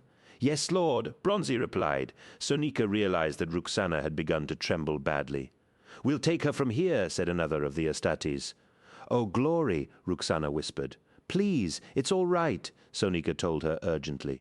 He looked at the giant warriors coming towards them. "It will be all right, won't it?" "You've done your job, friend," one of them told him, "and we thank you for it. We'll take it from here." "But," Sonika began. "We'll take it from here, operative." The giant reassured him. The Astartes put out a huge paw around Roxana's tiny shoulders and led her away across the sand. She looked back. Once, "Pito," she called. "I'm sorry, he called out. But she was gone in the deep shadows of the wardy's base. One of the Alpha Legionnaires strode over to them. "Good work," he said. Bronzy nodded. "Will she be all right?" Sonika asked. "Of course," the Astartes said, his voice deep. "She's with us." "That's not what I was asking," Sonika said. "Will we be all right?" Bronzy asked, looking up at the giant. "Did you do what we told you to do?" "Yes." "Did you use the biometric?" "Yes," said Sonika. "Then stick to the story and it will be fine," replied the Legionnaire. "Trust me, and thank you." He turned to go, and then looked back, his huge form stark in the sunlight. "You did the right thing. If things turn bad, we'll get you out. You're us now." He walked away. In under 2 minutes, the Alpha Legionnaires had vanished into the desert, leaving no trace. Bronzy looked at Sonika. He grinned, but Sonika could tell the grin was forced. "Scary bastards, right?" "Scary bastards," Sonika agreed. They began to trudge back to the scurrier. "Something on your mind?" Bronzy added. Sonika shook his head. "You don't like this, do you?" "Of course I don't," Sonika said. They got back into the scurrier and headed back towards the palace. 1/2 kilometer from the west exit, a shadow flickered across them, and the scurrier's target alarm started to ping. "Scurrier! Scurrier!" the Vox crackled. "Come to a halt and open hatches." "We have you at weapons lock." Bronzy threw the leg brakes and killed the spinal drive. The scurrier rocked to a standstill. "Get out! On the deck! Now!" the Vox demanded. Bronzy looked at Sonika. "Sure, you know how to play this?" he asked. Sonika nodded. They unlocked the hatch and got out, falling on their faces in the glaring sunlight, a few meters from the vehicle with their hands behind their heads. A blizzard of sand was being kicked up around them by a circling Jackal gunship. A second gunship settled nearby on roaring turbofans like a giant skeletal raven. Its occupants ran towards them. "Get up!" Sonika and Bronzy got up, hands locked behind their necks in submission. Lucifer Blacks surrounded them, weapons aimed. The air was so thick with winnowing dust from the hovering gunship that Bronzy and Sonika were coughing hard. "Het Hurtado Bronzy and het Peto Sonika?" the nearest Lucifer demanded. They nodded, hands knotted behind their heads. "You are under arrest, by order of the Lord Commander." "Is this about Uxor Roxana?" Bronzy shouted above the wash of the gunships. Of course it is. Then can you tell me? Bronzy yelled back as the companions started to herd them towards the gunship. "Where the fug has she gone?" 11. Monlo Harbour North that evening so, asked Namatjira, looking up from his desk. "We've let them both go, sir," said Dinas Chain. "Why? Their story checks out. The Hets went looking for Uxor Roxana, chasing the same suspicions as us. They got her into a vehicle to take her away from the palace for private interrogation. The Geno liked to protect their own, sir." Namatjira put the quill he had been using back into its power well, and rose to his feet, tapping his left index finger against his pursed lip. It was a modest gesture, designed to give the impression that he was pondering, but Chain knew it was a mechanism the Lord Commander employed to curb his temper.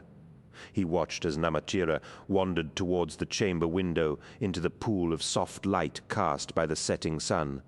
The light made his long, gold-embroidered robe glow, but the vehicle, Namatjira asked, wasn't it swiped out on a blank biometric to avoid detection? Chain shook his head. The biometric was Bronze's. For some reason, it didn't read cleanly in the scanner. I am advised that this is occurring quite often, scanning glitches caused by the pervasive dust. Now we've checked it, it evidently was Bronzy's and Ruxana, Namatjira asked.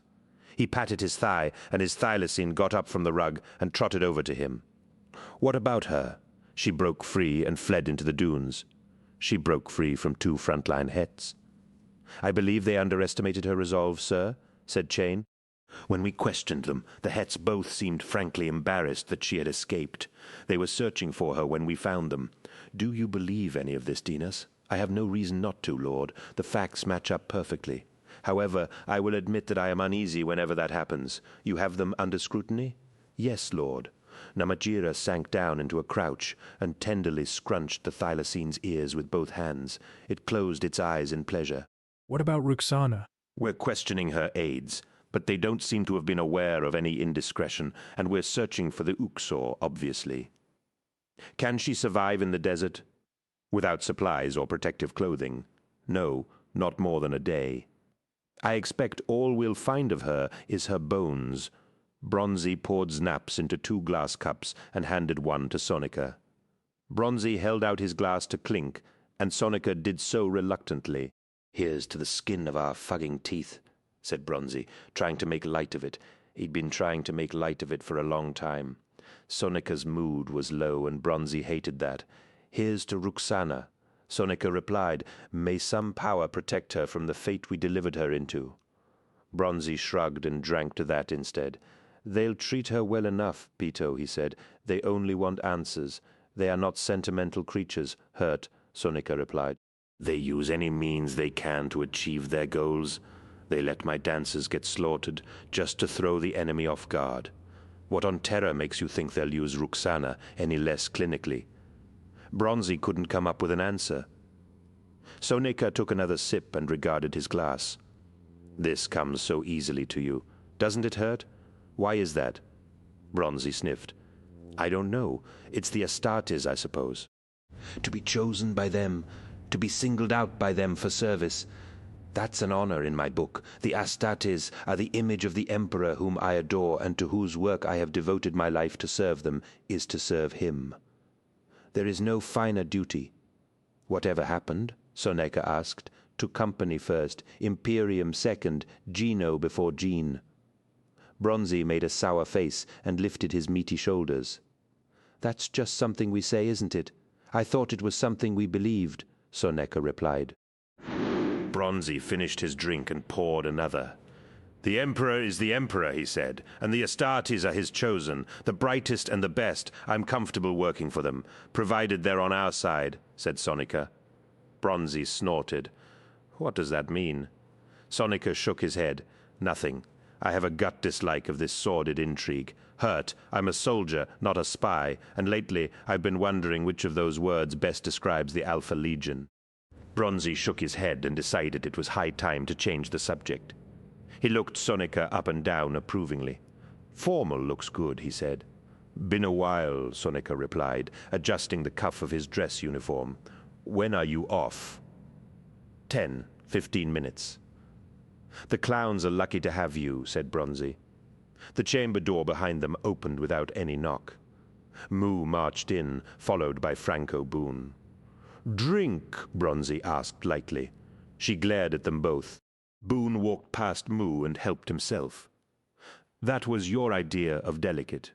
Was it? Moo asked. Well, we proved she was up to something, didn't we? Bronzy answered. You were arrested and interrogated by the Lucifers, Moo growled. Who, please remember, let us go without charge, Bronzy countered.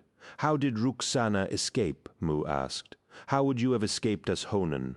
Bronzy asked playfully. Because you know you would have... Moo hesitated. Uxors can be quite tenacious when they want to be, Bronzy continued, taking the bottle out of Boone's hand and pouring himself another drink. Have you come to arrest me? Sonika asked the Genuhip. Or can I go meet my new unit?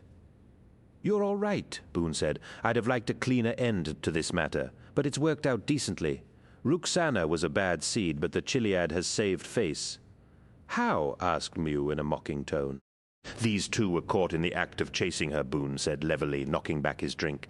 Clear proof that we were trying to clean our own house and root out corruption. In the circumstances, their arrest was probably the best thing that could have happened. It may have been by accident or downright incompetence, but Bronzy and Sonika have protected our regimental reputation. Company first, Imperium second, Gino before Jean, Bronzy chuckled. Sonika shot him a hard look. "What?" asked Bronzy. Sonika put down his glass and lifted his pack. "I have to go," he said. "I'll walk you down," Mu said. "March in fortune, Pito, and take the clowns with you," said Bronzy. Sonika nodded and left the chamber with Mu. "Fancy another?" Bronzy asked Boone.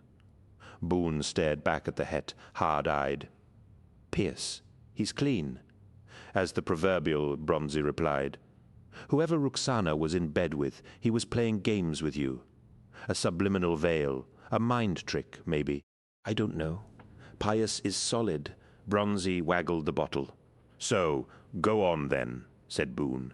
They walked down into a lower courtyard where the last of the dancers were waiting beside a fat-wheeled transport in what remained of the daylight. Sonika nodded to Lon and let Shah take his bag and stow it in the transport's panniers. The driver started up the truck's engine. "Is there anything you're not telling me, Pito?" Mu asked, looking up into his face. "Like what?" She shrugged. "Hurtado is a rogue, and I wouldn't put anything past him. But you, Het, you're as straight as a die. You always have been. I don't believe you're capable of subterfuge. If you are, it must come with effort. So spare yourself that effort. Is there anything?" No, not at all," she nodded. "Good.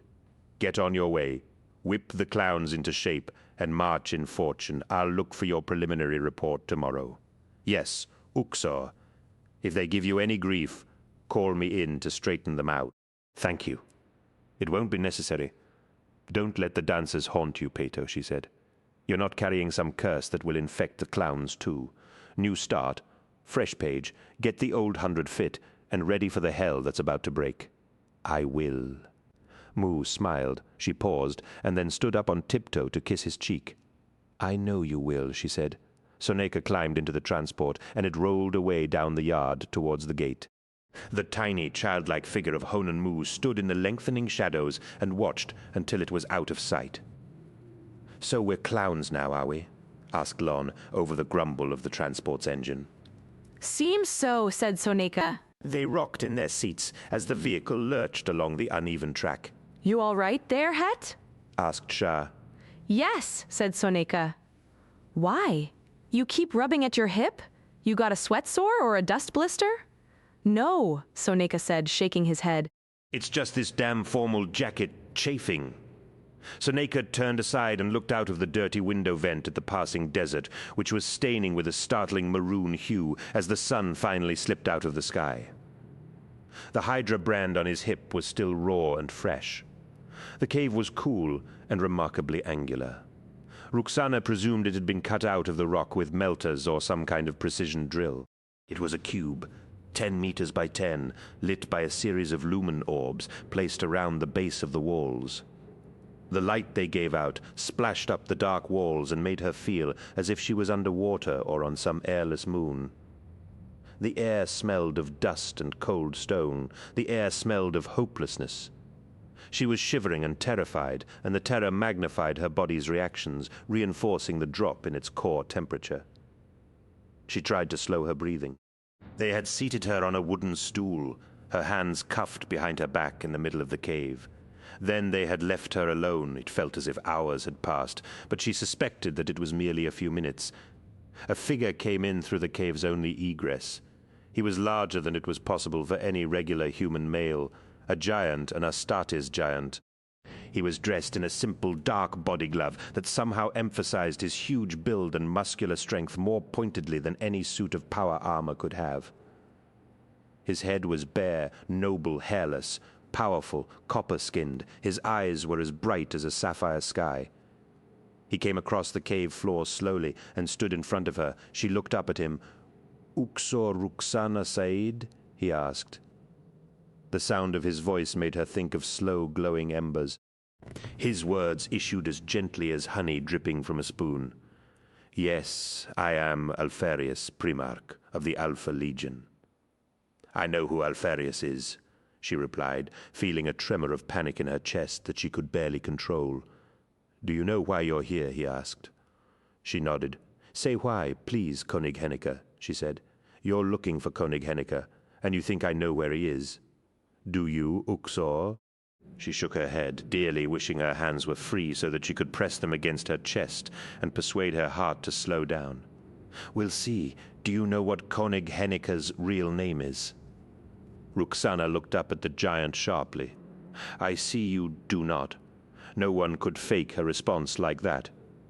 "Your beloved König's real name is John Grammaticus."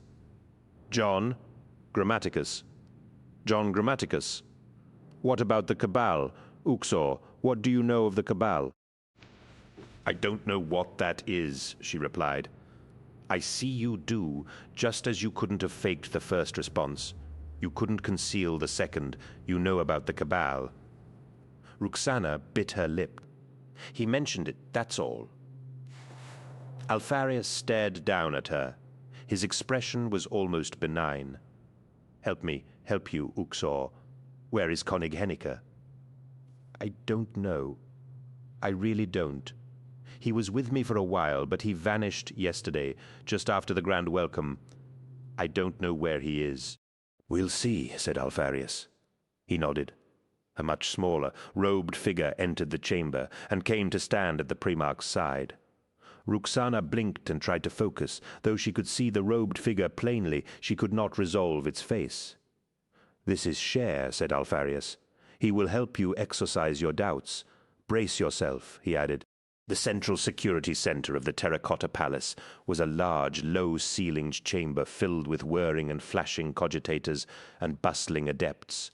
The heat stink of the machines was acrid and harsh. Cooling systems had been rigged along the walls. At nightfall, the duty-rotated adepts arrived in their russet cloaks and took over from the rostered operators on duty, signing in their biometrics as they took over machine stations. He sat down at his appointed machine, his biometric accepted. The departing operator he was replacing bade him good night. "Salutation. Adept Arum," the screen display read. That was good. That's who he was.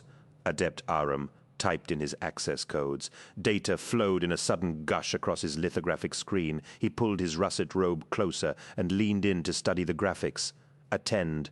The senior adept on the chamber's central dais cried out, and all the operators stiffened. "Carry on," said Dinas Chain as he walked into the room and went to join the senior. Adept Arum risked a glance over his shoulder. Chain stood in quiet discussion with the senior adept on the dais. He was barely 5 meters away. Adept Arum decided to continue with his work. He typed quickly, using his stolen biometric clearance to pull up confidential material. Uxor Ruxana, official scrutiny actions of the Lucifer Blacks in the last 15 hours. "Oh, Ruxana.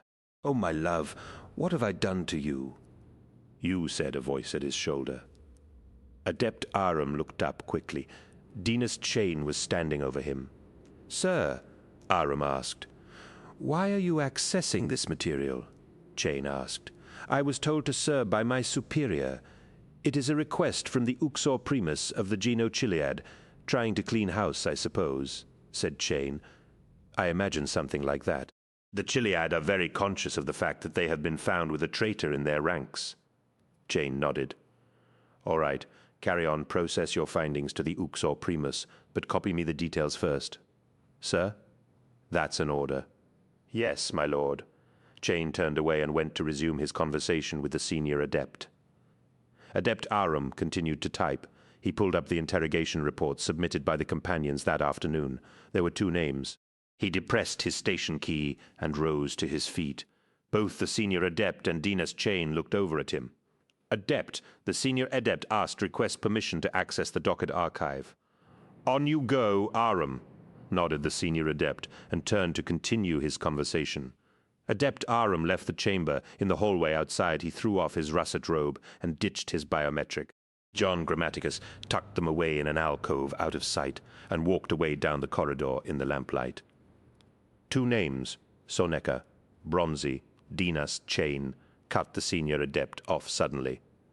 That man, "That station," he said, pointing to the vacated cogitator. "Arum, sir?" asked the senior adept. "He's a sound fellow, good at his work. What is your problem, sir?" "Something about him.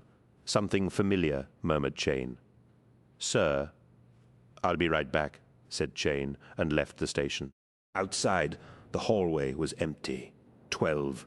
Monlo Harbour, Nerth, Black Dawn. The first person to realize that something was terribly wrong was a Sobadar in the Zanzibari hort called Lek Tanha.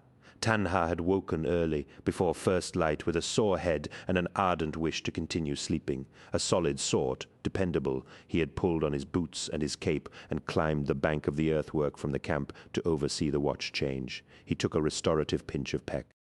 It was an eerie time of day, with the first daylight milking into the sky. A loose wind was blowing, scudding the land between the vast earthwork and the besieged city, with a spectral fog that moved like crop smoke.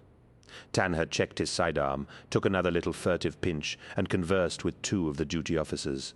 He entered the observation redoubt, a fortified platform on the lip of the earthwork. The redoubt was open to the sky, and the wind riffled Tanha's hair. He took out a set of field glasses and aimed them at Monlo. "What's that?" he asked, sniffing. "What's what?" replied the redoubt's Vox officer. The distant wind-baffled screaming still sounded like tinnitus. There was a scent on the wind that smelled like wormwood. "That smell," Tanha said. "Damned infidels are burning something," said the Vox officer. "Incense?" "No," said Tanha. "Something else." He looked up and listened into the windy air. A distant sound was mingling with the tinnitus. Tanha put his hand against the sand-bagged edge of the redoubt's parapet. He felt a deep, ominous trembling. "Get the Major General on the Vox," he said quickly. "What?" the Vox officer replied. "At this hour, get Dev on the line now," Tanha ordered. The Vox officer scrambled to his set. Tanha raised his field glasses again and looked down into the wreathing fog bank. Subadar Lek Tanha saw what was coming towards them. He managed to speak in a desperate, fearful stammer the first 2 syllables of his wife's name. Then he died. A kilometer to the west, and exactly 30 seconds later, Dinas Cherikar, a senior commander of the Regnold Thorns, 2nd Division, turned sharply to his tribune, Lofar. "Can we usually hear the sea from here?" he asked. The tribune shook his head. "No, sir, but you heard that, a wave striking a beach." Lofar looked dubious. "I heard something," he conceded. They were walking the top of the earthwork, on a standard morning patrol. Cherikar turned and looked towards the east. A great cloud, like mist or spray vapor, had enveloped the top of the earthwork a kilometer away. It was hanging in the air, like a pale hill that had not been there before. "What is that?" Cherikar asked. Lovar did not reply. The duckboards under their feet had begun to shake. The dynast and his tribune instinctively raised the spikes of their armor, barbing themselves with the psychoreceptive steel quills that gave their regiment its name. Studded all over with lethal blades, they drew their weapons and turned to meet the onslaught. The beautiful, mechanized blade systems of their ancient war suits did not save them, nor did the weapons in their hands. "Get up!" Cheer roared. "Get up now!" "Go away, or I shall kill you," Bronzy told his Bashor, and turned over in his bedroll. Che kicked his hetman squarely in the arse, which was presenting a reasonably generous target area. "Get up!" Che shouted. Bronzy got to his feet, rubbing his offended backside, blinking in the half-light of the frame tent. His mind was addled, trying numbly to distinguish bits of memory that were real from pieces of dream that were not. He was reasonably sure that Jino Bashors didn't usually wake their hets with a boot in the seat of the pants. "What?" Bronzy asked. Chi stared at him. There was a token of anxiety in the Bashor's eyes, the sort of look that no man as big and well-muscled as Chi should ever have the need to display. "Get up, Het," Chi repeated. Bronzy was already heading for the tent flap, hopping as he tried to run and put on his boots simultaneously. He could already hear it, plain as day. The murmur from a distance, war made a particular sound. The quake of the ground, the throb of engines, the rattle of weapons, the thump of detonations, the holler of voices, it all blended together into a kind of ominous murmuring, the feral grumbling of a monster waking over the next hill. Hurtado Bronzi had heard the murmur dozens of times in his life. It had always augured days that he was lucky to live through, or hours that he could never forget. Outside, first light was on them. Commotion ran through the camp as the jokers scrambled to readiness. Bronzi looked up at the sky. The slowly turning clouds were staining pink, like blood in water or Nerthine silk. He could smell wormwood on the wind's bad breath to the east. What looked like a vast, slowly creeping dust storm had shrouded the army lines, obscuring even the dark shoulder of the earthwork. Bronzi pushed through his swarming men, yelling out orders and calling for a vox. Bashaws spread out from him like shrapnel from a grenade, conducting and relaying those orders in unequivocal tones, putting rigidity and structure into a company caught on the back foot. Still calling for a vox, Bronzi hauled himself up the ladder of one of the observation derricks. Halfway up, he looked down at Chie and called his name. Chie tossed his scope up to him. Bronzi caught it one-handed, uncapped it, and scanned east. Adjacent to the Joker's encampment, an Outrimar infantry group was assembling from its tents and billets, with the same kind of mad scramble that beset the Geno. Beyond that, yes, now he saw it. Veiled by the dust, the sporadic flash, flash, flash of explosions looked like someone flicking a signal lamp behind a dust shawl. The blasts were ripping off as quickly and frenetically as firecrackers. He could hear heavy weapons chattering, and the bass drum beat of artillery positions waking up. Drums, too. Real drums beat wild and rapid tattoos. A few seconds later, last batteries in redoubts to the southeast began spitting incandescent shooting stars north into the dust cloud, adding their squeals to the communal murmur. Bronzi saw movement in the filmy edges of the advancing dust storm and resolved it into shapes, figures.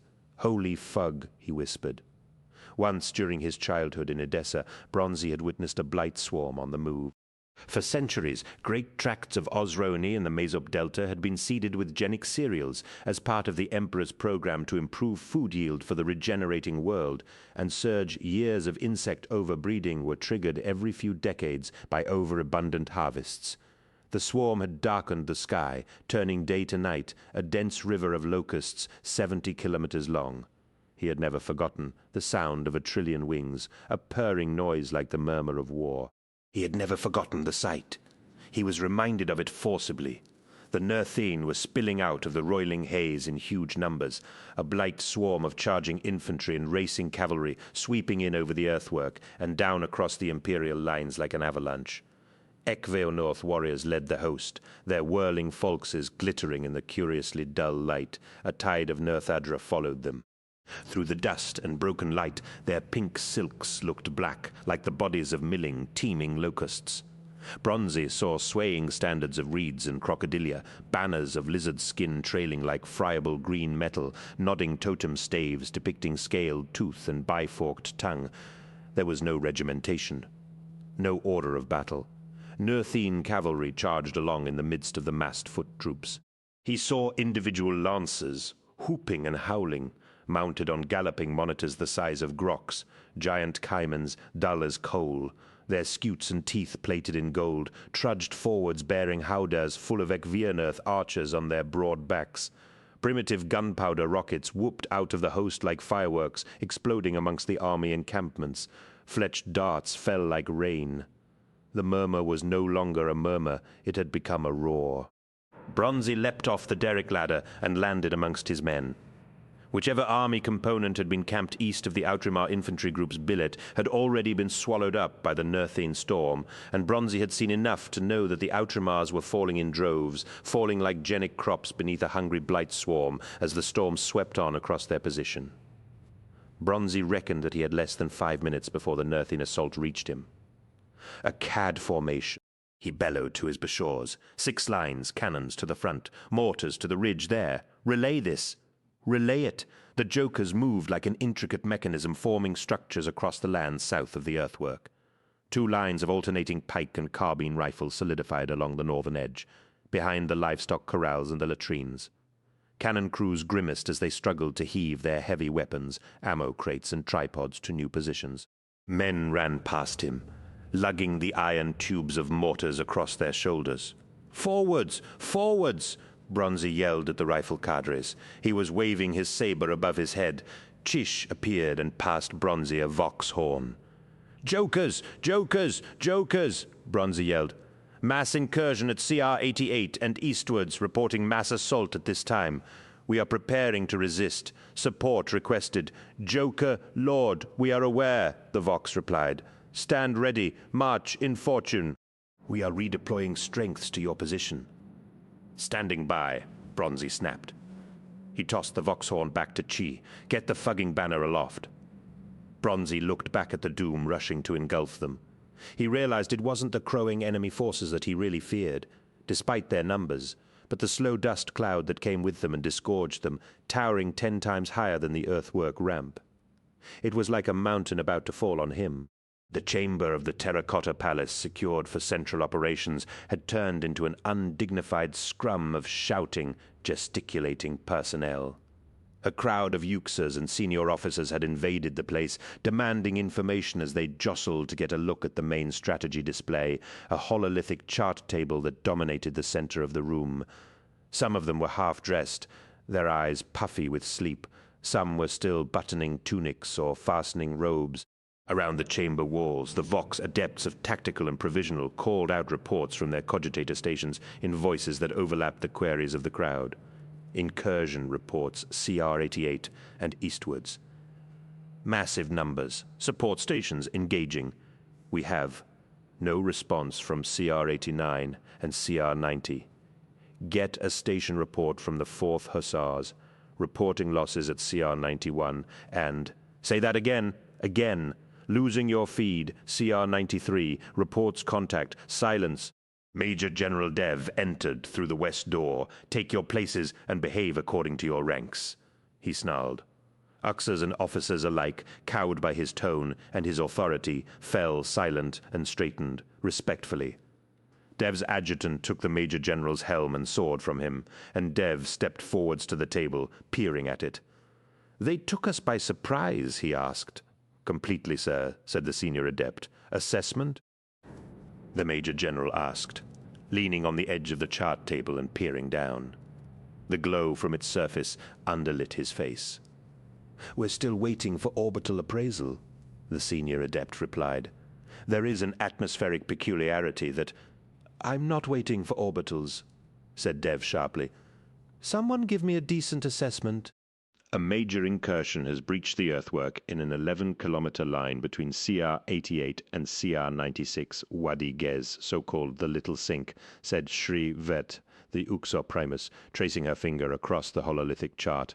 "I cannot appreciate precise numbers, but it feels like tens of thousands. I would concur with the Primus," said Uxor Baneja. "Their forces struck 8 minutes ago and overwhelmed the earthwork by sheer dint of numbers." "And took us by surprise?" asked Dev. "A force that size. They just sneaked up a division of warriors and dropped them on us? Doesn't that seem unlikely?" "They are cloaked by a vapor cloud," said Uxor Sanzi. "That must surely be more than the dust produced by their movements. The cloud struck the earthwork first, with a kinetic force akin to a tsunami." "More air magic," suggested a Torrent officer. "Do not," said Dev, raising a finger to him. "Do not let the Lord Commander hear you utter those words." The Torrent officer made a quick namaste and backed away.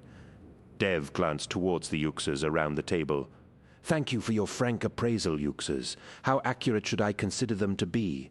"Our septs are sharp," said Uxor Sanzi. "We feel this?" added Uxor Baneja. "I have a company at CR-90, the Jacks. I sept that they are already dead."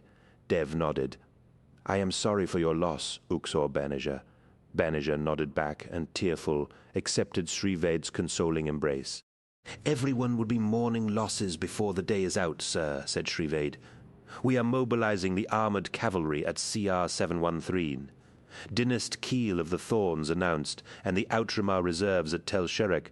Srived has directed 4 Geno companies to move along the line to support the forces at CR-88, said Honan Mu. "More are needed, in my opinion, provided they bring their armor support," put in a Hort officer. "Armor's what we need. Armor will not suffice," Mu responded. "A muscular infantry riposte will be quicker to deliver. These are low-tech warriors with blades and black powder bombs and—" "Stop wasting time with debate." Keel growled, rounding on the tiny Uxor. "This is a shambles. There is no unification of command. Honan Mu looked Keel straight in the eyes, or at least what she could see of them beneath the bulging thorns of his visor. "I believe, Dynast," she said levelly, "that Major General Dev is in charge." "That was my understanding too, Heel. So stand down and bite your tongue," said Dev with a brush of his hand. "Senior, where are the nearest Titans? Princeps Sheveth has already ordered the 3 Titans closest to the incursion forward to engage," the senior adept replied. "Bless that old goat for not waiting for an order," Dev nodded. "We need to bring the weight of the Hort and Torrent forces in to dam this flood." He began to track deployment lines across the glowing chart, conferring with the adepts and officers. Shrived watched, approving of his decisions, gently correcting any detail she accepted as unwise. Mu wondered if it was complacency that had cost them. Besieging forces often suffered from that flaw. The expedition had bested an entire world, and driven the last of its resistance back into one city to die. No one had expected the Nurthene to go back on the offensive. No, it wasn't complacency, she decided. She reminded herself that the Nurthene did not think the way Imperial humans did. Their actions were determined by values quite alien to Mu and her kind. Driven to the brink of defeat, the Nurthene had not resigned themselves to an inevitable fate. They had fought back, the way any cornered beast would. We have underestimated the creatures of this world too many times in this campaign already, Mu thought. Please, let us not be about to do that again. The stink of wormwood was oppressively strong, and the roar of the approaching host had become so great that Bronzy could no longer hear the voices of the men around him raised in prayer. He glanced left and right, surveying his lines. The Jokers had done him every credit, despite the extremity of the moment and the haste with which they'd been obliged to assemble. The company had formed up perfectly. They were ready, pikes and carbines held at their shoulders. Bronzy was prepared to bet that the Jokers were going to be the first army unit to meet the enemy assault that morning, with any kind of coordination or discipline. How the Jokers gave account of themselves in the next 30 minutes would therefore be critical. There was no possibility of the Geno Company men defeating the assault, but if they delayed it or slowed it down, it would most likely decide how the rest of that damnable day would go. A full company of Outramar regulars, flying the Samarkand banner, had rushed up into position on the Joker's right flank, taking up a line across the Billet Road and a broad valley to the south that faced the desert. A second Outramar unit, smaller, but armed with weapon servitors, was moving up behind them, and the Vox said that a 6th Torrent armor unit with infantry support was a minute or 2 behind the Jokers. The Joker's left flank was the earthwork wall. Skillful placing by Bronzy and his trusted Bashors had spread the Jokers along the higher banks and mounds of the uneven terrain in the billet grounds. They were getting decent tactical instruction over the Vox, and the Sept was with them. Bronzy could see how his men were tightening and adjusting their structures slightly as Mu's wisdom touched them. Bronzy nodded to himself. His company was as ready as it would ever be. He raised his saber and held it aloft. There was a sharp crackle of gunlocks releasing. The tidal wave of enemy warriors was less than a quarter of a kilometer away, the dust storm rolling with it. Dozens of Outramar soldiers fled before it. Chased out of their overrun position, they ran frantically towards the Geno line, past rows of abandoned tents and empty dugouts. The poor fools were doomed, Bronzy realized. They were in the line of fire, and he could not afford to stay his men for long enough to allow the Outramars to reach safety. War forced choices on a man, unpleasant choices. At Tel Utan, the Alpha Legion had demonstrated how clinically such choices should be made. Compassion was a liberal folly that spared a life so that 100 others might die as a consequence. Bronzy looked up at the company banner hanging limp and heavy in the dry air. He studied the figure on the banner, the cosmic joker, the trickster god Trismegister, capering in his motley, a belled wand in one hand, a spillglass in the other. The joker god knew all too well how wanton and feckless fortune could be, and how quickly time ran out for those who dallied with her affections. Bronzy believed he knew Dame Fortune just as well. You paid for her time, and took her service, and knew that she would be with another man the moment the fancy took her. The sky overhead had darkened so much that it had turned the color of arterial blood. "Geno!" he yelled. Full-throated, the men echoed the word. The time was on them. Bronzy rotated his saber in the air, making quick, cutting sweeps, the first signal. On the low ridge to his right, the company mortar teams began to drop shells into their angled tubes and step back, heads turned aside. A plosive, hollow plunk-plunk racket began.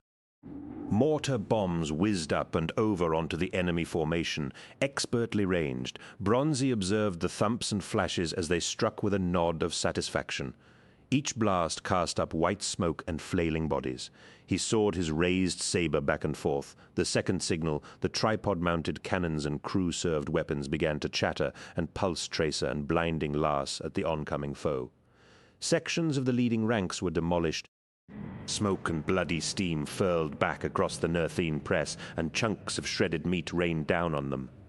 Bronzy saw Equinerth elite judder and disintegrate as the heavy fire ripped through them. He saw a galloping monitor tumble over, disemboweled, crushing its rider under its rolling back. Bronzy chopped his saber straight down. The third signal. The rifle lines opened fire. The lingering peal of muzzle crack sounded like snapping twigs. Firing row by row, coordinated by the yelling Bashors and Mu's Sept, the ranks of riflemen aimed, fired, re-aimed, fired. The effect was devastating. 500 Anatolian Laskabines, hefty pulse repeaters developed from the ubiquitous Urak 1020 combat gun that had been the workhorse of every Strife-Age warlord's army, trained and fired by professional soldiers drilled to perfection, blazed at the Nerthine.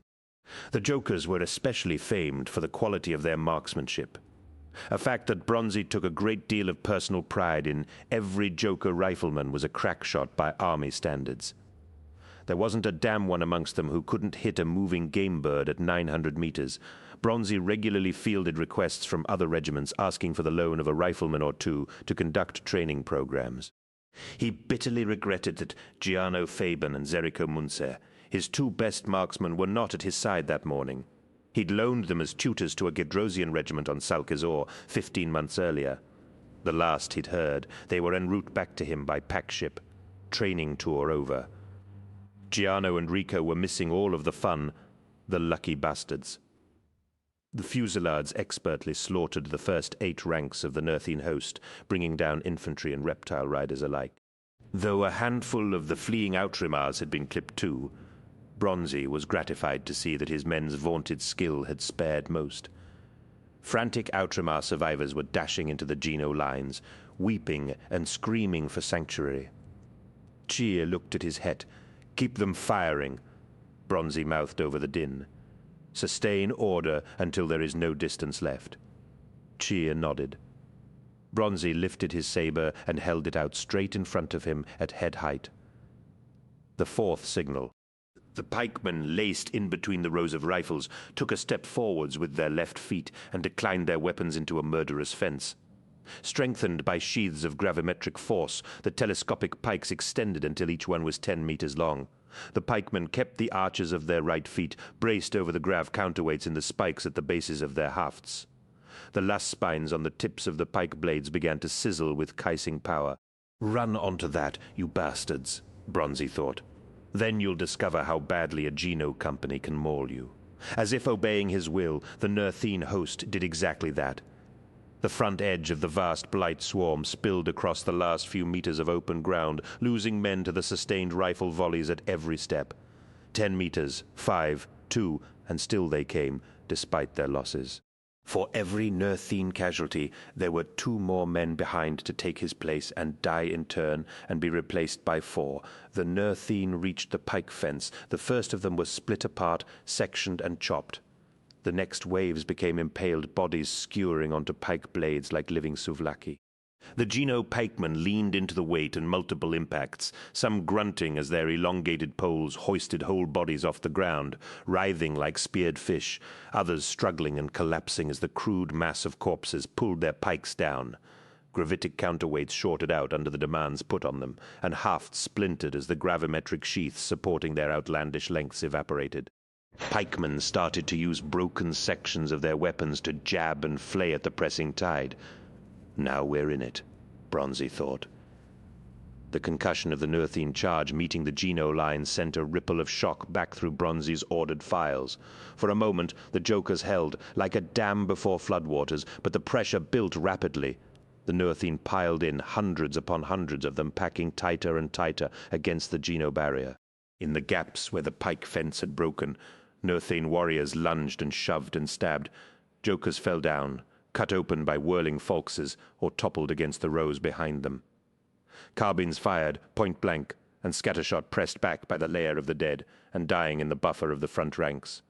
The Jokers tried to maintain structure. The dead of both sides formed a ghastly ridge, which the Nurthine urgently scrambled over. "Blades! Blades!" Bronzy yelled.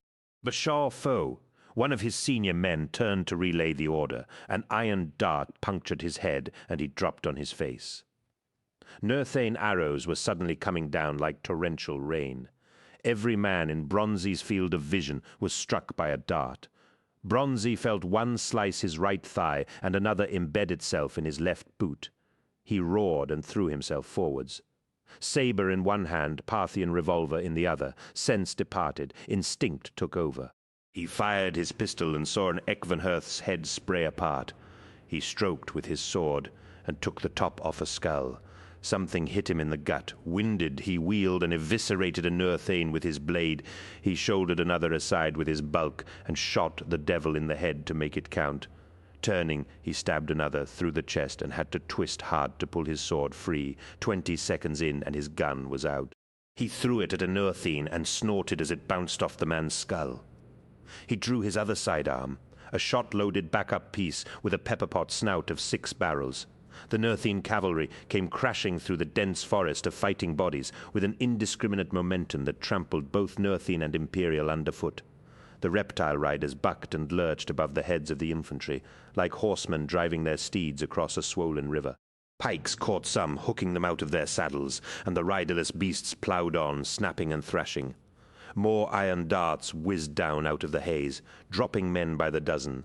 The churned soil bristled with embedded arrows as if it was sprouting some strange new crop. The first of the monstrous caimans lumbered into view out of the swirling vapor.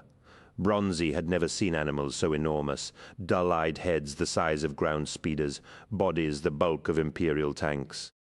Their tails seemed to go on forever, from the ornate howdahs and fighting platforms on their massive backs. Northine archers in blue silks and silver mail fired salvo after salvo of iron darts from small double-curved bows. The caimans were inexorable. Their black scales shrugged off small arms fire and snapped pike hafts, and they simply ran over anything that got in their way. Bronzy sheathed his saber and took aim with his pepperpot. The clothes on his back felt heavy, and he knew it was due to the weight of the blood soaking into them. He lined up on the howdah of the nearest crocodilian and discharged all 6 barrels at once. Bronzy made up his own cartridges, tight packing them with twists of monofilament wire, adamantium shot, and pebbles of zignite putty. 6 of them were enough to explode and shred the howdah and everything in it. Flying shot and wire injured the animal too. It rocked and shifted its slow bulk in a slovenly pain response. Bronzy broke open his pepperpot, the smoking cases ejecting automatically, and rammed in 6 more with shaking fingers. The caiman was turning towards him, flicking men into the air with its vast snout. Bronzy clacked the stockless weapon shut and re-aimed the ball of his right thumb wedged into his cheek.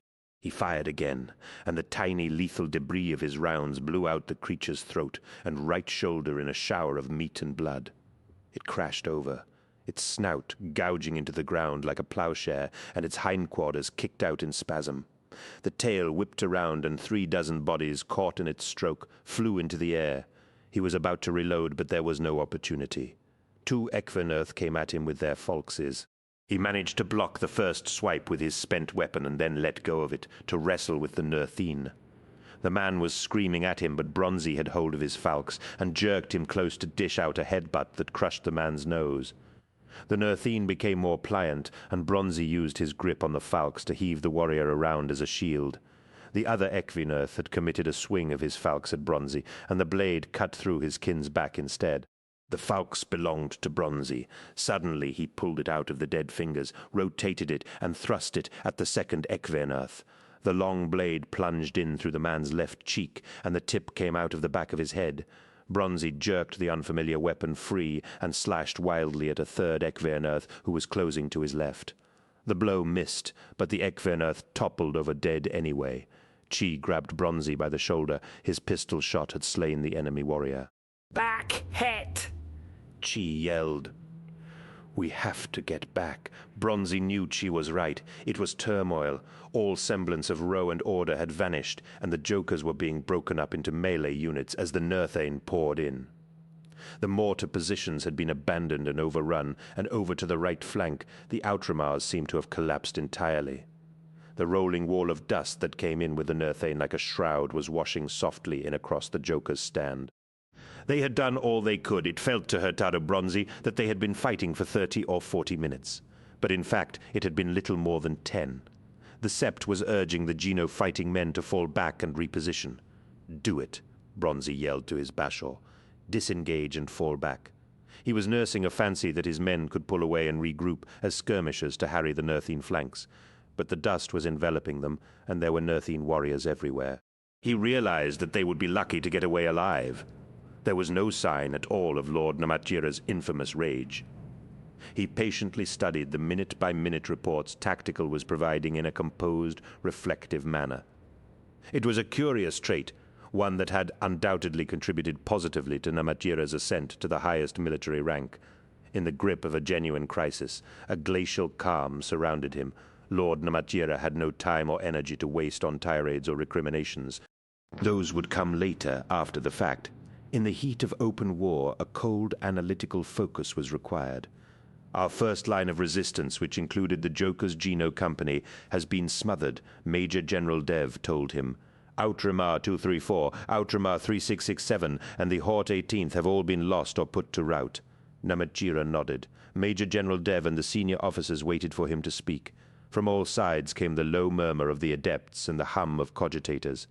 The Titans? Namatjira asked. 6 minutes from contact, Lord Wilde replied. They should turn this around. Namatjira turned and strode out of the chamber. His retinue followed him. Chain paused and nodded to Dev, indicating that he should follow. Bounding with the vitality of a much younger man, Namatjira took the stairs up to the observation deck 2 at a time, holding up the skirts of his Rekomatis robes. His Lucifers jogged double time to keep up. They came out into the open air, into the curdled dawn. A large, low-walled terrace in the upper part of the palace precinct had been turned over to distance observation. Heavy scopes and detection grids had been erected along the parapet, and tall clusters of vox masts stood like pollarded trees in the center of the terrace area. The observation crews made respectful namastes as the Lord Commander appeared. "Carry on," he told them, with a solemn nod that seemed almost respectful. He walked across to the east-facing section of the parapet, and 2 adepts bowed and stood aside from a high-gain optical scope mounted on a tripod servitor. "I wanted to see for myself," Namatjira said quietly, as Dev joined him. "Yes, Lord." Namatjira peered into the scope's viewer and carefully adjusted the resonance as he turned it slowly from left to right. The crest of the earthwork rampart filled the skyline to the northeast. To the south, in the broad road gully that Imperial pioneers had constructed beyond the palace walls, a steady line of transports and tanks were churning east along the track, heading into the incoming storm. A flock of jackals whined overhead in tight formation and turned southeast to begin strafing passes. Despite the scope's powerful resolution, Namatjira couldn't see the enemy, but he could see the vast veil of rolling vapor that mantled them and filled the sky. "Extraordinary," said Namatjira, straightening up. He looked at Dev. His eyes were bright, almost excited. "When a man finds war commonplace, it is time for him to retire from service," said Namatjira. "This reminds me why I'm content to serve the Emperor for a while longer." "Sir," asked Dev. "Why is that?" "Because it's a challenge, Dev, a revelation. The enemy has done the unexpected, and that tests us. In all of the predictive scenarios, did we ever consider that the enemy might launch a full-scale counter-offensive? No, sir. Petty raids and line assaults, perhaps, harrying attacks along our picket, but nothing like this. We didn't realize they had the manpower left. They have taught us a lesson about expectation," said Namatjira. "We have them besieged, we have them outnumbered, and we hold a clear advantage in technology, yet they have invaded us." "An act of desperation," suggested Dev. We are about to take their world from them. This is a last stand, perhaps, a last effort to drive us out. And a brave one, Namatjira replied. Yet it plays to our advantage. Dev hesitated. Our advantage, sir? They have broken the siege. They have come out into the open and demanded a pitched battle. We will give them that. We will annihilate them. Nurth will be an imperial dominion by nightfall. After months of grinding nuisance war, they have handed us a swift and comprehensive final victory. Dev nodded. Namatjira glanced up at the slow-turning sky. It's almost as if that is their intention, he mused. For all the losses we may take initially to their brute assault, they must know our superior firepower will ultimately slaughter them. It is almost as if they are committing suicide as a race. It is almost as if they want to die in one last firestorm rather than linger on to ignominious defeat. Namatjira turned back towards the stairs. Commit the Hort and the Torrent in full order to follow the Titans in and crush the enemy. No quarter, Major General. He paused. By the way, where are the Alpha Legion? I don't know, sir, said Dev. Signal them, Major General, said Namatjira. For a second, a tiny flash of his carefully suppressed rage showed itself. Inquire as to their status and ask, respectfully, if they intend to join us. There was a distinct possibility that Hurt was already dead. Soneka stood on the brow of a dune hill, 8 kilometers west of the battle, and felt the presentiment sink in. He felt it in his marrow. Hurt was dead. Tactical had informed him that the Jokers had been caught right in the path of the enemy onslaught. He had twice requested permission to draw the clowns in along the Southern Service track to support the front line, but had been denied both times. The clowns were to hold their position. At this time, we do not know if the enemy will attempt to penetrate our line in other locations. Soneka knew that made sense. The army had to maintain a defense formation right along the earthwork wall, or be guilty of the most basic military sin. Besides, at the rate the dust cloud was creeping in, the clowns would be in it too in no more than an hour. Yet he dearly wished he could go to his friend's aid. He'd had less than 8 hours to get to know his new command. The transport had delivered Sonika and his Bashors to the clown billet long after dark the night before. The clowns had already begun their fireside revels and had welcomed their temporary commander with vocal enthusiasm. It had turned into a late night under the stars, fueled by the clowns' bottomless supply of zaps. Sonika had spent 2 hours talking with Strabo, fugging Strabo, who turned out to be a far more competent and likable man than Dimi Shiban had suggested. Strabo had done his best to keep the company functioning and viable in the absence of a senior genic het. By the end of their chat, Soneka had felt a grudging admiration for the Bashor, who had evidently been holding the clowns together with a glue composed of charisma and coercion. They spoke of Shiban, and Soneka related some of the things that had passed between him and Dimi at Tel Kat. He chose not to tell Strabo the truth of Shiban's demise. How could a man explain that a fine officer like Dimitar Shiban had been executed by the Alpha Legion and not have it sound like treason? Soneka stared out across the dawn landscape, where the sun should have risen. The ominous pall of vapor hung across the skyline. The sky had congealed into a slick of brown and amber clouds, all wandering slowly against the wind and common sense. The vapor was brighter than the sky. A creamy mass like a deep desert dune caught in noon sunlight. Soneka could smell something on the wind, a resiny smell like myrrh or wormwood. He had been thinking about Shiban a lot in the last few days. Should he have noticed some change in him, some telltale sign that Shiban was not himself? How did one detect the trace of chaos? The Alpha Legion, if they were to be believed, had some infallible method. If they were to be believed, Sonika tutted to himself. After all this, and I'm still not inclined to trust them.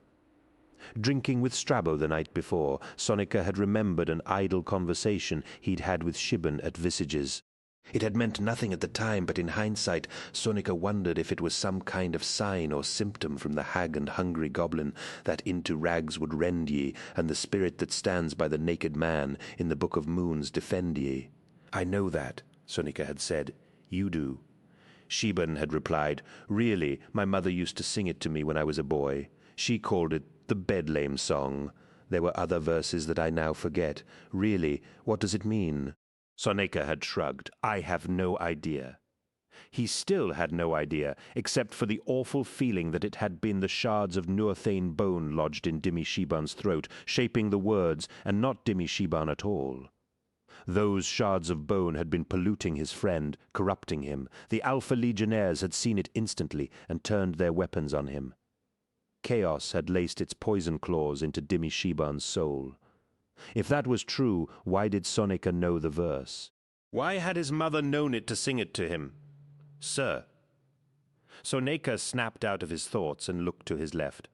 Lon was approaching, carbine swinging from its long strap. Any news? Sonika asked. Lon shook his head. Command repeats its instruction to hold here. 2 units of Outramars are moving in from the east to cement this as a rearguard defense position. Sonika nodded. Thank you. Let's make ready to slot them in. Oh, and Strabo wants you, sir, Lon added. Sonika looked back along the ridge of the dune. The clowns were assembled in file order, facing the gauzy wound in the dust cloud where the sun should have been climbing. Their shouldered pikes glinted in the toxic light, and the company banners hung like moribund kite sails. Strabo was picking his way up the cinnamon dust of the dune towards them, followed by 2 riflemen, and a tall man wearing the uniform of a Genohet. Sonika did not recognize the Het. Sir, said Strabo, arriving and saluting. This Het has just reached our position and requests a moment of your time. His name? Strabo began. Shon Fikal, the Het said, sticking out his hand. Sonika took it and shook it. The name meant nothing. Could we have a word in private? Fikal requested. Sonika nodded. He looked back at Lon. Have the clowns present, he ordered, Akkad formation with Lycad reserve lines.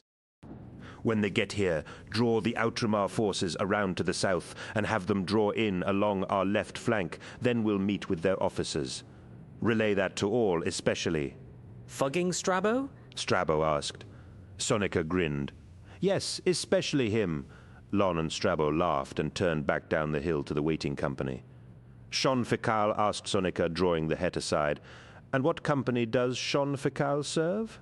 The Het shrugged. You may know me better by another name, sir, he said. Konig Henneke. Sonika stared at him. His hand began to move towards his holstered sidearm. No need for that, said Henneke. He looked Sonika in the face. My real name is John Grammaticus, and I need to get a message to the Alpha Legion. It's my understanding that you can arrange that. Your understanding? Don't be coy. Is it true or not? Possibly, Sonika replied carefully. Let's hope so, and quickly.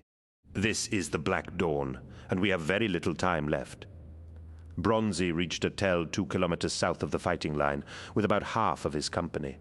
They were all exhausted and caked in dust. It had taken 30 minutes of brutal skirmishing to break through the edges of the host pouring across them.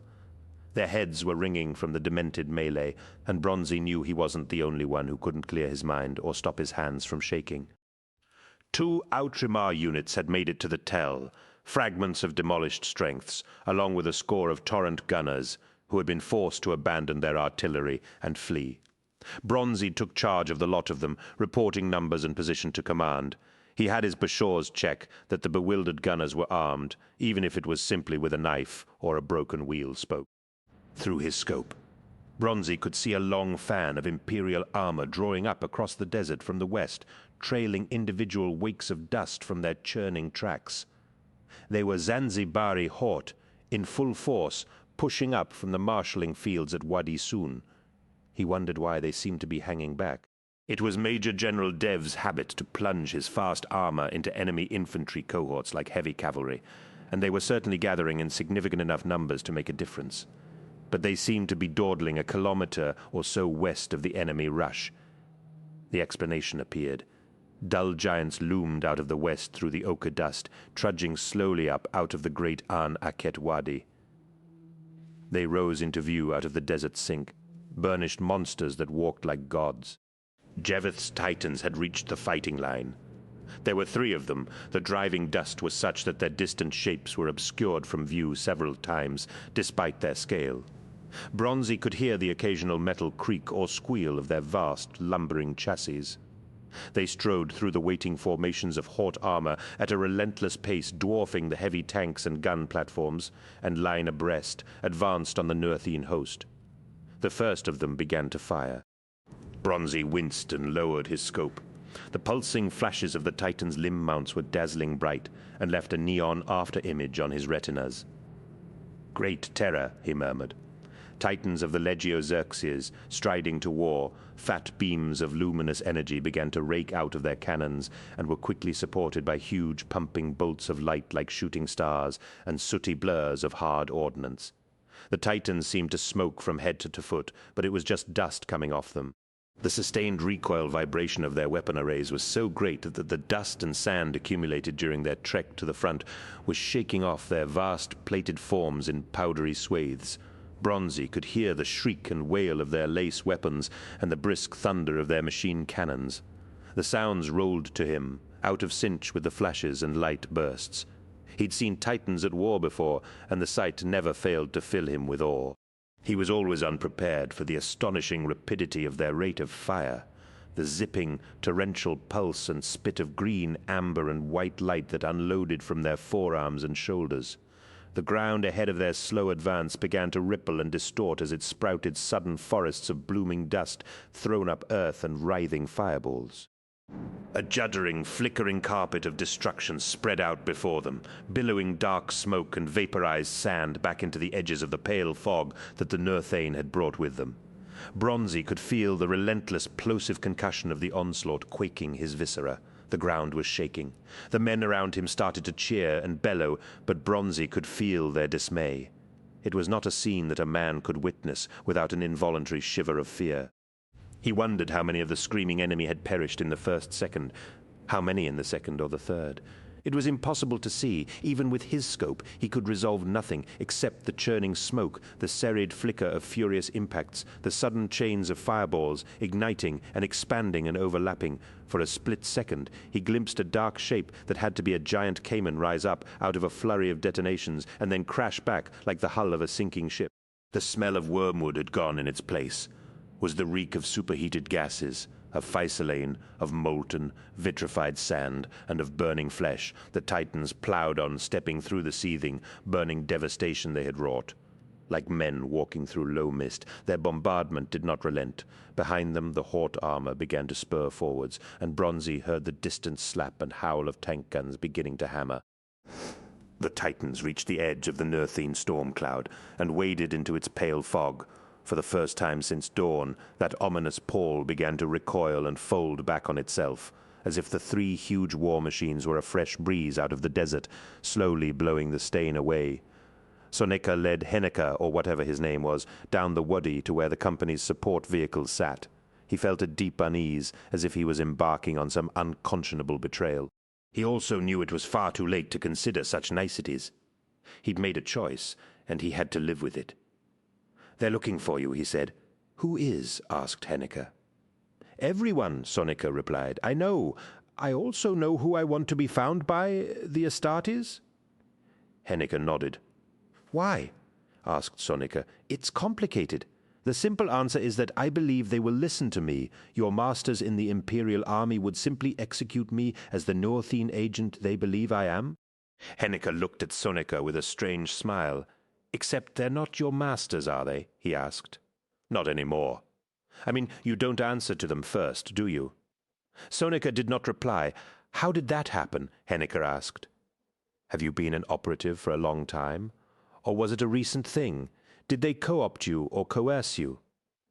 "That's enough. I'm simply interested in how they work, how their mechanism functions." "You're not asking the right man," Soneca told him. "Just wait here."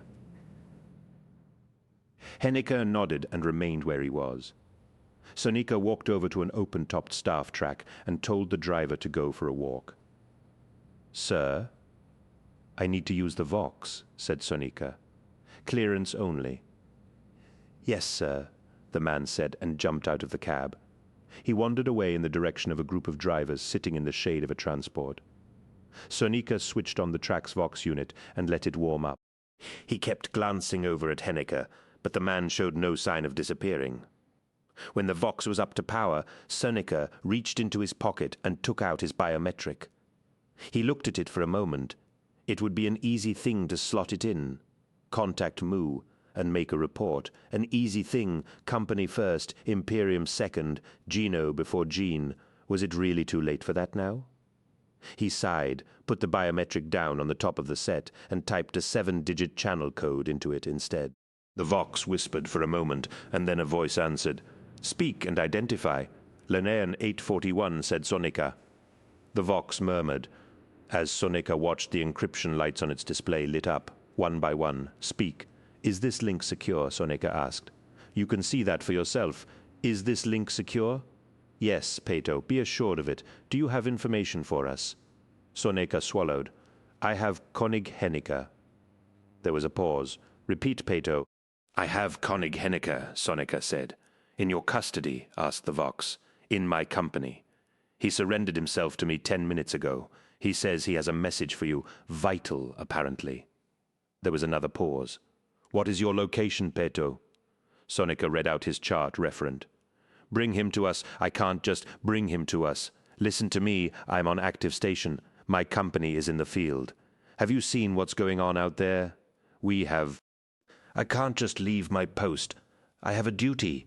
Yes, you have, the Vox said. There is no alternative. Trust us. Bring Henniker to CR 583 immediately. We will cover you. Soneca began. "Is that understood? Look, it's not as if I can. Is that understood?" "Yes," said Soneca quietly. "Please confirm that this is understood." "Yes, it is," said Soneca. "Please confirm the chart referent. CR 583. The link went dead. The encryption lights faded out, one by one. Soneca sat back and exhaled hard. He keyed off the set, retrieved his biometric, and got out of the track. "Well?" asked Henniker. "You look unhappy. Don't talk to me. Just shut up and follow me." They slogged back up the soft drift sand of the wadi, and Soneca made Henniker wait while he called to Lon. "What's up?" Lon asked, jogging over. "I've got to go. What?" Lon laughed. Go where? I can't explain. It's classified." Lon stared at him. "Classified?" "What are you talking about, Het? Are you army intelligence all of a sudden?" "Something like that." Soneca jerked his head in Henniker's direction. "Listen, Lon, I think this guy's got information," he whispered. "I think he might even be one of the spies everyone's gossiping about." "What?" "Just listen. I need to deliver him to the Jinnu Hips or someone." "How long are you going to be?" asked Lon. "Half an hour. I don't know. You're in charge." "Tell Strabo you're in charge, my authority." "You've only been with the clowns a few hours," Lon began. "Then they're not going to miss me much, are they?" Soneca replied. "This is important. I'll be back as quickly as I can." The Bashor looked unhappy. Finally, he shrugged his heavy, heterosis-magnified shoulders. "Whatever you think best, sir," he said. "Thank you. Does Uxormu know about this?" Lon asked. Soneca shook his head. "I can't trust the Vox, not even encrypted. And if she asks for you, if command asks for you, tell them to stand by. Tell them I have left my station to deal with a critical matter, and that I will report to her as soon as I can." Lon nodded. "March in fortune," Soneca said. "You too." Het Soneca requisitioned a light scout vehicle from the supply line, and they headed southwest across a patch of open desert that resembled a dried seabed. The daylight had taken on an even more unsettling cast, and the sky had turned the color of beaten copper. "It's not getting any lighter," muttered Soneca as he drove. "You notice that?" Henniker replied. "What's going on?" "What's a black dawn? Something unexpected, something vile. The Nerthanes' last gift to you, to me personally." Henniker laughed. "To the Imperial expedition." "Interesting choice of words," Soneca replied, fighting with the wheel as they shook over the uneven crust. "It implies you are not Imperial." "I'm not." Soneca risked a glance at him. "What the hell are you then?" "I'm human. At least human enough for your needs. I'm not the enemy. You have to understand that I'm fighting for the same cause as you, which is the survival of the species. My one wish is to save the human race from the slow and tormenting death that is about to overtake it." "It would be great if you started dealing in specifics," said Soneca. "There's a war coming," said Henniker. "We're at war all the time. It's the natural state of mankind in this era." Henniker looked out at the desert scrub flashing past. "This is a special kind of war. It will make all others seem futile and small. The Imperium is simply not prepared for it." Soneca checked the chart display and turned them a few points west, along the edge of a great sink, where the wind was lifting white sand off the rim like steam. "Can I ask you a question?" Henniker said. "You can try. Is Roxana alive?" Soneca hesitated before answering. "Yes, I think so. She was when I last saw her. The Astartes got you to deliver her to them, didn't they?" "Yes," said Soneca, "for her own safety." "If that's what they said," Henniker remarked, "it must be true." She, Soneca, began. "I'm sorry I was reluctant to bring her to them, and I have regretted it since. Army intelligence was close to taking her. They had discovered the link between you and her." Henniker nodded. "Pito Soneca," he said. "What?" "Nothing. It's funny, not long ago I'd almost decided to be you." "What does that mean?" asked Soneca. "I'm talking about borrowing identities from the dead. But it turns out you're not dead." CR 583 was a ruined Nerthine bastion on a sandstone crag overlooking a wide dune sea. The crag ran north in jutting steps and joined the lip of the continental shelf where it dropped away into the Monlow coastlands. The dimpled expanse of the dune sea stretched away to the south and had turned silver-gray in the malevolent light like a sheet of chainmail spread out and stretched as far as the eye could see. There was no heat, just a cold, restless wind. Soneca brought the scout vehicle up under the shadows of the crag, and they dismounted. The bastion was one of a chain of ancient Nerthane watchtowers that had once guarded the threshold of the open desert, but it had been abandoned and left to ruin centuries before the expedition arrived. It was built of large, hard stone blocks, sagging and crumbling in places. The upper levels were gone, and blank spy holes looked out over the dunes like empty eye sockets. They clambered up the slopes of weathered scree and jumbled boulders. Many of the larger fragments were blocks from the tower that time had pulled down. The place was full of chilly echoes as their boots disturbed loose pebbles and stones. The clatters repeated around them, spectral and hollow. "This feels wrong," said Soneca, drawing his pistol. "They're just not taking any chances with me," Henniker told him. Soneca looked up at the crude walls of the bastion above them. He didn't seem convinced. They clambered up a little further, to the foot of the bastion.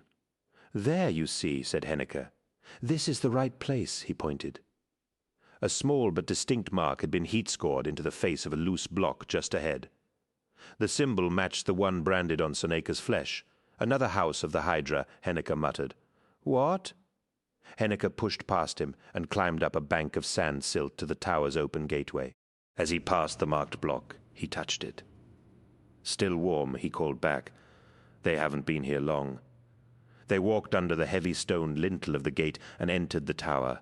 Its internal floors and staircases had gone, leaving an empty sleeve of stone open to the sky. It took a moment for their eyes to grow accustomed to the gloom. Through the window slots and open roof they could see patches of cold, dull sky. "Hello," said Henniker. "Hello, John." Two Astartes stood in the darkness, waiting for them. They were in full war plate, but their helmets were off. In the half-light, Soneca realized that he couldn't tell them apart. They were like twins, Herzog Peck. Henniker said, nodding to them. "How?" Soneca began. "John Grammaticus is a marvelously perceptive being," said a deep voice behind them. A third Astartes came out of the shadows. "Alfarius," said Henniker. Soneca heard the confidence slip slightly from the spy's voice. "Can you be certain?" asked the third Astartes. Henniker recovered his composure slightly. "Yes, I have heard your voice before at the pavilion. I never forget a vocal pattern, and your build is appreciably larger than that of your captains. You are the Primarch Alfarius. Lord, it has taken a great deal of time, effort, and trouble to meet you. From the way you have evaded us, John, it would seem that you were keen to postpone that moment," Alfarius observed. "Things have changed," said John Grammaticus. "More than ever, I need to speak to you, and you need to listen. Then, let us withdraw and speak," said Alfarius. The two towering captains stepped forwards and flanked Henniker, leading him towards the tower's doorway. Henneke looked back over his shoulder at Soneka. "Thanks," he said. Soneka shrugged. The Astartes led Henneke out of the tower. "Well done, Pito," said the armored giant. Soneka holstered his gun and made a solemn namaste. "I must return to my unit, Lord," he said. "The quicker I can resume my duties, No, Pito, I'm sorry, you can't." "Why not?" Soneka asked. "Pito, there is a question you haven't asked yourself, and that is—" Soneka replied, "How did Konig Henneke know that you were an operative of the Alpha Legion? How did he know how to find you? 13, the last day on Nurth, it was cold underground." Soneka had believed the deserts of Nurth to be arid and waterless, but deep in the rock, cisterns and chutes, moisture gathered on the walls and dripped off the ceiling like black saliva. The tunnels they followed were fresh cut, no more than a few weeks old. The walls and floor displayed the telltale marks of fusion borers and rock cutters.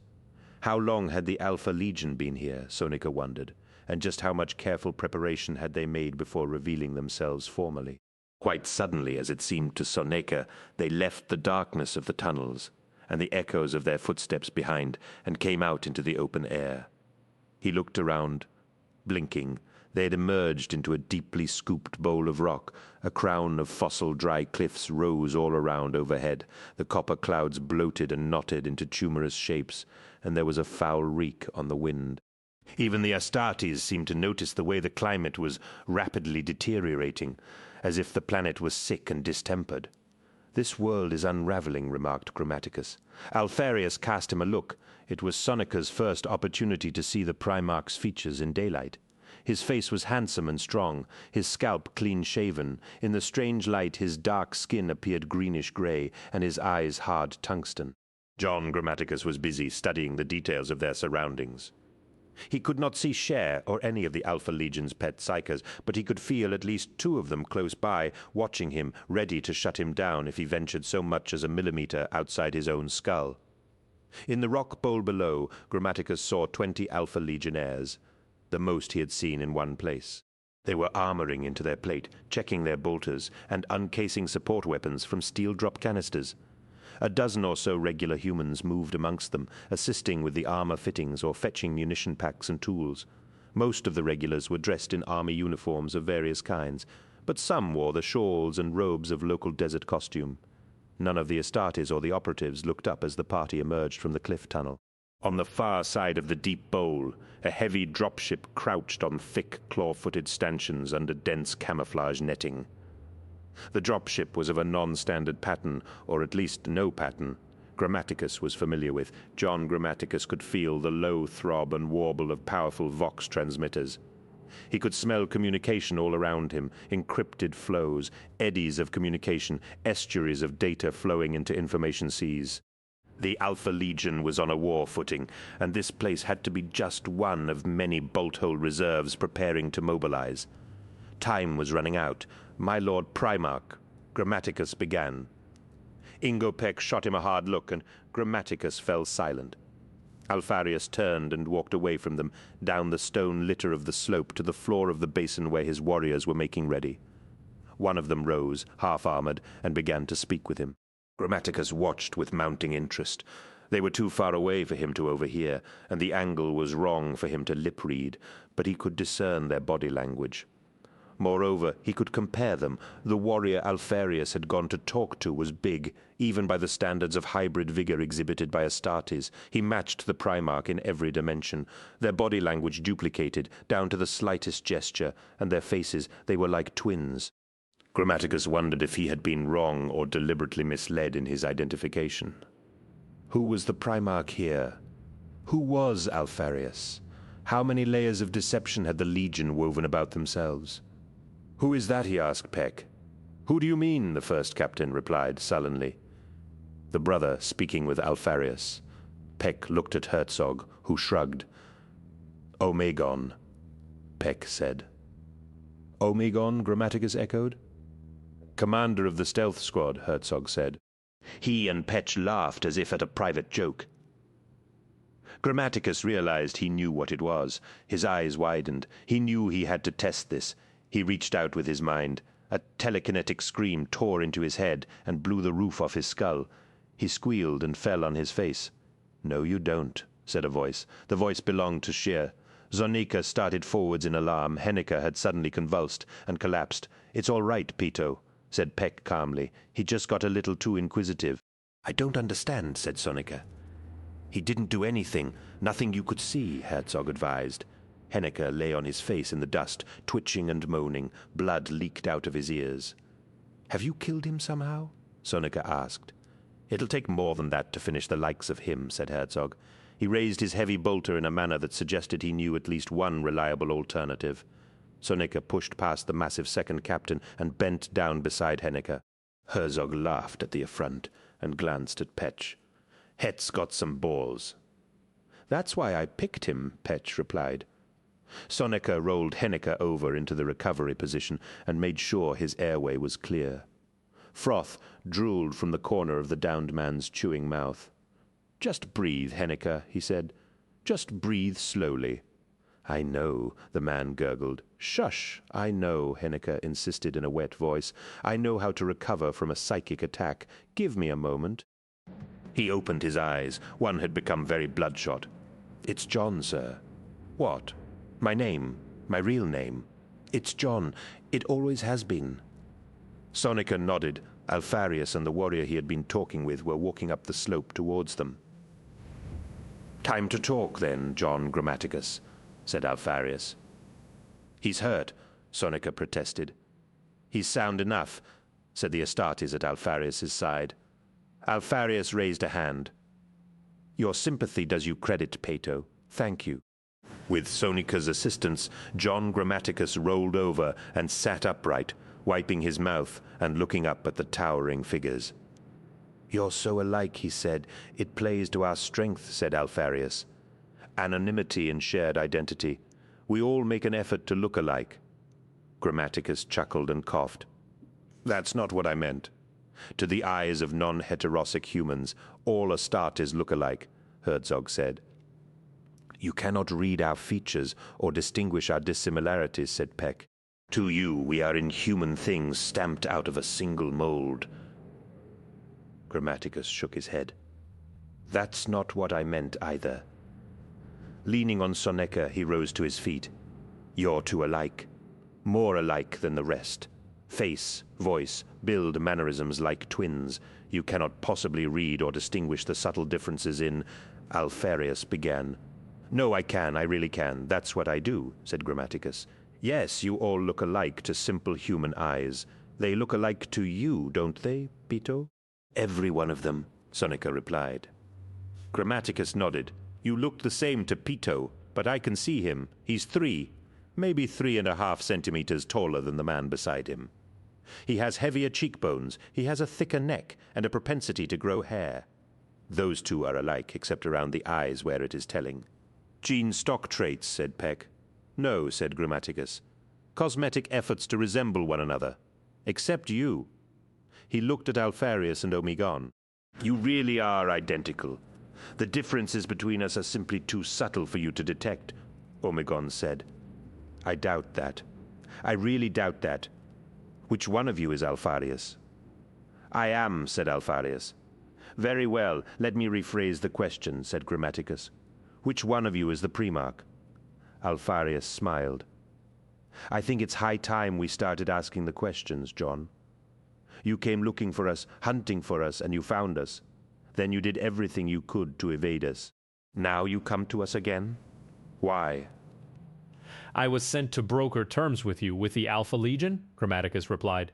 "This would be by the Cabal you described," Petch asked. "Yes, they sent me. I knew the endeavor would be dangerous, and that you would resist me, so I was wary. However, matters have shifted, and I come to you openly. Does the Cabal know of your change in tactics?" asked Herzog. "The Cabal ordered me to change my tactics," Grammaticus replied. "Brokering of terms can come later. I'm here to warn you. This world has about a day of life left in it. You must flee before it overwhelms you." "We'll head west," said Bronzy. Chi nodded, holding the chart flat against the face of a boulder. "West it is," he agreed. "The service tracks, probably." Chi shook his head. "No, down the wadi and through there, the dry bed. Any further north, and we risk getting caught up in this." "Oh, come on," Bronzy said. "It's all over bar the body bagging, is it?" asked Chie. "Have you seen the sky? Fug the sky," said Bronzy. "Yeah, well, the Wadi will keep us clear of any potential action, that's all I'm saying," Chie retorted. I like that thinking. Bronzy admitted the elements he had gathered around him were too weak and unfocused to get swept up in the main brawl. If he could conduct them west as far as the palace, or at least its environs, the Uxors could redeploy them properly to strengthen other sections. "All right, we're moving out," Bronzy told his senior Bashor. "Wake him up and tell him where to go." Cheech ran forwards, calling out instructions. The other Bashors became alert and started to relay them. The Jokers got to their feet obediently, gathering their kit and weapons. The Outramar troopers looked befuddled at the orders. "Get lively and move," Bronzy yelled at them. "Come on, girls, it's time to go." Most of them, the Jokers included, had spent the last 40 minutes watching a spectacle they would tell to their grandchildren. Titans and Hort armor, laying into the enemy with full military power. It was the stuff fireside tales were made of, the stuff that made Grandpa or Great-Grandpa seem bigger than life. An incredible sight. The Titans blasting all hell out of the landscape, slowly advancing into the vapor flume with the tanks of the Zanzibari Hort at their gigantic heels. Bronzy couldn't begin to guess how many thousand tons of munitions had been delivered into the enemy ranks. If there was a Northane left alive, he'd be surprised. The Imperial Army combined with a Titan Legion from Terra's fraternal twin, Mars, Emperor Bless the Mechanicum, had done what it was designed to do. It had crushed, it had obliterated, it had overwhelmed Nurth's last-ditch effort. The great show had disappeared from view. The Titans and their support line of heavy tanks had vanished into the vapor's haze. Bronzy could still hear them firing, still see the flash, and feel the distant overpressure thump of their detonations. The Nurthine storm, the veil that had so comprehensively overwhelmed the earthwork line at dawn, was folding back and dissipating. Bronzy imagined fields of burning sand, littered with dead Nurthine and exploded reptile carcasses, imprinted with the smoldering footprints of Titan monsters. Come on, he shouted. "Get off your asses, you idiots! Let's move down the valley and west!" He looked up. He suddenly realized how black and lightless the day had become. "The Nurthine possess a device known as a black cube," Grammaticus said. "Explain the term," Petch insisted. "I can't. I don't understand it." "I only know what it does. It's a device, an ancient device. Older than you can conceive, a weapon constructed before the rise of man. The Cabal believes that they were used in ancient wars between the first-comer races in the galaxy's youth.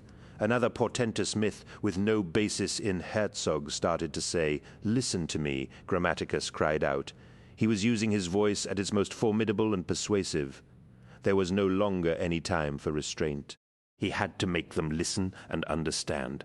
Modifying his tone and pitch with a skill finessed over centuries, he made Sonica start, and the Alpha Legionnaires stare at him.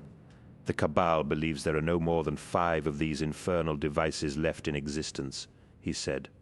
It is a weapon of chaos ritual, a black cube. Once activated, manufactures a black dawn. From that point, no life on the planet is safe.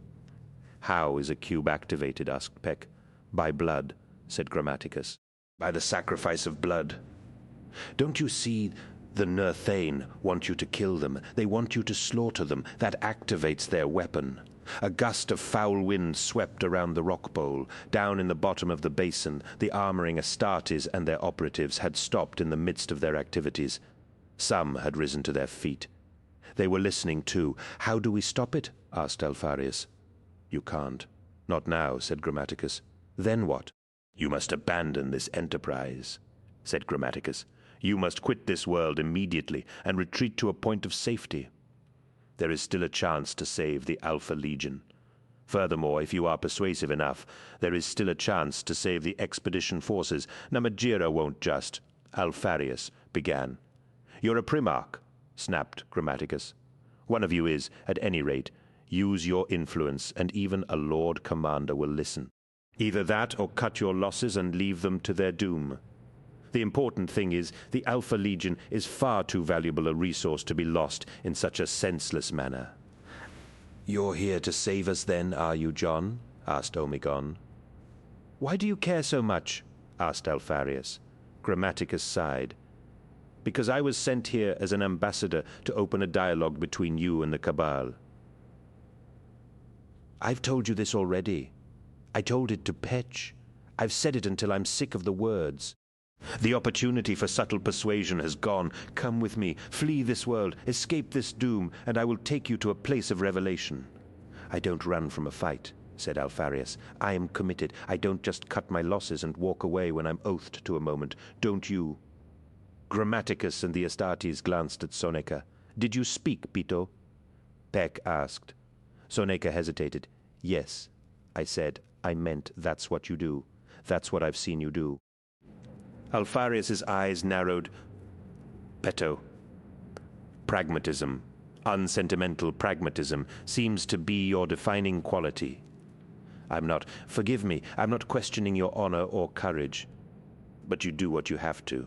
You do whatever is necessary to accomplish the greater goal. Alpharius took a step towards him. Have you suddenly become an expert on the Alpha Legion's military ethics? Soneca shook his head. I only report what I've seen with my own eyes.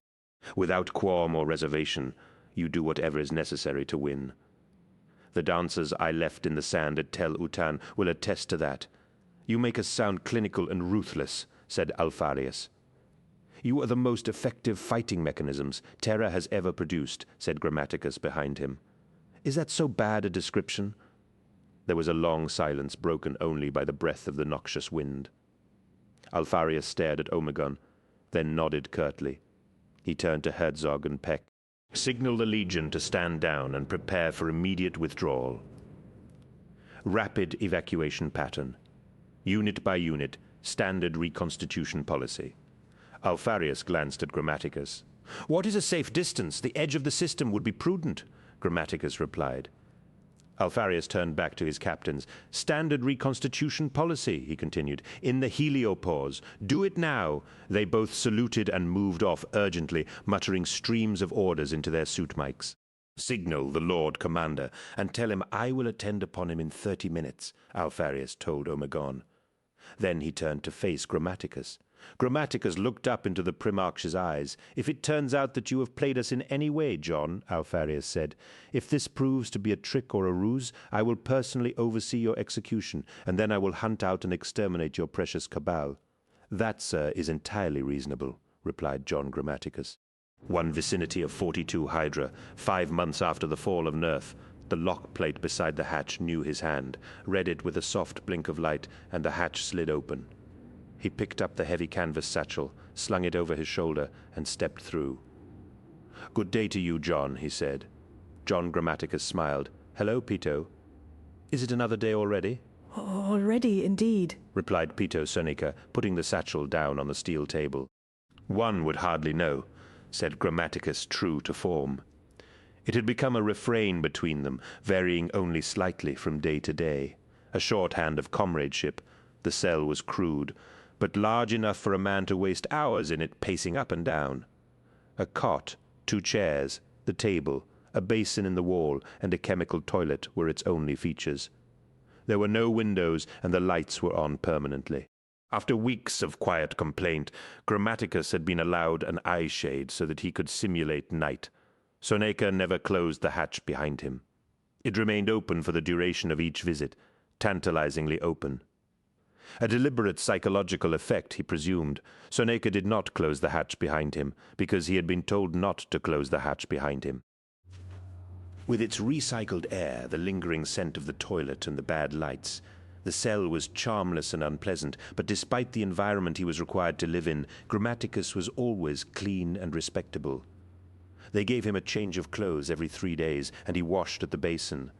His beard had grown out bushy and grey in a distinguished manner, like an old general's. They had not permitted him a razor. Soneca opened the satchel and started to take out its contents. What do we have today? Asked Grammaticus, with false brightness. Cold meat and cheese, Soneca told him, lifting out small parcels wrapped in waxed paper, a jar of pickled capers, a bottle of wine, a loaf of bread, and the usual vitamin supplements. A veritable feast, said Grammaticus. The cheese is particularly welcome, Soneca agreed. They sat down on either side of the table and began to share out the food. Soneca took 2 plates, 2 cups, 2 bowls, 2 paring knives, and 2 spoons from the bag, and set the bag on the floor. Grammaticus used one of the knives to slice the block of rindy cheese and share it out. Sonika pulled the cork plug out of the wine bottle and poured measures into the waiting cups. They moved around one another, dutiful and relaxed, like a married couple that know each other's ways intuitively. 5 months of shared meals would do that. Did you sleep well? Sonika asked, passing one of the cups to Grammaticus. Pito, I haven't slept well in 1,000 years, Grammaticus replied. But I shan't complain. I have reason to believe my mission is about to be completed. Really? Grammaticus took a bite of bread, sipped his wine as he munched, and placed the cup in the center of the table between them. He pointed at it. What? Asked Sonika, adding a slice of cheese to his hunk of bread. The ripples, Pito, the ripples. Some distant vibration, too subtle to be felt, was being transmitted up through the deck into the table and the cup. Tiny, concentric ripples pulsed out across the surface of the wine like a sensor pattern. The drive rate has altered, said Grammaticus. I think we're firing the engines to retard towards translation. Sonika put a couple of fat capers in his mouth and nodded back with a grin. We'll be translating in the next hour. Nothing much gets past you, does it, John? Grammaticus, chewing another mouthful, raised his eyebrows sardonically. When they were done with the meal, Sonika refilled the satchel and nodded goodbye to Grammaticus. As he closed the hatch behind him, he saw Grammaticus staring back at him from his seat at the table. Sonika felt his profound loneliness return the moment the hatch had sealed. Though he could not, in all fairness, describe Grammaticus as a friend, the Cabal's agent was the closest approximation to real human company that Sonika had experienced in half a year.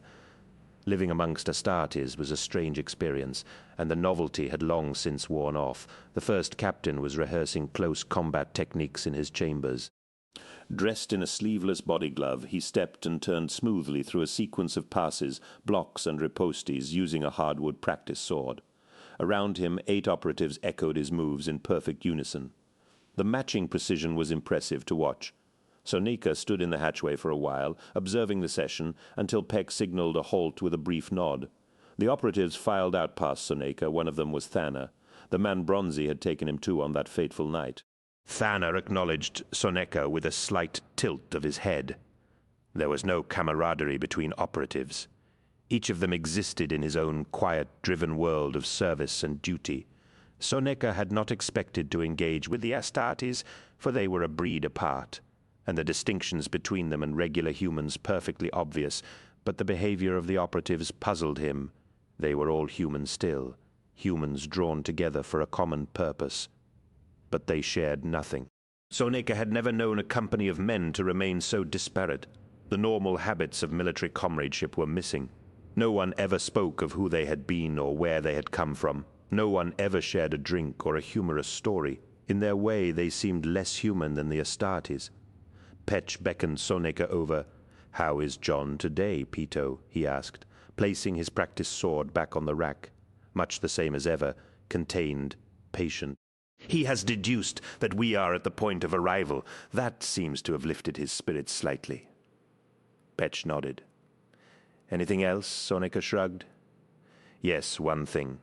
He didn't ask me about Ruxana today. No. I can't remember a day in the last 5 months when he hasn't. I always tell him he'll be allowed to see her in time, but today he didn't ask." "Well, at least you didn't have to lie," Petch replied. "There is always that." Petch began to buckle on a pair of heavy boots. "I want you by my side for the next few days, Pito," he said. "Operations are about to begin, and I need you on hand to furnish me with any insight you might have concerning Grammaticus. You've spent more time with him than anyone else." "I don't pretend to know him," Sonika replied. "He hardly takes me into his confidence." "None of us knows him," said Petch, pulling on a heavy knee-length robe. He sighed. "Sometimes I wish we'd just ripped the secrets out of his head. Shear might have enjoyed that." Sonika was aware that the Alpha Legion had strenuously debated the best way to handle Grammaticus. It had been decided that it wasn't prudent to risk damaging or killing their only link to the Cabal. "We have come all this way," Peck said, "and we still don't know if he's lying." He wasn't lying about Nerth, said Sonika. 5 months before, Nerth had died exactly as John Grammaticus had said it would. The final day, which had never properly dawned, had dragged out, darkening and thickening, into a primordial night. The atmosphere had congealed into a toxic call of ash and soot, and hurricane winds had flayed the surface of the world and boiled the oceans. Lord Namatjira had at first categorically rejected Alpharius's instruction to abandon Nerth.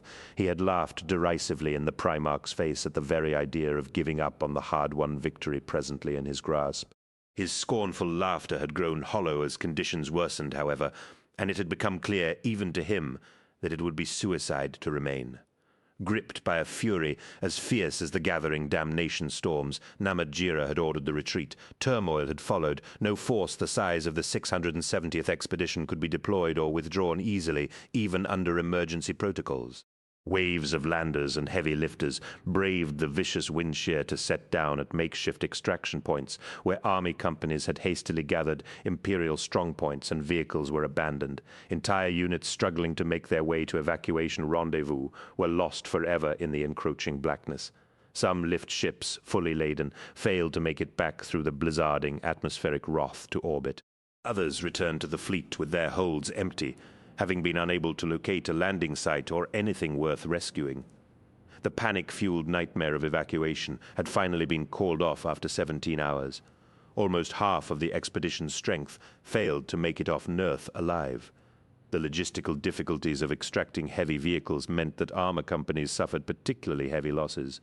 Princeps Jeveth openly denounced Namatjira. A lack of specialist superlifters resulted in 6 of his Titans being left behind a week after the fall of Nerth. Jeveth detached his force from the 670th expedition and returned to Mars, warning the Lord Commander that he might never expect collaboration from the Mechanicum again. No one in the Imperial fleet ever laid eyes on the object that slew Nerth. No confirmation was ever made of its size, construction, or process, nor even if it was actually a cube at all. No one could account for its effect or properly explain exactly the manner of the doom it unleashed, except that it was likened to some invasive disease, a plague that swept through organic and inorganic structures alike.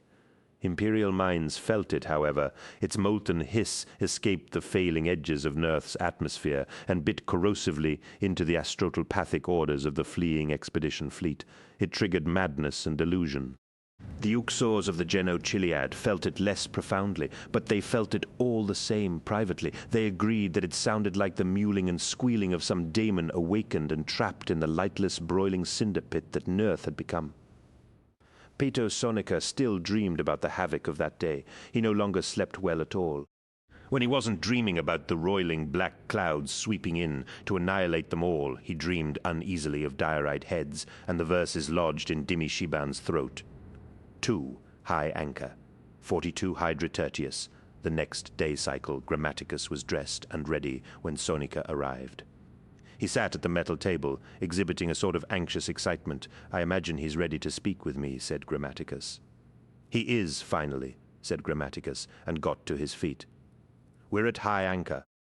At High Anchor, above 42 Hydra Tertius. An interesting choice of location, John. Grammaticus smiled. It was selected very particularly as a token of respect for the Alpha Legion. Do they approve?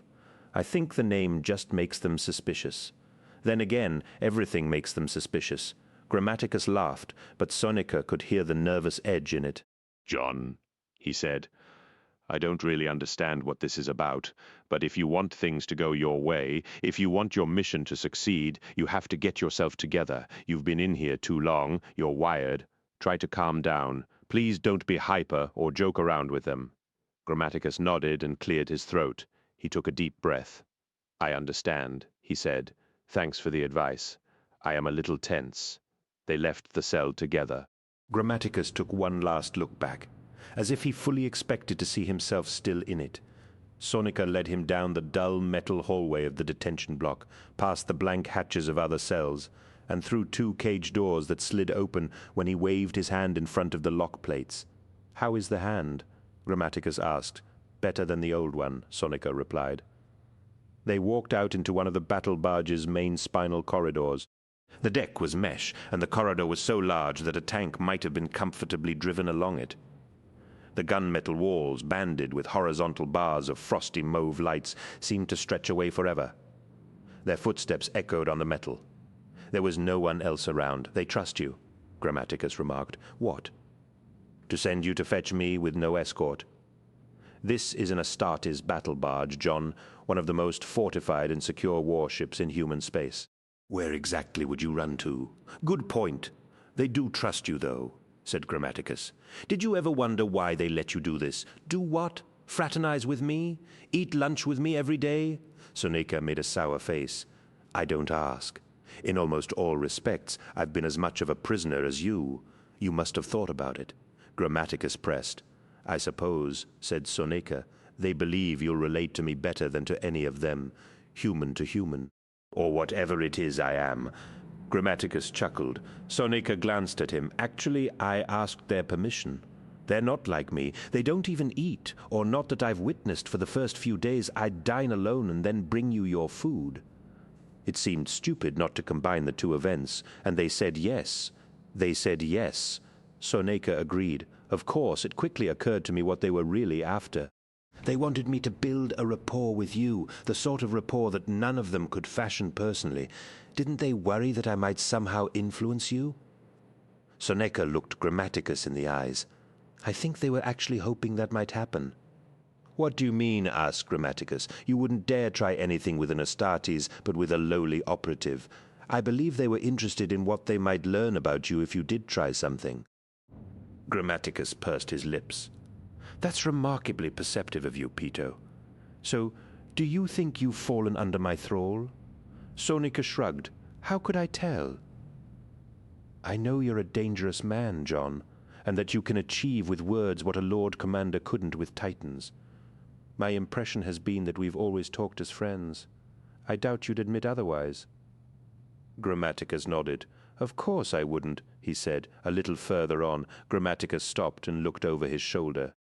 What's the matter? Asked Soneca. I thought. Grammaticus began. I thought I heard what? I thought I heard her calling out to me, he said. It was your imagination, John, Soneca told him. In the long walk from the detention block to the briefing chamber, they saw no signs of life, except for a pair of polished arachnoid servitors working at a wall panel and a busy cyberdrone that zipped past high overhead and vanished into the distance of the vast corridor. The hatch was a huge blast shield, with the emblem of the Hydrograven on its oiled surface. Soneca had seen many parts of the barge during his time on board, and all of them had been spare, functional, and utilitarian. This was the only piece of decoration he had come across. As they approached, the hatch opened, lifting a thick-toothed base up out of slots in the deck. It rose like the gate of a portcullis. The chamber beyond was almost pitch black, but they could both sense how large it was. 20 meters in front of them, illuminated by a single amber glow globe, Alpharius sat on a heavy, undecorated steel throne. He was wearing his full armor, and his helm sat on the broad arm of the throne beside his right hand. He stared at them. Approach, John, Grammaticus Lord, said Soneca. Thank you, Peto. Stay, please. Soneca nodded and stepped to one side. John, said Alpharius. Great Lord, Grammaticus replied. I believe there will be a reckoning, said Alpharius. Your cooperation is expected and will be given to the best of my abilities, Grammaticus said. We stand at high anchor above the world you selected. The Primarch said the expedition fleet is about 9 hours behind us. As soon as it has arrived and recomposed, we will commence surface deployment. Grammaticus swallowed briefly. That suggests a war footing, as does your armor. Alpharius nodded. I don't venture into the unknown unarmed, John. You told me that this cabal of yours asked you to bring me here. You say they wish to talk of weighty matters. I welcome discourse, and enjoy the stimulation of meeting new minds and new ideas, but I am no fool. The Imperial Army and my forces will assemble and make ready at the slightest sign of disingenuity or betrayal. Your cabal, if it is really here, will face extreme sanction. You must do as you see fit, Lord, said Grammaticus. In the spirit of cooperation, I would say that the Cabal does not find threat postures especially endearing. It would prefer to undertake its dealings with you without the duress of a military presence. However, I believe the Cabal will make allowances. They appreciate that you are a warlord and that you will behave according to your nature. It is, after all, precisely your nature that interests them. Alpharius nodded again. Then we have a first measure of understanding. He raised his left gauntlet. There was a series of deep mechanical thumps, and light began to shaft into the chamber as the entire starboard wall began to retract into the roof. Sonika realized that a row of immense blast shutters was gradually opening to reveal a vast, stellar observation port. The light, soft yellow but bright, like a summer's haze, poured under the opening shutters and slowly flooded the chamber. The briefing chamber was as large as he had expected, with a black grille floor, heavy bulkheads of bare metal, and a vaulted roof. Everything in it was bathed in the smoky, golden radiance that streamed in from outside. Along the inner wall behind Alpharius's spare Cyclopean throne, 35 fully plated Alpha Legion Astartes stood like monumental statues. They had been there all along, silent in the darkness. They were all captains or squad leaders. Sonika recognized Peck and Herzog by their company marks, Omegon in his almost black armor, and Ranko in the monstrous plate of the Cataphractii. They were illuminated. In the golden light, like some Elysian vision, Grammaticus had seen them too. Sonika saw the pang of undisguised fear in his eyes. Alpharius rose to his feet. The shutters ground to a halt, fully open. The view through the giant observation port was as impressive as the revealed post-human warriors. The vault of space, more profoundly deep than Sonika had ever seen it, was thick with distant stars that shone like motes of dust in sunlight. Radiant streamers of gas, as delicate and multicolored as moth wings, lay across the star field like veils, causing some stars to glitter like faceted jewels, and others to fog and blur like uncut stones. Nearby, perhaps only 150 million kilometers away, lay a pale red sun. The local star and the source of the bathing yellow sunlight that made both the view and the chamber seem as if they were set in amber. Closer still looming below them was the night side of a planet. Alpharius pointed at the star. Hololithic graphics immediately lit up across the observation port, outlined the star and contoured it. Numerical columns rapidly scrolled up the port, followed by block statistical data. "Freeze there. Dim radiance and magnify by 6, said Alpharius. The hololithic projection blinked and centered a glare-adjusted magnification of the star on the port display. 42 Hydra, said Alpharius. It's an old population 2 star with poor metallicity. Its life is reaching an end. 42 Hydra, would you care to comment, John? Grammaticus looked lost for words. Lord, said Sonika. Speak, Peto, as I understand it. 42 Hydra was selected as a mark of homage to the Legion. An inside joke, if you will. I believe that, in hindsight, John possibly regrets the flippancy of the gesture. Alpharius nodded. That, Grammaticus said, coughing but recovering some composure. That is the case, Lord. No disrespect or mockery was intended. Is this typical of the symbolism and nuance we can expect from the Cabal? Asked Petch. No, said Grammaticus. Good, said Omegon, because it's childish. 42 Hydra has 6 planets, Alpharius continued. The third one, designated 42 Hydra Tertius, being the one you directed us to, John. We sit in orbit above it. Above Eolith, said Grammaticus. Repeat. Eolith, said Grammaticus. The Cabal's name for this world, 42 Hydra Tertius, is Eolith. So noted. Isolate and enlarge. The graphics returned the star to its original position and then surrounded the dark globe below them, sectioned it and brought it up into the center of the port. More graphics spooled across the projection. Small and unremarkable, said Alpharius. It is racked by pestilential weather and acid precipitation. Uninhabited according to our vital sweeps, autoprobes detect only basic xenofauna. He paused. Distinguish, he ordered. The display revealed the surface of the planet in terms of mottled topographic imaging, and then overlaid that with a graphic of striated weather patterns. The world looked like a gray flecked iris. A backwater, in other words, said Alpharius, and utterly hostile to human life. And yet, he paused again, and large. The display rapidly magnified a small section of the world and outlined it, a circular wall of white vapor like an island in the streaked gray cloud mass. In the southern hemisphere, Alpharius continued, we read a zone 300 kilometers in diameter that possesses a rudimentary human bearable atmosphere. What are the chances of that? What indeed? Grammaticus replied. Would you care to explain? Asked Alpharius. Grammaticus took another breath to steady himself and remain calm. That is the venue. Elemental processors were activated there about 5 years ago to prepare the area for your visit. They've barely had time to manufacture a decent microclimate, but it's sustainable enough. Atmospheric engineering? Asked Herzog. Yes, sir, Grammaticus replied. Magnify specific. Alpharius instructed. The boxed image of the white vapor blinked half a dozen times as the scale enlarged, resolving details of cloud masses and then individual formations until the view looked down through wisps of trailing white cloud at surface details. Soneca peered hard. He wasn't sure what he was supposed to be seeing. A range of hills, mountains perhaps, cold and gray, seen from directly above, and deep pockets of valley shadow. In the middle of the frame, nestled amongst the higher peaks, lay some sort of indistinct pattern, the outline of some structure. I find this particularly interesting, said Alpharius. This structure reminded me of something. He looked back at the port and raised his hand. Display and compare archive record N6371.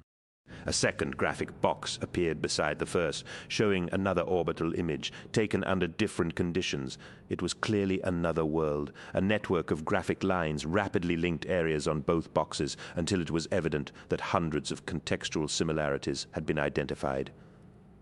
The boxes then shuffled and overlaid. The surface structures matched with an unnerving precision. Archive N6371, said Alpharius, is an orbital view of Monlo Harbor. There was a long silence. A structure of that type was the epicenter of an atmospheric deluge that almost annihilated us, said Alpharius. And you take us to its twin on a world where atmospheric manipulation is already underway. I can see how that looks bad, Grammaticus admitted. John Soneca hissed. Grammaticus glanced at Alpharius and bowed his head respectfully. Forgive me, Lord. He walked across to the port and stopped when he was close enough to point out individual details. They are the same because both worlds are halting sites, he said. Define the term, demanded Petch. Of course, said Grammaticus. The Cabal is extremely old and composed of various what you would term Xenos breeds. They have no shared origin or homeworld. Since the earliest days, the time of their formation, they have been nomadic, moving from one world to the next, like the court circuits of the old kings of Terra. How long do they stay in one place? Asked Omegon. However long they want, sir, Grammaticus replied. However long they need over the ages, they constructed halting sites on the many worlds that formed their long orthotenic routes, landing zones. You see, on some worlds, Nerth being a good example, local populations later inhabited the sites in ignorance of their original purpose. That implies a significant span of time, said Petch. Grammaticus nodded sadly. I need you to appreciate the duration and extent of the Cabal's activities. The halting site at Monlo was constructed nearly 12,000 years ago. The one here on Eolith is considerably older, about 90,000 years. It was the Cabal's previous visits to Nerth and their understanding of the culture developing there that caused them to select it as a place to demonstrate to you the— Wait, said Alpharius. Did you just say 90,000 years? Yes, Lord Primarch. Alpharius seemed to consider this for a moment. Continue. I've rather lost my thread, sir, said Grammaticus. There is little left that I can explain. The Cabal has prepared the venue, and you have come to meet with them. I suggest— He cleared his dry throat again. I suggest you get on with it. I'm your key, sir. You must take me to the surface, and— A moment, said Omegon. He broke from the rank of watching Astartes and walked over to the observation port.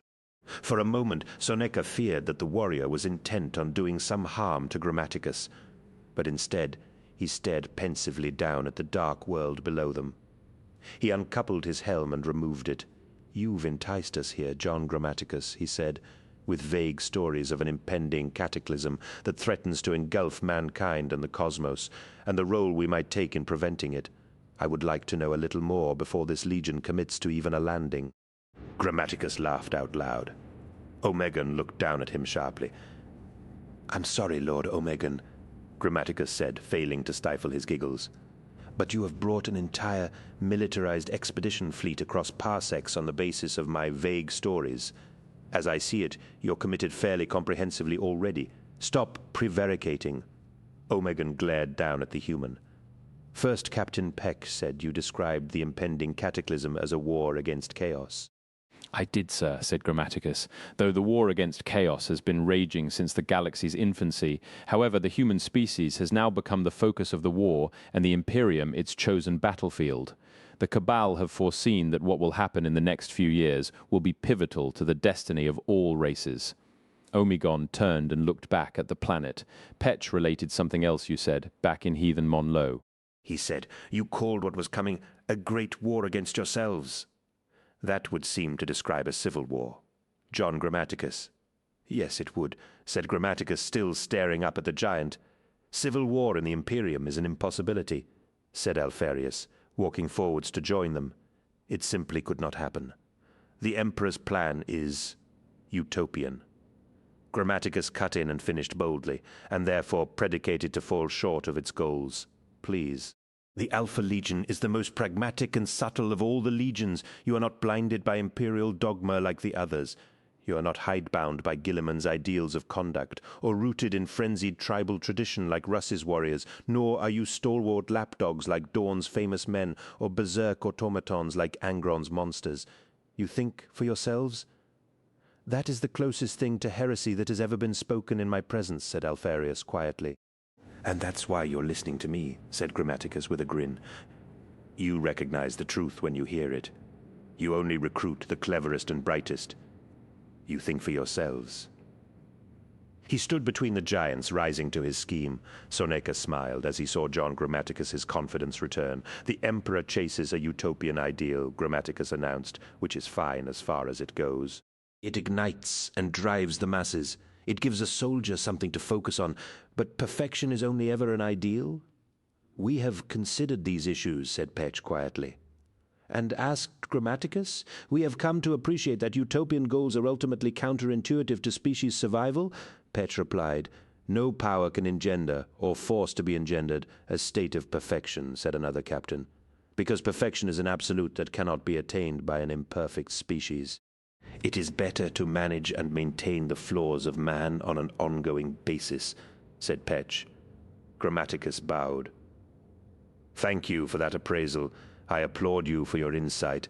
He looked up at Alpharius. "Sir, the Imperium is about to implode at the halting site on Eolith.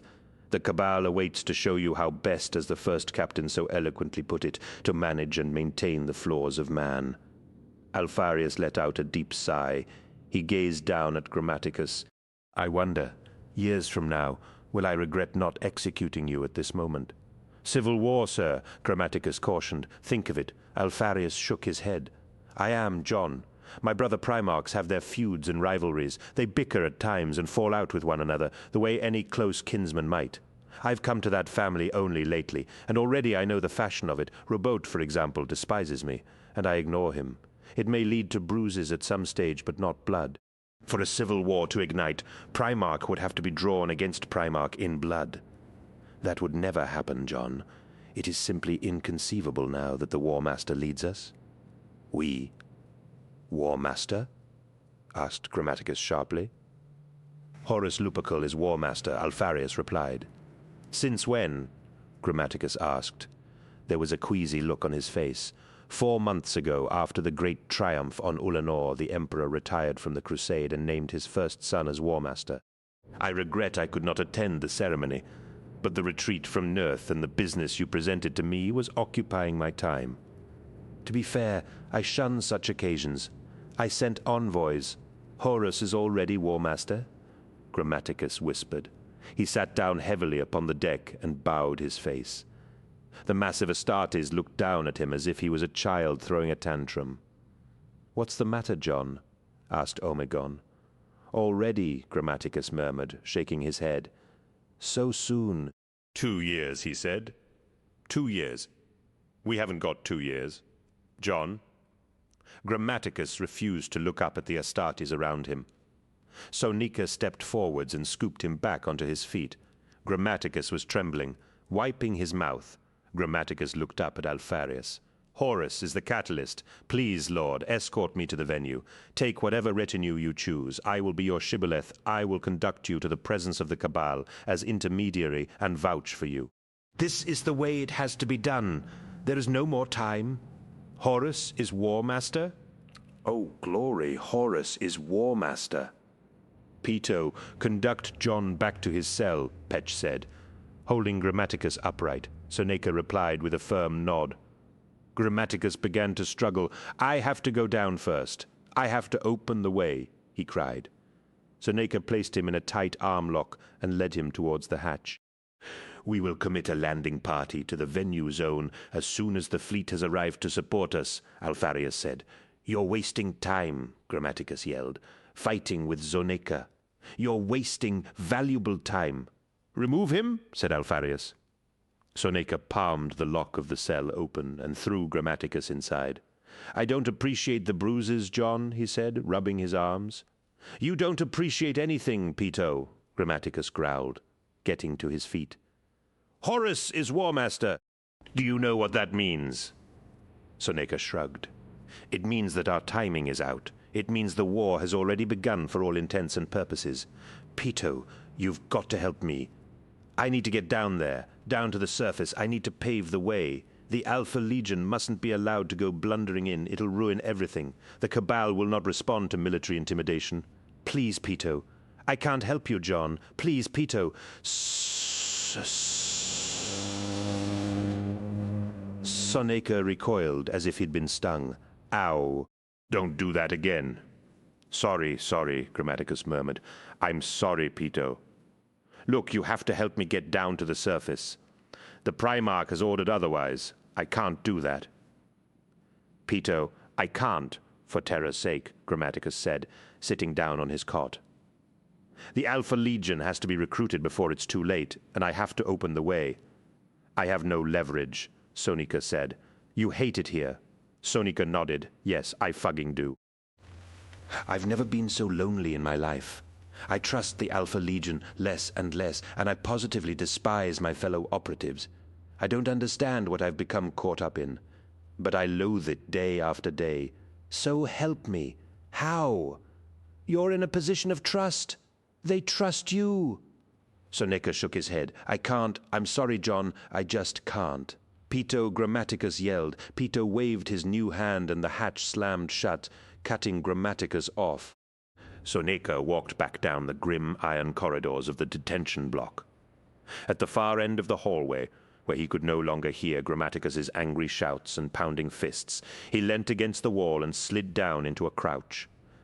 Peto? He hadn't heard the cage doors slide open. He sprang up, rubbing his eyes.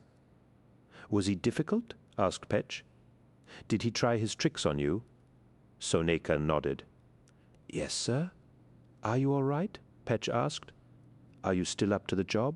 "I can assign another operative to Grammaticus if you prefer." "No, sir," Peto Soneca replied. "I can do this. You've given me a duty to perform, and I'll see it through to the end." Ingo Peck nodded. "Do it," he said. 3 high anchor, 42 Hydra Tertius. 14 hours later, an automated voice was blaring out across the principal embarkation deck of the carrier Loudon. "Move up to designated markers. Move up to designated markers. Boarding by company will commence in 33 minutes." Buzzers sounded, and the announcement repeated, fighting with the cacophony of machine noise and shouts echoing around the vast platform, swathed in cascades of steam and fanfared by raucous sirens. The next bank of dropships rose up from the service bays on the through-deck elevators. Flight crews in russet overalls ran forwards to detach the undercarriage bolts with power ratchets, and servitors strutted up, tool limbs raised to uncase and activate the auto-guidance arrays built into bulges under the dropship's cockpits overhead. The hangar's primary hoist system swung a brace of hook-nosed escort fighters down the length of the deck to the stern catapult rails. There was a sudden, thunderous bellow of tank engines starting up. A row of 40 twin-barreled assault tanks, drawn up along a line of thick yellow chevrons painted on the deck, began revving their turbines and snorting fumes from their exhausts. As service crews began to lower the cargo ramps of the massive bulk lifters, move up to designated markers. The automated voice repeated. Hurtado Bronzi signed the data slate with a flourish and removed his biometric from the slot in its side. "Your company stands certified, Het," the liveried weaponsmith said formally, taking the slate back. "March in fortune." Bronzi made the old salute of the unity fist against his chest, nodded, and turned back to his unit. "You heard the call," he yelled. "Designated markers. Move your asses. Designated markers," Chi repeated. The jokers hoisted their heavy kit and weapons and advanced from the check station onto the main platform. Shouting and waving their arms, the Bashors shepherded them into positions on the red-painted sections of decking. "Request permission to furl the company banner for embarkation," Chi said. Bronzi nodded. There was a fire in his belly, for the first time in months. His appetite was back. He looked along the length of the giant platform. His Bashors were lowering the standard, and the pikemen had temporarily set their long weapons on the deck beside them.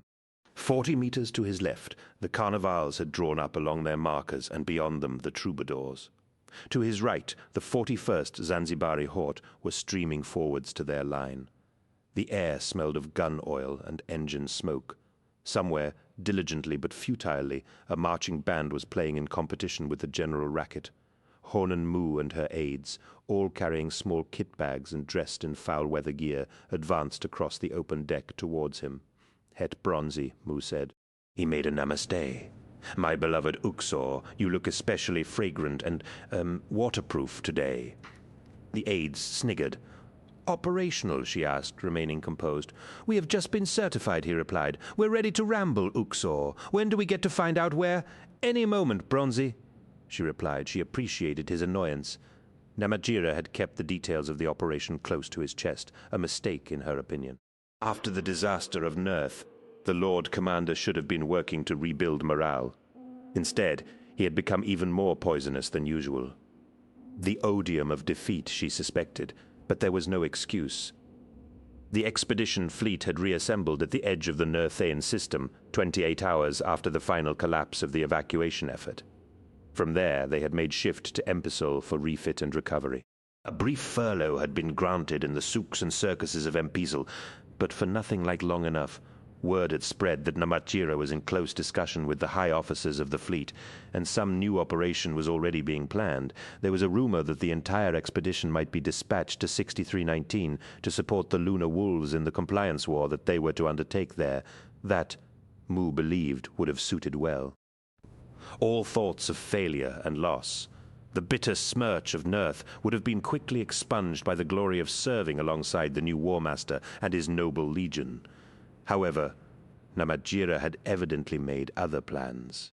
He had declared that the expedition would be mounting an operation in concert with the Alpha Legion, and ordered immediate embarkation, an act so premature that nearly 8,000 army casualties had to be left at Empisal, unfit for service, along with 4 carriers with refits and repairs still pending. To remedy the diminished strength of the 650th expedition, Namatjira hastily enfranchised 2 brigades of Lusitan heavy infantry and an armored cavalry company from Pramatia, together with their carrier ships and tenders, and 16 fleet auxiliary and fire support vessels. When the expedition departed Empezol, its strength stood at about 2/3 of the force that had begun the Nerthane compliance. Even with Jeveth's Titans gone, it was a considerable presence. And of course there was an Alpha Legion battle barge at the head of the convoy. Namatjira had subjected his forces to a 4.5-month shift to an undisclosed location. On-board training continued as usual, but morale had wilted quickly. No one would say where they were going or what manner of undertaking they would be expected to make. Namatjira seemed not to care. It was as if he had something to urgently prove, or wished to throw himself back into the field after the Nerthane debacle. Mu privately speculated that he was borrowing a little too much of the Alpha Legion's pitiless pragmatism. A week before arrival, Namatjira ordered his forces to begin preparations for ground assault and announced that the mission target had been designated as 42 HTX. This was greeted with general puzzlement. According to form, the campaign should have been officially labeled 670-26. Evidently, they were not heading for a compliance action. 42 HT was a planetary code, and the X indicated extraordinary operations.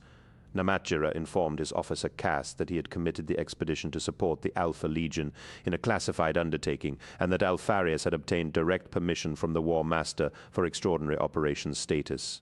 Only the demands of deployment preparation, the daily routine of weapons certification and fitness tests, kept their minds collectively from wondering what the hell they were all getting into. Mu turned to Tiffane, who opened the black leather wallet she was holding and took out a sealed packet of papers. Mu took it and handed it to Bronzy. "Your operational orders," she said at last. Bronzy said. He held the packet up to his ear and shook it experimentally. "What does it say?" He grinned. Mu resisted the temptation to grin back. "I have no idea. We all get to read the details at the same time. You'll brief in transit. Get ready for last-moment Sept Council as I get up to speed." "This is going to be fun, isn't it?" Bronzy asked. "It rather depends on your definition of fun, Hurtado," she replied. He shrugged his heavy armored shoulders. "Well, you know, dropping blind into a place we don't know to go up against we know not what, with no advanced tactics, that sort of thing." She returned his grin with a mordant look. "Then yes, this is going to be fun," she agreed. Namatjira held out his arms, and the eunuch dressers slid on his full-length gloves and buttoned them around his shoulders and armpits. The gloves formed the sleeves of his dark tan leather doublet. He flexed his fingers to settle them into the gloves, as another dresser draped a cape of fur and zebra skin over his left shoulder, securing it with a golden fibula. He extended his right hand, and the warden of the seal carefully slid the heavy signet onto his middle finger. The ring was gold with table-cut rubies at the shoulders and a large square bezel that bore, in intaglio, the crest of the office of Lord Commander. The band of the ring contained a biometric authority. Until the moment Namatjira had been ready to put it on, the ring had been secured in a stasis box carried by the warden's men-at-arms. No chances were taken. The ring had legal force in and of itself. Snare drums were rapping a tattoo in the stateroom beyond the Lord's private wardrobe. Namatjira looked in the full-length mirror and then turned to his escort. One of the Lucifer Blacks carried the Lord Commander's ceremonial hand and a half-sword. Another, his golden cap-helm with its high criniere Dinas chain, entered the room and saluted. "Is he here, Dinas?" "His ship has just docked." Namatjira snapped his fingers, and the dressers, the attendants and warden and his men hurried out through the servants' door. The Lord Commander turned and marched through the Ormolu archway into the stateroom, his companions in perfect step at his shoulders. Namatjira's flagship had been named Blameers after a concussion-age Void Navy commander that the Lord Commander particularly admired. The Blameers was one of the best appointed and technically sophisticated vessels in the Imperial fleet. The stateroom he strode into was as long and broad as a cathedral's nave, paved in black and white tiles, and walled with gold caryatid pillars and tall crystal mirrors. The high roof displayed scenes from the Age of Unification in fresco form. The ceremonial band's tempo intensified at the Lord Commander's approach, and the honor guard of 600 Outrimar lancers snapped to present arms. Halfway down the stateroom, Major General Dev, in full-dress uniform, stood waiting with Jan van Onger, the master of the fleet, and 8 senior adepts in long emerald robes. Dev stood to attention as Namatjira came to a halt in front of him. The drumming ceased the moment Namatjira stopped walking. "Lord Commander," said Dev, "the forces of the expedition stand ready for deployment. We await your authority." Namatjira nodded. "Master Van Onger?" he asked. The venerable fleet master, robed in ermine and segmented mirror steel, made a namaste. "The fleet abides, Lord Commander," he said. "All components and subcomponents report smooth running. The escort squadrons are ready for launch. Target solutions for the surface coordinates have been supplied to the siege frigates, railgun platforms, and all long-range ordnance. We can commence orbital bombardment at your discretion." Thank you, Master Van Anger. The bombardment will only be undertaken if necessary. Van Anger frowned. As I have advised you, sir, the bombardment should precede the drop. We can't very well hammer surface targets if our troops have already... Thank you, Master Van Anger, said Namatjira. You have your instructions. Van Anger stuck out his chin bullishly, but said nothing, and stepped back. Lord Commander, Dev said gently, indicating the small jade coffer that one of the elderly adepts was holding on a velvet cushion. A moment. Major General, said Namatjira. On cue, a fanfare of horns sounded outside the stateroom, and the double doors at the far end opened. Alfarius, alone in full war plate, gleaming and polished, strode through and came down the stateroom towards them. His armored bulk was so massive that the black and white tiles creaked like ice as they took each step. My Lord Primarch, said Namatjira, bowing. Welcome aboard, Lord Commander, Alfarius responded, making the sign of the Aquila, and then, unlocking his helmet, he removed it and held it under his arm. Your message said that you wish to speak with me. Our business commences, said Namatjira. Let us pray it is fruitful, Alfarius agreed. In the silvery radiance of the grand stateroom, his eyes seemed as green as the jade coffer on the adept's cushion. I am about to issue authority, said Namatjira. Is there any reason why I should not? No, sir, Alfarius answered. The objective must be sectioned and secured as rapidly as possible. You estimated 3 days? 3 days, Lord Primarch, unless we encounter unexpected difficulties of terrain or climate, or previously unidentified sources of resistance. There has been no supplementary data suggesting that, sir, replied Alfarius. Then we will proceed, said Namatjira.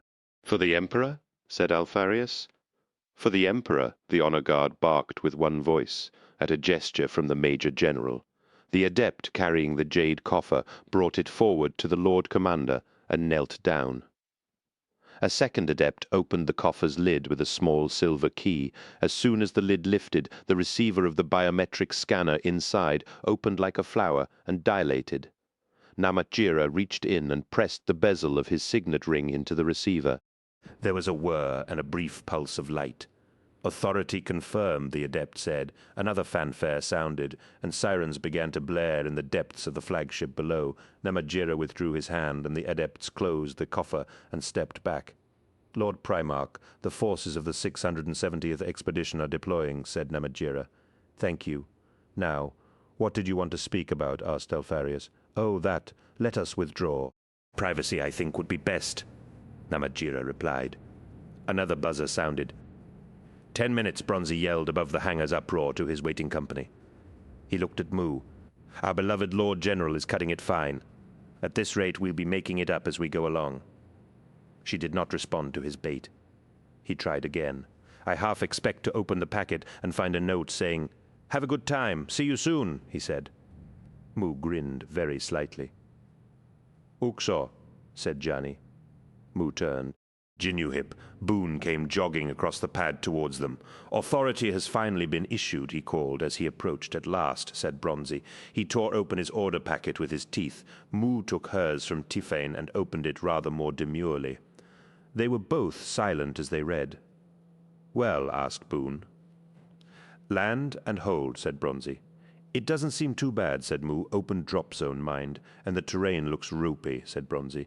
It doesn't seem too bad, Mu repeated.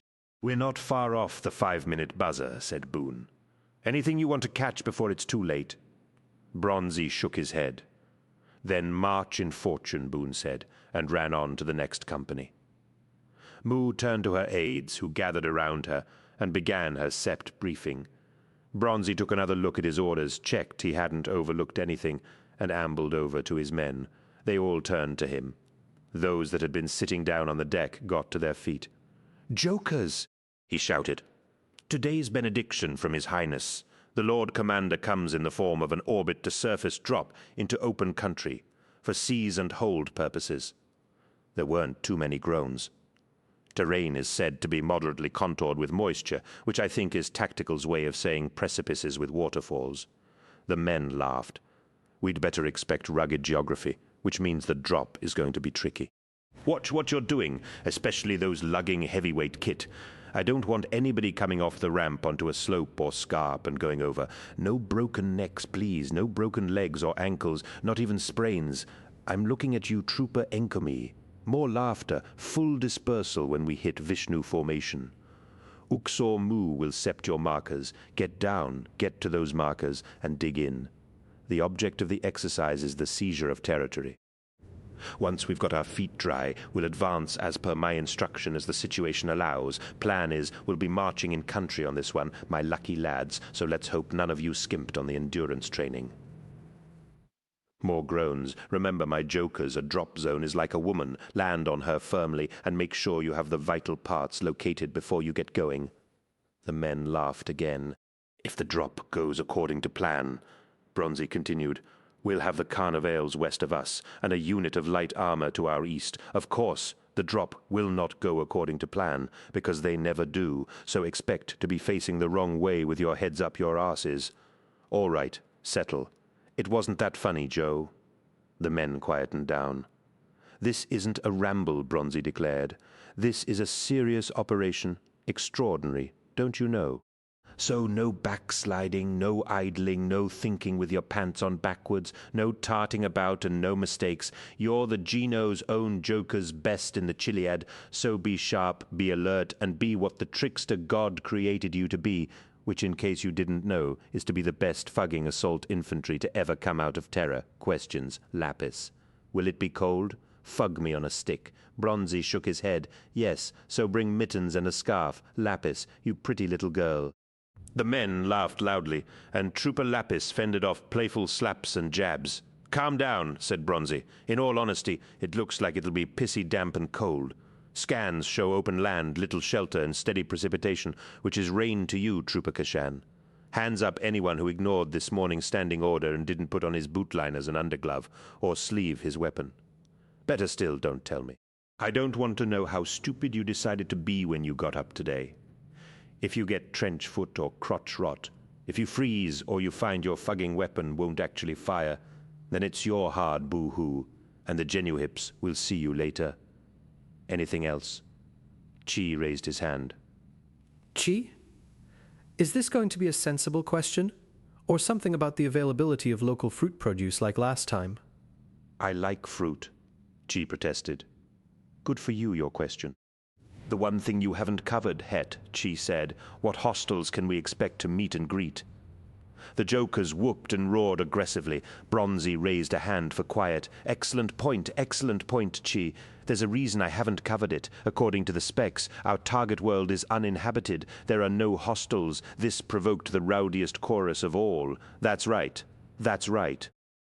We're dropping Dirtside for a nice walk in mountain scenery, Bronzy yelled above it. Now shut up. That's better. What's the first rule of common soldiering, Trooper Duarte? Always assume that anyone in a position senior to you isn't telling you everything? That's my boy. There's more to this than meets the eye, so don't get slack. A buzzer sounded crude and brazen across the vast deck. That's it, Bronzy yelled. The 5-minute buzzer. Pick up your stuff. Pick up your asses and leave all your complaints and regrets on the carrier. They'll still be here when you get back. Jokers, are you with me? March in fortune, they yelled back. Company first, Imperium second, Geno before Gene, he shouted. Now get the fugue on with it.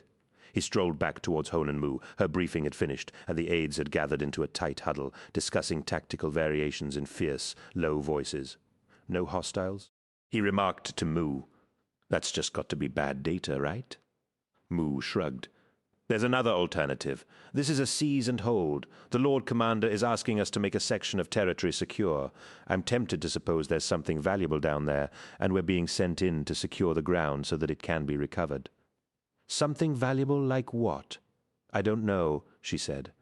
Perhaps the Lord Commander's congenial side. Bronzy blinked. What? She asked. You made a joke, Uxor, he beamed. An actual, proper, honest-to-goodness joke. She looked back at him. Her mouth wasn't smiling, but her eyes were. Yes, well, don't tell everyone, or they'll all want one, she said. The deck quivered, and they heard the distant rumbling squeal of the plasma catapults at the stern end of the platform, discharging. That's the first of the escort fighters away, said Bronzy. It won't be long now. Nervous? Why would I be nervous? Hurtado Mu asked. He hunched his shoulders.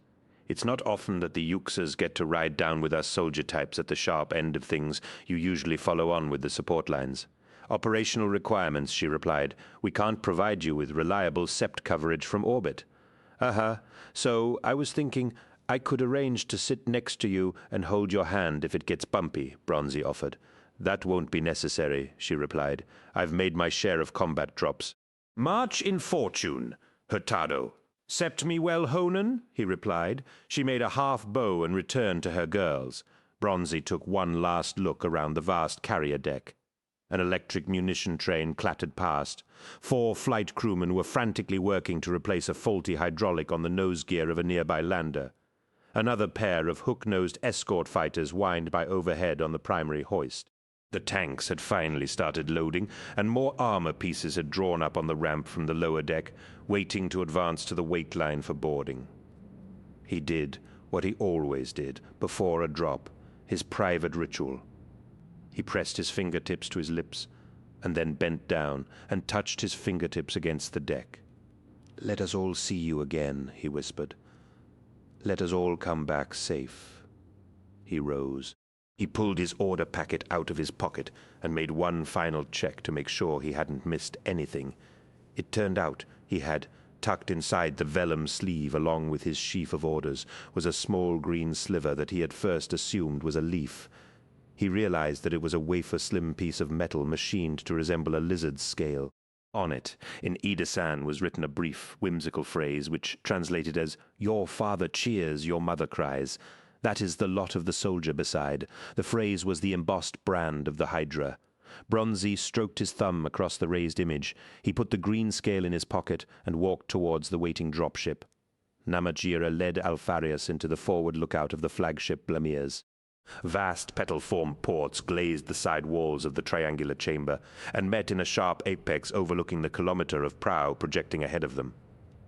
"Give us the room," Namatjira snapped, and the servants and ensigns hurried out. Chain closed the hatch behind them and stood guard, his hands behind his back. Alfarius turned and looked pointedly at the Lucifer. "He goes where I go," Namatjira explained, helping himself to a flute of frost wine from a side cabinet. "Dinas has the highest clearance," Alfarius nodded. "Very well," he allowed. "A toast, Lord Primarch. Or is that contrary to your regimen?" "Why not?" the Primarch replied. Namatjira poured a second glass and handed it to Alfarius. The subservice of the Primarch's gauntlet hissed and whined as they adjusted to the subtle act of gripping the flute without shattering it. Namatjira walked towards the starboard side of the ports. His thylacine lay snoozing on the bank of seats under the windows. "That's the Masclane," Namatjira said, pointing with the same hand that was holding the glass. "A heavy carrier, very versatile. That behind it you see is the Tancredi, an Outramar vessel." Alfarius came and stood behind him. The view from the lookout was humbling. The plates of the ports had self-tinted to reduce glare and diminish the blaze of the local sun. Space fell away beneath them and soared away above. A trillion stars glimmered in that endless night. To the starboard side of the Blamires lay the eclipsed target world, a massive globe with a peal of light just slipping off its shoulder. Off to the flagship's starboard, a formation of mainline vessels hung, gleaming in the target world's shadow, laid out in a chain astern across several thousand kilometers. "That's the Agostini," Namatjira went on, and behind it the siege frigate Barbustian. Behind that, the carrier Loudon. "I know the names and indicatives of all the fleet vessels," said Alfarius. Namatjira smiled and turned to face him, taking a sip of his wine.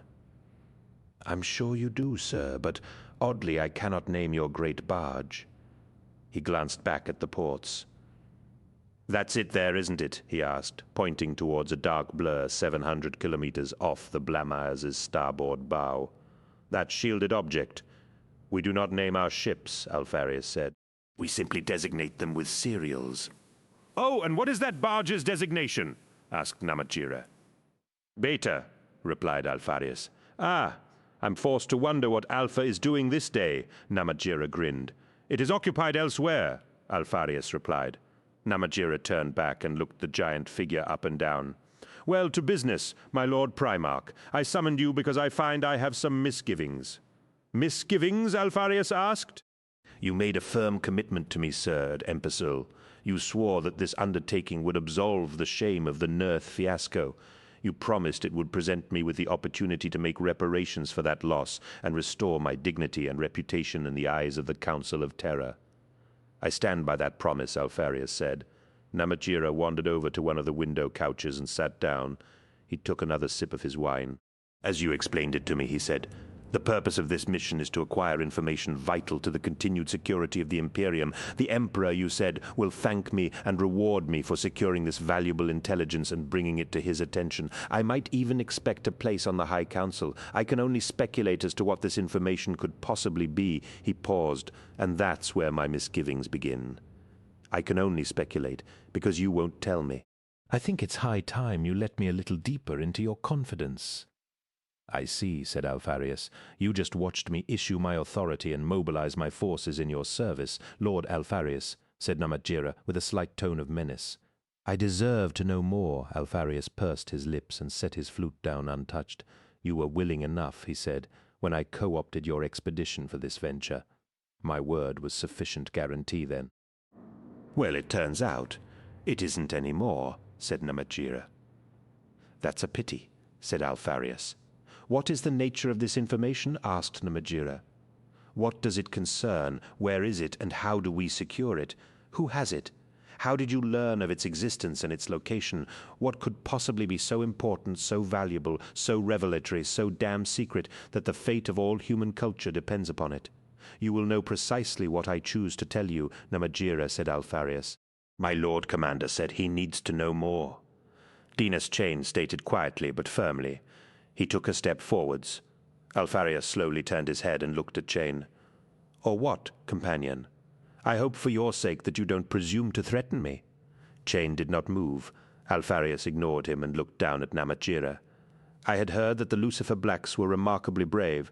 I didn't realize they were clinically insane. Step back, Dinas, said Namatjira with a casual flick of his hand. My Lord Alpharius understands the burden of command. He knows full well that the paramount responsibility of a man in my position is the security and welfare of his forces, and it is his solemn duty to disengage those forces from any undertaking that he deems unwise or reckless. Isn't that right, my lord? Alpharius said nothing. I will not put my soldiers in harm's way without a very good reason, said Namatjira. A very good reason, and a reliable source of intelligence. I would be derelict in my duty otherwise. Alpharius gazed through the ports for a moment and contemplated the dark world below. In the course of the Nurth campaign, he said quietly, my infiltration networks encountered the agent of a xenoform faction. The faction calls itself the Cabal. The agent claimed that the Cabal was in possession of certain information vital to the Imperium of Man. No evidence or provenance was offered, but the Cabal had clearly put a great deal of effort and ingenuity into making contact with me. They extended an invitation to meet with them so that this information could be transmitted. 42 Hydra Tertius is the site chosen for that meeting. Are you saying that this whole endeavor was inspired by the baseless tattle of some Xeno spy? Asked Namatjira. Dear me, sir, I thought you were shrewd. I never said I believed him, Alpharius replied. While there's even a chance that his story is true, we cannot afford to ignore it. If it's a lie, then we're here in force to locate and suppress a dangerous xenoform power that has the means and skills to attempt manipulation of the Imperium. This is how I presented it to the War Master, and it is on this basis that he granted this expedition extraordinary status. Lord Commander, we may be about to save the Imperium, or go to war to exterminate an insidious alien menace. Namatjira rose to his feet. And which do you suppose it is, sir? Alpharius shook his head. I make no guesses, Lord, but there is one significant fact. It was the agent who first warned me of the Black Cube. But for that warning, we would all be dead. And this agent? Asked Namatjira. He was operating inside the Imperial Army in an extremely capable and efficient manner. He got remarkably close to the center of things. Alpharius looked over at Chain. He slew one of your men. Companion. Konig Henneker, whispered Chain. That's right, said Alpharius. That was one of the identities he adopted, at least. My operatives captured him on the last day of Nurth's existence. He's in my custody. Well, murmured Namatjira, He lit up a very careful and benevolent smile. I feel my misgivings ebbing away. Thank you for your disclosure. This will, of course, remain entirely classified. I expect no less, Alpharius replied. He turned and walked towards the hatch. I take it our conversation is done. One last thing, Namatjira called to him. If the story is true, and this meeting takes place, I will naturally be there at your side. The Lord Commander didn't wait to see how Alpharius might respond. He turned to the windows. Oh, look, there they go, he cried out jauntily, and pointed. Bright sparks, like meteorites, had begun to sear down out of the carriers behind them. Alpharius opened the hatch and left the lookout. Dinas, Namatjira said, in the light of the Primarch's comments, please re-examine all the data we have on Konig Henneke. Yes, sir. Namatjira took a sip of wine and tilted his head to one side reflectively, watching the dropships fall. I believe it will be instructive to learn how the picture fills in now that we have more pieces of it, he said, particularly in terms of the Astartes and their manipulation networks. Yes, sir, Chain replied. The dropship lurched and fell. Metal spalling from the release claws showered backwards in a glittering tail behind it. They began to pull 2 Gs, 3, the airframe began to vibrate. Bronzy held out his hand and Mew took it. She squeezed it. Here we go, Bronzy said. 4 orbital. Eolith, continuous sonica, opened the cell hatch and stepped inside. He put his satchel down on the steel table. What? More cheese? Asked Grammaticus snidely. He was sprawled on the cot, dispirited. Get up, quickly, Sonica said. But we haven't eaten our lunch, said Grammaticus. Shut up and get up, Sonica told him. He looked back at the open hatch and the corridor beyond it. Hurry. Grammaticus sat up, frowning. What's going on, Pito? Just follow me. Sonica turned towards the cell door and peered out cautiously. Grammaticus rose to his feet. Pito, what is this? Has the Primarch agreed to let me drop with him? And Sonica looked back, his eyes narrow. Will you shut up? I'm doing what you asked. Keep a lid on it. Shear is everywhere. Grammaticus blinked in surprise. Oh, he managed to say. Just follow me and keep quiet, said Soneca. He opened the satchel over his shoulder and drew out a las pistol. Grammaticus looked at the weapon as if he'd never seen one before. Oh, my word, he murmured. Pito? Pito, just stop for a moment and look at me. Look at me, control word, bedlame. Sonica turned and faced him. His eyes were vacant. What's your name? Grammaticus asked. Pito Sonica. What are you doing right now, Pito? Your bidding, John. Glory, said Grammaticus. He stepped back, his hand to his mouth, staring at Sonica. I didn't think it had worked, he said, laughing in surprise. I really didn't think it had worked. All those lunches, 5 months of casual lunchtime conversations, dropping a weighted tell word in now and then. I thought you were resistant. Sonica remained blank. Pito, I'm truly sorry to have abused you this way, said Grammaticus solemnly. I want you to know that we're friends. I'd like to think you have shown me great kindness. I hope one day you will see the broader picture and forgive me for doing this to you. Do you hear me? Your voice. I can't fight it, growled Sonica, glassy-eyed. Every day I could feel you doing this, and I couldn't fucking fight it. You took advantage of my disaffection. You're a bastard, John Grammaticus.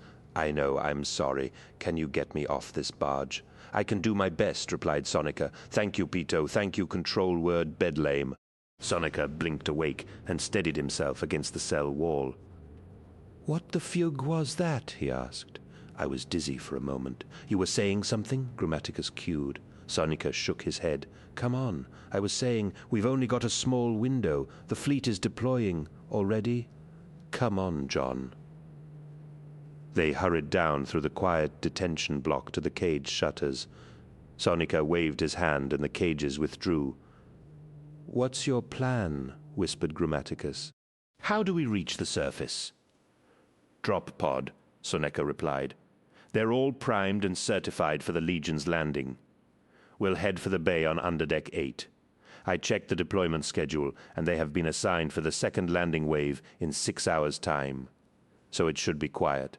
But there's something we have to do first. What? Asked John Grammaticus. Something you'll thank me for, something I need to do? Soneca replied. They turned onto the vast spinal corridor and came face to face with a maintenance servitor. The servitor jolted, whirring as it studied them, upper limbs raised in query. "This section is monitored and private. Show me your authority." The servitor's vox speaker rasped. Sonika shot it through the head. The servitor issued a thready whine and clattered sideways against the wall, smoke trailing from its exploded cranium. "Run," Sonika said. They ran until they were hoarse and out of breath, and cut away from the main spinal corridor into a maze of sub-halls and gloomy compartments. The strips of mauve lighting made it feel like twilight in an empty city. No alarms sounded, but the air was pregnant and still, as if it was about to explode with noise. "Where is everyone?" Grammaticus asked. "In the arming chambers, preparing for deployment," Sonika replied. He beckoned Grammaticus towards a heavy hatch shutter. "Here," Sonika said. Grammaticus put his hand to his temple. An expression of pain, wonder, and realization filled his face. "Oh," he said. "I hear her." "I know," said Sonika.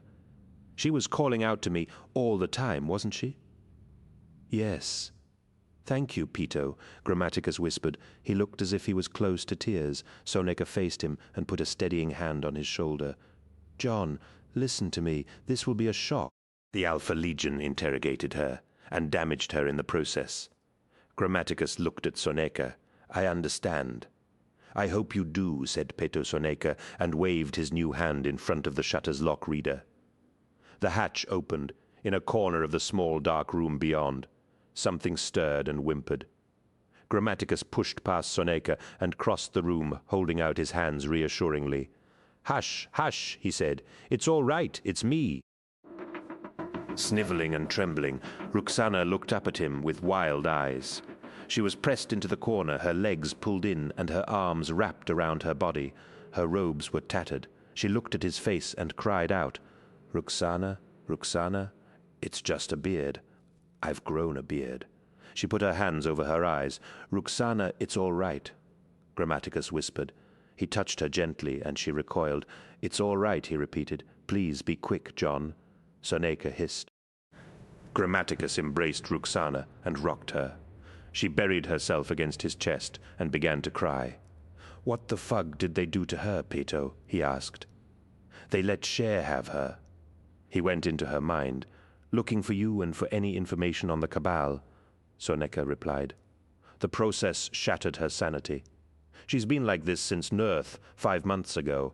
I've brought her food every day and tried to keep her clean and healthy, but she's little more than feral." "Oh, Ruxana," Grammaticus whispered, hugging the Uxor to him and tenderly stroking the lank blonde hair that had once glowed like spun gold.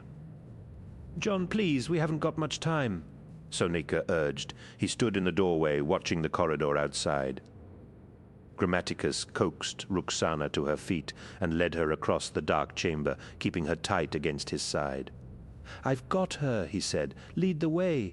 Underdeck 8 was an extensive space of industrial metal, thick pipework, violet lighting, and oily shadows.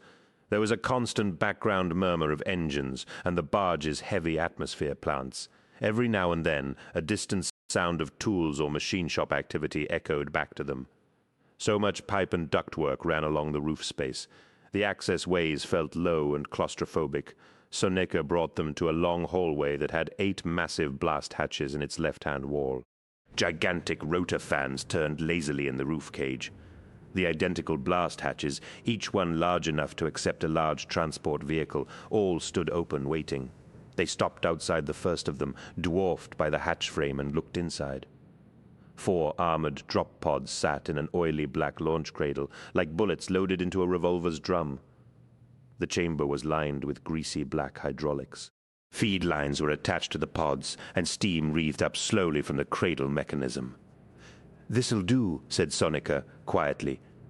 He nodded towards the adjacent hatches. "They're all the same. 4 in each."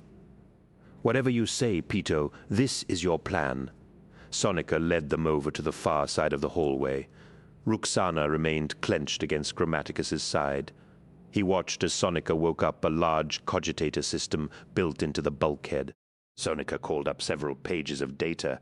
touch flicking through them, moving from one menu to the next. "What are you doing?" Grammaticus asked. "I'm checking that the navigation systems are programmed for the venue zone." "Yes, that's good, set. Right, I just have to countermand the launch notice." "What?" Sonika gestured at the waiting pods behind them, and then carried on, moving through screens and data scrolls. "When one of these launches, a notification will flash up immediately on the excursion monitor on the bridge. I'm canceling that instruction. They're going to know we're gone soon enough, and it won't take them long to realize a pod's missing, but I'd like to postpone discovery for as long as possible." "You can do that?" asked Grammaticus, impressed. Sonika smiled and held up his new hand. "They trust me. Remember, they've given me the highest clearance built in." "More fool them." Grammaticus grinned. "This should only take a couple of minutes," said Sonika. "Down on the right, there's a locker store. We're going to need 3 sets of foul weather gear. See what you can dig out." Grammaticus nodded and hurried to oblige as fast as Ruxana would let him. They came back after 5 minutes with a bundle of suits tailored to fit operatives. Sonika was ready. Together, the 3 crossed back through the huge blast hatch and clambered into one of the pods.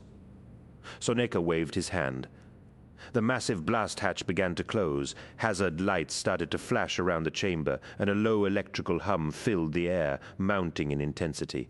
5 Eolith.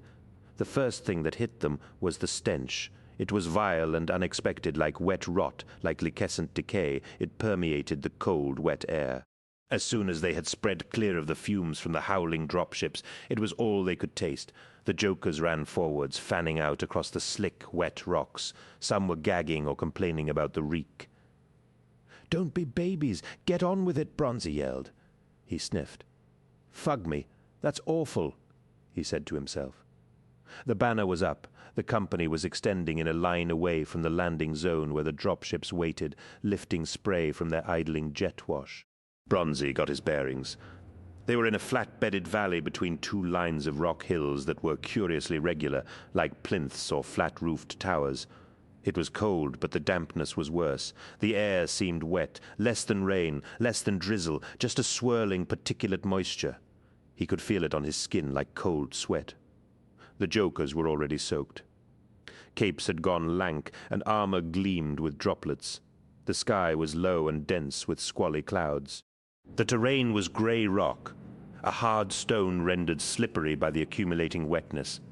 The stones seemed to have a natural propensity to split and shear in quadrilateral planes, forming blocks and steps that looked unnervingly like they'd been cut by a stone mason rather than geology. Bronzy realized that the rock's planar property explained why the hills looked so much like cubic buildings. He'd never seen such a geometrically rigid landscape. It was dominated by straight verticals, hard edges, and flat surfaces. He felt like he was standing in the jumbled heap of some giant child's building blocks. To the west, more dropships were winding down out of the cloud cover. Chish signaled that the jokers were clear, and Bronzy sent an instruction to the pilots. Hatches began to slide shut, and ramps retract. The sound of the engines rose in pitch as the dropships prepared to lift off. Bronzy moved forwards through his extending ranks, mindful of planting every step carefully. Underfoot the flat stone felt as spongy as bone marrow. Cavities had filled with black water like rock pools. "Some order, please, ladies." Bronzy barked at the jokers. A couple of them had already slipped over, much to their chagrin. "What isn't this?" Bronzy roared. "A fjug-fingered ramble," they chorused back. "Could have fooled me," he muttered. Men began to call out as they pushed forwards into the lower levels of the cubic hills. They'd found things. Bronzy went to look, and Moo and her aides followed him, stepping from block to block as if they were paving stones. There were dead things amongst the stones, drooling black matter, putrescent jelly, and bits of bone and quill lay in pool cavities or on flat blocks. Some were as large as men, some as small as rats. It was impossible to tell what they had been in life. No real structure remained, no anatomy. Local Xenofauna, Bronzy presumed. It was as if some great tide had rolled out and left strange marine life forms behind to rot. That's what the stench reminded him of. Beached fish decomposing on a rocky shore. Moo bent down to examine a few of the congealing horrors. "Any thoughts?" Bronzy asked. The brief said this zone was an artificially generated climate, Mu said. I suppose these are the remains of fauna types abundant in the planet's natural climate. They died here as the air, pressure, and chemistry changed. The aides had all pulled up the hoods of their foul weather suits and buttoned collars up over their mouths and noses. Bronzy saw the anxiety and revulsion in their eyes, huddled in their hoods. They looked like a Skolam outing that had ended up in entirely the wrong place. The Jokers advanced steadily into the hills, ignoring the litter of organic decay. Signals came in reporting that their supporting units were on the ground and advancing. No scan by eye, device, or sept could detect any contact ahead. So far, the humans were the only living things on that abyssal shore. Keep scanning, Bronzy called as he puffed and climbed up the blocks. A man behind him slipped over on his arse with a hard thump. I'll pretend I didn't see that, Subo, Bronzy growled. Oh, fug, he added. Reaching for a handhold, he dipped his fingers into something slimy and gristly. He shook the gloop off in disgust. The fish gut reek was noxious. Is it turning out to be as much fun as you hoped? Mu asked him. Ha ha, he replied. They could see a good distance from the tops of the hills. A jumbled valley of grey blocks and glinting black pools fell away below and stretched north into the shadows of a great dark wall of monolithic cliffs, split by gorges. The scale of the child's building blocks had increased. In places they could detect the long white ropes of cascades falling down rock faces. At the feet of the cliffs, vapor gathered like white smoke. When you said precipices with waterfalls, I thought you were joking, said Chi. So did I, Bronzy replied glumly. He checked his locator against the maps from the order packet. Mu did the same. The notation says they're called the Shivering Hills, Bronzy said. How long to get up there, she asked. A day, if we find a decent gorge or vent to follow. Well, that's where they want us, so we'd better get going. He nodded. Are you septing anything, he asked. No, she replied, but I'm cold and uncomfortable, and that doesn't help. This is a difficult circumstance. I'd prefer a good, honest war, said Bronzy. You know where you are when someone's shooting at you. This is just getting creepy. Waiting for something to happen that's just going to rack up the spooks. See what you can do to keep the men level. Understood, she replied. Che, Bronzy called. Yes, Het. 10-minute halt here. Then we're going to head out across the valley. Tell the boys to have a drink and a pinch of peck if it makes them feel jollier. Yes, Het. Bronzy wandered along the rocks away from the main group.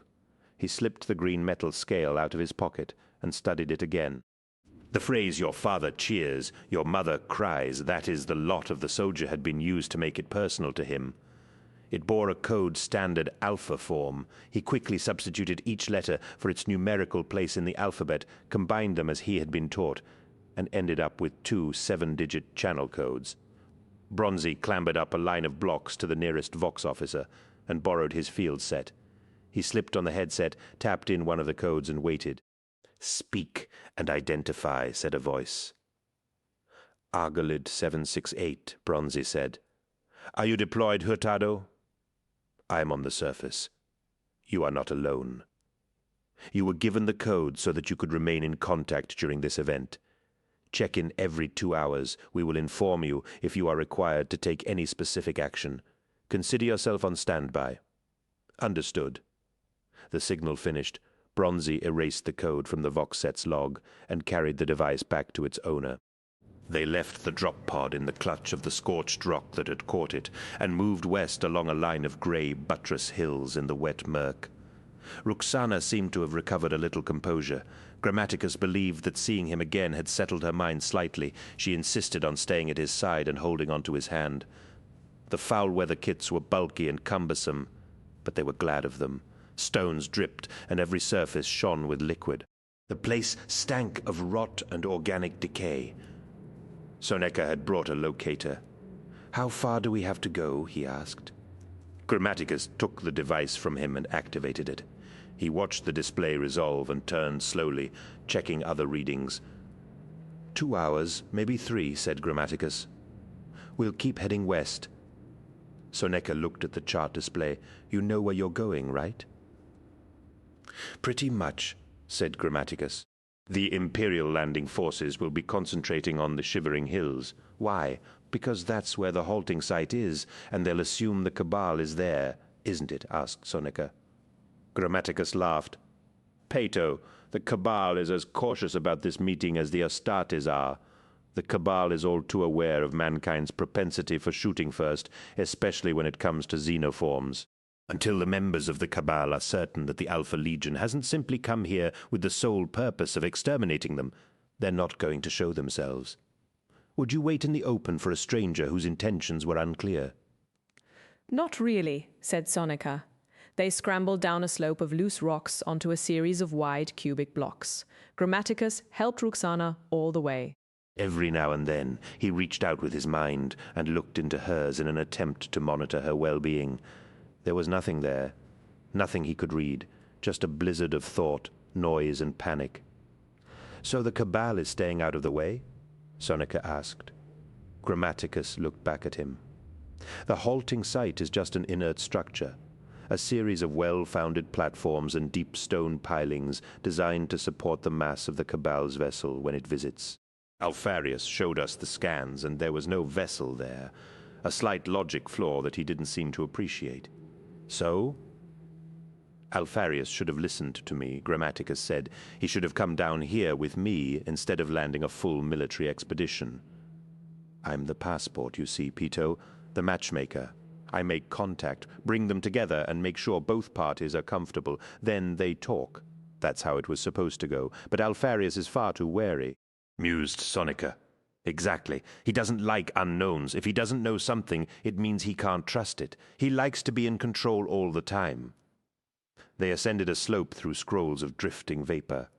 On the other hand, the Cabal is very circumspect when it comes to humans, added Grammaticus. I'm afraid to say they have a fairly poor opinion of mankind. Why? Humanity is a young race, a barbaric upstart child in the eyes of the old kinds. But, by the stars, it's vigorous and massively successful. It is spreading out and annexing the galaxy faster than any race has ever done before. It thrives like weeds and finds purchase in even the harshest climes. The Cabal has been forced to recognize that mankind is a serious player on the galactic stage and can no longer be ignored or sidelined. And of course, they've seen what's coming. This war you talked about, Grammaticus nodded. A civil war. It will tear the Imperium apart. The Cabal doesn't especially care about that. What matters is that a civil war in the Imperium will unleash chaos. The primordial annihilator, the power they have fought to deny since the start of all ages, will use humanity's terrible conflict to gain final ascendancy. They want the war prevented then, said Sonika. It's too late for that. They want the war won the right way. Let's rest for a minute, said Sonika. The Uxor looks tired. Roxana looked especially pale. She was trembling from the cold. Grammaticus sat her down on a stone block. It's all right, Roxana, my love. Everything is going to be all right. She looked up at him. Koenig? She asked. Yes, that's right, Roxana. It's Koenig. It's me. Koenig, she repeated, and then gazed out over the misty rocks. You know where the Cabal's hiding? Asked Sonika. Yes, said Grammaticus. We go to them, make contact. We go to them, make contact. Reassure them that the Alpha Legion means to listen. And then I'll go back to Alfarius. Go back? Sonika asked, incredulous, and bring him here. He might just execute you, John. Grammaticus shrugged. I can't worry about that. This is too important. This is about deciding what the future will be about for everyone. 6, Carrier Loudon, orbital which of you men is Franco Boone? Jane asked. The 6 Chiliad Genuhips standing in conversation in one of the hangar deck's check stations turned to look at him. Alarm flashed across their faces for a second as they realized that the question had come from one of the Lord Commander's companions. Chain had shuttled to the Loudon in full Lucifer black armor. I am, said Boone. We will converse, said Chain. Come here. Begging your pardon, sir, said Boone, but I'm a little occupied. We're marshalling the second wave for drop. Come back in a couple of hours. Boone turned back to his fellow Genuhips, and they continued to compare and check their data slates. I believe, said Chain, that you understood my instruction to be optional, Franco Boone? It was not. We will converse. Come here. Boone tensed. His men looked on in concern, as Boone turned and walked across to the Lucifer Black. What? Boone asked. He was a big man, but he had to look up into Chain's visored face. We will converse, Franco Boone. So you keep saying. What about some courtesy, sir? Remove your helmet so that I can see your face. Why? Asked Chain. Because that's what men do when they converse. Chain didn't move for a moment. Then he raised his hands, unlocked his helm seals, and took the helmet off. He tucked it under his arm. His face was drawn and hard, and his eyes chilled Franco Boone's soul. Thank you, said Boone. Your name. You seem to know mine, Chain. Bajolur, companion guard. Well, Chain, Bajolur, companion guard. How can I help you this day? You can walk with me for a moment. You can answer my questions, and you can dispense with the verbal sport. Boone shrugged. They began to walk along the edge of the vast deck, past shouting flight crew and rattling tools. An autoloader cart zipped past them. This is a busy day for us, Bajolur, said Boone. Get on with it. What can you tell me about Pito Soneca and Hurtado Bronzi? Why, I simply require you to answer the question, Jinuhip, replied Chain. Boone frowned. They're two of the Chiliad's most respected hetmen. One's downstairs on 42 Hydra Tertius, the other was lost on Nerth. During the last week of operations on Nerth, said Chain, both came under suspicion of treasonous behavior. They did, Boone replied. I was gunning for the pair at one point, and I believe you arrested and questioned both of them. They were clean. We both found that... I am reviewing the case materials, said Chain. Why? Asked Boone. One of them's 5 months dead, for Fugh's sake. New data has been gathered, Chain told him. It casts doubt on the stories they told us. Look, Chain, Boone began. He paused. One moment, Bajolur. Boone took a step aside. You men there, he yelled out across the deck. Pick up your kit, you idiots. It's blocking the service strip. Come on, you G-tards, you know the drill. Stay behind the queue line. The men from Mannequin Company hurried to oblige. Boone turned back to the Lucifer. You were saying new data? New data, Chain replied. What sort of new data? Asked Boone. That's classified. It's beginning to appear that Het Zornica and Het Bronzi were not so innocent after all. Listen to me. Boone growled, looking the companion in the eye. You'd better have some fugging watertight facts before you come down here dragging the reputations of 2 of my hetmen through the gutters. Ah, the famous Chiliad loyalty, said Chain. How does it go? Company first, Imperium second, Gino before Gene. I was told to expect that you'd close ranks. We look after our own companion, and I'm not sure I like what you're implying, Boone answered. Chain nodded. He knew when to be forthcoming with a morsel of information. There were spies at work on Nerth, Boone. We assumed they were Nerthine agents. It now appears that they were part of the Alpha Legion infiltration network. Hurt and Pito, never. Why never? I'd have known. I knew them both, Boone exclaimed. I have identified the spy at the heart of the business, said Chain. He was using the name Koenig Henniker and operating under the guise of an Imperial agent. Uxor Ruxana Syed was running him during the Nerthine operation. Bronzi and Soneca were arrested after an attempt to remove her from the palace. Was that the Chiliad covering itself, I wonder? Boone felt his mouth drying up. He breathed deeply and steered the Lucifer Black out of the path of a trundling servitor truck laden with ground attack missiles. He led Chain into a nearby repair shop where crews were working on service parts. Get out, he told the men. They withdrew, puzzled. Alone, Boone turned to Chain. Of course the Chiliad covers itself. We see a weak link, we clean house. Syed was in bed, literally, I believe, with the spy. Soneca and Bronzi were simply covering our arses. I sanctioned them. You can't blame the Chiliad for that. We cleared up our own dirty laundry. I won't blame you, Boone, Chain replied. Tell me about Strabo, fugging Strabo, Boone asked, raising his eyebrows. Why is he called that?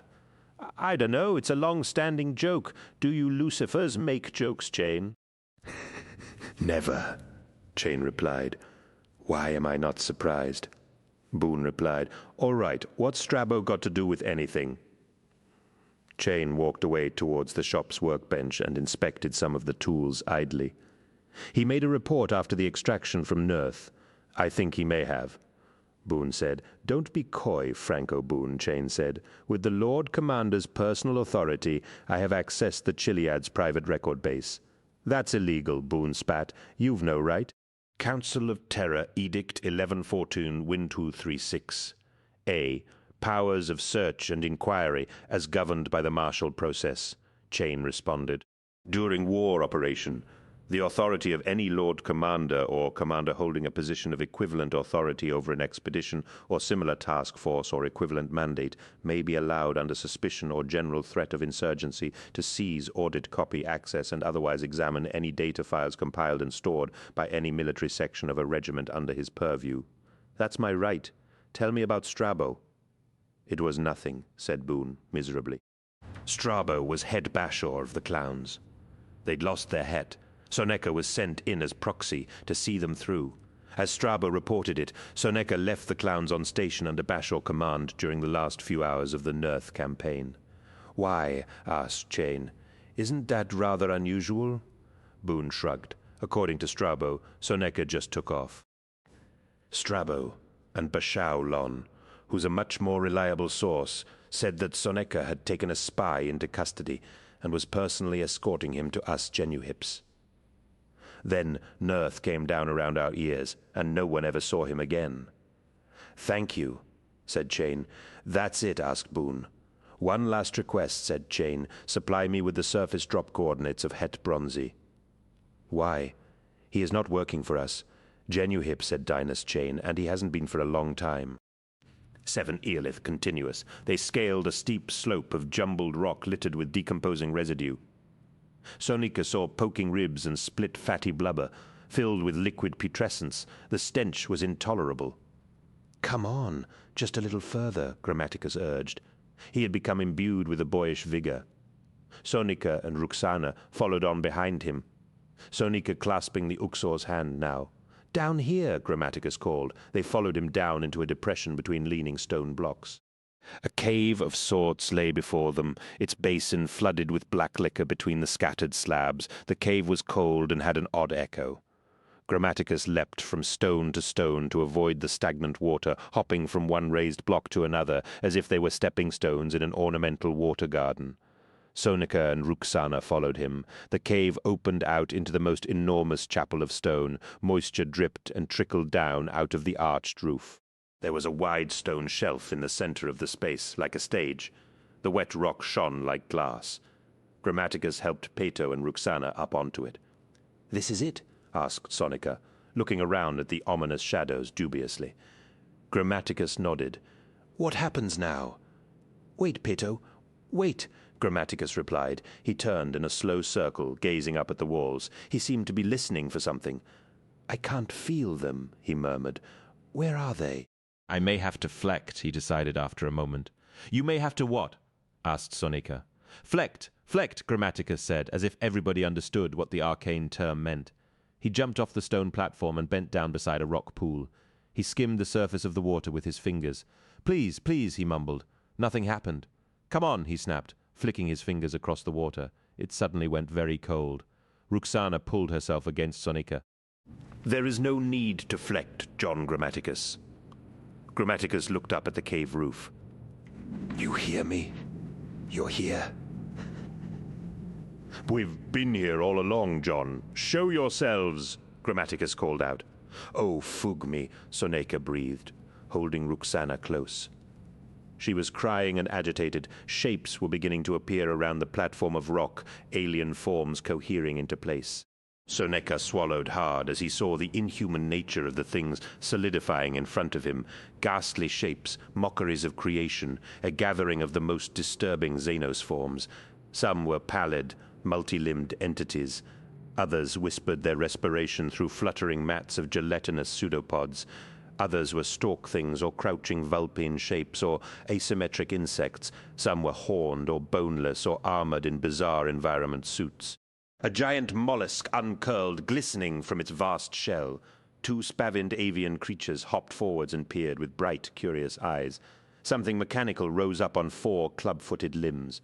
One entity seemed to be nothing more than a beam of discolored light, an imposing Eldar in pearl-white armor, somehow the most terrifying thing of all, with its oh-so-human shape, walked to the front of the congregation. Grammaticus opened his arms wide and bowed. "Hello, my masters," he sighed. An insectoid scuttled out in front of the mighty Eldar and writhed its mouthparts. "Greetings," John Glatro announced in perfect low Gothic. "My friend, hello," Grammaticus replied. "Who have you brought with you to this place?" asked Glatro. "Ruxana Syed, who is my heart-love, and Peto Soneca, my friend," said Grammaticus. "I have come to arrange the meeting. The Alpha Legion awaits. I'm tired, sirs. This has been a long and punishing task, but it is done, and the Alpha Legion, though painfully cautious, is ready to hear what you have to say." "Slough Da," the Autarch murmured something. "The Autarch wishes to understand why you have brought Monkey things with you," Glatro piped. "Where are the envoys of the Astartes Alpha Legion?" "I had to improvise," Grammaticus said.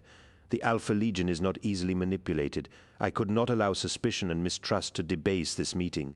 I did not want a misunderstanding to lead to bloodshed. Now that I have vouched for their intent, we can contact them directly and—" "Monkey!" Slough Da boomed abruptly. Grammaticus turned. Peto Soneca was aiming his las pistol right at him. "Peto," Grammaticus said incredulously. "Control word Bedlame." "Bedlame?" Soneca laughed.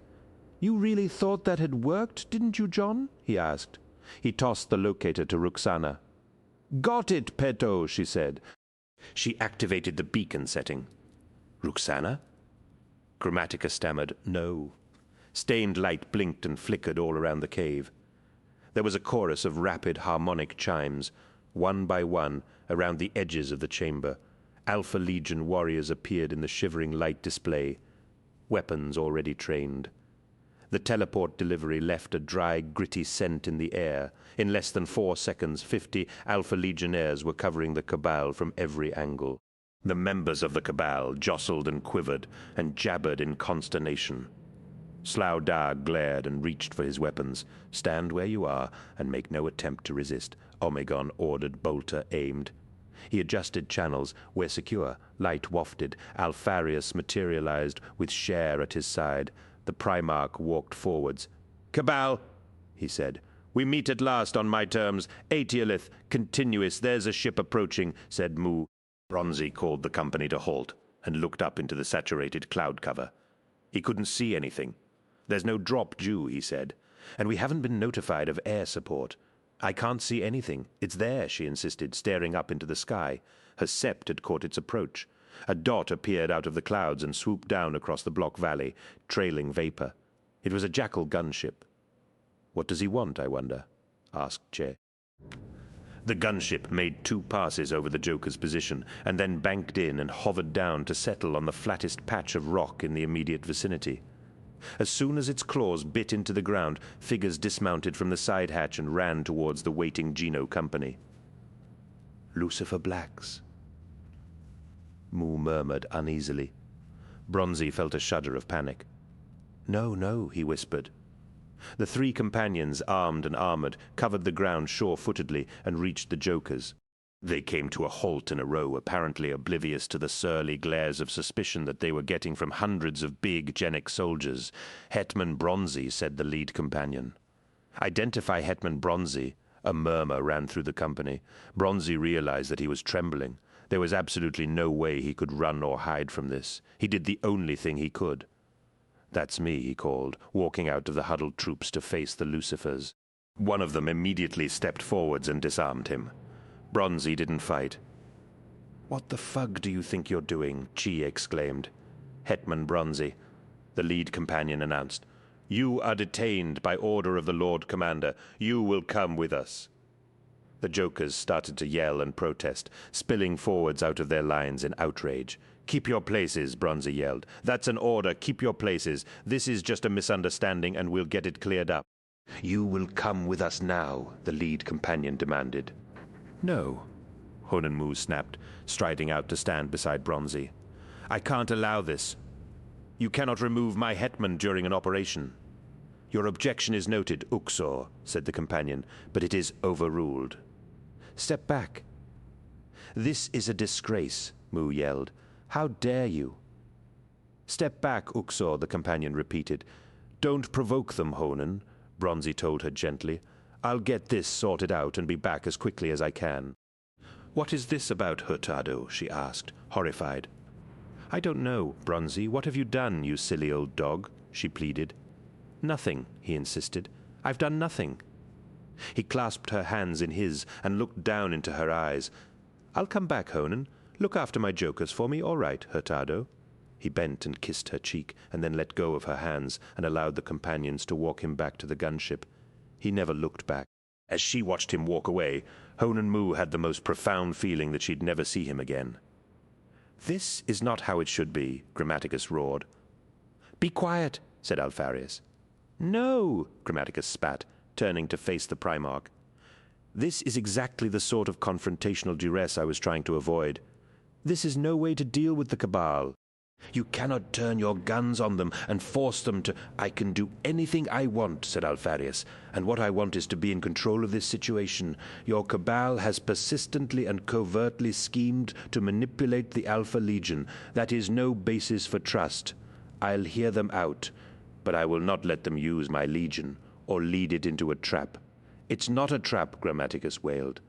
"Not anymore, it isn't," Omegon agreed. Grammaticus put his head in his hands and backed away. He looked up and saw Sonika and Ruxana. "You used me," he sighed in disbelief. "No more than you thought you were using me, John," Sonika replied, "and you did try very hard to do that." But Grammaticus said, "This is what my lord wanted, and this is what I delivered for him," said Sonika. "He wanted to see where you would go, given the chance." "And you too," Grammaticus murmured, looking at Ruxana. It was all a sham. She opened the throat of her protective gear and revealed the pendant hanging there. "Psionic scrambler, Koenig," she said. It made my mind seem as if it were out of joint. "Oh, Ruxana, why?" he begged. Playfully, she continued to unbutton her suit and pulled the seam aside to show half of her right breast. The Hydra brand appeared like a beauty spot on her pale skin. Grammaticus looked away and sank to his knees. "Who speaks for the Cabal?" Alpharius asked, advancing across the platform towards them. "They will all speak through me," clicked Glatro. "Lord Alpharius, our agent is correct. This is no way to conduct business. The Cabal deplores your aggression. But they want to talk to me, so they'd better get used to the situation and begin," Alpharius replied. "I have limited patience. What is so important that you'd go to such lengths to draw me here?" The Cabal's interpolator did not reply. Behind him, in low, odd tones, the Cabal members consulted one another. "Stay sharp," Petch said to Cher, his bolt gun trained on the aliens. "Any sign of trickery?" Cher nodded. "There is psychic activity, but it is purely communicative. None of it is active. The many faces of Alpharius." "Let me know if that changes," said Petch. The buzzing, mumbling stir of alien voices ceased. Glatro looked up at Alpharius. "The Cabal will speak, though it resents the position you have placed it in," it said. "It is typical of human zeal and belligerence." "Begin," said Alpharius. "The Cabal will deal directly with the Primarch of the Astartes Alpha Legion," Glatro stated. "You are," said Alpharius. "With the entire Primarch," said the insectoid. Alpharius paused. "You are," he repeated. "A show of trust is perhaps in order on your part, seeing that you hold us at gunpoint," said Glatro. "A token to signify that true secrets can be shared between us." Alpharius glowered for a moment, and then nodded. Omegon, in his gleaming blue-black infiltrator armor, walked slowly over to stand at Alpharius's side. Sonika and Ruxana exchanged brief glances of confusion. Grammaticus looked up, fascinated. "Cut off one head and two shall grow in its place," said Glatro. "Alone amongst the genic sons of the Terran Emperor, you are the only twins. You are both the Primarch, one soul in two vessels." "The fact is not known outside our Legion," said Omegon. "It is our most closely guarded secret," said Alpharius. "How did you know?" asked Omegon. The insectoid's mouthparts twitched. Through a careful study and comparison of the known Primarchs that has lasted for decades, it became clear to us that the oldest and the youngest sons were the most significant of all. Horus, for what he will do, and you, for what you will undo. "What will Horus do?" asked Alpharius. "He will let the galaxy burn," said Glatreau. "He will ignite the civil war. You speak heresy," Omegon growled. "Exactly so," the interpolator replied. Alpharius shook his head. "This is futile. Like your agent before you, you speak of a coming war and a great doom. You describe a division that could not possibly happen. Horus Lupercal is War Master. He is the Emperor's right hand, and the most loyal of all. What he does for the Emperor. I believe you intend to sow the seeds of dissent with these wild tales," Omegon told the interpolator. "You wish to undermine the foundations of the Imperium." "They are not wild tales," said Glatreau. "They are baseless and offensive to us," Omegon snapped. "You supply no specifics. You deal in vague pronouncements. It has been far seen," said Glatreau. Again with this, Alpharius laughed. "Some vision, some shamanic dream. A worthless prophecy, a hollow auguring. It all means nothing. You cannot know the future, and therefore you cannot show us any proof." "Yes, we can," said Glatreau. "If that is what you need, we will share the acuity with you." "How exactly is that done?" asked Omegon warily. "It cannot be accomplished here," said Glatreau. "We must first bring our vessel to the halting site and transfer to it with you. As a matter of trust, we will allow you to escort us under guard. We need you to know Alpharius Omegon. We need you to see." "Do it," said Alpharius and Omegon simultaneously. 9, orbital, Aeolith. 3 hours later, they took him to a cell in the brig deck of the Blamiers and had him strip. Then they made him watch as they shredded his clothing and dismantled every piece of his equipment. After that, they locked him in an iron restraint chair. They did not speak once the entire time. After a while, when he realized that they weren't ever going to answer him, he stopped asking questions. From that point, the processing continued in silence. The hatch opened. Dinas Chain entered the cell, accompanied by a burly officer of the brig and 2 assistants in floor-length plastic aprons. Chain conversed quietly with the 3 companions who had brought Bronzy in and processed him. He turned to the painfully restrained hetman, Hurtado Bronzy. Bronzy said nothing. "You are detained on suspicion of being a covert operative of the Astartes Alpha Legion," said Chain. "The Lord Commander takes a dim view of spies and of internecine espionage. If you are found to be working for the Astartes, it will be considered a gross act of disloyalty to your regiment, the Imperial Army, the expedition, and the Lord Commander. Do you have anything to say?" Bronzy flexed his throat and jaw against the iron bars, trapping them. "This is a mistake," he said. "This is wrong. You've got the wrong man." Chain remained impassive. He walked across to the metal side table where the debris of Bronzy's clothing and kit sat in boxes. He reached into one and produced the green metal scale. He held it up to make sure Bronzy could see it. "I don't know what that is," Bronzy said. "You've planted it there." Chain returned the scale to the box and walked back to his prisoner. He pointed his right index finger at the brand mark on Bronzy's right hip. "And that, hetman? Did I plant that too?" Bronzy scowled. "You are in no position to equivocate, Bronzy," said Chain. Tell me your secret." Bronzy gritted his teeth. Very slowly and deliberately he said, "My name is Hurtado Bronzy." He looked at Chain and winked. "There, I've said it." He smiled. "I've said it, and I can never take it back." "The secret's out. Don't annoy me, Bronzy," said Chain. "Tell me the rest." "Ah? The rest," said Bronzy. "Well, if I must, sir." All the deep-range scopes began to sound contact alerts. Van Anger, master of the expedition fleet, got up from the leather throne in the middle of the Blamiers' wide main bridge and strode across to the tracking station. "What's this?" he asked. "Contact echo, sir," the tracking officer replied. "An object just appeared on the scopes inbound to 42 Hydra Tertius." "Appeared?" Van Anger repeated. "I don't understand it, sir," the tracking officer replied, adjusting his control panels with fast, expert hands. "There are no energetic or magnetic profiles that would suggest a real space translation. The object just appeared. I speculate that it was previously cloaked." "Track it and project full assessment," Van Anger ordered. "Yes, sir," replied the officer. "General quarters," Van Anger called out. "Shields and batteries to stand by." A klaxon started to sound. The bridge staff, over 100 officers, bustled to their stations, their voices overlapping as they exchanged data and instructions. Trajectory projection. The tracking officer announced. Main display, Van Anger replied. The primary hololithic display lit up with a complex graphic diagram of the planet, the position of the fleet components, and the sweeping vector of the object. That will take it directly to the venue zone, Van Anger murmured. Have you identified vessel type or designation? Negative, sir, the tracking officer replied. It doesn't even read like a vessel. It's inert on all scans. It's... oh, terror. What? I'm marking it in excess of 0.8 superluminal, and it's big, sir. It's at least as big as we are. Battle stations, Van Anger cried. Raise shields. The klaxon changed tone immediately. Van Anger activated his Vox wand. My Lord Namadjira, he said. What's going on, Fleet Master? The Lord Commander's voice came back. An unknown craft of significant displacement is about to cut right across the fleet inbound to the planet. Mobilize the picket. Namadjira ordered, interdict it now. It's moving too fast, sir, Van Anger said. I've never seen anything like it.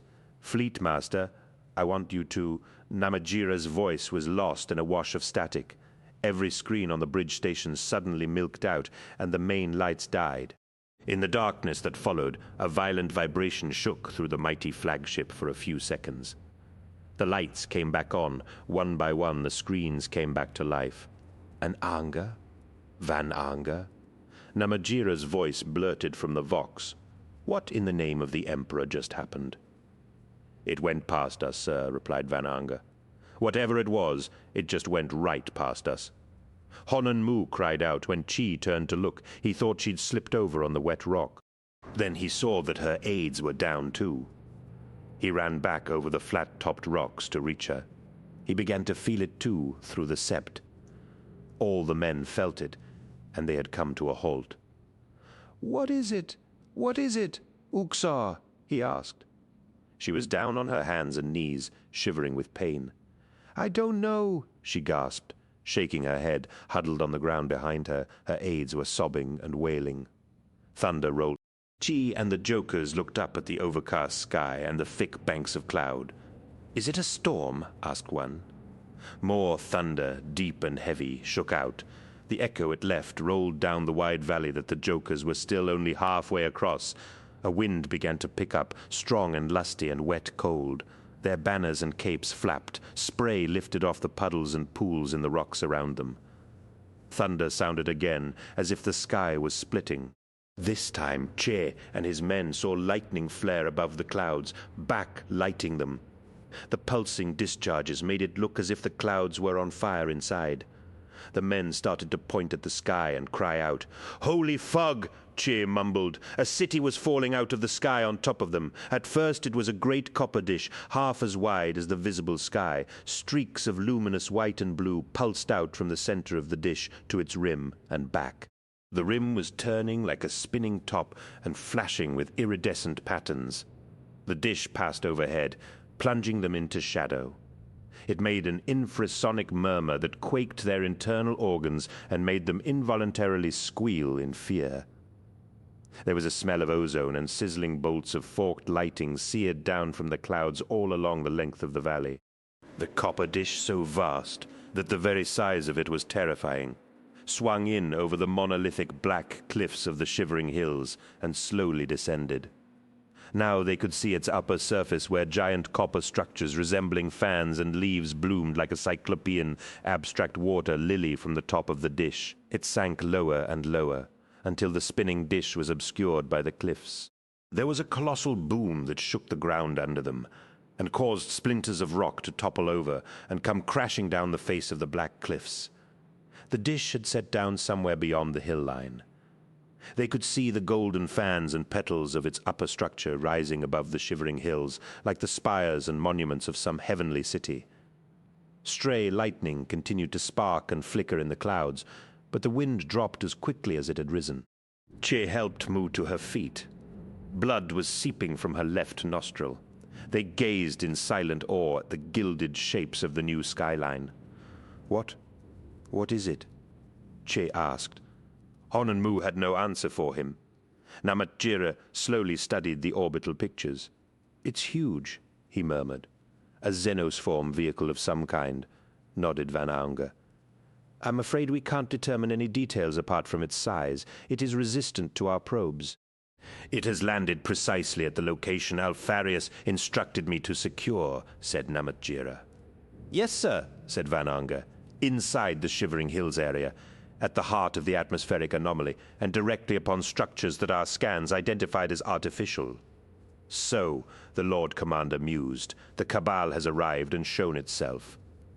"My lord," asked Van Aunger. Namatjira looked up from the pictures. "Return to the bridge, Fleet Master. Set the fleet to a war footing.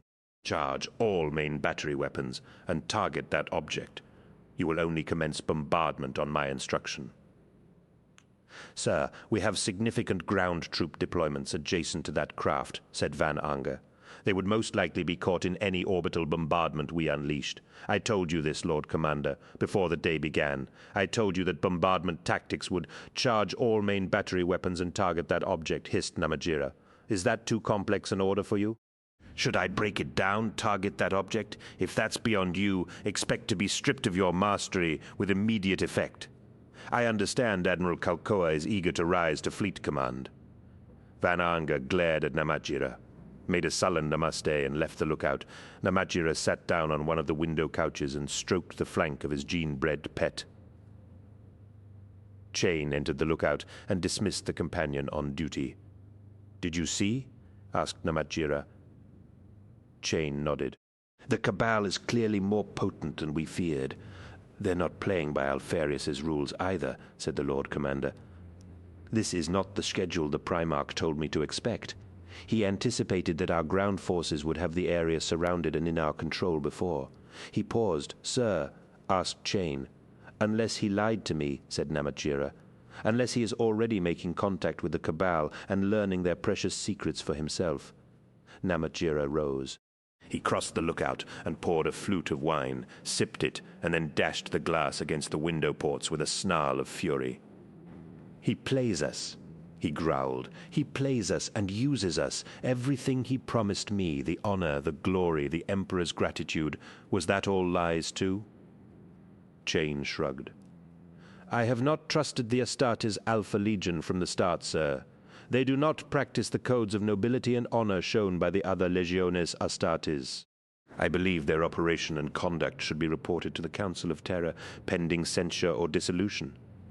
It wouldn't be the first time a legion has overstepped the mark. After all, they must be stopped and held accountable before they become too powerful." Namatjira nodded thoughtfully. "Agreed, and I will be the one to bring the matter directly to the Emperor's attention. Perhaps then I can salvage some of my reputation. We need to find them culpable, Dinas. We need firm evidence of their miscreant nature. I need to know precisely what they're doing and what infernal compact they are making with these xenoform bastards." Chain poured another drink and handed it to his master. "Thank you, Dinas," Namatjira replied. He began to pace. "We already have evidence of their espionage, sir," said Chain. "I have detained an officer of the Geno 52 Chiliad and have manifest proof that he has been working as an operative of the Alpha Legion." "In our own damn ranks?" "The man is Bronzy, sir. It is shocking to discover that the Alpha Legion has infiltrated at the highest operational level." Namatjira nodded. "That's a start. Good. You have interrogated him?" "He is resisting us, my lord, stoically, but my men are very skilled and patient. I do not know how much longer a man, even a man of Bronzy's considerable constitution, can withstand such levels of pain." "Get me a link to the Primarch, Dinas," Namatjira said, "person to person. Let's see what new lies he chooses to spin me, and see if we can't establish his location while we listen to them. Prepare the Lucifer Blacks for teleport assault." Chain saluted. "And Dinas, yes, sir, show this Bronzy no mercy," said Namatjira. "Break him mind, body, and soul, and pluck his secrets from him." "Yes, my lord," replied Dinas Chain. 10. The Acuity Sonika had never traveled by teleport before. It wasn't an experience he'd care to repeat. It made him feel sick and disoriented, as if he'd been put back together the wrong way around. The Astartes showed no sign of being remotely discomforted. The teleport arrays of the battle barge had relocated them all, Imperials and Cabal aliens alike, from the dank cave to a wet rock platform at the halting site just below the gilded lip of the Cabal's anchored vessel. The landing at the halting site had churned up the local atmosphere. It was raining hard, and a vapor-like steam was rising from the cubic blocks and the oil-black pools. The encircling cliffs of the shivering hills surrounded them in a ring 40 kilometers in diameter. The water particles in the air had created a fabulous half-rainbow over the steaming bowl of the halting site. The Cabal's immense vessel, dazzling with gold and copper reflections, was too vast to comprehend. Soneca looked at it for a while, seeing it as a budding flower, opening its fimbriate petals to the sky, or a crown of oddly twisted thorns. He realized at length that it was simply too big, too alien, too unparalleled for his mind to accommodate without collapsing into madness. He looked away. He'd seen enough of the extraordinary for one lifetime. Ruxana mumbled. It's simply... I know, Soneca said, and gently turned her aside to look at the rim of black cliffs through the rain. It's best not to look at it for too long. What have we got ourselves into, Pito? She asked. He smiled. I really don't know anymore. We've played our parts. I don't believe we matter at all now. A great destiny is being shaped, I think. Can't you feel it? The weight of future ages hanging over us. She nodded and hooked her rain-plastered hair off her face. Absolutely, she said. This is a task for stronger minds, said Soneca. Post-human minds, not our weak brains. We have to trust the Astartes to do what they were created to do. We have to trust them to keep our species safe. Do you trust them, Peto? Ruxana asked. We both carry their mark. Uxor, he said. I think it's far too late to ask that question. She looked around. A considerable way away down the rain-swept platform, Grammaticus sat hunched under the guard of an Astartes. He hates us, she said. Of course he does, said Soneca. We betrayed him. That was hard to do, she said. To use him. He's used everybody, every step of the way, Soneca replied. He'll get over it. It may not have gone the way he'd have liked it to, but we got him what he wanted. No, you have to understand. I loved him, she said, or I thought I did, and I thought he loved me. I didn't understand what he was. Even when he told me to my face, I didn't understand the scale of it all. You were never supposed to, said Soneca. Pawns are never supposed to perceive the game as a whole. A golden ramp like a curving tongue had extended from the rim of the Cabal vessel to meet the edge of the stone platform. The Astartes, bolters, ready, had begun to steer the huddle of alien sentience up into the craft. Some whimpered or murmured as they were herded along. Slough Dar, the great autarch, walked with his crested head up, ignoring the trained bolters. Signal relayed from the battle barge, Herzog said to Alfarius, Content, Lord Commander Namatjira requests personal Vox audience. He worries that you have begun the meeting without him. Tell him I can't be reached at this time, said Alfarius. Tell him to maintain position and keep his forces on standby. He won't like it, said Herzog. That's his problem, Omegon replied. I probably shouldn't tell him that, though, should I? Asked Herzog. Tell him I appreciate his patience, and I will contact him directly, said Alfarius. They boarded the copper craft. Its internal compartments bore no relation to a ship of human design. Odd spaces opened out into curious chambers, or turned back on themselves like a maze. The walls glowed softly with inner radiance. In places the ceiling seemed to soar away forever. Soneca felt muddled and uncomfortable. The air smelled like burnt sugar and fused plastic. They were left alone for a while in a chamber formed from 3 golden petals. What's that noise? Ruxana asked.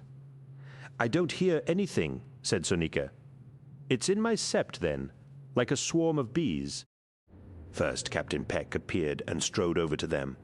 The Primarch has called for you, Pito, he said. Me, he needs you. Follow me. Soneca glanced at Ruxana. Go on, she urged. Peck led him through the luminous halls of the Cabal vessel to a chamber where Alfarius, Omegon, and Cher were waiting. My lord, asked Soneca. The Cabal is about to display the acuity to us, Pito, Alfarius told him.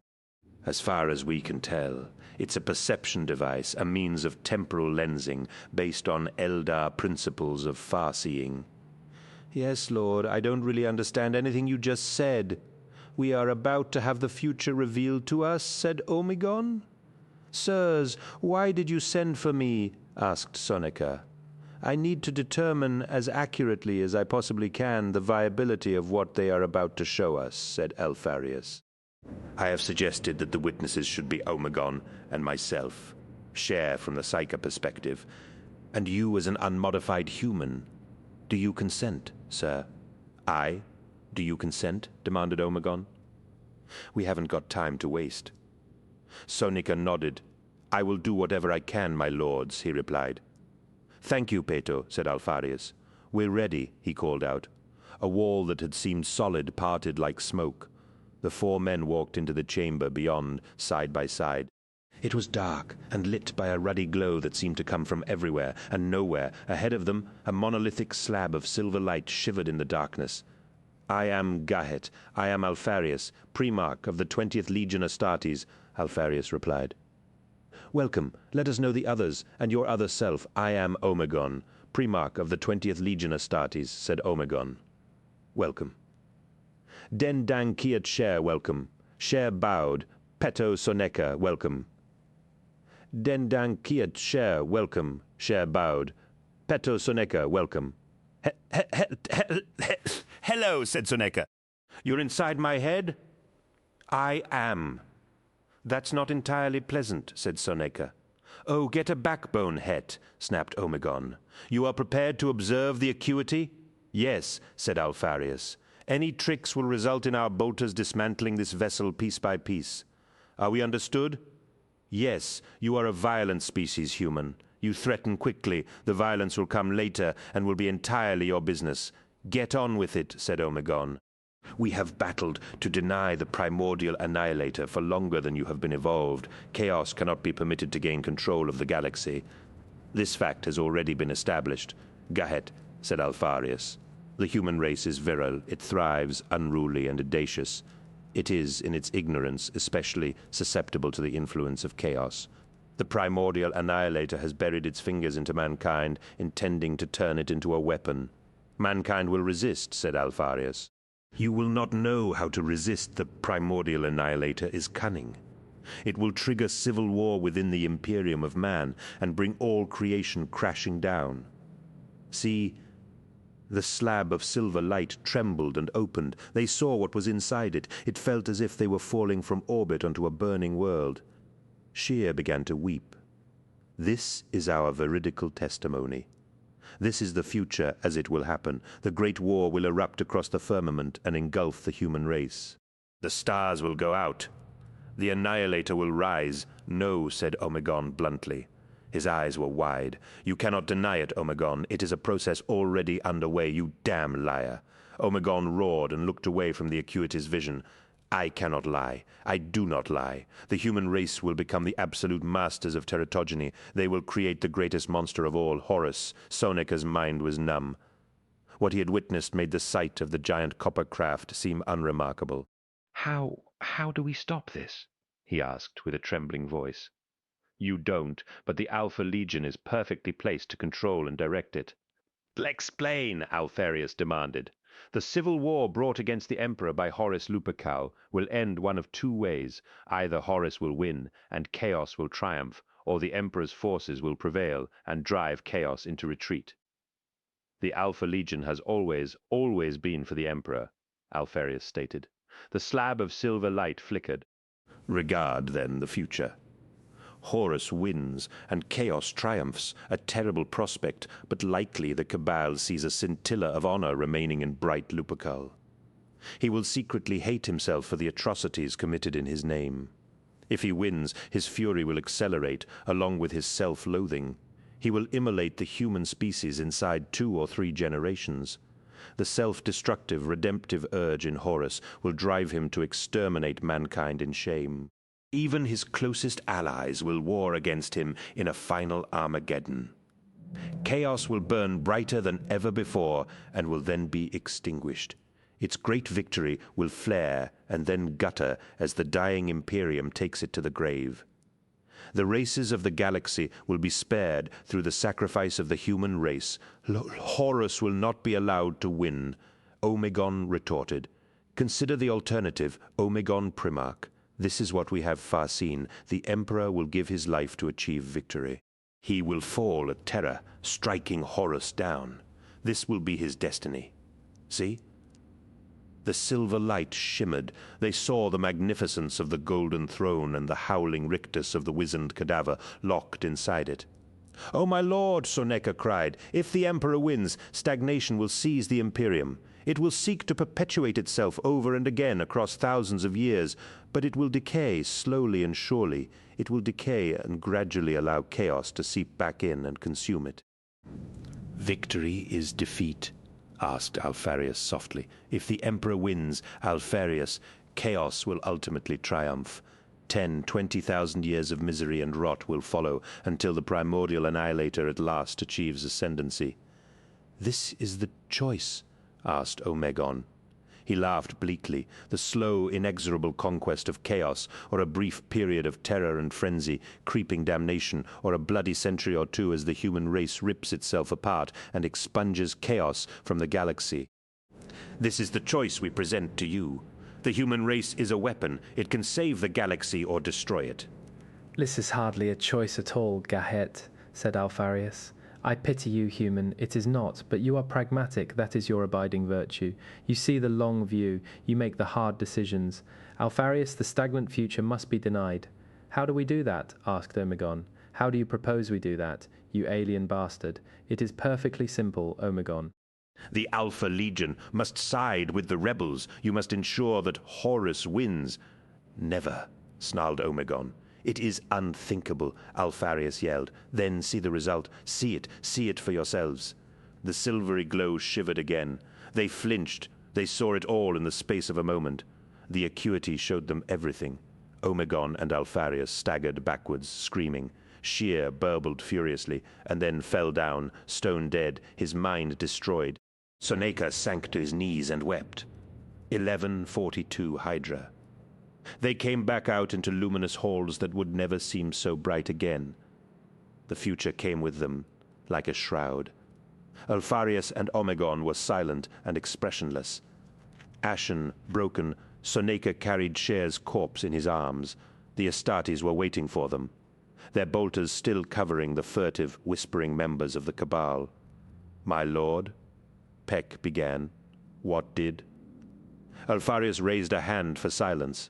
He looked at his twin, and they stared into each other's eyes for a long time. Soneca set Cher's body down upon the deck. Ruxana came over to him. "Peto, your face," she whispered. "What was it? What did you see?" Soneca shook his head. He couldn't speak. She put her arms around him. He saw the acuity. John Grammaticus was standing behind them. "It is a terrible thing, isn't it, Peto? Quite terrible and wonderful, too." "Wonderful?" Soneca burst out, pulling away from Ruxana. "How can you call it that?" "Because in all the horror it offers a chance," said John Grammaticus. "One pure, simple chance to save, to spare, and to protect." Soneca stared at him. "I don't think much of the chance, John," he replied. Slaudar stepped forward to face Alpharius. The Astartes followed him with their weapons, but he ignored the threat. "Well?" he asked, in halting, thickly accented Low Gothic. "What is your response, Monkey? Do you have the strength to make this choice? Or are you just as weak and self-serving as the rest of your vermin species?" Alpharius gazed at the autarch levelly. "I stand for the Emperor," he replied. "In all things I am loyal to him, and I cannot break that bond. He has many great ambitions and the noblest of intentions, but I know that above all else he is determined to stand firm against the rise of chaos. He has always known the truth of it. The overthrow of the primordial annihilator is his greatest wish. So what I do, autarch? From this moment on, I will do for the Emperor." Slaudar nodded. He turned and walked away. "Lord Namatjira continues to plague us with demands," said Herzog.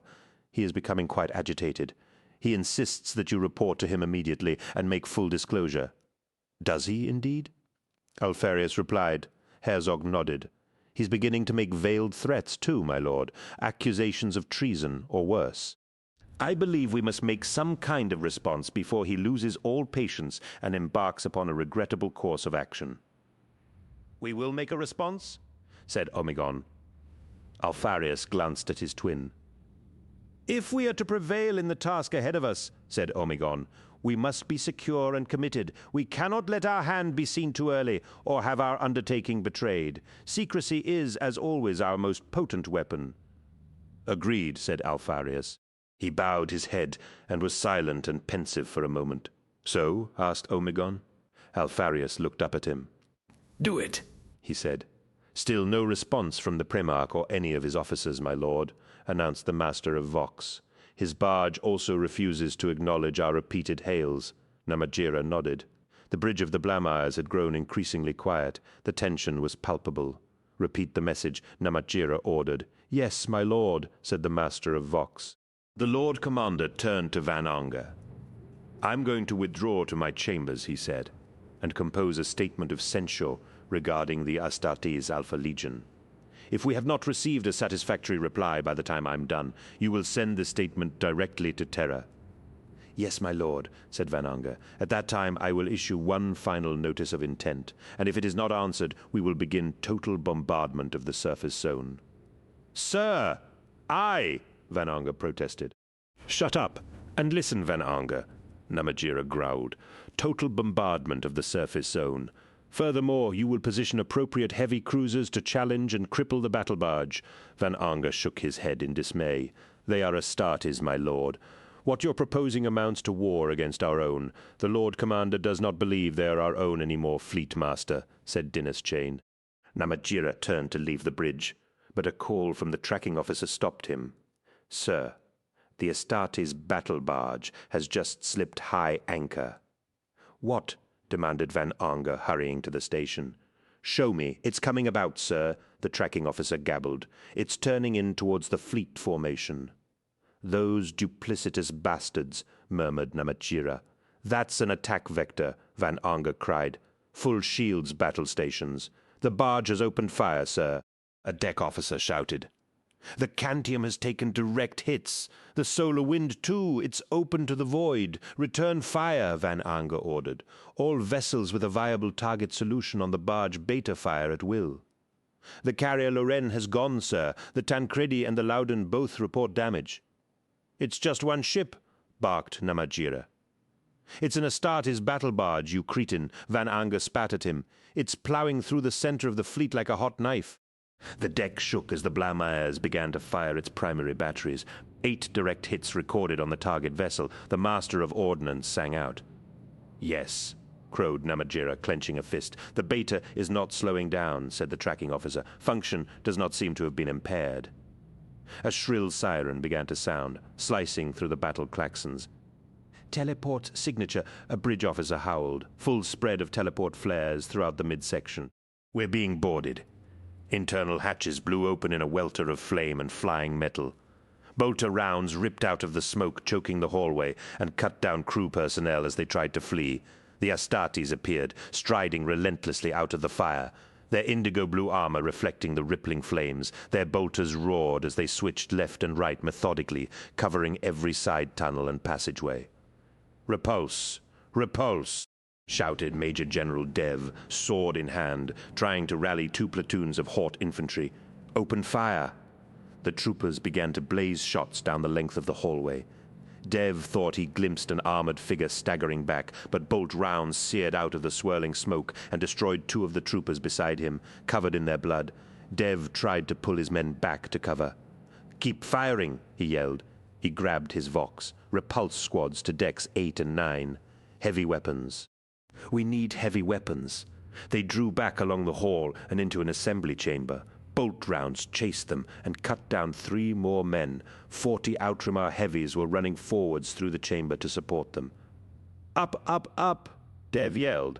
"Come on, hold the fucking hatchway. Keep them back." The deck shook with a series of loud blasts from somewhere below. "Give me that fucking launcher," Dev screamed, throwing down his sword and snatching the heavy weapon out of the hands of one of the Outramars. He began to pump rocket grenades out through the chamber hatch. Light blinked and flickered in the chamber behind them. Coalescing matter swirled and twisted the eddying smoke. 6 Alpha Legion Astartes materialized, their weapons firing on full auto. The Major General and his men perished in seconds. "Something's happening," said Chi urgently. "Something bad?" Honan Mu gazed up at the sky. The bright flashes and sparks beyond the cloud cover were not lightning. It was orbital fire. The fleet had engaged. "I can't raise the carrier or the flagship," the Joker's Vox officer reported. "Keep trying," she ordered. "What is it?" asked Tiffane. "What's happening up there?" "I don't know," Mu replied. Everyone winced suddenly. Sept pain shot through the Uxor and her aides. Its iridescent rim turning slowly. The giant copper disk rose up behind the crags of the shivering hills and ascended straight up into the sky. It vanished into the low cloud. Mu sat down on a flat block of stone. It had begun to rain, fierce and cold. She could already smell the minute change in the air. Whatever purpose the atmospheric zone had been created for was done with. It was no longer needed, and it was being allowed to dissipate. She had no idea if the process would take minutes, days, or weeks, but the caustic atmosphere of 42 Hydra Tertius would flood back and restore climactic equilibrium. Honan Mu perceived that no one would be coming for them. The Jokers and all the other ground assault units would still be in the zone when the poison storms of 42 Hydra Tertius reclaimed it. Then other decomposing remains would be left, drowned and scattered, across the lonely cubic rocks. 12 Blammers, orbital Dinas, Chain, placed a firm hand on Namatjira's arm. "Now, my lord," he insisted. "No, Dinas." Namatjira snapped, pulling away. "The security of the flagship can no longer be guaranteed," said Shane. "The companions must escort you to the safety of your sanctuary launch." The bridge was shaking. Every man at every station was shouting above the wail of the sirens. There was a distinct smell of smoke. "Target it again," bellowed Namatjira again. "We cannot break its shields," Van Anger yelled back. "We just lost the Barbustion," someone yelled. "The Loudon is reported as on fire and drifting," called another voice. Namatjira walked up to Van Anger and slapped him hard across the face. "Destroy that barge, you piece of shit!" Van Anger recoiled, spitting blood from his lip. He balled his fist to swing back. Chain took him by the throat. Van Anger gagged. "You will not raise your hand to the Lord Commander," said Chain. "Complete your orders." He let go. Van Anger fell to the deck, gasping. "All weapons," he coughed. "All weapons, sustained fire. Everything we've got. Damn it, before." "Contact!" the tracking officer cried. "A second contact!" They stared at the jumping graphics on the main display. A vessel was shown tracking towards the rear of the fleet mass. "Where did it come from?" Van Anger asked. "It just appeared on the scope, sir. It was concealed behind the planet." "That's another barge," said Van Anger in a low voice. "That's another fugging battle barge." "The Alpha," whispered Namatjira. "It has opened fire," the tracking officer yelled. "Now, my lord," said Chain. This time, Namatjira allowed Chain to lead him away, noisy, out there.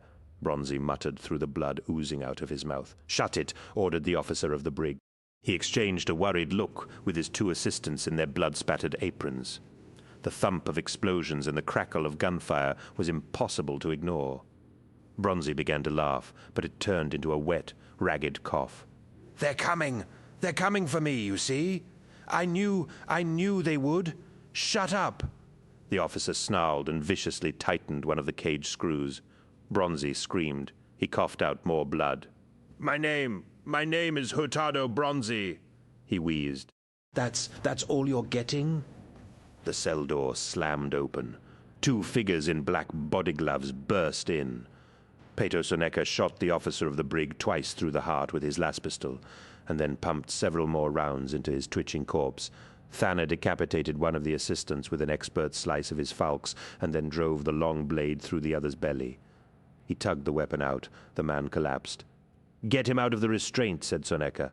Thanna started to undo the heavy clasps and bolts. "Peto, hang on, Hurt, you're a mess. You came for me. A personal favor granted by the Primarch," Soneca said. "You came for me." Bronzy repeated. "We look after our own," said Thanna. They pulled him out of the cage. He couldn't stand, so they carried him between them, his meaty arms, blood-soaked, around their shoulders. Hurry, said Thana. Signal the teleport, said Soneca. Thana nodded. We're going to get you out, Hurt, said Soneca. We'll get you to the barge and patch you up. Just hang on. It's good to see you, Pito, Bronzy murmured. And you, Hurt? If it's so good to see me, why do you look so fucking grim? Later, said Pito Soneca. I'll tell you later. One end of the flagship's vast carrier deck was ablaze. Chain and a squad of 6 Lucifer Blacks ran Namatjira through the smoke and across the wide deck space towards the armored sanctuary launch. Prepare for immediate departure. Chain cried into his vox. The Lord Commander will be aboard in 20 seconds. I don't believe he will, said Alfarius. The Primarch had emerged from the dense smoke pouring down the carrier space. He stood gladius drawn between the companions and the launch. The Lucifer Blacks were armed with las pistols and sabers. Without hesitation, they rushed him, firing as they came. Las rounds pinged and flashed off Alfarius's armor. Some left scorched and dented holes. He drove in to meet the charge. One swing of his sword broke the back of the first Lucifer. Alfarius wheeled and crushed another's skull with his left fist. Blades soared at him from all sides. He blocked with his sword, and the gauntlet of his left hand, a saber, shattered. The gladius stabbed clean through the chest of a companion and ripped free.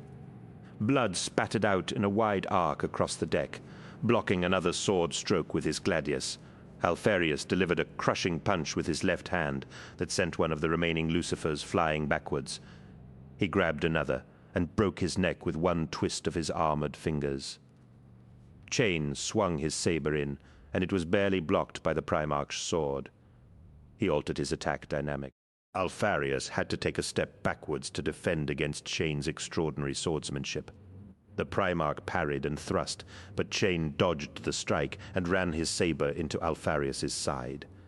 The tempered blade, as strong and sharp as any metal known to man, punched under the side of the power armor through the segmented layering and deep into Alfarius's torso. Alfarius looked down at the wedged blade. A tiny amount of blood oozed out. He murmured. He stared at Chain, who knew he could not pull the sword out. That's all you get, said Alfarius, and split him in half. Alfarius sheathed his gladius and dragged the saber out of his torso. He tossed it away and walked through the litter of bodies to where Namatjira was kneeling on the deck. Please, my lord Primarch. Please, I beg you, Namatjira pleaded, his hands making a desperate namaste. Alfarius drew his bolt gun. Why, shrieked Namatjira, why are you doing this? For the Emperor, said Alfarius, and pulled the trigger. Epilogue, Cabal, the copper dish spun out through the darkest part of the void. John Grammaticus walked its silent halls for the last time. Where are you going? Asked Slaudar. Away, it's over. I'm done. There will be other tasks. Not for me, said John Grammaticus. The Cabal is grateful for your efforts, said Slaudar. I bet that was hard to say, Grammaticus replied scornfully. He walked away from the autarch. You were successful, Monkey, said the Eldar Lord. Why do you not seem satisfied? Because of the measure of my success, said Grammaticus. I successfully signed the death notice of the human race. John, Slaudar called out, you are heading in the direction of the external hatches, John. John Grammaticus ignored him and kept walking. He felt he deserved it. It wouldn't be his first death, but he hoped it would be his last.